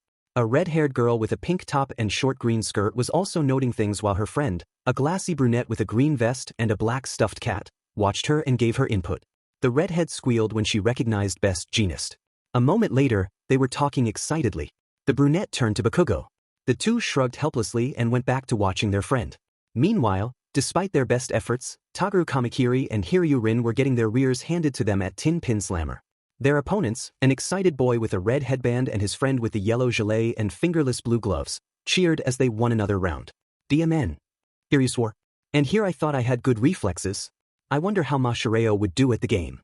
Last time I saw him, he was with Hagakure. Kamakiri noted. Hiryu rolled his eyes. If I didn't know better, I'd say he got a crush. Ibra Shizaki smiled as Yosetsu Aways offered her a melon pan she shared with him. A little away, a silver-haired teen with a white shirt and gray pants gave a scoop of ice cream to his friend, a red-haired boy with a purple and black tank top and big purple headphones. The two walked away holding hands. Yosetsu turned to his classmate. You have a problem with it? Ibra shook her head and bit in the bread. No. Love is love. It matters little where it blooms. True that. Senkaibara didn't know where to look. There were so many things to watch, so many events to record. He had gotten Hiryu and Taguru getting owned at Tin Pin Slammer, Toru getting a full-body paint job, Setsuna and the blonde guy painting on the wall, Mina owning everyone in the mosh pit. He waved at Hawks who waved back, his mouth still full of yakitori. His next step, he decided, would be the concert place. He was in time to see Tenya and Tensei cheering with Tsuyu and her siblings as Pop Step sang. Where did we meet before just like this? I know your smile. Your voice just like that. You talk to me and I smile right back. I don't believe in fantasy. Same dress, same smell reminds me. Something I can't forget. Same song, same tone in your voice. Tell me this isn't a dream. He decided to record it. Sorahiko Torino watched from a distance as Inko and Toshinori had fun.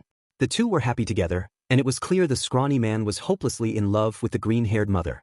Inko was sweet and caring, mindful of her companion's health while accompanying him to the various stands. He watched her buy his pupil a picture made with spray paint and Toshinori buy her a crepe he was unfortunately unable to share. Inko suddenly looked at her phone. Izuku and his friends are about to sing. Let's head to the concert. Gran Torino shrugged and allowed himself a smile. The real fun had just begun. This story isn't a crossover just because Izuku is using noises. Next chapter is the concert proper. Given it's going to be long because of the songs, I decided to divide it a bit. The message quickly spread among the group. Izuku and his friends were going to sing. It was time to gather at the concert plaza. It took all of 5 minutes for everyone to drop what they were doing and make a beeline to the area. Naturally, Inko and Toshinori had front row seat. They were here, dressed and equipped the part, their common trait being a hoodie and baggy black pants. Michiro was in the back, manning the drums. He was wearing a pale blue hoodie with shoe prints on the heart and black flames on the sleeves. Hitoshi was manning the keyboard on his right, wearing a purple hoodie with cuffs on the heart and silver flames on the sleeves. Denki was before him and a little on his left, manning the electric guitar as he wore a bright yellow hoodie with black lightning bolts on the heart and neon blue flames on the sleeves. Izuku was next to Denki but on the other side of the scene, manning the acoustic bass guitar and wearing a dark green hoodie with a neon green treble clef on the heart and bright red flames on the sleeves. Finally, Kyoka was at the center of the stage, manning the acoustic guitar as she wore a light pink hoodie with a purple soundwave on the heart and purple flames on the sleeves. If they noticed their classmates and their families were here, they didn't show it. However, none of them missed the light in Izuku's eyes as he saw his mother and Toshinori at the front row. There was one beat, then another. Denki started riffing the guitar. Then the beat dropped and Kyoka started singing. Grab the key, let's go out and have some fun. Have you ever seen such a perfect day? What's in your mind? Let's do it one by one. Have you ever thought such a day would come? The four teens were having the time of their life, playing their instruments with massive grins on their face. Michiro was headbanging in the back, and he wasn't the only one. Time's up. Forget the theory. Start up the brand new story. Straight up and put it shortly. This is the way my life goes. In the crowd, their classmates weren't better. At least half the group was dancing on their feet while the others beat with the rhythm. Someone said I am such a foolish girl. Who cares? It's better than without a light. Sometimes I need someone to hold me tight. Explain to me what is justice, what is right? Kyoka's powerful vocal rang across the plaza, carrying strength and emotions that shook the crowd as she sang. Wait a minute, it's all been done before. How long it takes to do it all over again. What's in your hand? Now drop them one by one. Have you ever thought such a day would come? After the electric riff came the melody of the acoustic guitar. It seemed Izuku's fingers weren't just good at painting. Shut up, you're so wordy. Forget about all those worries. Show me your smile, how charming. Go home and kiss your mommy. A few people would have snickered if they weren't busy headbanging. The lyrics fit Kyoka perfectly. Somehow, I hate to see you lie and lie. I know how dumb I am, but so are you. Sometimes I want to laugh and cry at once. Explain to me what is justice, what is right? Denki summarily went wild on the guitar, delivering a vibrant riff as the song reached its climax. Shut up, you're so wordy. Forget about all those worries. Show me your smile, how charming. Go home and kiss your mommy. The chorus finally kicked in. Everyone was dancing by then. Someone said I am such a foolish girl. Who cares? It's better than without a light. Sometimes I need someone to hold me tight. Explain to me what is justice, what is right? Somehow, I hate to see you lie and lie. I know how dumb I am, but so are you. Sometimes I want to laugh and cry at once. Explain to me what is justice, what is right? The song ended on a final note. Everyone cheered. Present Mike laughed. That's it. I'm keeping them. Tensei whistled. Just an indie band, he said. Yeah. Not with these skills. Even Nito and Yuga had enjoyed the song despite not being overly fond of the style. Inko and Tashinori happily clapped. It was only then that Izuku and his friends noticed the teens' parents weren't the only one present. Izuku's double take was a thing of beauty, as was his downright stunned face. Sin missed none of it. He had recorded the song and had plans to clean it up and share it with everyone. The crowd started chanting. Another, another, another, another. Because, after that display, just one song wouldn't cut it. They wanted to hear more from their friends, see more of that talent they had showed. The teens convened around Michiro and started muttering. What the hell? Denki hissed. No one ever said friggin', everyone was going to be there. I only told Tenya and maybe Shoto and Kaibara. Maybe also Present Mike, but that's it. Why are they all there?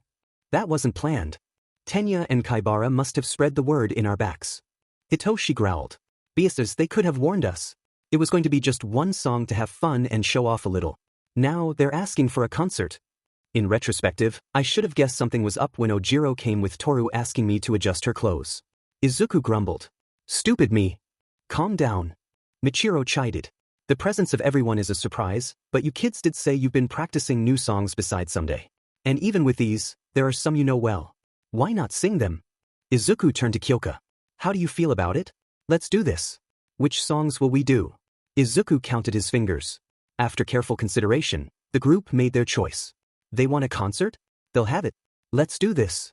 The girl turned to Izuku. You're next.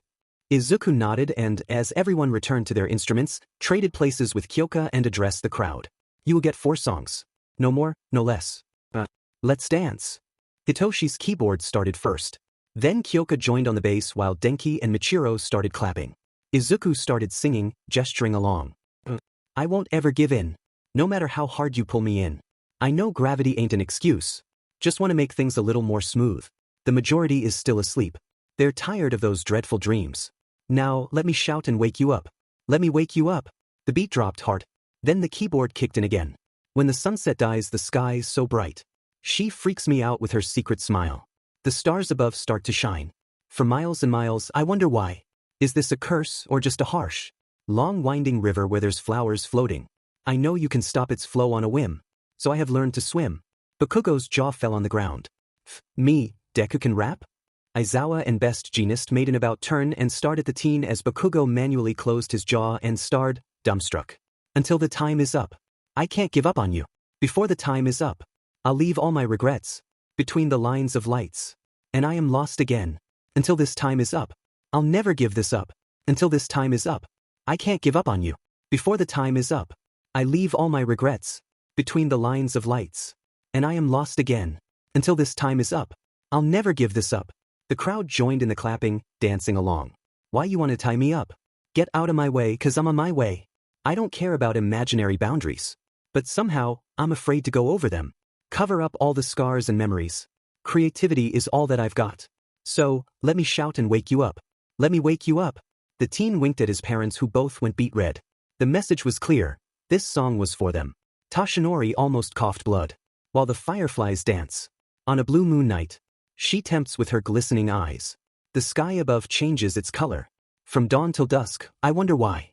Is this a curse or just a blind guess? So I'm floating on the clouds without wings. All of a sudden the end might come. So I don't act like someone else.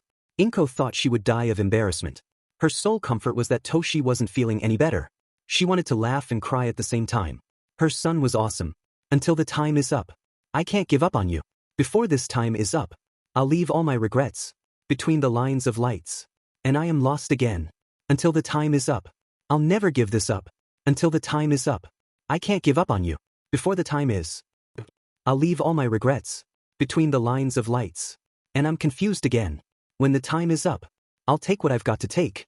Inko shook her head and buried it in Toshinori's chest, who bitterly regretted he couldn't do the same. My boy, seriously?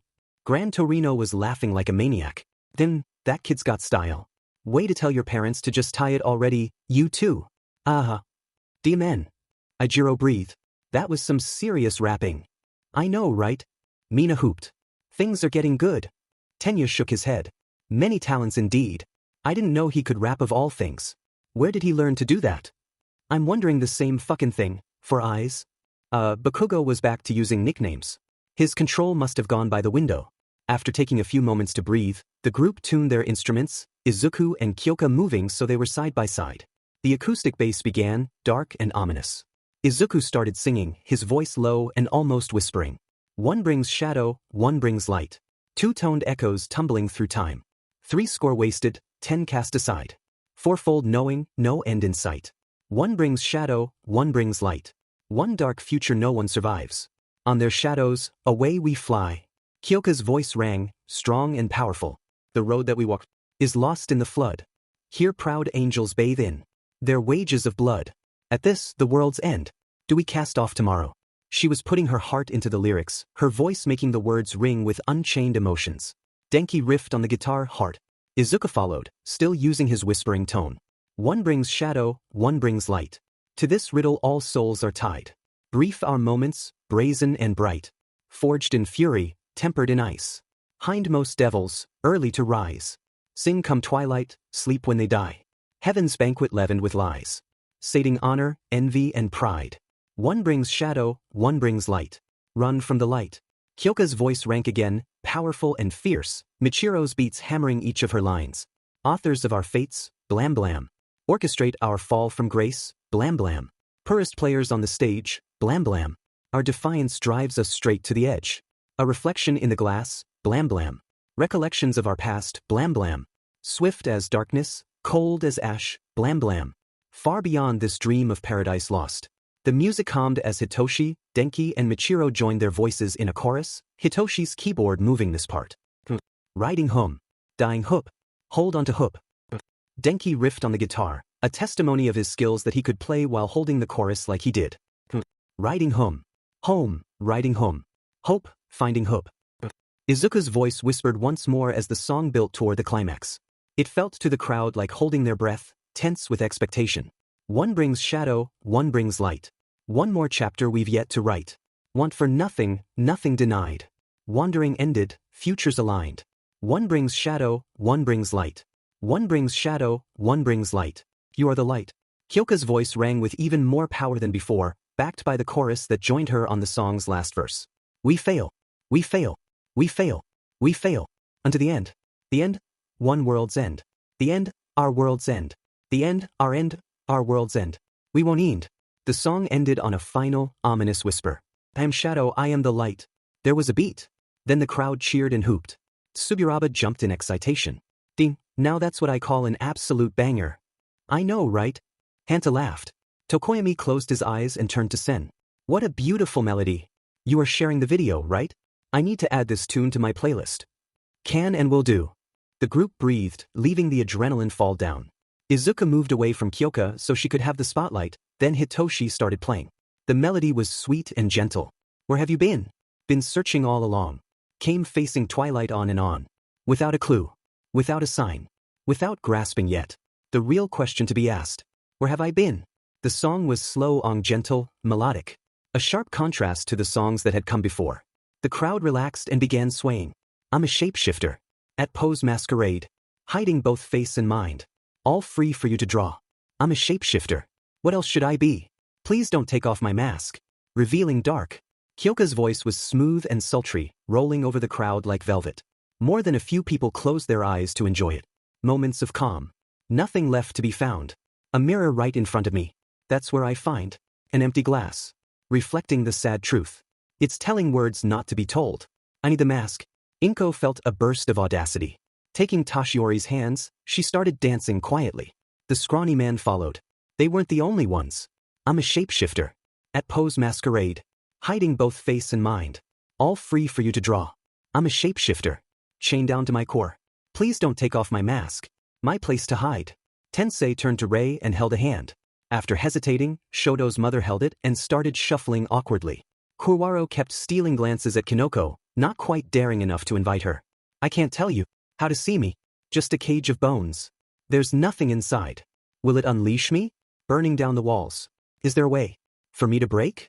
Denki's face was red, but it was hard to tell whether it was from the heat or from blushing. Given he was timidly looking at Kyoka, Vlad King hazarded the later. I'm a shapeshifter. At pose masquerade. Hiding both face and mind. All free for you to draw. I'm a shapeshifter. Have no face to show. Please don't take off my mask. My disguise. The music faded softly. The crowd breathed. The song had been relaxing, a quiet lull amidst the loudness of the festival. Mineta awkwardly turned to Shoji. May I admit something? Sure. I almost creamed myself just hearing her voice. I didn't, but it gave me thoughts. They weren't the only ones feeling romantic. Somehow, Itsuka's head had ended on Nito's shoulder. The blonde's face was beet red. Nearly every pair of parents was holding hands, and Aizawa and Present Mike had somehow ended head against head, with Midnight holding them both. No one was complaining. Izuku inhaled sharply to muster his courage, then shifted places with Kyoka, thus finding himself in the spotlight. Everyone perked up. The music started, soft and gentle as Hitoshi played on the keyboard. Then Michiro dropped the beat, Denki rocked the guitar, and Izuku started singing. Not all heroes are born. Some of them are made. Everyone's attention was firmly on them now. Everyone was listening, and the teen intended to deliver. Everyone has once looked at the sky, seeing the stars above, hoping to shine at their side. Everyone has once reached for the stars, chased their trail, children's dreams shining show the way. The music was equally intricate and catchy. The crowd didn't need more to start dancing. Light so bright keeps the darkness at bay. Light so bright makes the night feel like a day. Light so bright kindles embers in a heart. Light so bright was once ember ignited. Hawks, Best Jeanist, Vlad King and many a pro in attendance nodded. Before being pros, they, too, had been bright-eyed children with dreams of heroism. Confidence from experience. An ember doesn't become star. In a single day, it journeys. Experience from competence honed and trained. You are never alone on this path. Your journey there will be stars that will show you how to shine in your special way. The music slowed. Breaths were held. And if you say run, then I run, no matter how far or fast. And if you say fight, then I will fight, until I can no more stand. And if you say jump, then I jump. Don't ask how, simply how high. Go beyond, plus ultra. Chase the stars, reach for the sky. Present Mike almost shouted at the drop of you. A's motto. He wasn't the only one. And if you say run, then I run, no matter how far or fast. And if you say fight, then I will fight, until I can no more stand. And if you say jump, then I jump. Don't ask how, simply how high. Go beyond, plus ultra. Embers ignite, shining so brightly. The chorus rang, louder and brighter as the crowd went wild. It is a long road ahead, a long journey from ember to star. Rise to the challenges that life will never fail to put in. Your way to the sky, go beyond your limits and make it, ignite and shine your way. A star is born, this is your day. Denki riffed one last time fiercely as Hitoshi went wild on his keyboard and Michiro hammered the drums. The song wouldn't end on a whisper but a bang. If you say run, the crowd became silent. Izuku started to worry. Then it went completely insane, clamoring higher and louder than ever before. Amidst the clamor, Present mic turned to Aizawa. If Nizu doesn't make it you. A's anthem I quit. Hawks made a full-bellied laugh. A's got talent I see. And then this rocked. Gran Torino was quieter than the rest, but he still smiled from one ear to the other. Alright, I accept your choice, Toshinori. The boy got more talents than one and, occasional loss of control aside, he has a good heart. He will make a fine bearer. Among the excitation, it was easy for Toshinori to slip away. Inko, her eyes tearful from joy, didn't notice his hand slip from hers. Izuku and his friends were waving at the crowd when All Might appeared from nowhere and landed softly among them. Still, his presence was imposing and sudden enough to startle everyone into silence. The hero grinned massively and, for once, genuinely. I am the symbol of peace and I approve of this song. There was a collective gasp, then the crowd cheered louder than before. I know I said I would update Graffiti Heart and Ordinary Life at the same time, but the wedding scene is giving me trouble and with a virus running around, best to play safe and post a chapter as soon as it's written. Just in case. Anyway, here you have it, one of the core chapters of this story, the concert at the Urban Festival. Izuku and his friends really went all out for it, and it paid. All Might approves. Phew. Making lyrics for You Say Run wasn't easy.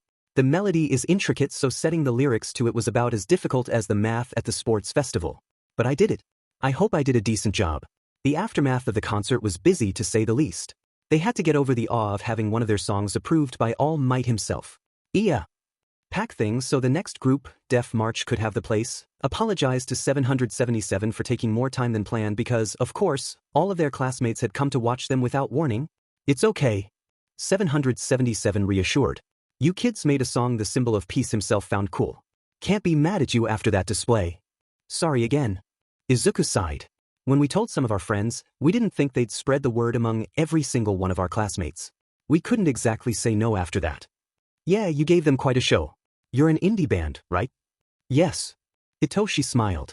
We play mostly for fun and so Kyoka can have some training. She wants to become a pro and a singer. Oh, an entertaining pro, It's all to your credit, lady. Well, good luck for the rest. Now, time for Def March to get their own show started. The Kaminaris and the Jiros waved the kids to go and join their friends. They could handle the rest. The 4 teenagers didn't need to be told twice. The first thing Izuku did upon reuniting with his classmates was huff. You could have told us all of you would come. We wanted to surprise you. Tenya admitted in an oddly sheepish tone. When you said you and your friends were a band, I thought it was sad that so few people knew about it, and even more that none of us had heard you before. That's why I decided to have everyone show. Hitoshi gave his class representative a weird look. Wait, it was your idea? He turned to his friend. Stiff, straight-laced, stickler for rules Ida came up with that kind of idea? Pinch me, I'm dreaming. Kyoko was happy to oblige. Bakugo went straight to Izuku. Deku, since when you can rap? Since we started the band? Bakugo blinked. Glanced at his classmates. Blinked again. You can rap. That can rap. Me, I'm dreaming. That's about the last thing I expected you to know. Well, I can. And you're good at it at that. Dim. The rest of their classmates quickly gathered around them, complimenting them on their performance. That was awesome. You guys totally rocked. We are so posting that online. Seriously, we gotta share it with the rest of you. You'll do it again, right? If you do it at the school festival, you're gonna blow everyone else. You A's got talent, everyone. Woo! Izuku wove through the crowd until he got to his parents. Inko and Toshinori gave him a look of pure pride. So, did you like the songs? My boy, we loved them. We couldn't have asked for a better show. You were amazing. Izuku chuckled. And All Might showed up in the end. I didn't think he would, or even that he'd like You Say Run like that. I mean, coming up with that song wasn't easy, but... Wait. Present my cut. You actually wrote that song? I wrote You Say Run and 3 minutes clapping. Denki wrote Someday and Beneath the Mask. Shadowbringers is a cover of an already existing song. The UA teachers shared a look. That Izuku could write songs was rather in character. But Denki was admittedly not smart, even with his fondness for classical literature. None of them had expected the blonde to be a songwriter in his off time. Did you write more? We wrote a handful. It's mostly Denki and I, though Kyoka and even Hitoshi came up with 1 or 2. When I made You Say Run, I wanted to make a song for pro heroes, a homage of sorts. We didn't expect it to be that successful. Toshinori held the urge to cough blood. My boy, you wrote a song that details the journey from bright-eyed student to famous pro, and you included You. A's motto in the chorus. Do you know how many famous pros went through You? Do you know how many pro will recognize themselves in that song, me included? You bet I would approve. The concert being over, the four friends were free to enjoy the festival. Izuku used synesthesia on their clothes, changing them from their singing attire to more casual wear. Denki was wearing tighter-fitting pants and a black yellow-lined jacket over a blue shirt. Kyoka wore a pink shirt under a sleeveless leather vest and tighter black pants. Izuku and Hitoshi decided to only alter the pattern on their hoodies, removing the flames and heart symbol. The clothes' thickness and looseness made them quite comfortable. The first thing Kyoka did after changing was grabbing Denki by the collar and kissing him straight on the lips. You know, there are much subtler ways to confess than by writing a song and having your crush sing it. Hey, it worked, right? Damen, right, it did. Denki took her face and kissed her, gently and chastely. Aizawa was oddly surprised no prize was passing hands. He had seen this one coming for a while. Their classmates hooted and Wolf whistled loudly and openly. Hitoshi looked at the pair and breathed. If Denki can confess to Kyoka, I can confess to Izuku. Tomorrow. I'll do it tomorrow. His heart ached just thinking about his crush. He loved Izuku for so many reasons, first of all being his kindness. Izuku had been the very first person to be nice to him, and this, more than anything else, was why the teen loved him. Next was his cuteness. The green-haired boy was simply adorable, and his smile had a knack for making Hitoshi's heart melt. Finally, his creativity was what amazed him the most. May it be sounds or color, Izuku had a knack for putting them together into works of art. All in all, it was no surprise the purple-haired teen was head over heels. Their wandering took them to the dancing contest. Mina turned to Denki. Hey, remember that dance battle you owe me? Denki laughed. Mina, I am on cloud 9 right now. You have zero chance. Bring it. The DJ cheered. Oh, it seems our queen of the mosh pit issued a personal challenge. Can Blondie over there rise up to it? Denki cracked his knuckles. Let's set the dance floor on fire, shall we? The music started playing. Everybody get up, it's time to slam now. We got a real jam going down. Welcome to the Space Jam. Here's your chance, do your dance at the Space Jam. Alright. Both teens grinned like maniacs. Then they started dancing. The crowd cheered as Denki and Mina chained figure after figure to the beat of the music. Denki earned points through some impressive top rock chained by a suicide and a kip up. Mina retaliated with a dark hammers chained by a flight swipe and a rolling kip. The pair went on as the music thrummed, competing fiercely and chaining more and more impressive figures until Denki finally got the drop on Mina with a 2000 flowing into an air flare bomb. This got the girl to surrender. Alright, you win, Kaminari. DMN, that will teach me to challenge the guy who uses breakdancing to fight. Warned you, Ashido. Now, who rules the mosh pit? The crowd cheered. Present Mike laughed. No way I could adopt these two by any chance?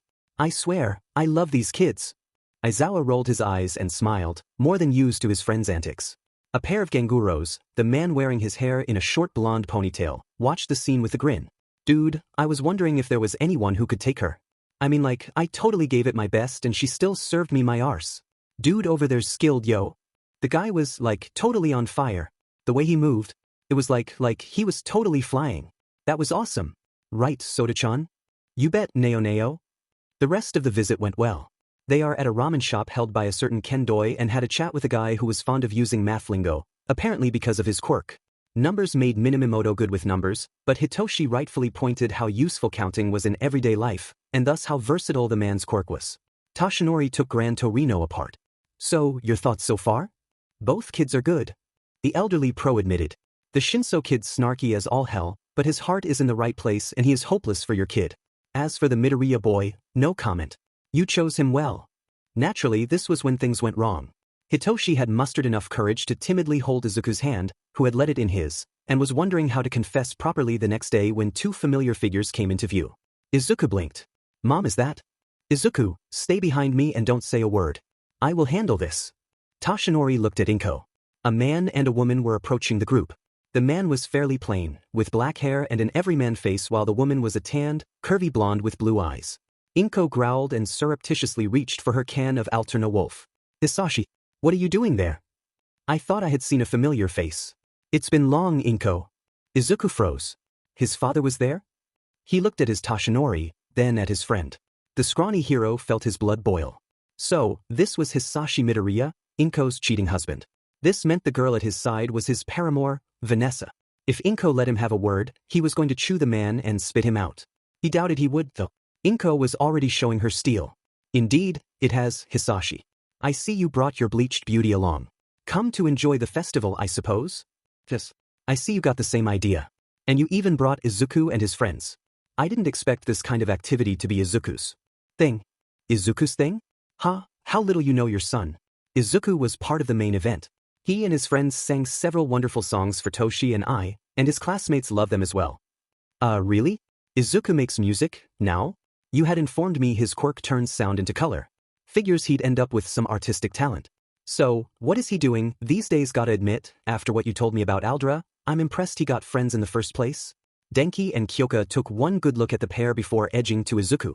It's a good thing your mom dumped him. Toshi-san looks like a zombie, but he's a much better dad than your old man. Don't remind me.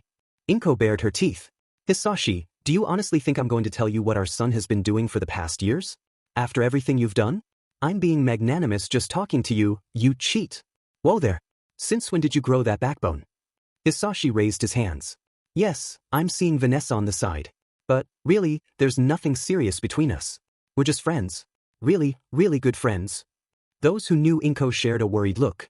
Toshinori wanted to strangle the man. Gran Torino moved silently to the side to have a better look at the show. They were about to see what Inko Midoriya was truly made of and he wanted to miss none of it. Inko crossed her arms. Toshinori is also a very good friend. Unlike you, though, we are completely serious about each other and Izuku has been egging us about tying the knot for years. If he doesn't do it tonight, I'm proposing him tomorrow. Hisashi scoffed. The scarecrow? Inko, please, if you're going to cheat on me, you can do better than that. Several people wanted to argue, especially the 4 teens. Static was running on Izuku's arms, but it wasn't apotheosis. Mom, you want me to do it or? It's alright, sweetie. Inko's voice was icy. I got this. So, I can do better than that? Maybe I don't want better. Toshinori and I have been together since your brain-dead bombshell called me to boast to my face that she was seeing you, and he has been a better father to Izuku than you have ever been. So, as far as I'm concerned, he's a keeper.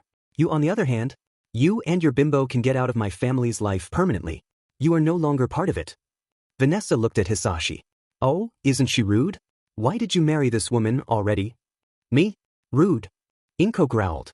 Says the one who called me pancake face over a phone call. You have no room to talk, Aijin. Hisashi threw his hands. Fair enough.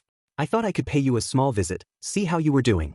If this is how you greet me, then I'll gladly leave your life. We both know Izuku isn't my son, anyway. You went into a bar one evening and came back PR'd in tea the next day, and you couldn't even remember who you'd slept with. I only agreed to raise your brat because I'm sterile myself. The silence was only broken by a few shocked gasps. Inko's fists balled tightly. Izuku turned to his mother. Mom, is it true? Inko didn't answer. All she did was grab the can of Alterna Wolf, summon the noise and give an order in an absolutely freezing voice. Chomp boy. Hisashi and Vanessa were running hell for leather the next moment, the wolf angrily gnawing at their heels. Only once they were out of sight did Inko turn to her son. Yes, what he said is true. No, it doesn't matter. You are my son.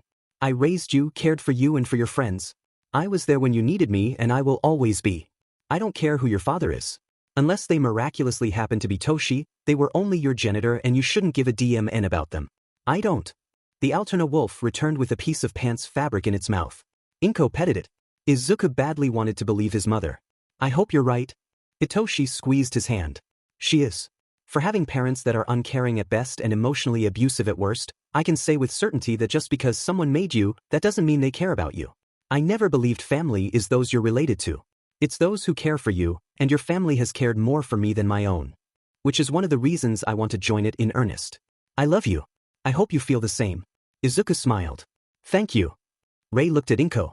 Out of curiosity, how much do you remember of that night? Just that someone tried to slip me a Mickey and I noticed, and the situation devolved into a bar brawl. Then I sit for another drink and it's all blank. That's it. Inko sighed. I narrowly avoid a drugged drink only to fall for another. It wasn't one of my best nights. Toshinori believed her. He also firmly believed that, if DNA testing could help figure out who Izuku's father was, he would find the man and rearrange their face. As all might. The rest of the students, who remembered Izuku's fury during the sports festival, shared a knowing look. Now, they knew where the teen's temper came from.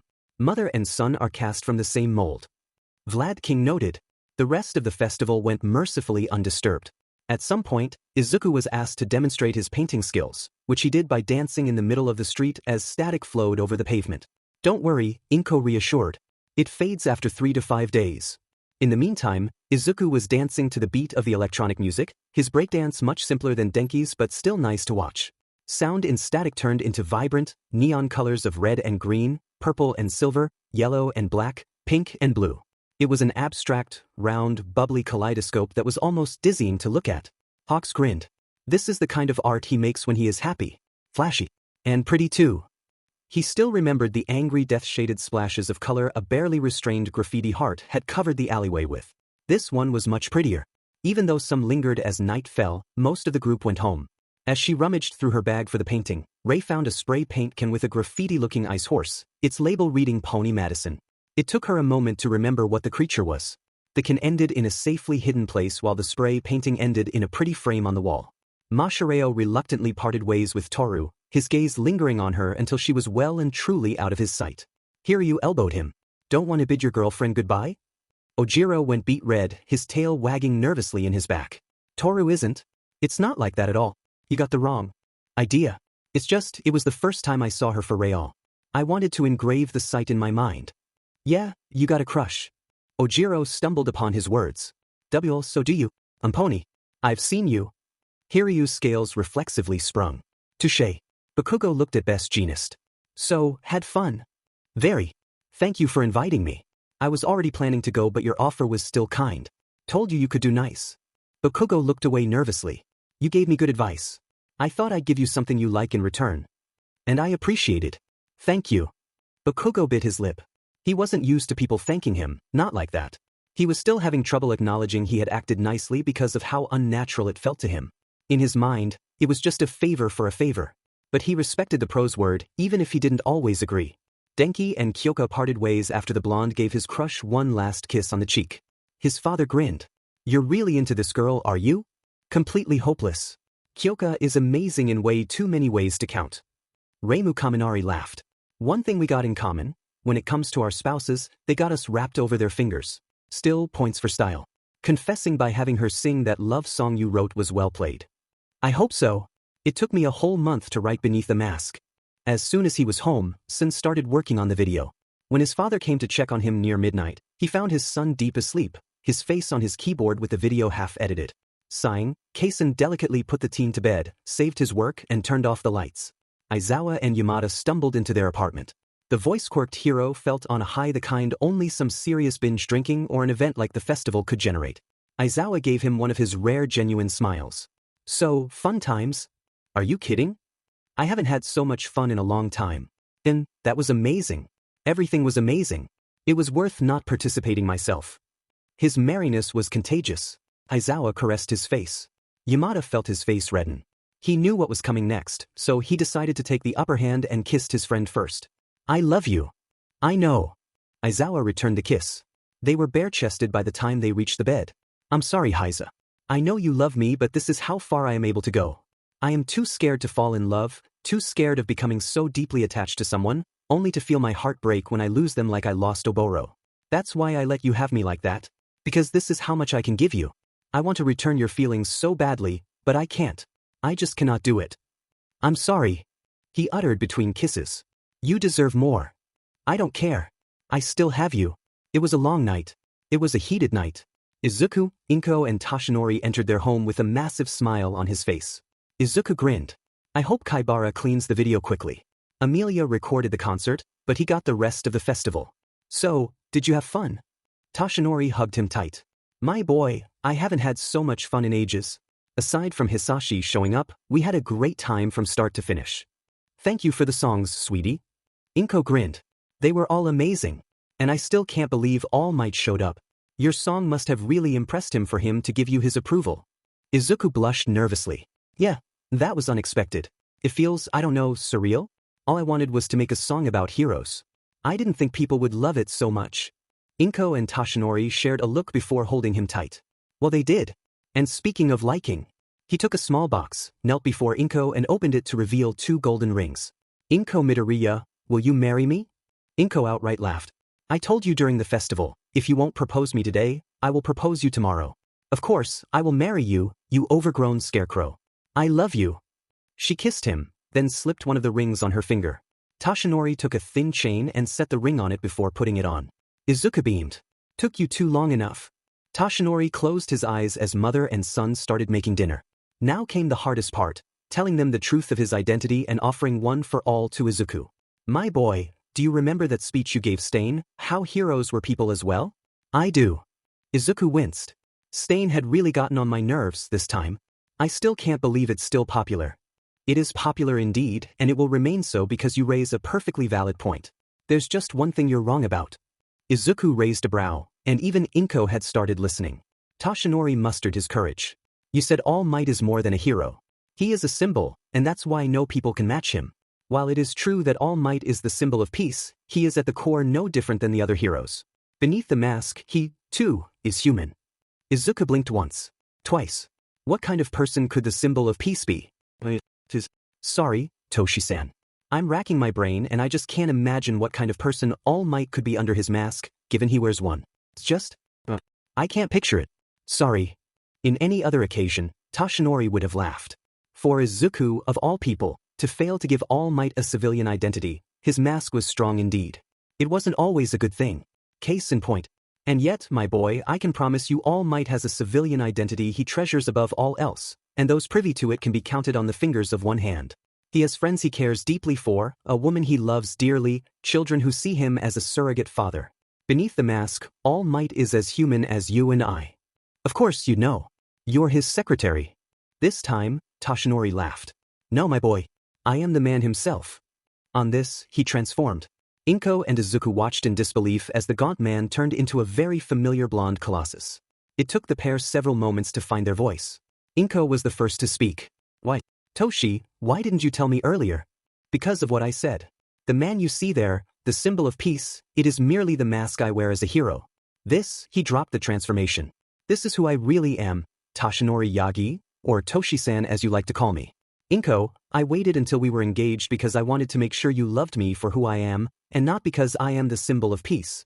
Inko understood. The logic wasn't hard to get. It still feels really awkward. I can believe. Toshinori held her. Inko, I love you.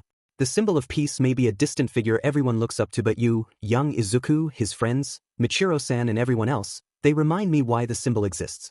Why I keep going even with the injuries I suffered, because I care for you, and I want to keep Japan safe for your sake. Inko hugged her tight. Toshinori returned the embrace, and even Izuku snuck in his arms to join the hug. The family remained like that for several long moments. I'll have to get used to the fact my new dad is my greatest hero. Izuku chuckled nervously. Mom is right, this is awkward. I know, my boy. Don't worry, we have time. Inko smiled and went back to cooking. So, while we are in the mood for intense revelations, is there any other secret you'd like to share? Well, as a matter of fact, there is one. Inko and Izuku made an about turn. However, that particular secret was dependent of how you'd take me being All Might. You took it better than I thought, so I think I can safely share that secret with you. What is it about this time? My quirk. Izuku frowned. All Might's power is one of the 7 great mysteries of the world. No one knows what it is. Actually, a handful of people do, most notably those aware that Toshinori Yagi and All Might are the same person. My quirk is actually called One for All. As for its origins, it is actually derived from an old and powerful quirk called All for One. All for One is a dangerous quirk that lets its user steal others' powers. On the flip side, it can also pass them to others. Inko finished dinner and served it. The 3 gathered around the table. Toshinori explained as they ate about All for One's history and the formation of One for All, how his quirkless little brother had in fact a quirk that mutated upon receiving the stockpiling power, and how the 2 brothers fought. The younger lost, so he passed One for All to another, and another and another. I am One for All's current bearer. However, as you may have noticed, I am not in the best of shapes. I got All for One to thank for that. That immortal BST killed my mentor, the previous bearer of One for All.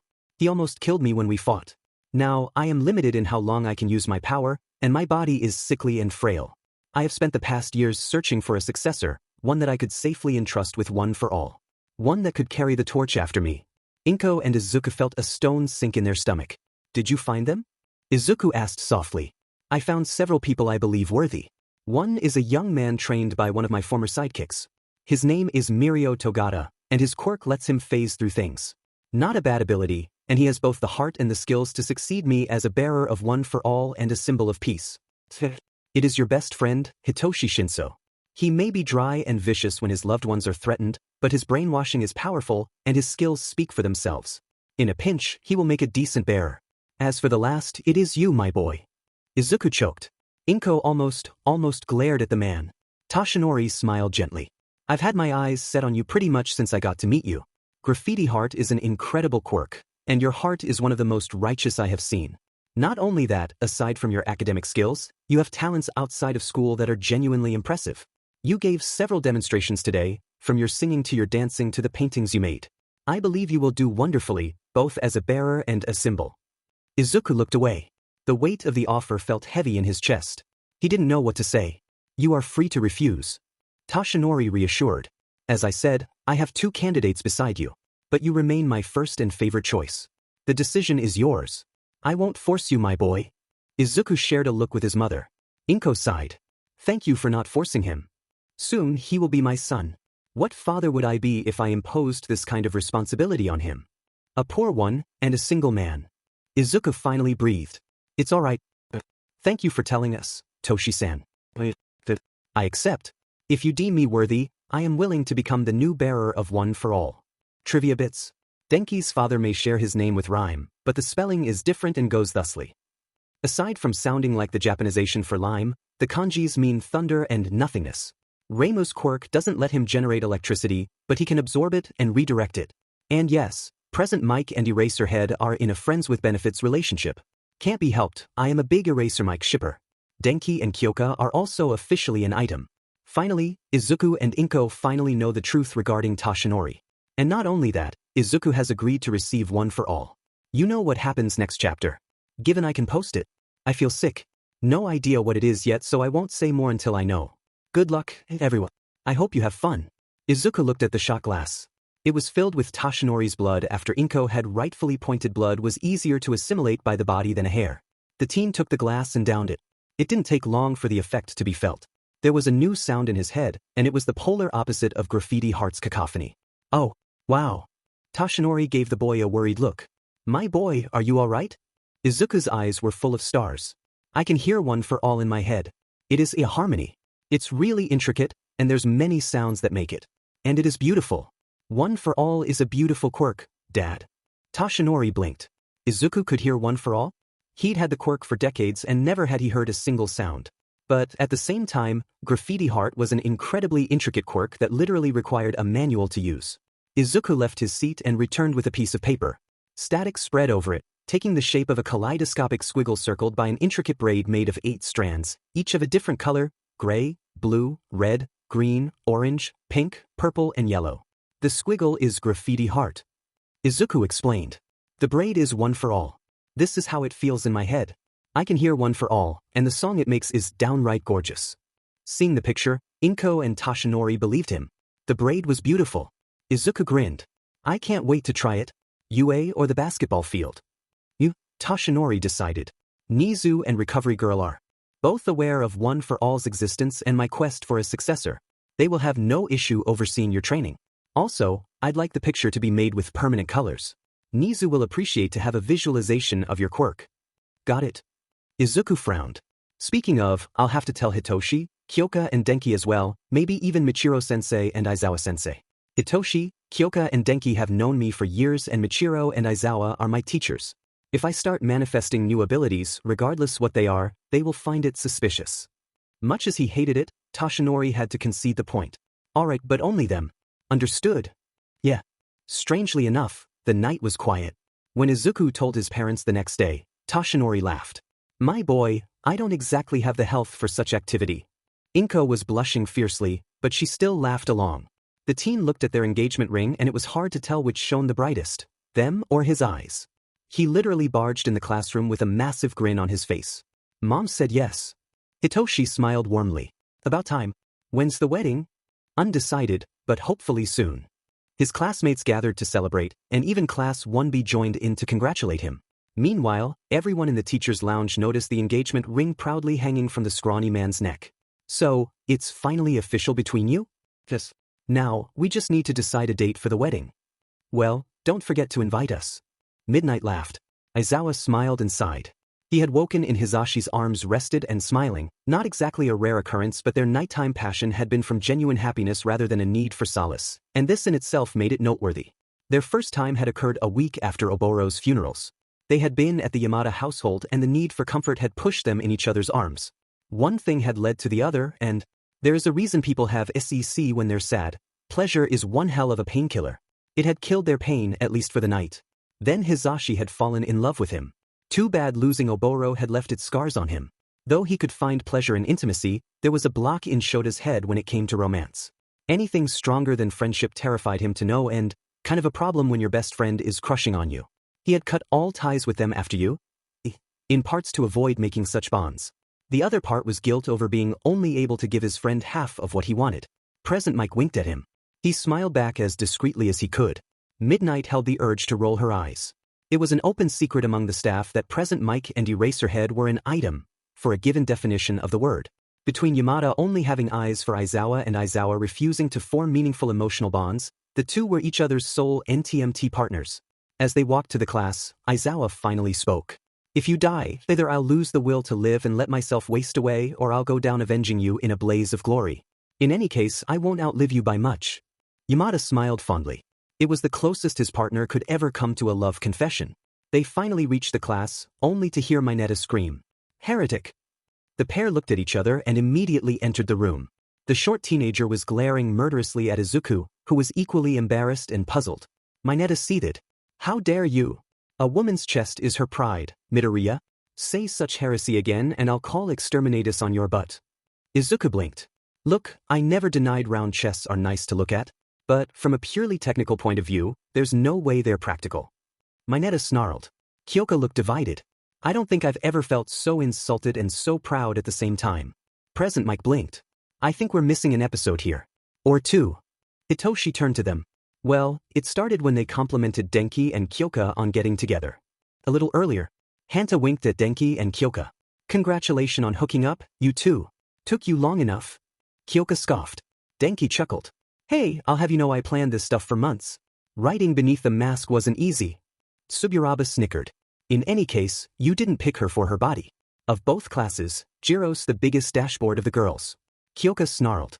"What did you call me?" Denki didn't care. "Bah, you know what they say, when a flat-chested girl hugs you, she holds you closer to her heart." Kyoka went beet red. Half the class went ugh. Denki shrugged. "Besides, I got two fathers. If I'd done as they did, I would have dated another guy, but Kyoka's the only one I'm interested in." "Really?" Ibra raised a brow. "You have two fathers? Does it mean you're adopted?" Mom died in childbirth and dad remarried when I was 2. As far as I remember, I always had 2 dads to raise me, but they made clear I was free to bring whoever I want home." "And you picked the dashboard." "Actually," Izuku piped in. "Much as round chests are nice to look at, flat chests are much more practical. Unless having a round chest is a quirk requirement like Momo, who needs the fat reserves, having a pair of watermelons can cause issues such as back pain and overloading. Flat chests are way better, in my opinion." "Heretic."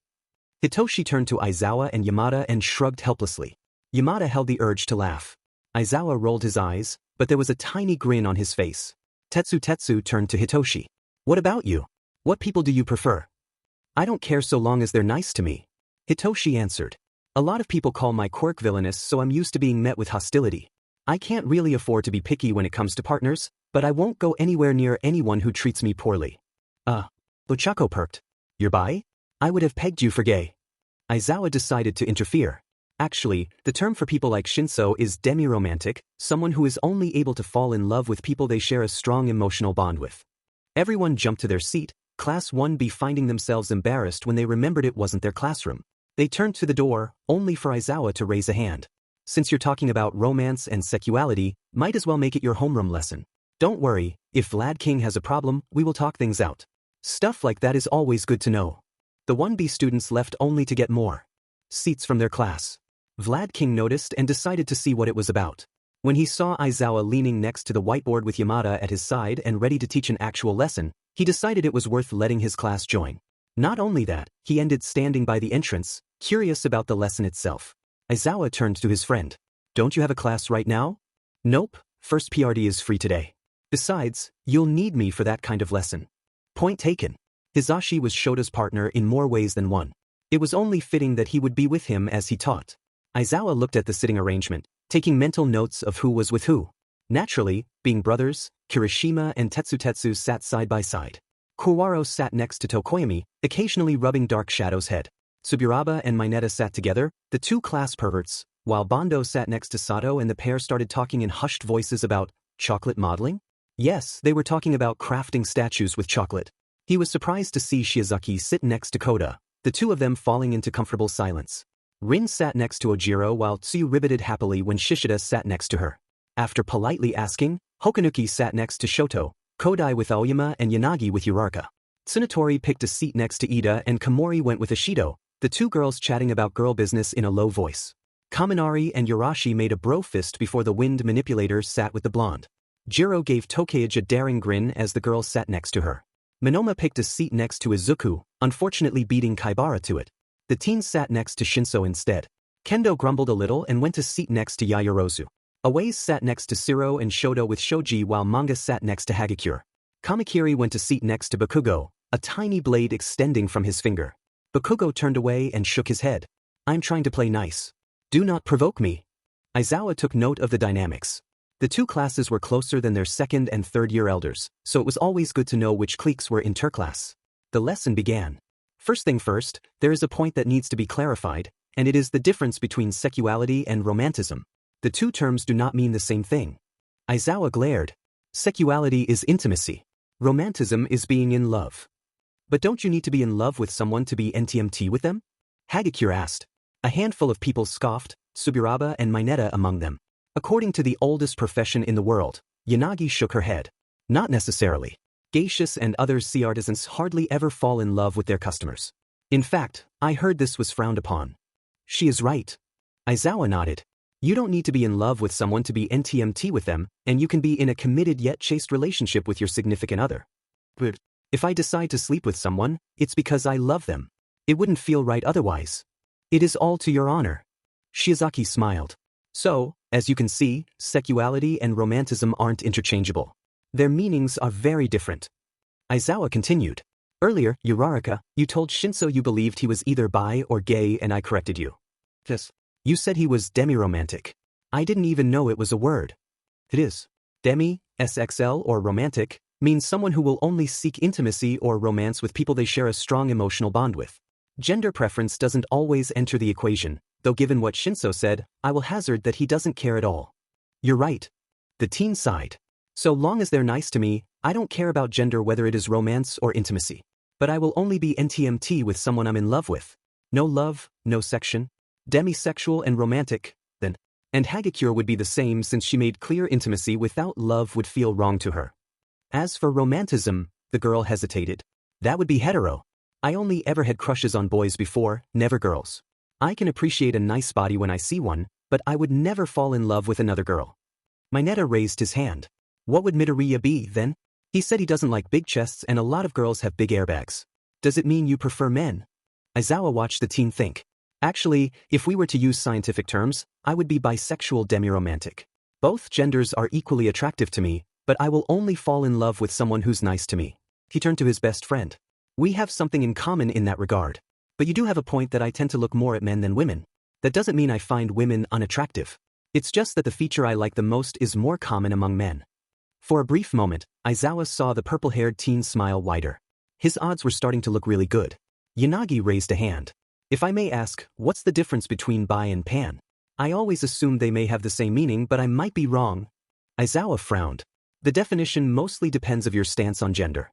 Bi means attracted to male and female genders. Pan means attracted to all genders. Because there's more than one gender? Siro asked, puzzled. Kendo frowned. If I remember, there was a pretty huge debate toward the end of the 2010s regarding that issue. It was cut short by the first COVID-19 pandemic, though. But yes, at some point, there were people arguing about the number of genders. That's silly. Kirishima frowned. Speaking of, I could never figure the difference between SEC and gender. As far as I'm concerned, either you're a guy or you're a girl. That's biology. Just look between your legs. Aizawa was silently glad they were having that lesson right now. SEC is indeed what's between your legs. Gender is what you think should be there. Transgender people are biologically a certain SEC, but mentally feel like or want to be the other. Thanks to surgery, some do end up switching. Thanks. That explains a lot. Well, no question for me. I'm a man and proud to be. His half-brother wholeheartedly agreed. The two teens were men physically and mentally. Aizawa kept explaining. This is why the difference between bi and pan is related to your stance on genders. If you think there are only two genders, then the two terms mean the same thing. If you believe there are more genders than just masculine and feminine, then bi and pan have different meanings. It doesn't help that some of us barely look human in the first place, even though we are. Tokoyami noted and turned to Bondo, who looked down. Aizawa silently agreed.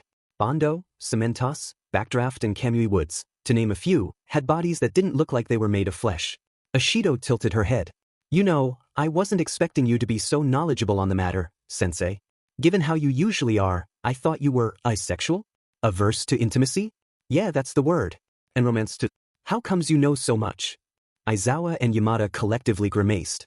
Way to hit the nail on the head. Society has norms regarding how couples are supposed to be. When it looks like you don't fit the norm, it's nice to have words for what you are. And, contrary to what you may believe, I am not averse to intimacy.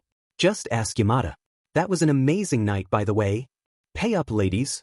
But it's also true that I am averse to romance. Not by choice, though. What? As the girls started debating on how to divide the pool, Minoma raised a brow. What do you mean, not by choice? Aizawa carefully considered how to answer. Being a hero is a rough life. You get hurt, not just physically but mentally as well. You look death in the eyes more often than anyone else, and such situations always leave their scars. Loss, especially of someone close to you, will always leave a mark, especially if you aren't prepared. His voice was so low very few heard him. I wasn't prepared. Kyoka heard him. She fought against the urge to give him a hug. Aizawa shook his head. I am unable to fall in love because something happened to me. Do not ask me for details. The memory is painful enough as it is. Then why are you and Mike together? Ashido asked. Because intimacy is an amazing painkiller and after what happened, we could both use the relief. Whether or not you love your partner, so long as it is innocence, intimacy is a very pleasant experience. But there are rules to respect when being NTMT. First, remember that, no matter what your quirk is, you are never more vulnerable than when you are naked. To show yourself that way to your partner, your trust in them must be absolute. Before intimacy even begins, you must be fully aware of what you are about to do because, once the deed is done, there is no turning back. He had a point, and even the two class perverts could respect it. Aizawa crossed his arms. Second, the desire for intimacy must be mutual. Both sides must want it. If one says no and the other still tries to go through with it, it's RP. What if the other person doesn't have a choice? The question had come from Shoto. Aizawa frowned deeply. You always have a choice. You are always able to say no and resist, even if you fail. Mom didn't have a choice. The teacher balled his fist. The teen's tone had been low, but he had still heard it. You always have a choice. To be denied this choice should be a crime in itself. Shoto felt a surge of warmth in his chest. Now more than ever he wanted to see his father face justice for abusing his mother. Aizawa kept talking. Finally, whatever you do, always keep things safe. Mind your quirk, do not injure your partner, and always respect the words no and stop. Intimacy is supposed to bring relief and pleasure. If someone gets hurt, stop it. You are going too far. Understood? Both classes nodded. Aizawa looked at them. Intimacy should always be safe, sane, and sincere. Any criteria missing will thoroughly ruin the experience. Everyone engraved the lesson in their memory. Even though they were heroes in training, they were still at the age where hormones quickly got to their head. Exhibit A, the two class pervs. Exhibit B, the certified official couple.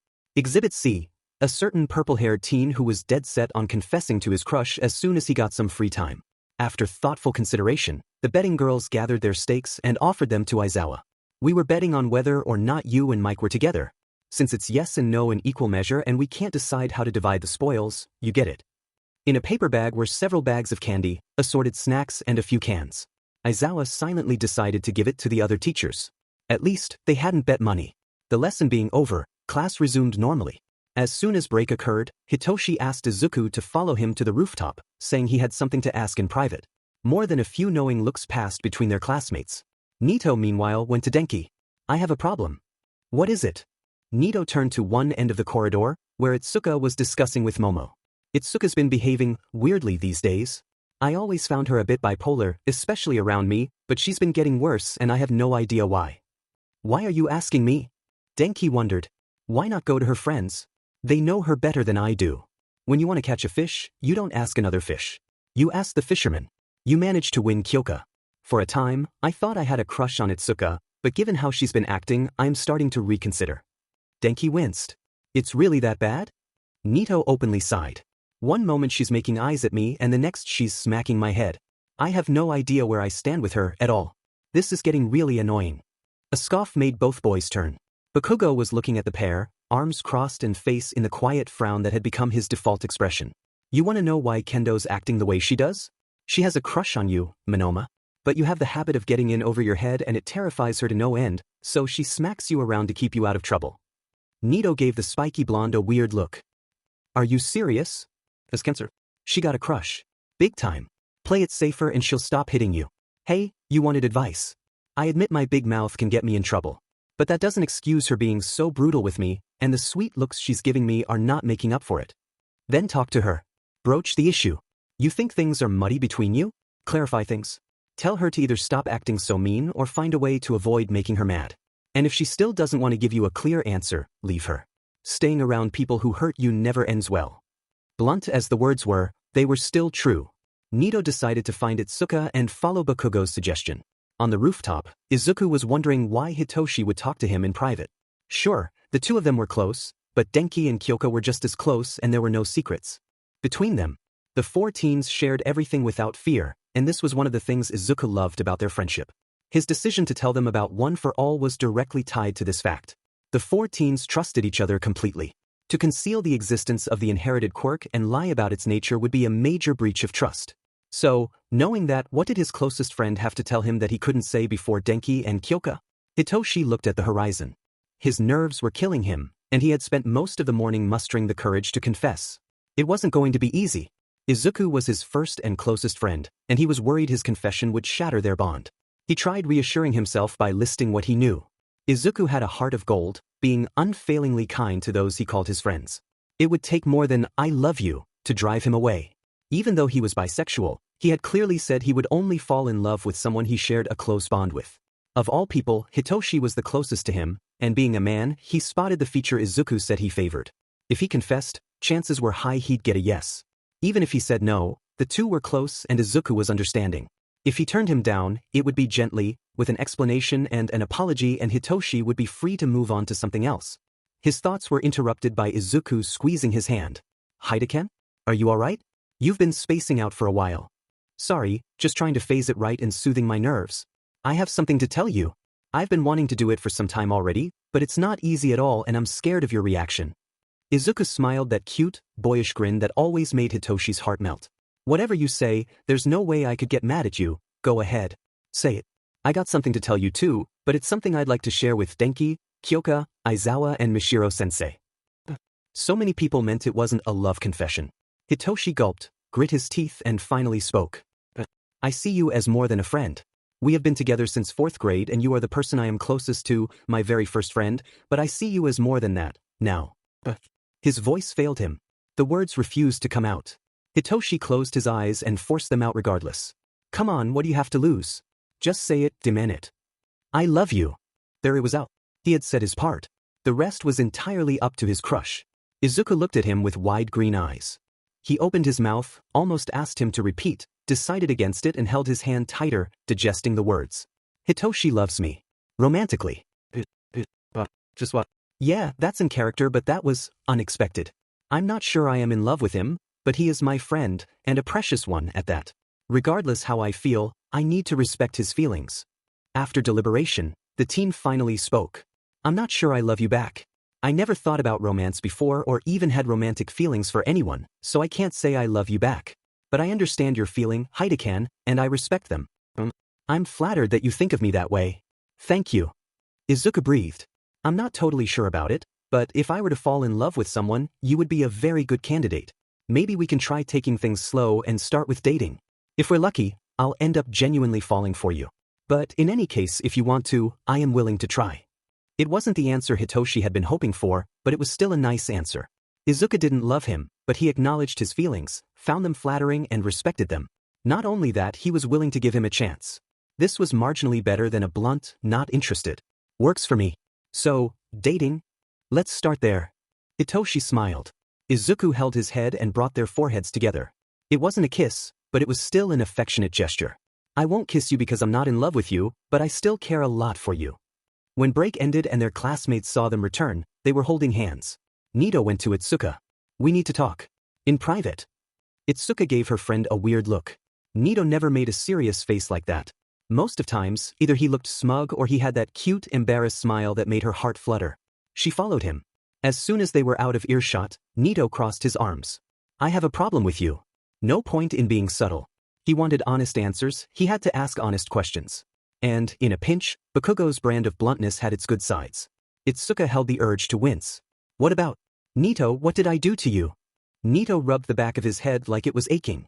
The girl's eyes widened. Oh, about that? Sorry, I'll try to hit more gently. You know I don't always know how strong I am. That you hit me at all is what bothers me. Nito retorted. Listen, I know I have the habit of getting in over my head and I know it worries you, but do you have to hit me in the first place? Why not just warn me? With words? There are other ways to express concern than by hitting people. Kendo. Oh, last names. Never a good sign. Itsuka looked down, sheepish. Sorry. You're right. I'll try not to do it anymore. But, if you could try not getting in trouble in the first place, I wouldn't have to do it, Monoma. Working on that bit. I'm not used to not being the most popular guy in the school. Itsuka raised a brow. Nito shrugged as they walked back to the group. You know how it is. You're in junior high, you think you're the most popular guy in the school, you think it's going to be the same in high school, so, once you get in, you act like you used to in your old school. Except no. You are no longer popular, you are no longer the best, and you have to actually fight your way back to the top of the food chain against students who have the same mindset as you do and will kick your butt if you challenge them. And you will. And you'll suffer. I have come to terms with the fact I will never be as popular or powerful as I was in my old school. It's just that, well, I'm still learning to assess the others. Sometimes, mistakes happen. Itsuka patted her shoulder. Bakugo spared the pair a look. Sums the change neatly, Monoma. I ran in the same problem. The pair turned to him. Bakugo shrugged. All my life, people told me I had an awesome quirk and I was destined for greatness. Naturally, I believed them. Then Midoriya used cacophony for the first time and completely ransacked Aldera with his noises. First reality check. Ignored. I go to Tatooine while he goes to Corellia. In Tatooine, it's back to old habits and I'm king of the school until I go to a problem is, Midoriya got in too, and he got new tricks and new friends. I try to reassess myself as top of the food chain. If you hurt any of my friends, I will make Aldera look like a kid's tantrum. Second reality check. Then the USJ happens. Then the sports festival happens. Bakugo tapped his crooked nose. I'll never be the king of the school. Not now, not ever. Explosion is all nice and dandy and I'm proud to say I'm skilled at using it, but some quirks are plain better. Why do you think Endeavor never managed to overcome All Might? Nito shuddered. I tried to copy Midoriya's quirk once, before. The storm of noise was so bad I collapsed screaming moments later. Midoriya's quirk is awesome, but as far as I'm concerned, the drawback isn't worth it. Good thing he can put it in cans. As break ended, everyone watched Izuku and Hitoshi return hand in hand. More than a few people hooted. Denki and Kyoka grinned. Finally. So he said yes. Izuku chuckled. I'm not in love, so we're dating for the time being. Speaking of, meet us after school. There's something we need to discuss. Alright then. School ended. As usual, the 4 teens stayed together. However, this time, Aizawa also stayed with them. All Might told me to. He said he had information to share. Izuku nodded. Now, the only person missing was Michiro-sensei. The man soon joined them, accompanied by Inko who was carrying a rather heavy bag. Nizu and Recovery Girl were the last to enter the classroom. Aizawa crossed his arms and looked at All Might, who was in his muscular form. So, you said you had something important to tell us but you didn't give us detail. What is it? Something that concerns me and young Midoriya. Usually, the symbol looked away. Usually, this is something I would keep between the two of us, but Principal Nizu and Recovery Girl both know, and I informed Inko after we got engaged. Also, young Midoriya raised a valid point when he said the 5 of you needed to know the truth.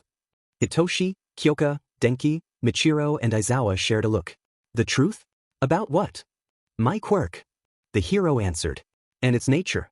Sit down, this is going to be a long story. The group sat and listened as All Might told his tale, from the quirk's true name, One for All, and its origins to its nature and his decision to pass it to Izuku, something the teen had agreed on. The green-haired boy was now the current bearer of One for All, and he had figured that, despite Graffiti Heart's various uses, the new quirk would have too little in common with his to pass as a new ability. Guessing the 5 would figure out the truth sooner or later, he had convinced All Might to share the knowledge with them. To him, it was a question of trust, and he was loath to break his friends despite the importance of the secret. Aizawa took a moment to digest the knowledge. All Might had shrunk during the tale to demonstrate. Now, he was watching the 5. The teacher turned to him. Did you have anyone else in mind besides Midoriya? Two more, young Shinso and young Togata from 3B. But they were backup. Midoriya was my very first choice. Aizawa sighed heavily. You could have picked worse. Well, I guess I can thank you for your honesty. At least, erasure doesn't bother him. Inko laughed. He told me about it. He said he found the silence relieving. I know. He almost fell asleep when I used it. Nizu stretched his paws. We are going to test it. I know you usually use the basketball field close to the Midoriya home, but Gym Gamma is wider and easier to repair. It's more appropriate. Midoriya, fetch your gym uniform. Honda-san, you're free to come along since you're one of his teachers. Michiro-sensei is everyone's sensei. Itoshi grinned. The courier shrugged. I'll tag. Best that I know what Kiddo is capable of before he uses it at the field or Shada's crossing. So, the group headed to the gym. Inko's bag turned to contain drinks and snacks, a common sight for the basketball field regulars. She, Recovery Girl and Nizu sat by the side while the rest of the group stood by Izuku. The teen closed his eyes. The harmony was singing in his head, a counterpoint to Graffiti Heart's cacophony. There was something to be said about the way the two quirks contrasted each other. He remembered how All Might used One for All, the way it made his body morph not unlike the way he used Apotheosis. He seized the harmony as a whole, not the individual strings but the whole braid, and let it flow over his body. Green static covered his body. For a brief moment, Izuku focused it on the ground and let colors spring to life. When the static refocused on him, the teen was surrounded by an intricate braid of 8 strands. All Might recognized the picture. This is what One for All sounds like in your head, a harmony of 8 different sounds. My boy, mind completing the picture with Graffiti Heart? Izuku nodded. Soon, the area under his feet was covered by a kaleidoscopic squiggle. Aizawa raised a brow. That is what Graffiti Heart sounds like? No wonder he likes when I use erasure. Izuku raised a hand. Michiro frowned. Remember, kid, baby steps. You get a new ability, you start small. This way, the collateral damage will be limited if you lose control. Izuku smiled. I know, sensei. This was why he went for a flick instead of a punch. The wind blast generated tore a gash in the ground. Denki whistled. Then he saw Izuku shake his hand while hissing. Damn, it hurt. Indeed, his index was ruined. Recovery Girl kissed it. One for All holds an impressive amount of power, but that doesn't mean its current wielder is durable enough to handle it. You're lucky all your free running, dancing and hero ing so far made you tougher, boy, but your body is clearly not resilient enough to handle its full strength. Izuku mulled over the words. The durability part can be arranged. But the full strength. Michiro tilted his head. You refer to both Graffiti Heart and One for All as music. Have you tried calibrating the volume before? I mean, you can turn sound on and off, but not only. You can also decide how intense it is. Izuku turned to him. Doable in theory. Calibrating One for All's power output like I calibrate the volume of music. That's an appropriate comparison, but to see if it's doable. First, though, for the durability, Apotheosis is much more resilient than my fleshy body. He focused Graffiti Heart in his arm and watched it transform. Then he overlaid One for All on top of it. After a moment, the teen spread the harmony to his whole body. It feels more natural this way. He would simply have to be cautious. He made a point of only moving his transformed arm and flicked a finger again. The gash was even deeper. The whole group gulped. At least the ling wasn't damaged. Still, kid? Learn to calibrate the volume first and foremost. Apotheosis is already tough. Top it off with One for All? I'm pretty sure you could fight All Might to a standstill. So, the next 2 hours were spent learning to moderate the quirk's power output. Michiro had been right. It felt like calibrating volume. They didn't try kicks, punches, or any offensive move. After seeing the damage a mere flick could cause, both transformed and untransformed, the adults had collectively agreed making sure Izuku was in control took top priority. Baby steps, the courier had said. This means most of the session was spent moving around and making different motions. Boring, but better that than a broken limb. Nizu looked at the picture on the ground. 8 bearers. 8 strings. I wonder if there is a connection. Every day afterwards, as soon as school was over, the group spent 2 hours at the gym to help Izuku train his new quirk. Despite being a courier, Michiro still joined by virtue of being Izuku's oldest mentor, and thus the one with the best insight regarding the teen. 1 week later, Izuku could move around normally with One for All at 15%. Michiro had vetoed the combination of One for All and Apotheosis until the teen's mastery was at 50%. Aizawa was mildly annoyed that Izuku listened to the man more than him. By the second week, the teen began sparring with All Might. The symbol of peace was pleased by his surrogate son's swift progress. Well, Graffiti Heart has several similarities with One for All. Inko pointed. Sweetie has his past experiences to rely on. The final exams were coming and the UA staff was busy setting it up. The written part was easy. The practical part, however, was always a bit more problematic. Somehow, Izuku, Hitoshi, Kyoka and Denki overheard Amelia pester about something. Problem? You brats tell me. You know the story. Contrary to popular belief, not everything is online. If I want to access a databank, I need to plug myself in. Go do that when the server is in the full middle of a villain lair and heavily guarded by quirks and guns in equal measure, and you don't want to be spotted. My quirk is technopathy, not bloody invisibility. The 4 teens left her and convened. Kyoka shook her head. Bad idea. Even if we stormed the place, without a hero license, it would count as vigilantism. Then we'll have to do it the sneaky way. Denki grinned. Remember what she taught us? Hitoshi snickered. Aizawa-sensei and I used the pizza last time. We'll have to go with the clipboard. As for the proper uniform, Static danced over Izuku. That can easily be arranged. A few days later, Amelia was surprised to enter her office and find a very specific server, complete with a scribbled note. Clipboard plus shape-shifting uniform plus janitor's key. Don't get found, don't get caught. Have fun. Amelia barged in the teacher's lounge and slammed the note in All Might's lap. Do me a favor and ground these brats, will you? Aizawa raised a brow as All Might choked on his blood. Then the pro showed him the note and the teacher folded his sleeves. Right behind you. The pair left. The rest of the teachers, Nizu included, rushed to grab the note. Putting 2 and 2 elicited reactions ranging from snicker to exasperation. The principal chuckled. Cancel our current practical exam. I know exactly what to do. Everyone turned to him. And what will it be? 13 dared to ask. Stealth recovery. Aizawa was miffed by the change of plan, especially since the idea had come from the Furzum's crazy stunt. And yet, when Nizu explained the logic behind, he had to admit the idea was good. Overpowering a villain is one thing. The principal explained to the gathered class 1A and B. Outsmarting them is something else. This exercise will test your ability to outthink your opponent by recovering an item they're guarding. Naturally, violence is forbidden. Not that I believe you stand a chance against us teachers. The rules are as follow. Every student will be paired in a tandem and given a specific item to recover from a teacher. Naturally, they will be given both its nature and location. Quirks are allowed, but violence is strictly forbidden. This is a stealthy recovery. The students have 1 week. Any mean is fine so long as it doesn't involve fighting the teachers. Being caught doesn't mean the pair is out. They can try as many times as they want so long as they follow the rules and retrieve the item before the end of the week. It must be a team effort. Both students must be involved in the recovering process instead of one doing all the work. This said, the rule is laxer for those whose recovery involve pickpocket. On paper, simple. In practice, as each student did some math, not so much. Nizu gave the pairings. Izuku Midoriya and Hitoshi Shinso, Tenya Ida and Momo Yaozu, Toru Hagakure and Masahiro Ojiro, Denki Kaminari and Kyoka Jiro, Katsuki Bakugo and Shoto Todoroki, Siu Azui and Ochako Uraraka, Ijiro Kirishima and Mina Ashido, Yuga Aoyama and Hantasiro, Mizo Shoji and Minoru Mineta, Rikido Sato and Koji Koda, Fumikage Tokoyami and Shirhai Kuwaro, Itsuka Kendo and Nito Minoma, Ibara Shiozaki and Kinoko Komori, Inesa Yorashi and Juzo Hananuki, Yui Kodai and Setsuna Tokage, Hiryu Rin and Reiko Yanagi, Pony Tsunatori and Jiroda Shishida, Kozai Tsubiraba and Senkaibara, Yosetsu Owaze and Taguru Kamakiri, Nairenjiki Shoda and Manga Fukudashi, Kojiro Bando and Tetsu. As for the items, Izuku Midoriya and Hitoshi Shinso pair of earrings from Ectoplasm's desk.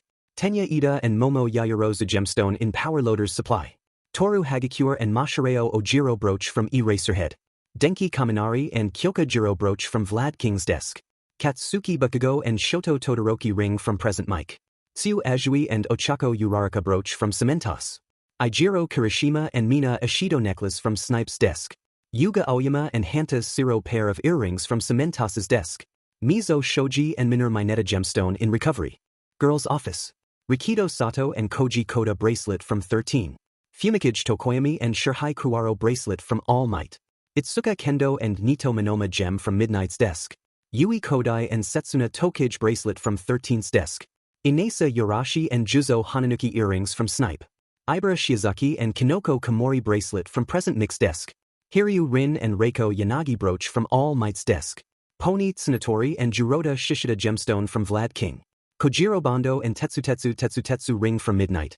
Yosetsu Owaze and Taguru Kamakiri ring from Eraserhead's desk. Kozai Tsubiraba and Senkaibara brooch from Ectoplasm. Nairenjiki Shoda and Manga Fukudashi earrings from Power Loader. Ijiro and his brother shared a look. Wait, you're saying we'll have to pickpocket you? For those whose target item is on the teacher, yes. Nizu grinned. Remember, quirks are allowed. Violence isn't. This exam is all about subtlety. The pair turned to Tokoyami and Kuwaro. Pickpocketing All Might? Good luck, guys. You're going to need it. The two teens in black were seriously lacking in self-assurance at the moment. Everyone understood. Rin and Yanagi also felt nervous. They wouldn't have to be close to the symbol of peace to rob his desk, but they would still have to raid his belongings. They weren't looking forward to it, not the slightest. Nizu chuckled. Beginning is tomorrow. Have fun. Principal Rodent. Mineta huffed. Thus began one of the most memorable events of UA. Music tracks. Green Onions, Booker T and the MGs. The Mission Impossible theme. The Breakfast Machine, Gary Elfman. Curb Your Enthusiasm theme. Soul Bossa Nova, Quincy Jones. Town, The Idol Mitstir. Take your pick so long as it makes you laugh. Izuku Midoriya and Hitoshi Shinso. Naturally, the pair was the first to move. Toshinori was now spending every night at the Midoriya household, to the point he was pretty much living there. Retrieving the teacher's timetable while he and his mother were busy was simple. From there, establishing a plan of action was easy. They patiently waited that Ectoplasm was busy teaching class 1B, then, Mike-sensei? Yes, little listener? Go sit on the chair and don't move. Brainwashed, present Mike obeyed. Izuku and Hitoshi lost no time bolting from the classroom and to Ectoplasm's office. Fortunately, to avoid students peering into teacher-only papers, the items had been placed in preset cabinets, which happened to be locked. Not that it stopped the pair. Hitoshi had long learned to pick locks to escape his home. Picking Ectoplasm's lock took all of 1 minute. In and out the pair went back, to find Yuga and Hanta missing. The pair shrugged and decided to wait until they returned. As soon as they were back, Hitoshi snapped his teacher who sighed. Let me guess, Ectoplasm is missing a pair of earrings. Izuku proudly showed him the items. As soon as school was over, Ectoplasm went to take them to Nizu. When he saw he wasn't the only one to have had his item stolen, he turned to Mike. They did what exactly? Shinso brainwashed me. I guess their classmates saw their chance to sneak out. And indeed, Yuga Aoyama and Hanta Siro.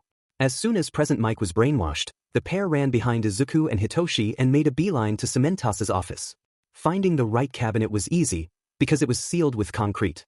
Not a single lock to pick anywhere. Guess we'll have to blast it open. Hanta shrugged. Yuga winced. Mon cher, much as I wouldn't mind using my laser to open this box, I am afraid the blast would tear through the concrete and everything inside and behind. Hanta gave the box a second look. Yeah, that might be overkill. You're sure you can't calibrate the strength of your blast? Yuga shook his head. Hanta decided to cut the middleman and shook the box. It parted from the desk. A grin crossed his face. Well, this is going to simplify things. Follow me. They hurried outside and Yuga lifted his top to reveal his belt. The laser blast was just a glancing blow. It was enough to tear a hole in one of the corners. After some shuffling, the black-haired teen retrieved the earrings.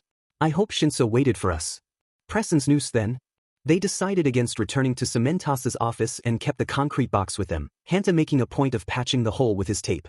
When Cementas saw the missing concrete box, he sighed. I wonder how they did it. In any case, that was cleaner than I thought. Then, as school ended, he saw Ectoplasm head to Class 1's classroom. You too. Me too. Lock was picked. As they took the 4 teens to Nizu, Tsuyu Azui and Ochako Uraraka. Ochako turned to Tsuyu. Now. Tsuyu's tongue darted. Fortunately, Cementas didn't have many pockets. The frog girl found the brooch on her first attempt. Mike noticed. He counted to 30 before warning his coworker. Ken, check your pockets. I think you're missing something. Cementas complied and could only take note of the theft. Uraraka, Azui, you win. Come over there. The 2 girls sauntered along the boys. They were heading to Nizu's office when they caught All Might petting Dark Shadow. The group instantly tensed. Sure enough, Fumikage Tokoyami and Shirhai Kuwaro. Tokoyami shook his head. This is hopeless. Pickpocketing? All Might of all people? Truly, this is a Herculean task. Kuwaro paced. There has to be a way. All Might is strong, true enough. Physically, no one in Japan can match him. But this exam is about subtlety. So, outsmarting him? How are we supposed to do that? He has decades of experience on us. What could we do that he hasn't seen before? Kuwaro absent-mindedly caressed Dark Shadow. Inspiration struck.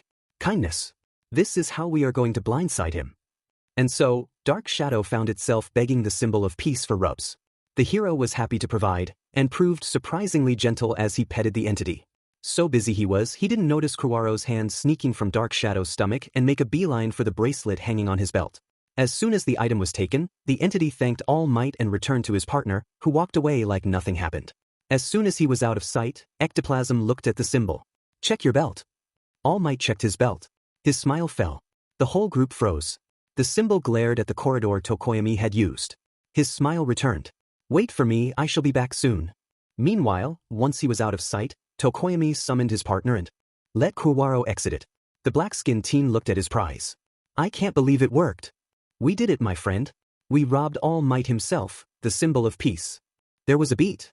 Then the three broke into a little victory dance. We pickpocket the symbol of peace. That you did, my boys. The two teens tripped on their feet and turned to All Might, who was towering over them. Don't worry. The hero reassured. You won. Come with me, please. And so, it was 8 teens and 4 teachers who entered Nizu's office. The principal raised a brow. That many on the first day alone? And one of them was All Might at that. So, tell me everything. The teens did. Nizu chuckled. Congratulations, you all pass. Well thought and well done. The teens left, giddy. The teachers were noticeably less happy, Cementos looking outright embarrassed. Losing both items in the same day. If it doesn't happen to someone else, I'll have confidence issue. Alone in his office, Nizu allowed himself a bout of fierce cackling. I love it when several gambits fire off at once. Especially when they pile up. When their classmates heard Tokoyami and Kuwaro were successful, they were awed. The pair quickly became popular, both for their courage and their cleverness, and earned themselves the admiration of a good part of the school. However, their classmates weren't about to let themselves be upstaged. The next day, Tenya Ida and Momo Yayorozu. Power Loader was checking his supplies during break when Tenya and Momo came to find him. Sensei. The busted teen grinned. We won. Power Loader took a cursory look at the gemstone she was holding. A decent effort, but there are flaws in your copy. To prove his point, he took the true gem from his cabinet, a spherical diamond, and put the two side by side. You got the shape and the general look, I will give you that. However, you used glass to make yours, hence a difference in weight and a noticeable alteration in the way light passes through. The pair started to argue. As they did, as always, Tenya agitated his hands. It was a tick of his that his classmates loved teasing him about. It was friendly teasing. It also allowed him to switch the two gems without Power Loader noticing. Fine, Sensei, you win. Sorry. We will try again another time. It was a good effort, I will give you that. Good luck next. The teacher weighted the gem twice. Too late, Tenya and Momo were already out. The teacher sighed. I take it back. Well played. Outside the room, Momo patted the gemstone currently residing in her pocket. Ibra Shiozaki and Kinoko Komori. Present Mike looked at the chocolates the two girls were offering. For me? Really? Thank you very much, little listeners. He lost no time munching on the treats. Half an hour later, he was hurrying to the bathroom as his stomach felt like bears were fighting inside. While he was busy emptying it, Ibra picked the lock. May the Lord forgive us for this trickery. Are you sure your mushrooms are harmless? Don't worry. The worst lurid bolete does when eaten raw is nausea, vomiting, abdominal cramps, and diarrhea. He will fully recover within 24 hours. Ibra decided to trust her and retrieved the bracelet. Naturally, Yamada was none too happy with the stunt. This was borderline. Nizu chided the two girls. Tampering with food and drinks is perfectly fine, but making your teacher sick is cutting really close to the line. I will accept it this time, but I strongly suggest you are more careful from then on. Of course, Principal. Rikido Sato and Koji Koda. 13 was eating lunch by the windowsill when a few birds perched on her arms. That the creatures weren't afraid surprised her. Still, as she sipped her drink through a hole in her suit, she couldn't help petting a dove that cooed in pleasure. So busy was she admiring the animal's friendliness, she didn't notice a squirrel go through her pouches and retrieve the bracelet. The animals returned to Koda, who expectantly turned to Sato. The buff teen took a bag of high-quality cereals. Here you go, just as promised. The animals enjoyed the feast as 13 finished her lunch, unaware of the robbery. Then she returned to her office and, Ewa, Yui Kodai and Setsuna Tokage. Setsuna sighed. Can't be helped. I tried every trick I knew, but forcing doors isn't my specialty. We'll have to find someone else. Risky. Yui frowned. We are on a schedule. And fetching someone would take too long. I guess we'll have to take the desk with us, then. Size it down? The girl complied. And so, when 13 went back to her office, she found a key component missing. Meanwhile, the two girls had reunited with their classmates. Yui took the shrunk desk from her pocket and brought it back to size. Anyone knows how to pick a lock? Itoshi did. When a distraught 13 came finding Yui and Setsuna, the girls returned the desk, but not the bracelet. The next day, the sky was clear, the sun was shining, the birds were singing. All in all, the day shaped to be great. And then, Denki Kaminari and Kyokujiro. It's a small world after all, it's a small world after all. Present Mike jumped to the ceiling. Turn that bloody FE music off. The teachers were all in various state of indignation, and they weren't the only ones. Every loudspeaker in UA was blasting the annoying song, and students and teachers were all reacting with varied amounts of panic and anger. All in all, the whole school was like a kicked anthill. As Amelia seized back control of the sound system, more than a few people made full use of the confusion. Denki waited until everyone was running everywhere to sneak into Vlad King's office. Thank Hitoshi for showing him how to pick locks and retrieve the brooch. When he and Kyoka presented their spoil to the teacher, the blood hero outright dragged them to Nizu's office, where the rest of the staff was waiting. On one hand, you passed.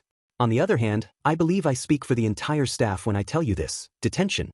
1 month. Denki and Kyoka shared a look. Worth it. Then several teachers noticed their pockets felt oddly light. Pony Tsunatori and Juroda Shishida, Kozai Tsuburaba and Senkaibara, Nirenjiki Shoda and Manga Fukudashi. Vlad King, Ectoplasm and Power Loader checked their pockets. Sure enough, their item was missing. Ectoplasm sighed. Of course, the mayhem that song caused, I'm not surprised some people jumped on the occasion. They must have used the confusion. All 3 groups passed. Kojiro Bando and Tetsu. The day was ending when Tetsu and his partner made their move. You sure you don't mind, little bro? Not the slightest, big bro. Ijiro reassured. If anything, that we're brothers will make it even more tempting. At least, that's what Mina told me when I asked for tips. Class 1 BS last PRD was art history with Midnight. The 2 teens strolled seductively to their teacher, the bottom of their shirt untucked to reveal the barest hint of their abs while their tie was a little looser than necessary. Sensei? We have questions about that lesson you gave? Their voice was suave, or at least they tried to. The 2 brothers had too little experience in Stockton to do it decently. Naturally, Midnight saw right through them. Going the distraction by sexiness way, Let me guess, Bondo is going to steal the ring the moment he deems me properly distracted. An honest effort, I'll give you that. And kudos for the choice of target. That little stunt would have never worked on Shota or 13. So, she played along. The 2 brothers did their best, that much she could admit. She answered in the same stuck tone, spreading her legs as the 2 boys surreptitiously untucked more of their shirt and flexed their muscles. It was a game of who could stuck the other, and Midnight was way beyond the brothers. But they tried. The teacher could see the effort they put in the act. So, when Bondo plucked the ring from her purse, even though she noticed, she didn't react. I was in on you the whole time. She told them sincerely in Nizu's office. But the effort you put in it was worth a mention, so I let you win. As far as first attempts go, this was a decent one. The 2 brothers were as red as Kirishima's hair. Bondo was on the sides, completely uninterested. It wasn't like he could do it, anyway. Then Midnight offered them tips. You are both handsome and manly. Intelligence through Stockton is something you can definitely attempt. You just need to refine your acting. The next day, Toru Hagakure and Mashireo Ojiro. Sometimes, the simplest methods are the best. While Ojiro asked Aizawa about practical training, a fully naked Hagakure used the distraction to snatch the brooch and put it in her mouth.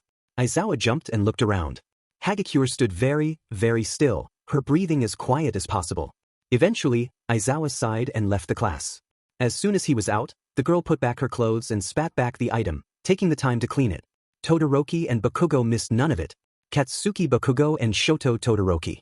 The blonde looked at the invisible girl. I wonder, Todoroki, how much pocket money does your dad give you? I need to check my account. The pair went to the computer room. Bakugo outright whistled when he saw how much the bicolored teen had. 1 million yen? You're loaded. It's not like I have anything to spend it on. What's your idea? Bakugo checked his bank account. 260,000 yen. Pretty good so far. There's no way either of us is going to get that ring from Mike Sensei without using violence. Let's be honest, none of us is subtle. But others are. You've seen how Hagakure evaded Eraser Sensei. If she can evade him, she can evade Present Mike. We just need to give her a reason to do the work for us.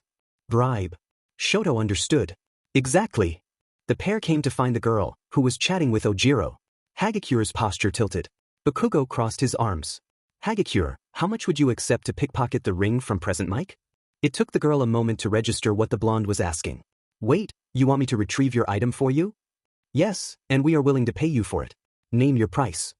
Hagakure considered. 10,000 yen. Cash. Deal. We don't have the money on us, so you'll get it tomorrow. First half up front. Second half once we got the ring. Works for me. Mizo Shoji and Minoru Mineta. At the same time, Mineta decided to take one for the team and folded his sleeves. Are you sure it's a good idea? Shoji asked, nervous. We need a reason to go see Recovery Girl. This is the quickest way. But not the most painless. No pain, no gain. Wait here. Then he walked straight to Itsuka, whose back was on him and was chatting with Nito, and smacked her rear. The pair turned and delivered an absolutely murderous glare to the dwarf. A double jumbo fist sent him flying through the air. Shoji dutifully picked him up and took him to Recovery Girl. While the elder woman nursed his wounds, Shoji discreetly picked the cabinet's lock with a secondary pair of hands, additional eyes watching in his back while he was turned to the elder nurse. Recovery Girl never noticed a thing. As they looked at the blue gemstone, Mineta crossed his arms. Let it never be said I can't be self-sacrificing when I have to. Itsuka Kendo and Nito Minoma. The day was coming to an end when Vlad King received an email from Minoma during break, apparently about due homework. As soon as he opened it, something popped from it that went straight to the email box of the other teachers. Then all emails opened their content at once. Never gonna give you up, never gonna let you down, never gonna run around and desert you. Every single teacher turned to Vlad King, who helpfully provided them with the culprit. Minoma. They all bolted at once. Nito was waiting for them in the computer room. While the teachers scolded him, the teen smirked. Aren't you forgetting something? This is a team effort. Guess what Itsuka's doing right now? Midnight froze and swore. She ran from the room at full speed. Unfortunately, by the time she reached her office, the green gem was gone, and so was the cabinet's door. Eijiro Kirishima and Mina Ishido, Yosetsu Owaze and Tagaru Kamakiri. When they saw the teachers go after Nito, the two groups saw their chance and dived in the right office. Both soon met with problems. What material did he use for that cabinet? My acid is doing nothing. Eijiro hardened a finger and poked the door, then winced when the acid bit him instead. Owaze and Kamakiri peeked from the door.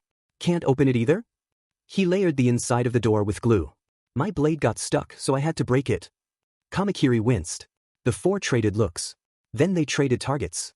Mina's acid tore through the wood and the glue while Kamakiri sliced through the cabinet's door. Once both items were retrieved, they were given to their rightful owner. Snipe and Eraserhead, upon seeing the damage, put 2 and 2 inside. Well, that's one way to do it. The next day, Hiryu and Reiko Yanagi, Inesa Yorashi and Juzo Hananuki. Rin looked at his partner. Are you sure it will be enough? My parents own a pharmacy. Based on All Might's build and given his quirk doesn't make him immune to drags, they were able to establish the proper amount of sleeping aids required to put him to sleep. We just need to wait. Rin sighed. Let's hope it works. During break, Yanagi offered the symbol of peace, a thermos of green tea. The hero warmly thanked them and savored the drink. Then a passing Snipe got curious and All Might offered to share. The two teens shared a worried look. Yeah, and about Snipe? It shouldn't be lethal. Normally. I hope. Yorashi and Hananuki, who had been tailing the teacher for an opening, saw him drink. Then he collapsed. All Might did the same soon after, puffs of steam slowly rising from his body. The two pairs shared a look. Let's hurry. Yorashi rummaged through Snipe's pockets while Rin and Yanagi picked the cabinet's lock. Both pairs hightailed it the other way as soon as their item was recovered. Aizawa passed them, wondered what the hurry was about and found Snipe, a shrinking All Might and the thermos of drugged tea. He pestered under his breath when carrying even a shrunken Tashinori turned to be difficult. Not only was the man bony, he was also heavier than his emaciated form suggested. In the end, Recovery Girl reassured the teens. Snipe slept like a log for 24 hours, but he still woke up. The teens swore it was an accident. The teacher believed them, especially after All Might pointed the thermos had been for him. If anything, it was the symbol's mistake. Katsuki Bakugo and Shoto Todoroki, Part 2. Hagakure counted the cash and nodded at the two boys. Without her clothes, Present Mike never noticed her, not even as she carefully checked his pockets for the ring. As soon as the item was retrieved, she dressed back, cleaned it and handed it to the teens, who handed her the second half of the money. Then they went to find the teacher. Little listeners? Come to steal my item? Remember, no violence is allowed. We already got it, sensei. On this, Todoroki showed him the ring. Mike spent 5 minutes checking his pockets. He came empty-ended. How? The teacher asked. You never went anywhere around me. How did you do it? We bribed Hagakure. One trip to Niza later, the principal gleefully confirmed that yes, bribing worked. Paying someone to obtain information or items one cannot obtain through regular means is a valid way to proceed, and Hagakure didn't use violence. It counts, and it was clever thinking on your part. And yes, the loophole was on purpose. After all, When Kirishima, Ashido, Awaze and Kamakiri hit a snag retrieving their own items, they didn't hesitate to switch targets then trade the items back. If you can't do something, find someone who can to do it for you. In the end, everyone passed, and Amelia made a blooper reel of the whole mess. Only those in UA could see it, and the students' family were allowed to watch if they bothered to visit the school, but still, everyone found it funny. As far as All Might was concerned, it was all that mattered. There were many ways to make people smile. For information and before anyone gapes at the sums, 1 million yen 383,656 US dollars. 260,000 yen 2439, 75 USD. 10,000 yen 93, 8366 USD. 5,000 yen 46, 9183 USD. I'll be honest. I had this one planned for a while. Life isn't fair, this is something everyone learns sooner or later. Summer was coming, and so was break. The UA staff was working on plans concerning each hero class. Most second and third years would go on work study, with the first years training to improve their quirks. The question, as always, was what to do. That evening, Shota and Hizashi went home and spent the night in each other's arms. The next day they went back to school and Aizawa? Nizu asked. I have grim news for you. Aizawa froze in his steps. What is it? One of your students, Masahiro Ojiro. Last evening he and his family went to a small restaurant to celebrate him passing the exam. The principal winced. A villain attacked. He was arrested, but all three Ojiros suffered injuries during the scuffle. They are currently in Calamari General Hospital. No word of their injuries except their lives are no longer on the line. Aizawa momentarily lost balance. One of his students. Injured. Not lethally, but someone had attacked one of his students as a civilian. Not even as a hero in training. As a civilian. An average Taro. Wrong place, wrong time, no costume, and they were in the hospital. The thought made him sick. Strong arms gripped him and straightened him. He barely heard Nizu's next words. Midnight agreed to replace you. I figured you would be worried. The hero bolted. He was at the hospital not an hour later. The receptionist didn't miss the panic in his eyes. Who are you looking for? Ojiro. Masahiro. A what? And Takashi. This way. He was guided through corridors until they reached a single room where the three Ojiros were kept. What's their status? His voice was broken. He didn't have the strength to straighten it. His whole body was in the grip of ice-cold dread. The doctor answered him. The father, Takashi, is arguably the worst off. When the windows broke, some shards cut several veins, including the carotid artery. The only reason he didn't die is because his wife staunched the bleeding the best she could. He is still suffering from blood loss, and we can't ask for donation from his family since they were also injured and need their blood. The doctor turned to another bed. Awat got off better than her husband, but she was still injured by the glass of the windows and wood from the tables and chairs. Her wounds worsened from her efforts trying to keep her husband alive, but it was nothing we couldn't mend. And their son, Masahiro. The doctor winced. He got several cuts from the debris, but the worst injuries are located to his eyes. When the windows burst apart, I'm sorry, sir. The debris shredded his eyes. We had to surgically remove the remains. Aizawa gripped the wall to avoid falling on his knees. The doctor helpfully guided him to a chair. If you don't mind me asking, who are you, exactly? Our receptionist is an empath, so we trust her judgment when requesting a guide, but that doesn't tell us who you are.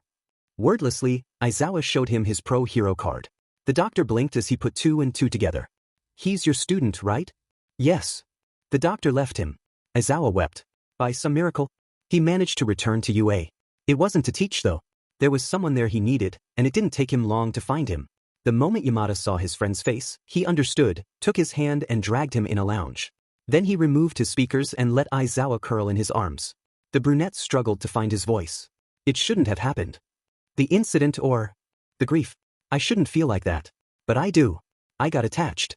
And then they got hurt and he didn't need to finish. His friend held him tight. He kept talking.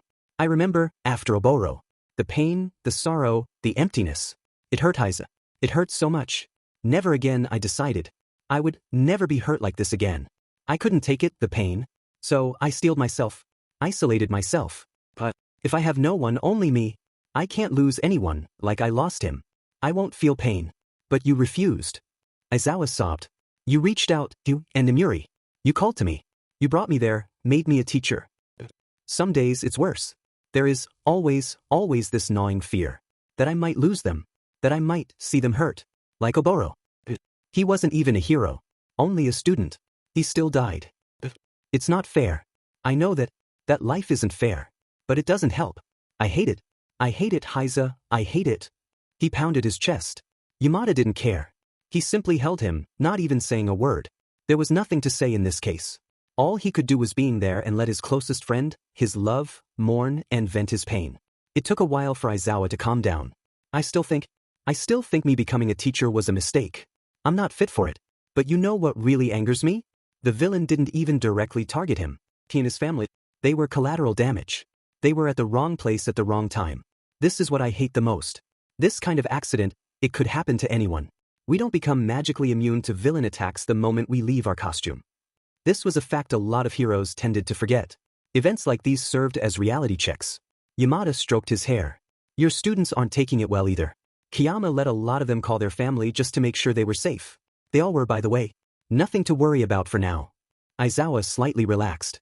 His friend smiled. Midoriya is seriously considering giving his classmates canned noises in case of a repeat. Kiyama told him to see with Nizu, but I have seen him with a handful scattered in the class. The smaller ones. Even though UA is safer. The League of Villains managed to get in once.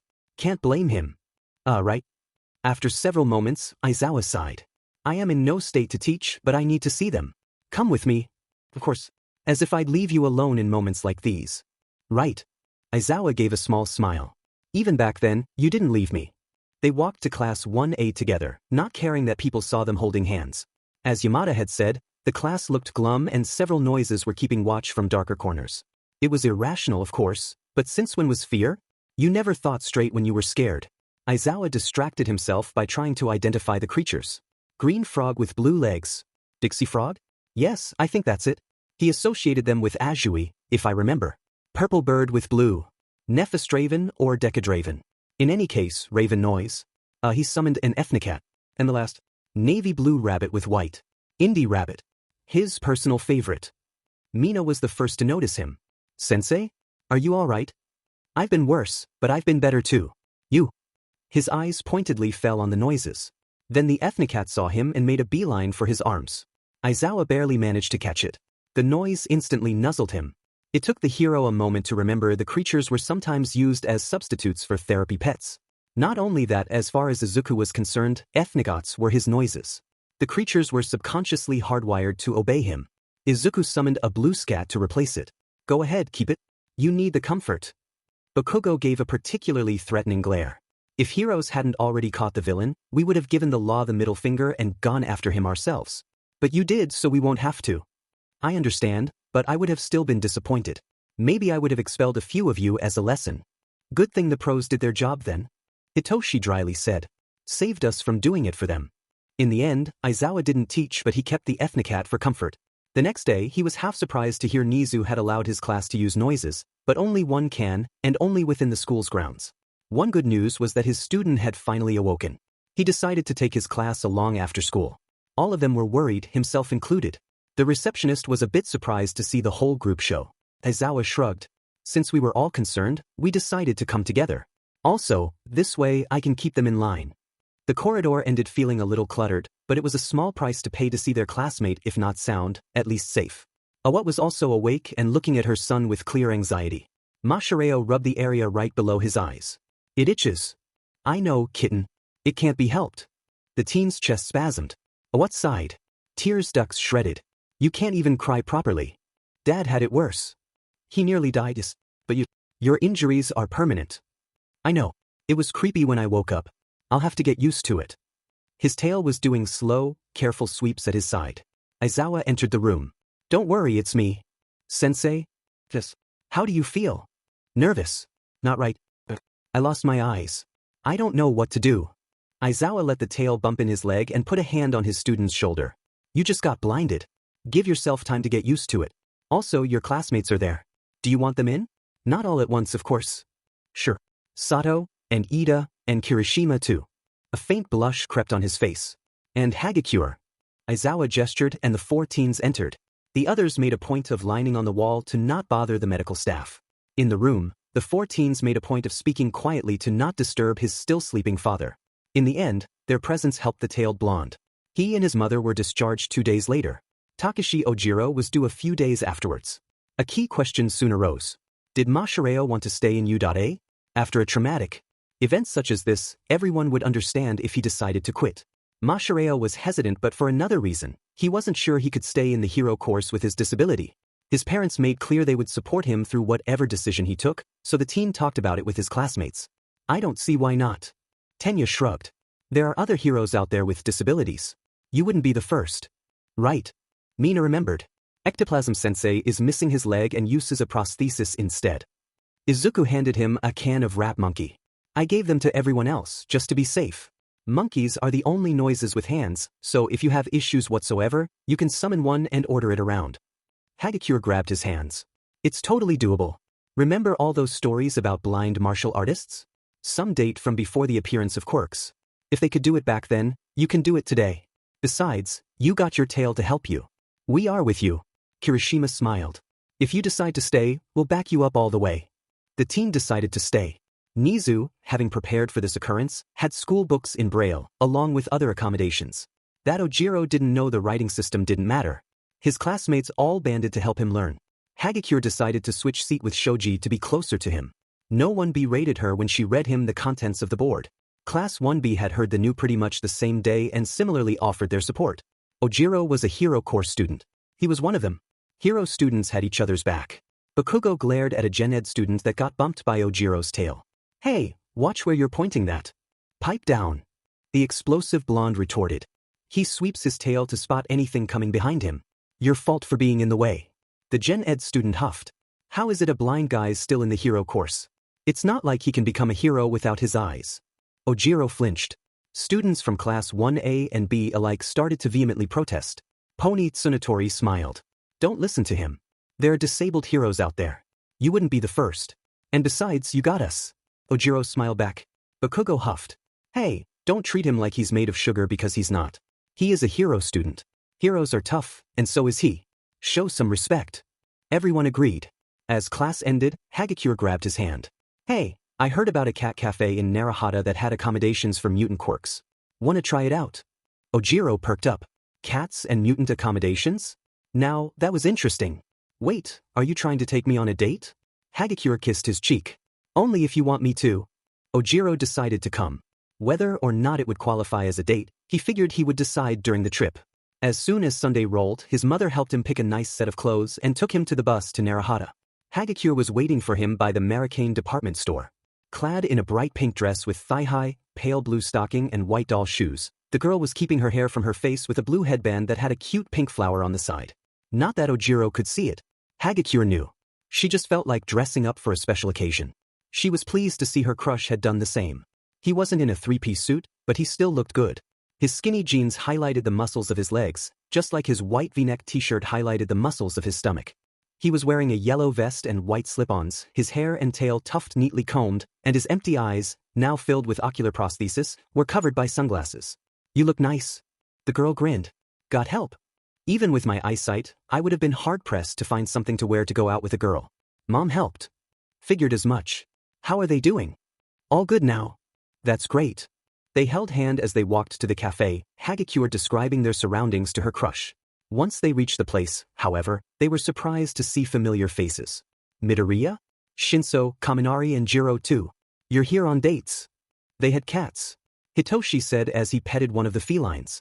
And I got curious to see those mutant accommodations. They're impressive. The staff knows their job. Indeed, the chairs alone had high backrests with wide holes for back appendages. Ojiro could easily fit his tail, and Hagakure told him Hitoshi had his graffiti stinger out. Not only that, he and his friends had dressed nicely for the occasion. Rather than his usual hoodie and cargo pants, Izuku was wearing emerald green tissue pants and a lighter, almost lime green shirt with a cute red graffiti heart on the left BRST and red lightweight sneakers. Hitoshi, meanwhile, was wearing a purple gilet over a black long-sleeved shirt with a silver cat head on the chest, his legs clad in purple and blue tartan-patterned capri pants and his feet in black slip-ons. Denki and Kyoko were at a separate table. The electric blonde was wearing tight high-waisted jeans with stylish black and white sneakers. A denim jacket covered a yellow and black shirt. Kyoka, meanwhile, was wearing a short, dark pink skirt over black thighs and equally black go-go boots. Her chest was covered by a black crop top with a pink treble clef on the heart, set over a lighter pink mid-sleeved shirt. All in all 6 teenagers looked nice. They weren't the only teens who had picked the cafe for a date. There was another couple made of 2 boys, one with spiky orange hair and wearing a purple and black top with white shorts and big purple headphones, while his partner had a mop of gray hair, a similarly gray vest and darker pants. Finally, two adult men were sitting at a nearby table, a handsome blonde with long hair tied in a loose bun and wearing a red leather jacket with beige pants and thin-rimmed glasses, while the other had shoulder-length black hair and a dark purple polo neck with black pants and black derby shoes. He had a fluffy cat in his arms that he was petting fondly. His partner gave him a loving look. It was clear he was smitten. Everyone was having a good time enjoying coffee, snacks and cats. The spiky redhead inhaled deeply. His boyfriend looked at him. "Are you all right, Niku?" "I'm fine, Josh. The people are happy. It is pleasant." Joshua held his hands. "If it feels overwhelming, focus on me. You always say you feel my emotions more keenly than others. That's why I'm your anchor." "I know." Niku smiled and sipped his drink. Loved his boyfriend dearly. A shame his parents didn't agree. His hand wandered to the cat on his lap. "It's a nice change from Hanakoma's place." Joshua smiled. Meanwhile, Denki had finished writing something for Kyoka and was showing it to her. As soon as she was done reading, the girl shook her head. "Idiot." Then she grabbed him and kissed him. "I love you too." Indeed, on the paper were the lyrics of a song. "Feel the people, hear the voices. They are reaching out to catch you. Feel the rhythms, hear the noises. You are beating all the visions. Is it angels, is it devils whispering in my ears? Is it emotions, is it illusions? I need to be with you." Izuku watched them as he played with Hitoshi's fingers. The purple teen played along, a huge smile on his face. The two teens didn't say a word, simply relishing in the other's company. Izuku hesitated a moment before leaving his seat to hug Hitoshi from behind, his head on his. Hitoshi made a purring noise. Ojiro's tail wagged nervously as he raised a hand to Hagikure's face. He hesitated as if asking for permission. The girl understood. She took his hand and heard it caress his face. A smile grew on the tailed teen's face. "I see you. I'm invisible." Hagikure chuckled. "You can't even see me with eyes. Good thing I lost mine. Do you mind?" "Not the slightest." She let him caress her, his fingers outlining her face and letting him perceive her in a way no one else could, not without her approval. At the nearby table, the two adults were chatting happily. "It's been way too long since we did one of these. I missed it. With everything going at school, we were all due a break. Also, I'll take these kinds of going outs over Nemuri's evening parties anytime." "Yeah, sweet drinks and kittens are more your style." Ojiro's tail flicked. "Wait, I know these voices. Sensei, is that you?" The two adults froze. Hagikure and the other four teens turned to the pair. The black-haired man tried to hide his face. "Nope." The blonde man also looked tense. Ojiro turned to them. "I recognize your voice. Aizawa and Yamada-sensei, you're also on a date." Hagikure looked at him and her teachers in quick succession. "Wait, are you saying it's them?" "But I didn't even recognize them. They look completely different." "I agree." Hitoshi smiled, impressed. "We never see them outside their hero outfit, so we have no idea what they're like as civilians. You look good, especially you, Sensei. You usually look slovenly in class. To see you cleaned up like that is nice." Aizawa blushed up to his hairline. Yamada was also blushing but not as hard, and there was an awkward smile on his face. Izuku grinned. "Looking good, Sensei. You should clean up more often." Kyoka whistled appreciatively. Denki laughed. "Not a 10, but you definitely got the looks." "Neat." Aizawa buried his face in the menu to hide his embarrassment. His lover chuckled. "Told you." "Pipe down, Heiza." Yamada shook his head. "Oh no. I mean, even the kids agree you look fine. You should definitely do it more often." "I don't have the time to do that every morning. What's the point besides? Since when are my looks a factor in my job?" Hitoshi had never thought he'd see the day Eraserhead, cold, dour, razor-sharp focus Eraserhead, look flustered. And yet, his homeroom teacher was dying of embarrassment as his students praised him. And his lover was having the time of his life. "Looks like you can kiss your image goodbye, Sho. The kids have seen your softer face, and they aren't about to forget it." Aizawa groaned. Kyoka sipped her drink. "If someone had told me Aizawa-sensei could look beautiful one day, I would have called them a liar. But what do you know? Miracles happen." Ojiro tilted his head. "Beautiful? Not handsome." Denki snickered. "Sensei doesn't look manly enough to qualify as handsome." Dead silence. Everyone turned to him. Aizawa slowly rose from his seat, eyes a faint red. Niku sensed the man's anger and beat a hasty retreat behind Joshua. Hitoshi closed his eyes. "R.I.P., Denki Kaminari. Nice knowing you, Firefly." Kyoka sighed. "You moron." Ojiro and Hagikure shared a look. Denki is done for. The blonde didn't seem worried, though. "What? I'm just stating facts. Sensei is more pretty than manly. Besides, we're all as civilians and he can't beat my butt. What is he gonna do? Give me more detention?" Try me, brat. The argument was stopped by Niku turning to the street and frowning. Trouble incoming. Hostile. This way. Everyone tensed. Indeed, the two teachers spotted a man surrounded by tendrils of energy walking angrily toward the cafe. Aizawa turned to him and decided he was a bigger concern than his mouthy student. He walked toward him and cracked his knuckles, Yamada one step behind. The memory of Ojiro's injury was still fresh in his head. He wasn't about to allow for a repeat. The man noticed the teacher's murderous glare. His quirk faltered, but it wasn't due to erasure. Aizawa crossed his arms.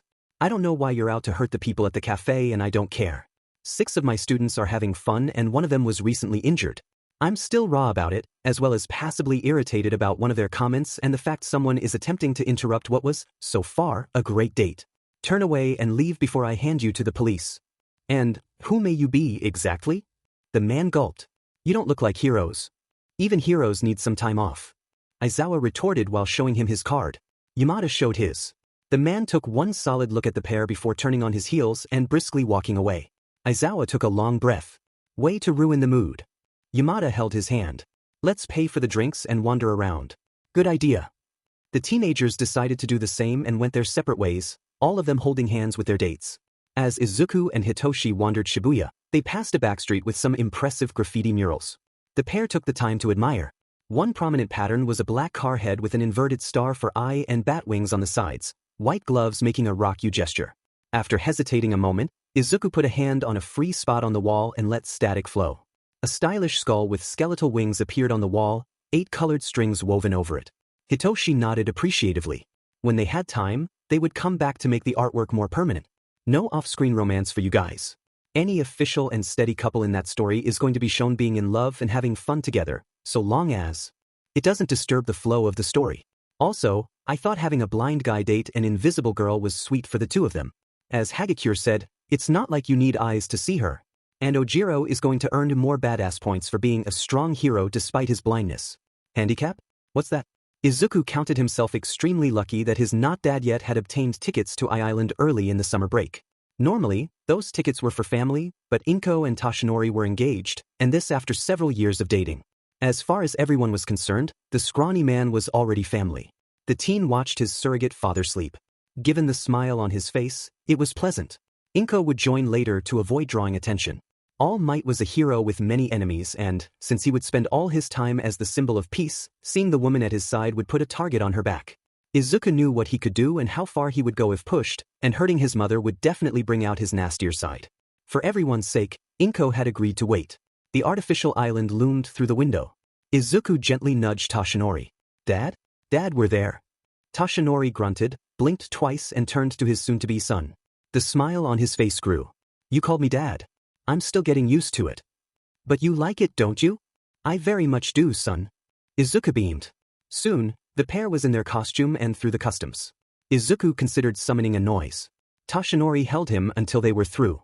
As soon as they were out, though, the teen summoned an indie rabbit and a jazz rabbit. The indie rabbit stayed to his side. The jazz rabbit jumped on All Might's shoulders. If Ethnicots were Aizawa's noises, jazz rabbits were All Might's partners. Not that he needed them, especially when transformed, but all of Izuku's family and friends had partners. There would be no exception. They were wondering where the hotel was when a reporter noticed it. She warned the crowd. The crowd mobbed All Might. Izuku was caught in the sea of bodies. Shaken as he was, he didn't notice a melody overtaking his mind, the song covering Graffiti Heart until it blocked it altogether. Izuku barely minded it, an afterthought that something in his head sounded red. He slipped through the crowd, moving among them as if he wasn't there. They didn't notice him as he stepped at a reasonable distance. After a fair amount of time, All Might dragged himself out. Izuku found it rather funny that his face was covered with lipstick. Don't let mom see you like that, she'll get jealous. All Might looked around several times. Izuku raised a brow. Dad. Graffiti Heart rang in his head. All Might finally saw him. Ah, my boy. I thought I'd lost you. I was right there. And you should remove that lipstick before mom sees it and gets jealous. All Might shuddered and quickly cleaned his face. There are less painful ways to die. Now, let's hurry before we're late. There is someone I would like to meet, an old friend from the States. Before you ask, he doesn't know about One for All. All right, I'll keep quiet. They had started walking when a blonde girl on a pogo stick appeared and jumped in the symbol's arms. Uncle Might. Ah, Melissa. She was busty, with thin frames on her eyes, a red and white top with a big checkered bow, pale gray pants and angle-high brown boots. Izuku didn't miss the familiarity with which his surrogate father greeted the girl. Not only that, she was the one who had invited them. The teen offhandedly wondered if, since she called All Might her uncle, he could consider her a part of the family. The hero smiled. Melissa, this is my precious student, Izuku Midoriya. Young Midoriya, this my old friend's daughter, Melissa Shield. Izuku smiled, the indie rabbit in his arms. Nice to meet you. Nice to meet you too, hey cute. What kind of creature is that? It looks like a bunny but it's partially made of graffiti, and Uncle Might has one, but the colors are different. Where did you get it? It's my quirk. Izuku explained. Graffiti heart lets me change the cacophony in my head into color. From there, I can do a lot of things, enough that I have a whole notebook about it. I don't think I figured out every subtlety yet. Oh. Yes, seriously. But, since you ask about the rabbits, they are noises what I get when I take notes to make a melody and manifest it. He started humming one more time as static danced on his arm. A white penguin with gradient red graffiti wings and talons emerged in a flash. This is an electro-popguin. The noise in my arms is an indie rabbit and the one on All Might's shoulders is a jazz rabbit. Melissa raised a brow. Wait, electro, indie and jazz. Those are music genres. The melodies you use have to be a specific music for you to make noises. Yep. Bass sounds will just give me color. Different music genres will make different noises. I have about 115 noises in all. Melissa whistled. This is cool. What else can you do? Izuku laughed. Best that I simply give you the notebook. It will be quicker. That bad. That bad. He handed her the notebook. Melissa read it as she guided them through the research complex, all the way to a room that was almost completely empty. The man she called had messy brown hair and black glasses, and was wearing gray pants with a darker shirt. Izuku held a chuckle as All Might introduced himself in his usual bombastic way. He let them reunite. Professor David Shield was a former sidekick of All Might back when he was in the States, being the one who had designed every one of his costumes. The man was famous, having even won a Nobel Prize. It is an honor to meet you, sir. I mean, All Might looks like he really missed you. David raised a brow. Is it me, or did you almost call him Dad? Busted. Izuku blushed to his hairline, and even All Might seemed suddenly embarrassed. Fortunately, Izuku was a quick thinker. Oh yeah, right. My father is never there, so, since All Might took me as his student, he sorta replaced him as my parental figure. It's nothing. Nothing, my rear end. All Might thought. Still, nice save, son. The professor smiled. Put it like that, it's alright then. I can't say I disapprove. For all his bulk, All Might is a real cuddle bug.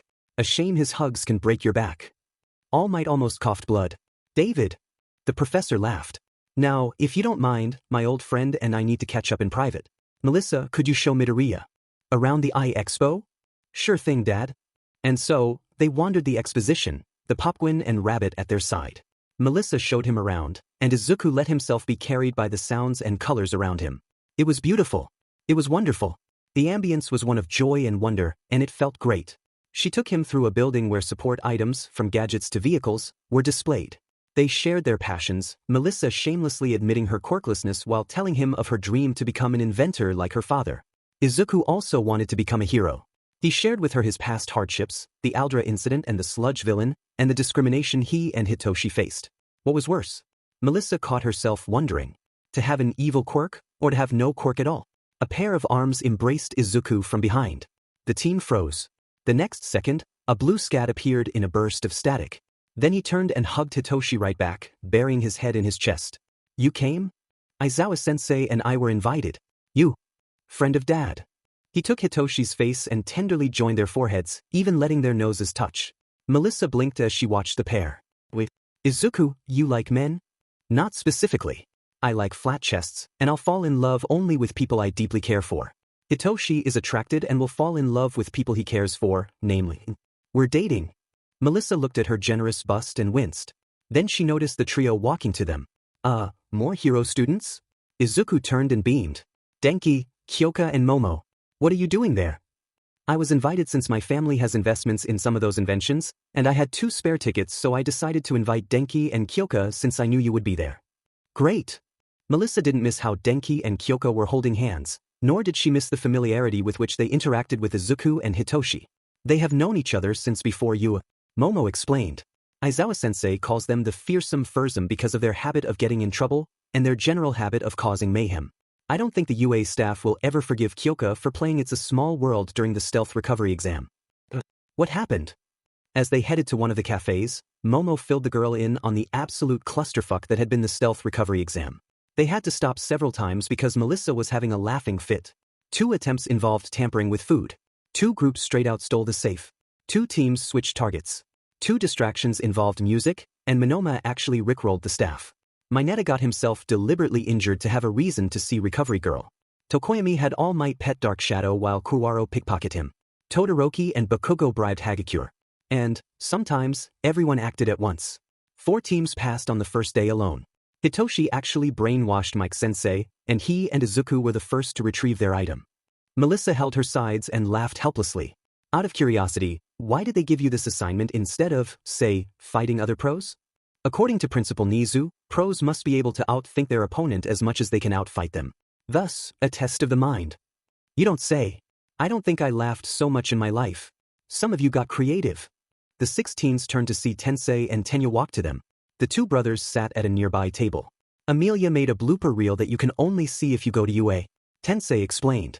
When Tenya told me about the exam, I went to watch the video. I had to stop several times because I was too busy laughing. You too. Definitely. I wish they did that for one of my exams.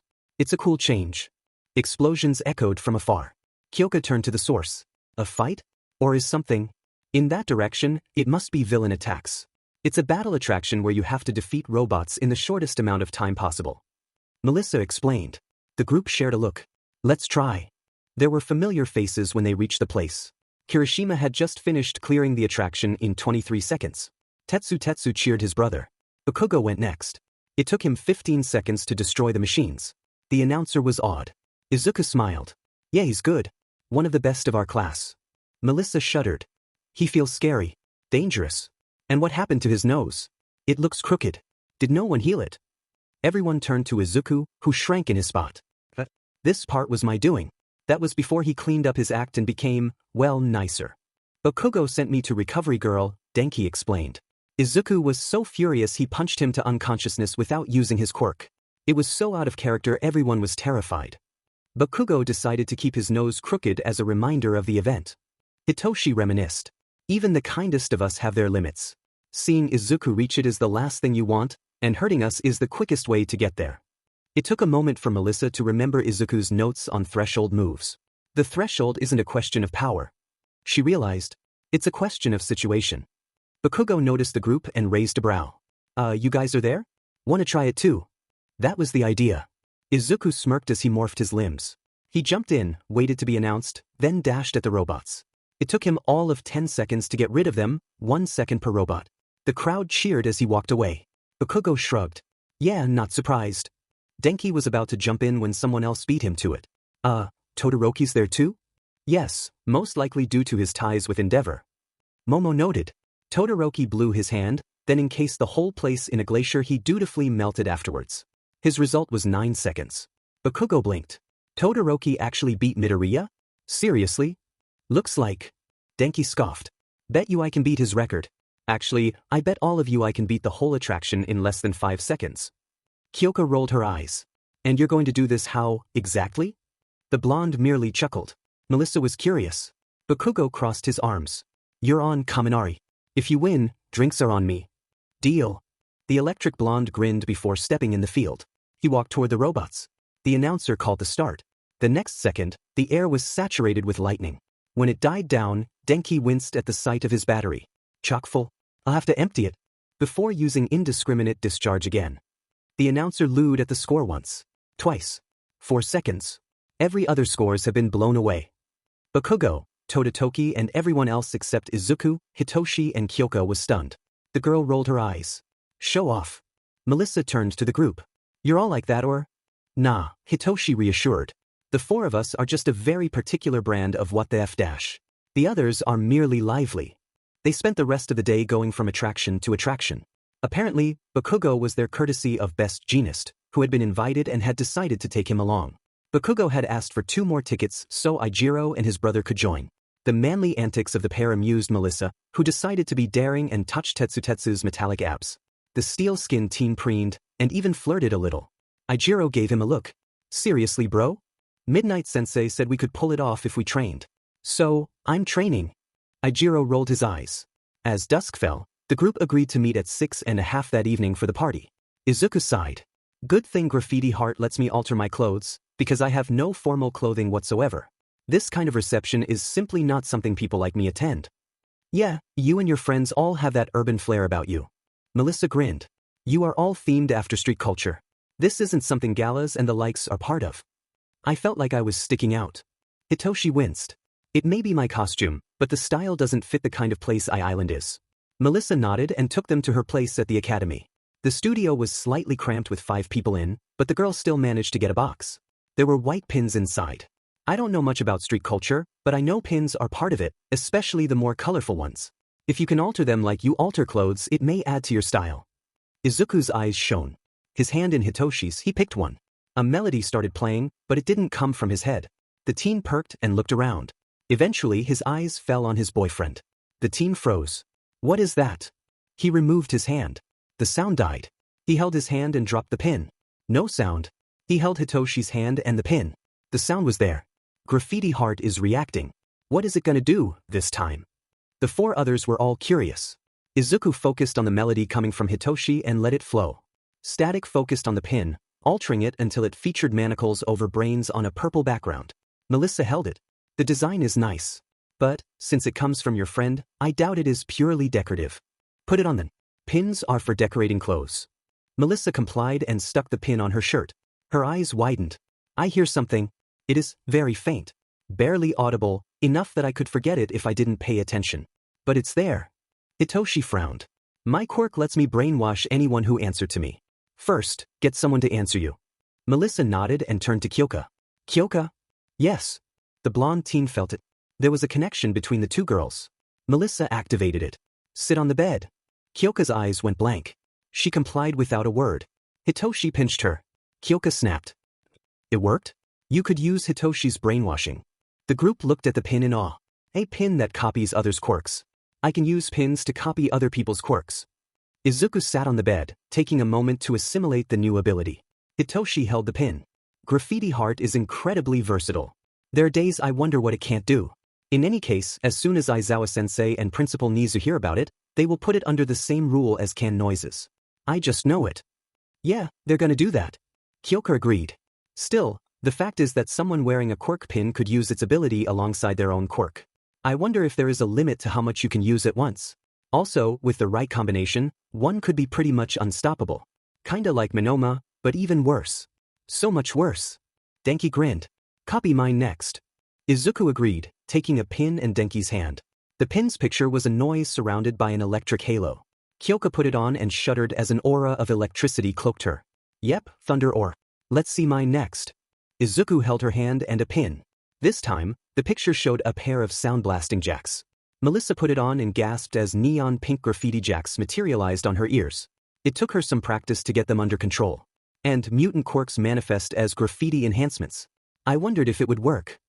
Izuku held the 3 pins, thoughtful. I'd like to talk with Toshi-san and Aizawa-sensei before experimenting any further. The ability to copy quirks on pins and give them to anyone is dangerous. I'd like to know what they think about it.